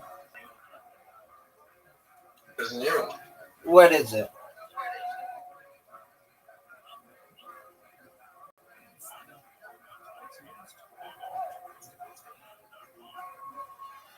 But it's in your inbox.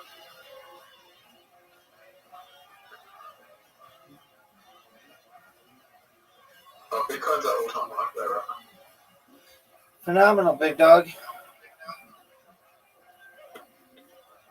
What are we playing? Moncala? No one knows how to play this game. It sucks.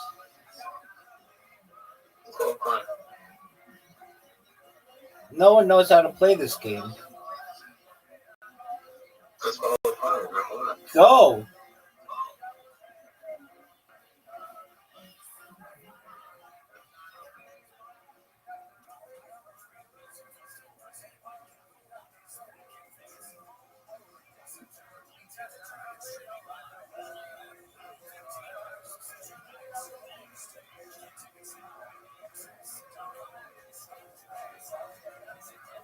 Free turn. Because I'm sexy.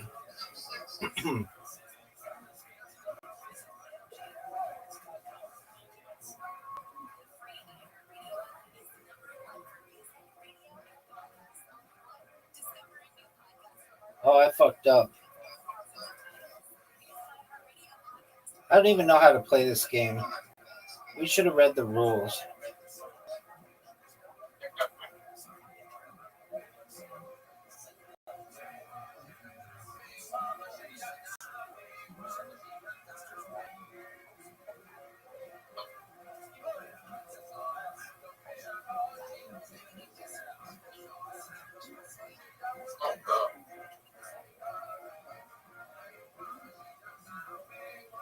Free turn?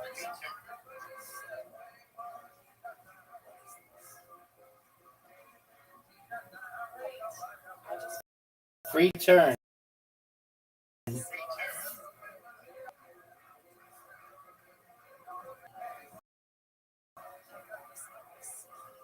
Captured. How did I do that? How did I capture?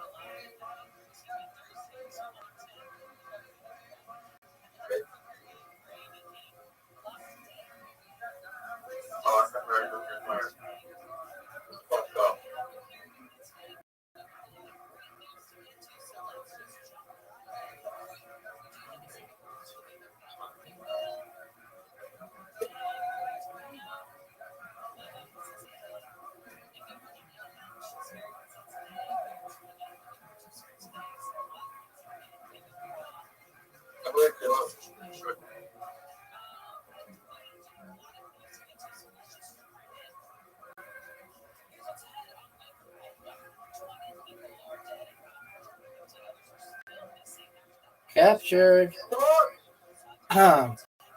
Gotcha, bitch.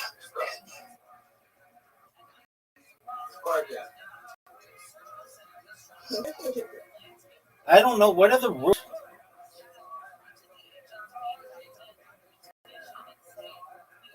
All right, send me an invite.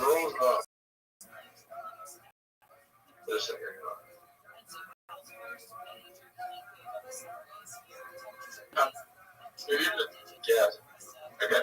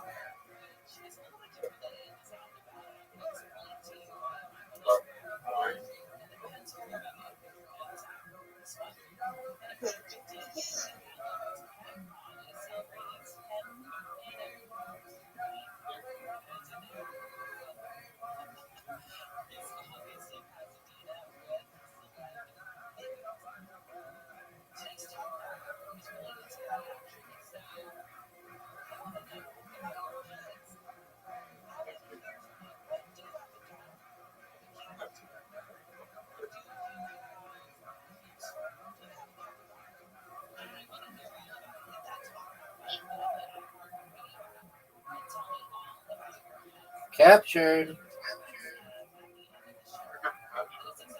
I don't know what that means. Captured.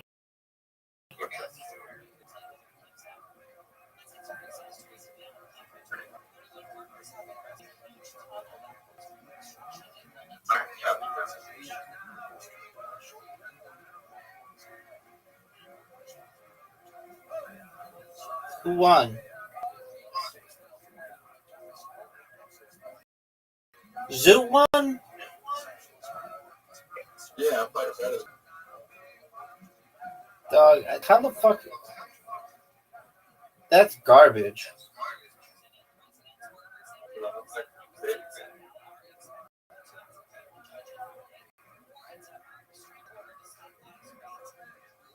I don't know how to play it. You got it. You're right, I don't. I'm gonna check this again, okay? Work it out, play it.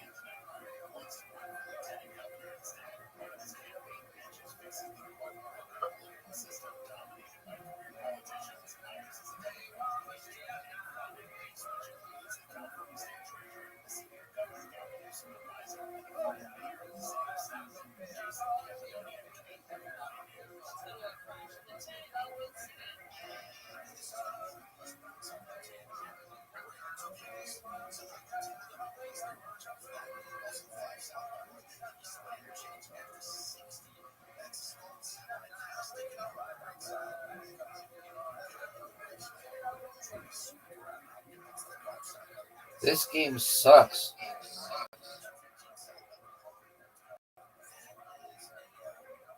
Captured.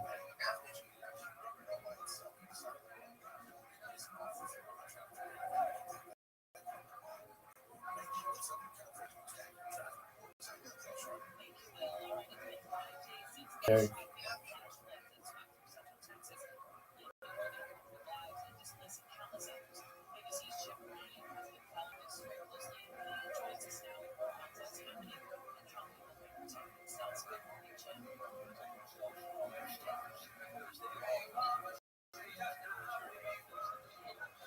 Dude, how do you play this game? I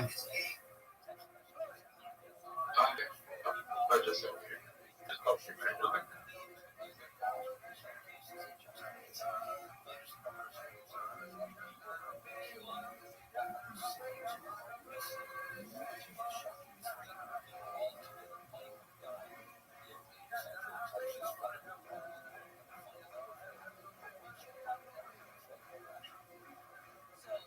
Oh, fuck. Where am I? What up, pimp? You're fucking.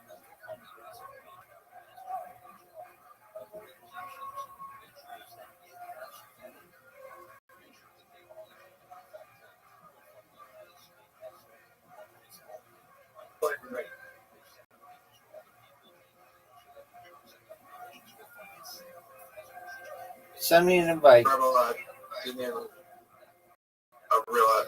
I didn't even realize how to play. Yeah, I know how to play this game, and I just fucked up. I was trying to do the drag, but I can't.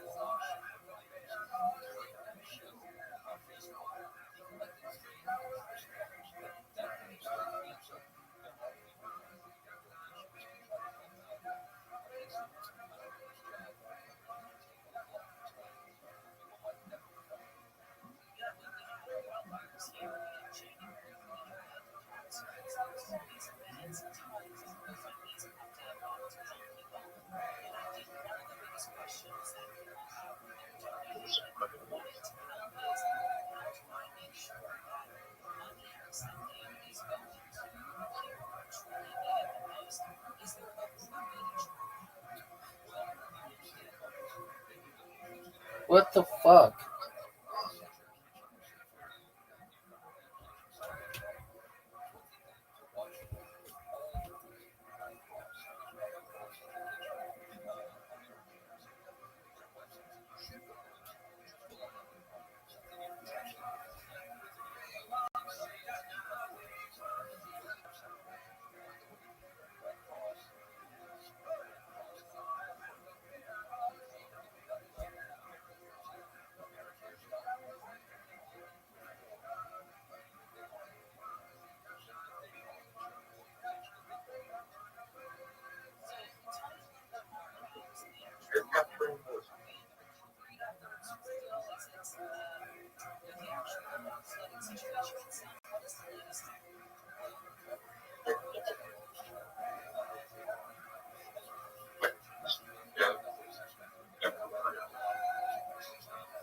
Oh, fuck you, dude.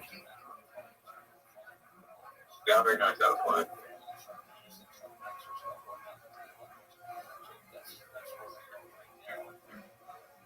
Oh, wait.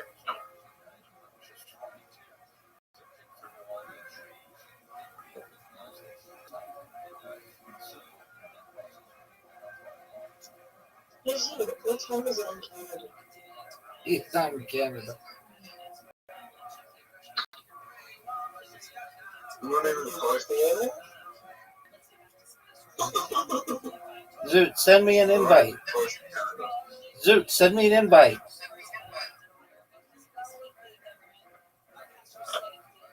Zoot! I think I just did. No, you didn't. There you go.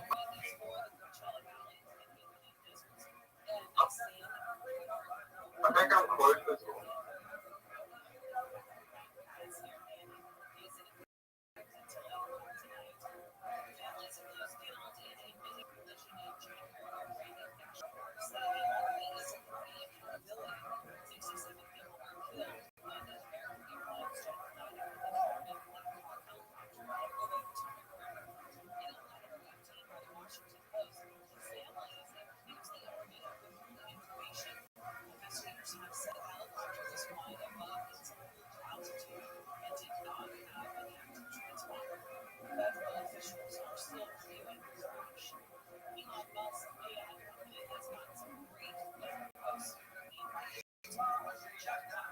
What the fuck?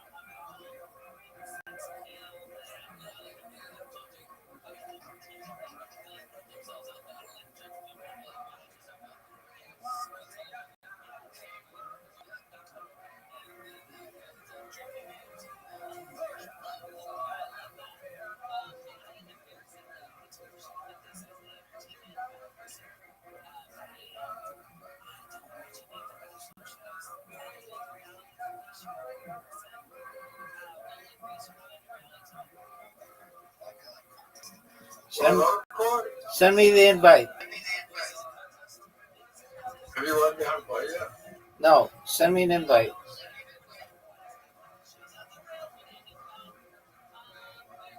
Alright.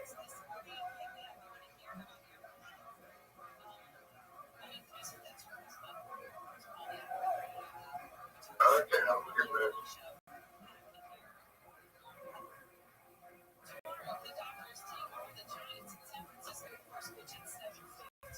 Okay. Okay.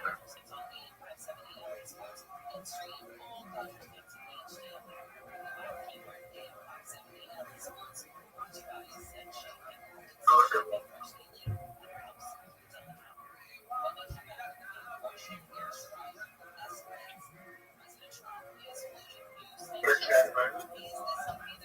Zoot, how about you just go?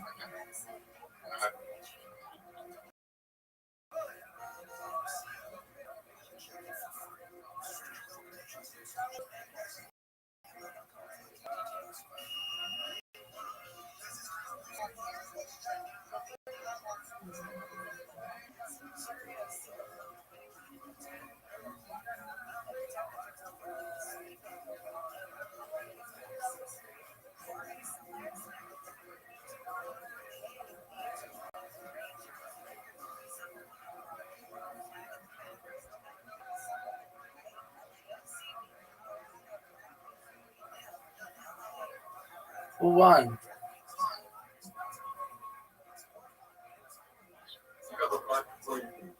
Well, our scores were the same. Our scores were the same right now. There you go. Send me another invite.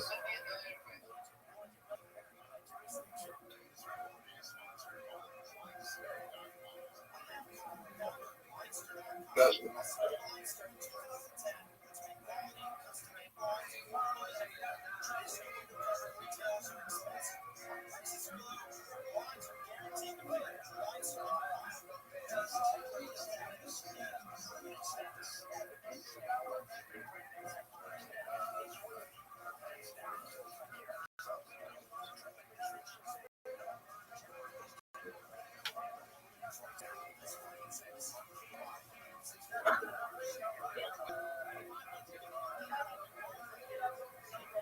perfect. Oh,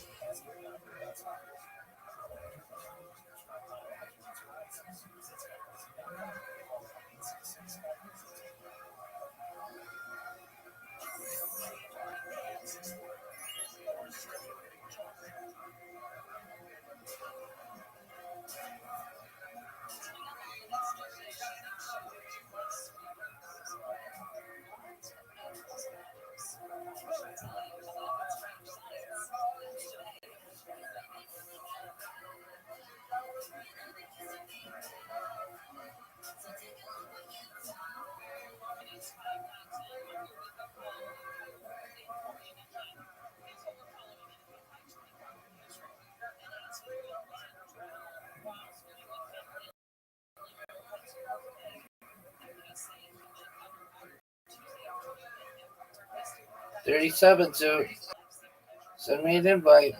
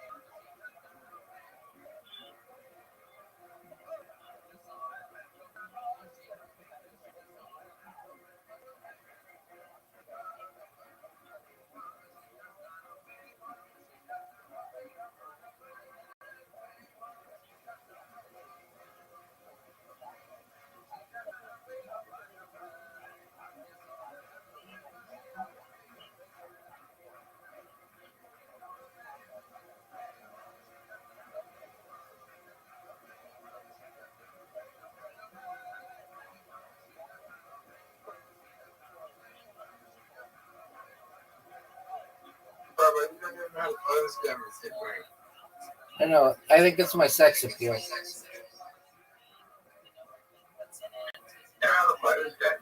No, I don't.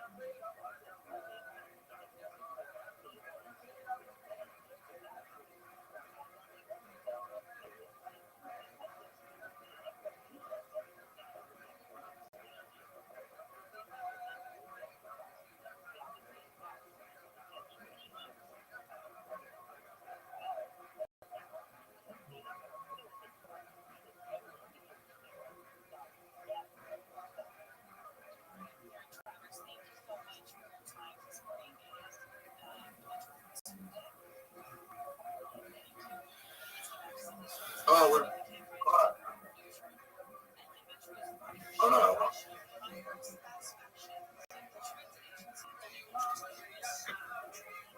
Brother, I'm not gonna win on each other.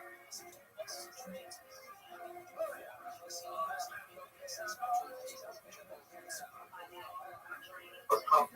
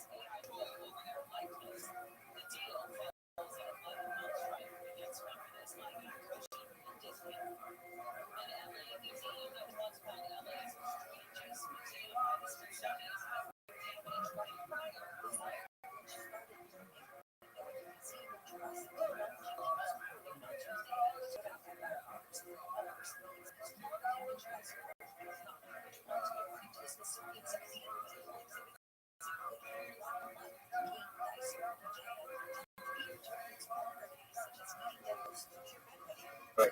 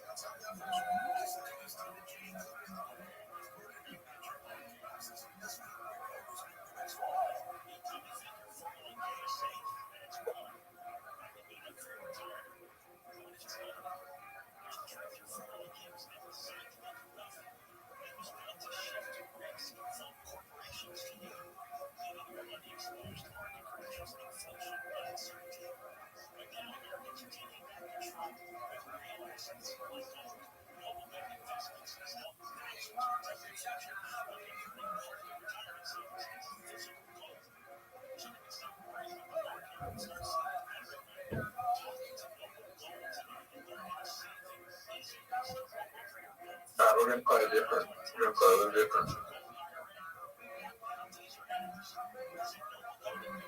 Bring it on, and we'll try to split it.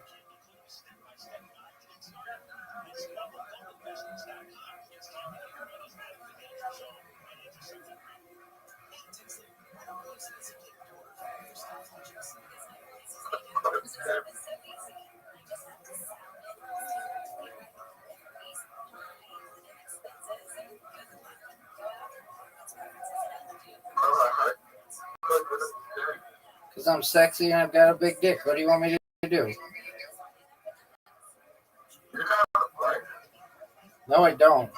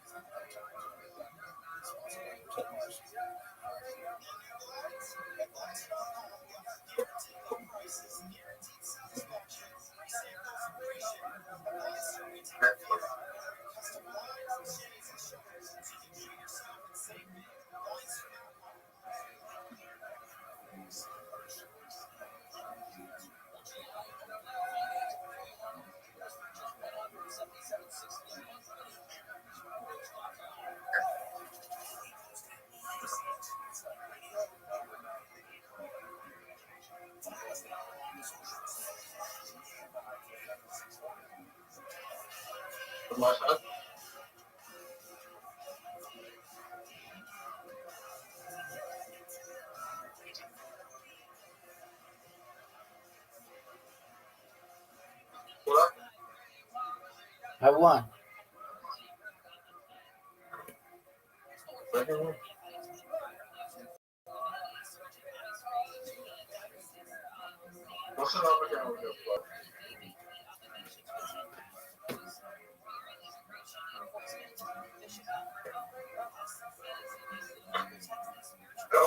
That's a fun fucking game.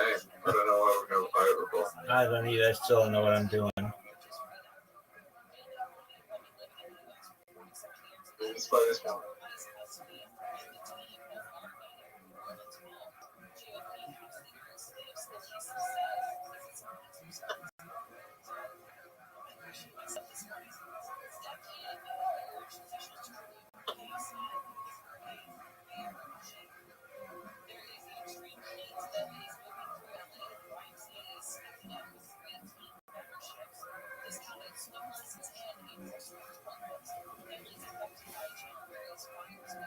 What the fuck is this? This game sucks.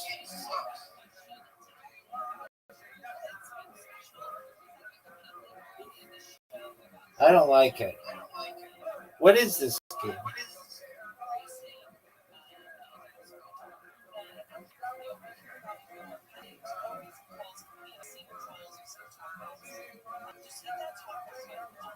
Let's press it up.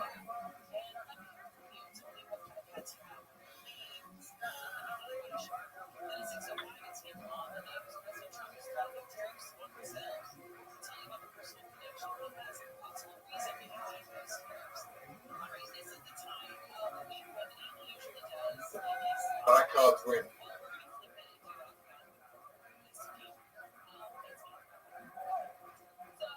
This game is the worst game of all time.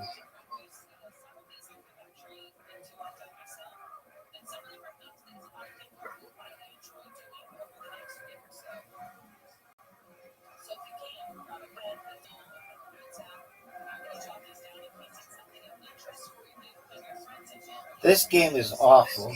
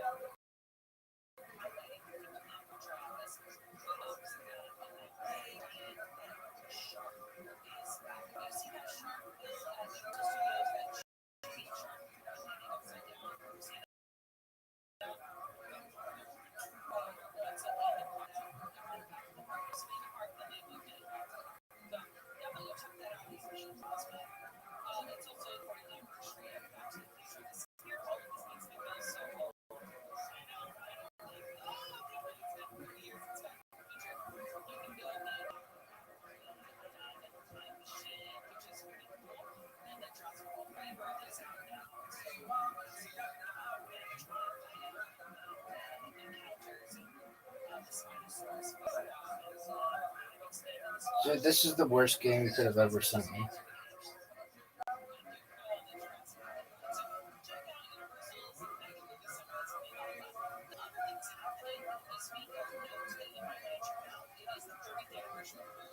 Damn.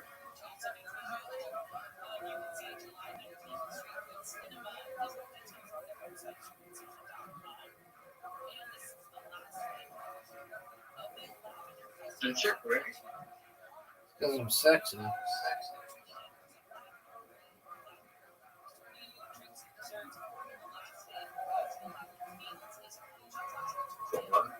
You have the best card. You have 7. That's the best card you got.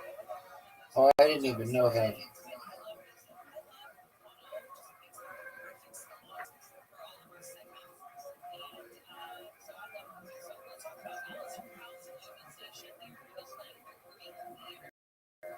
Oh my god.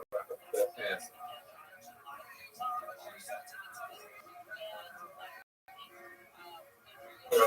What are you?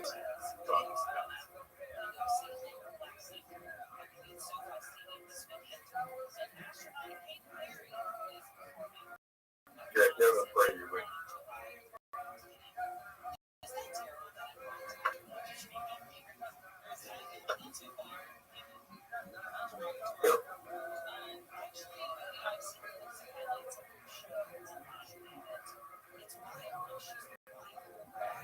Fuck. Should have told you that.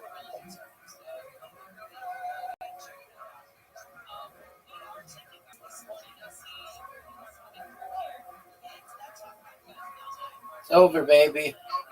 That game sucks. Don't ever send it to me again. Don't ever mention that fucking game. That was the worst waste of time in the history of mankind. The history of humankind. That was the worst.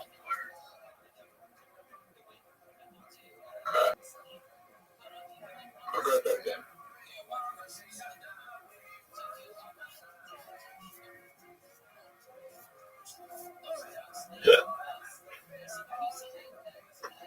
I got that game. Dude, anything's better than that piece of shit that you just sent me.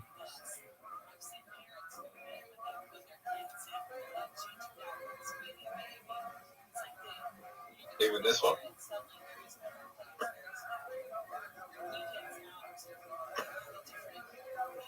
Dude, that game was awful.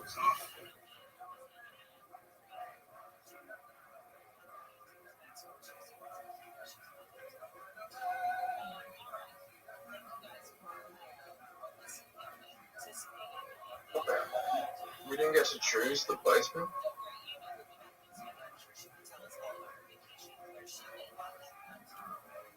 So we didn't get to choose.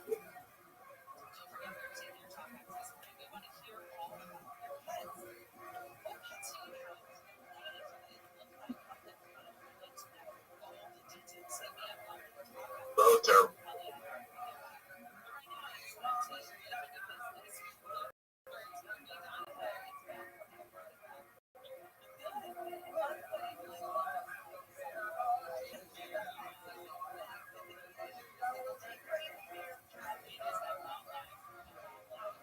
Did I sink one of your ships?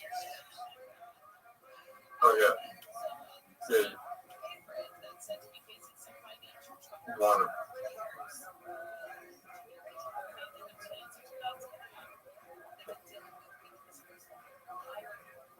Okay. Go. Yeah. I have a feeling that you'll see it. And yeah.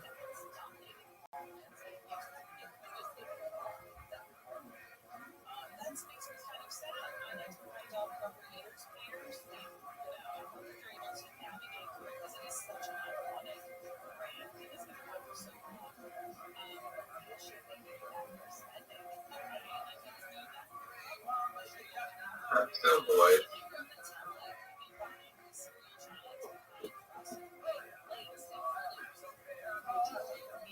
I made a terrible move there.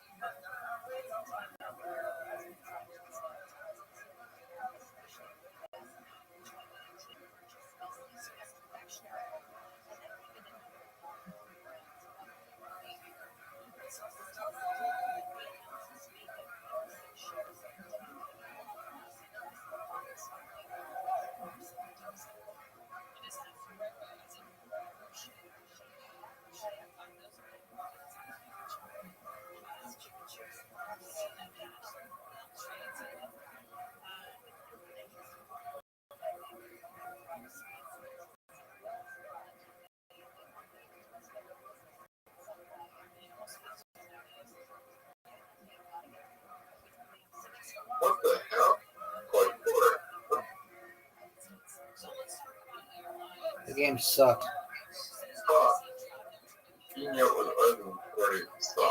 Zoot. 501 pro double out. Oh yeah, I'm sending you an invite, dog. This is my last game.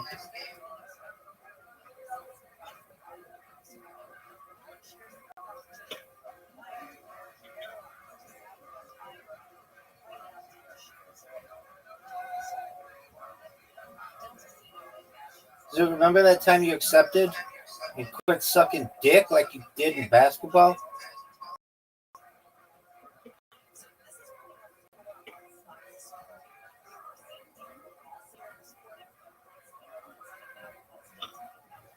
Zoot. Zoot. Zoot, you have 10 seconds.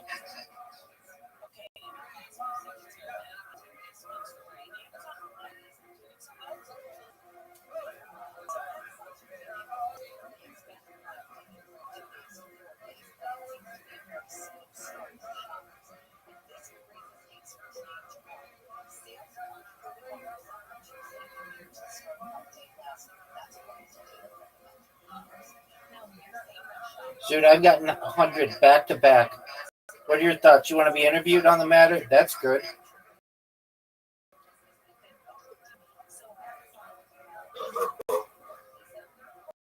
That's not good. I'm not asked questions.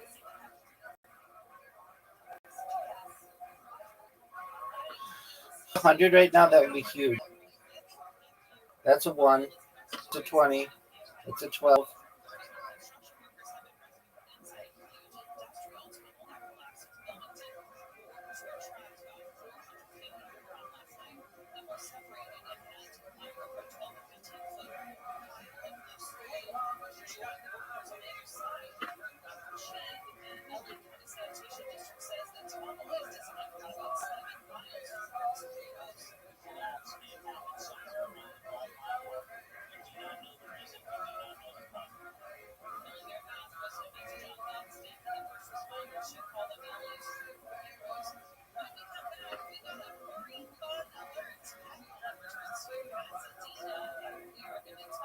$100.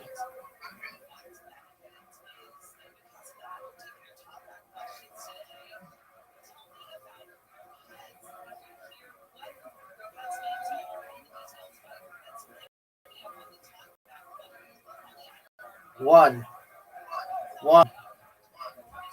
5.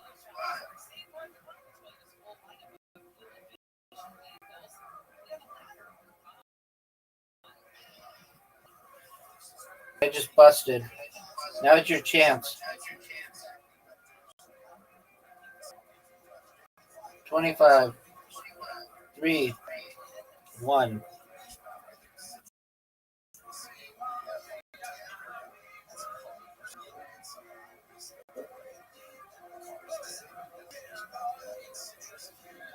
Fuck.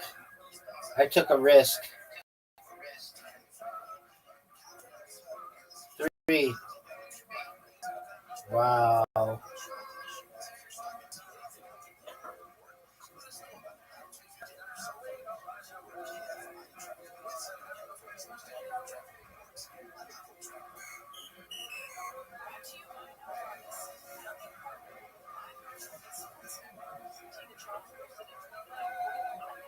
Get it.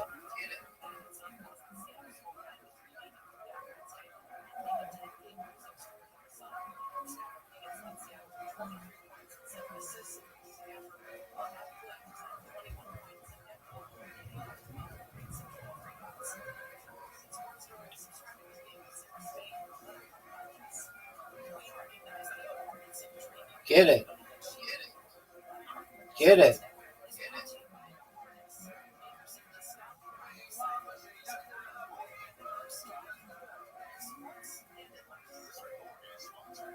Zoot, I just got it.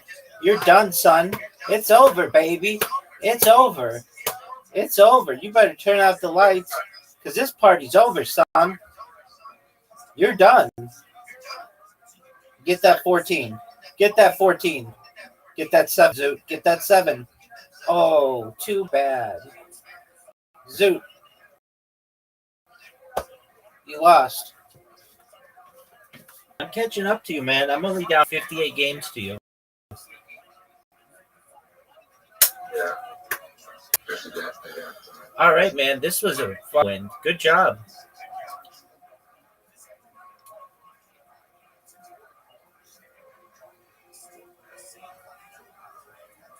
All right, Big Dog. I got some shit to do. I'm playing a random gang to see if they're gonna fall. Okay. I just scored 7 points. In what game? Shut up, brother. Fuck you. Don't tell me to shut up. Sorry, it's my Tourette's. Yeah, well, Tourette's my ass, dog. What game are you playing? Shut up. Oh, okay. Yeah, I think so. No, son, what do you say?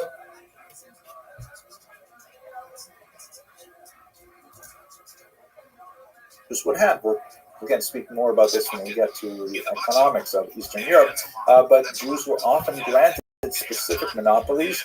For example, propinatia, the distillation and distribution of alcohol. That's why, in so many Jewish folk tales and Ukrainian folk tales and so on, you have the Jewish krechma, the Jewish inn, because that was actually a monopoly that was frequently given to Jewish communities. Bear in mind also that we're speaking about a corporate environment where it's not like individuals simply say, you know what, I think I'd like to go live in Krakow, and then they go move to Krakow and they find, how to fit themselves into the secular environment there. People lived within communities. You were like a Jewish community. You weren't like an individual who chose to affiliate. You were legally bound to that community. You were culpable with the community for communal taxes and communal punishments, sometimes things like that. So there were the Polish leaders were very enthusiastic Jews into the region, and so to them a series of rights that guaranteed, above all, safety. Rights to live in concentrated areas and things like that, and also economic privileges that allow them to ply various trades. There's going to be a lot more to say about this, and of course it will break down very significantly with the rebellion in the 17th century.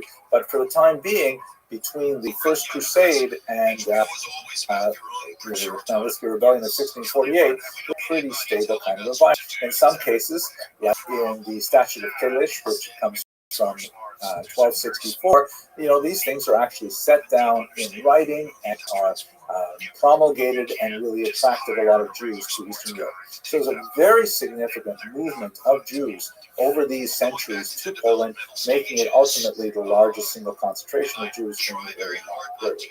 And just to give you a sense of what that looks like, here's a map that shows the relative concentration of Jews within the boundaries of the Polish-Lithuanian Commonwealth as of 1764, and you can see that the yellow means like less than about 10,000 Jews, and the deep red is more than 50,000 Jews, and you can get a sense of where the concentration is really in the region of western Ukraine and southern Poland in particular.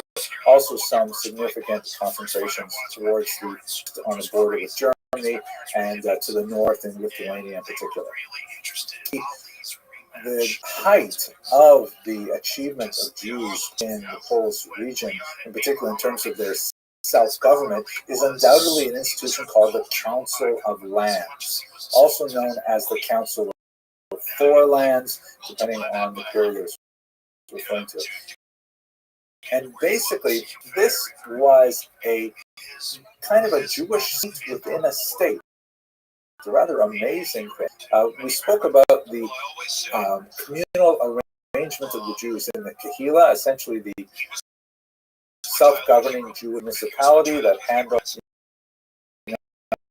all of this welfare, collecting their own internal taxes and charitably to individuals as needed, and set up, like everything from, waif support to poor brides and orphans, and all kinds of socials, but also self-regulating by Talmudic law. And each of these municipalities was basically structured very similarly. And what happened was, in Poland, they came to terms and they united themselves across the entire Polish-Lithuanian Commonwealth within one, as it were, national organization. They would meet twice a year, and particularly in Lublin, and they would make decisions that would affect all Jews within this massive country, the largest country in Europe at the time. It's really a rather amazing thing. This, by the way, is one of the pages from the minute book of the Council of Lands. Now, they had to have, like, for example, their own police authorities. They worked very closely with the state, and the Polish-Lithuanian state realized how valuable they were, particularly at first, with regards administering many social functions that they wanted to themselves have. But once they realized that it was more efficient for them to collect taxes directly from the Jews rather than have the Council of Lands involved, that it led to the erosion of the Council of Lands in particular. I'll talk about that as well, I hope, in a future lecture. But the kinds of things that they dealt with were really quite significant, and made a huge impact on the way in which Jews live, consider themselves within the Polish. This was really one of the high points of the Jewish diaspora, at least up until the Khmelnytsky Rebellion of 1648, where Jews regarded Poland as really a golden era for Jewish civilization, comparable in many ways to what we see earlier in Spain and that in Babylonia. It would result in a kind of very similar in many ways to the German Jewish synthesis, but of course, when we get to the 20th century, we see it all unravel.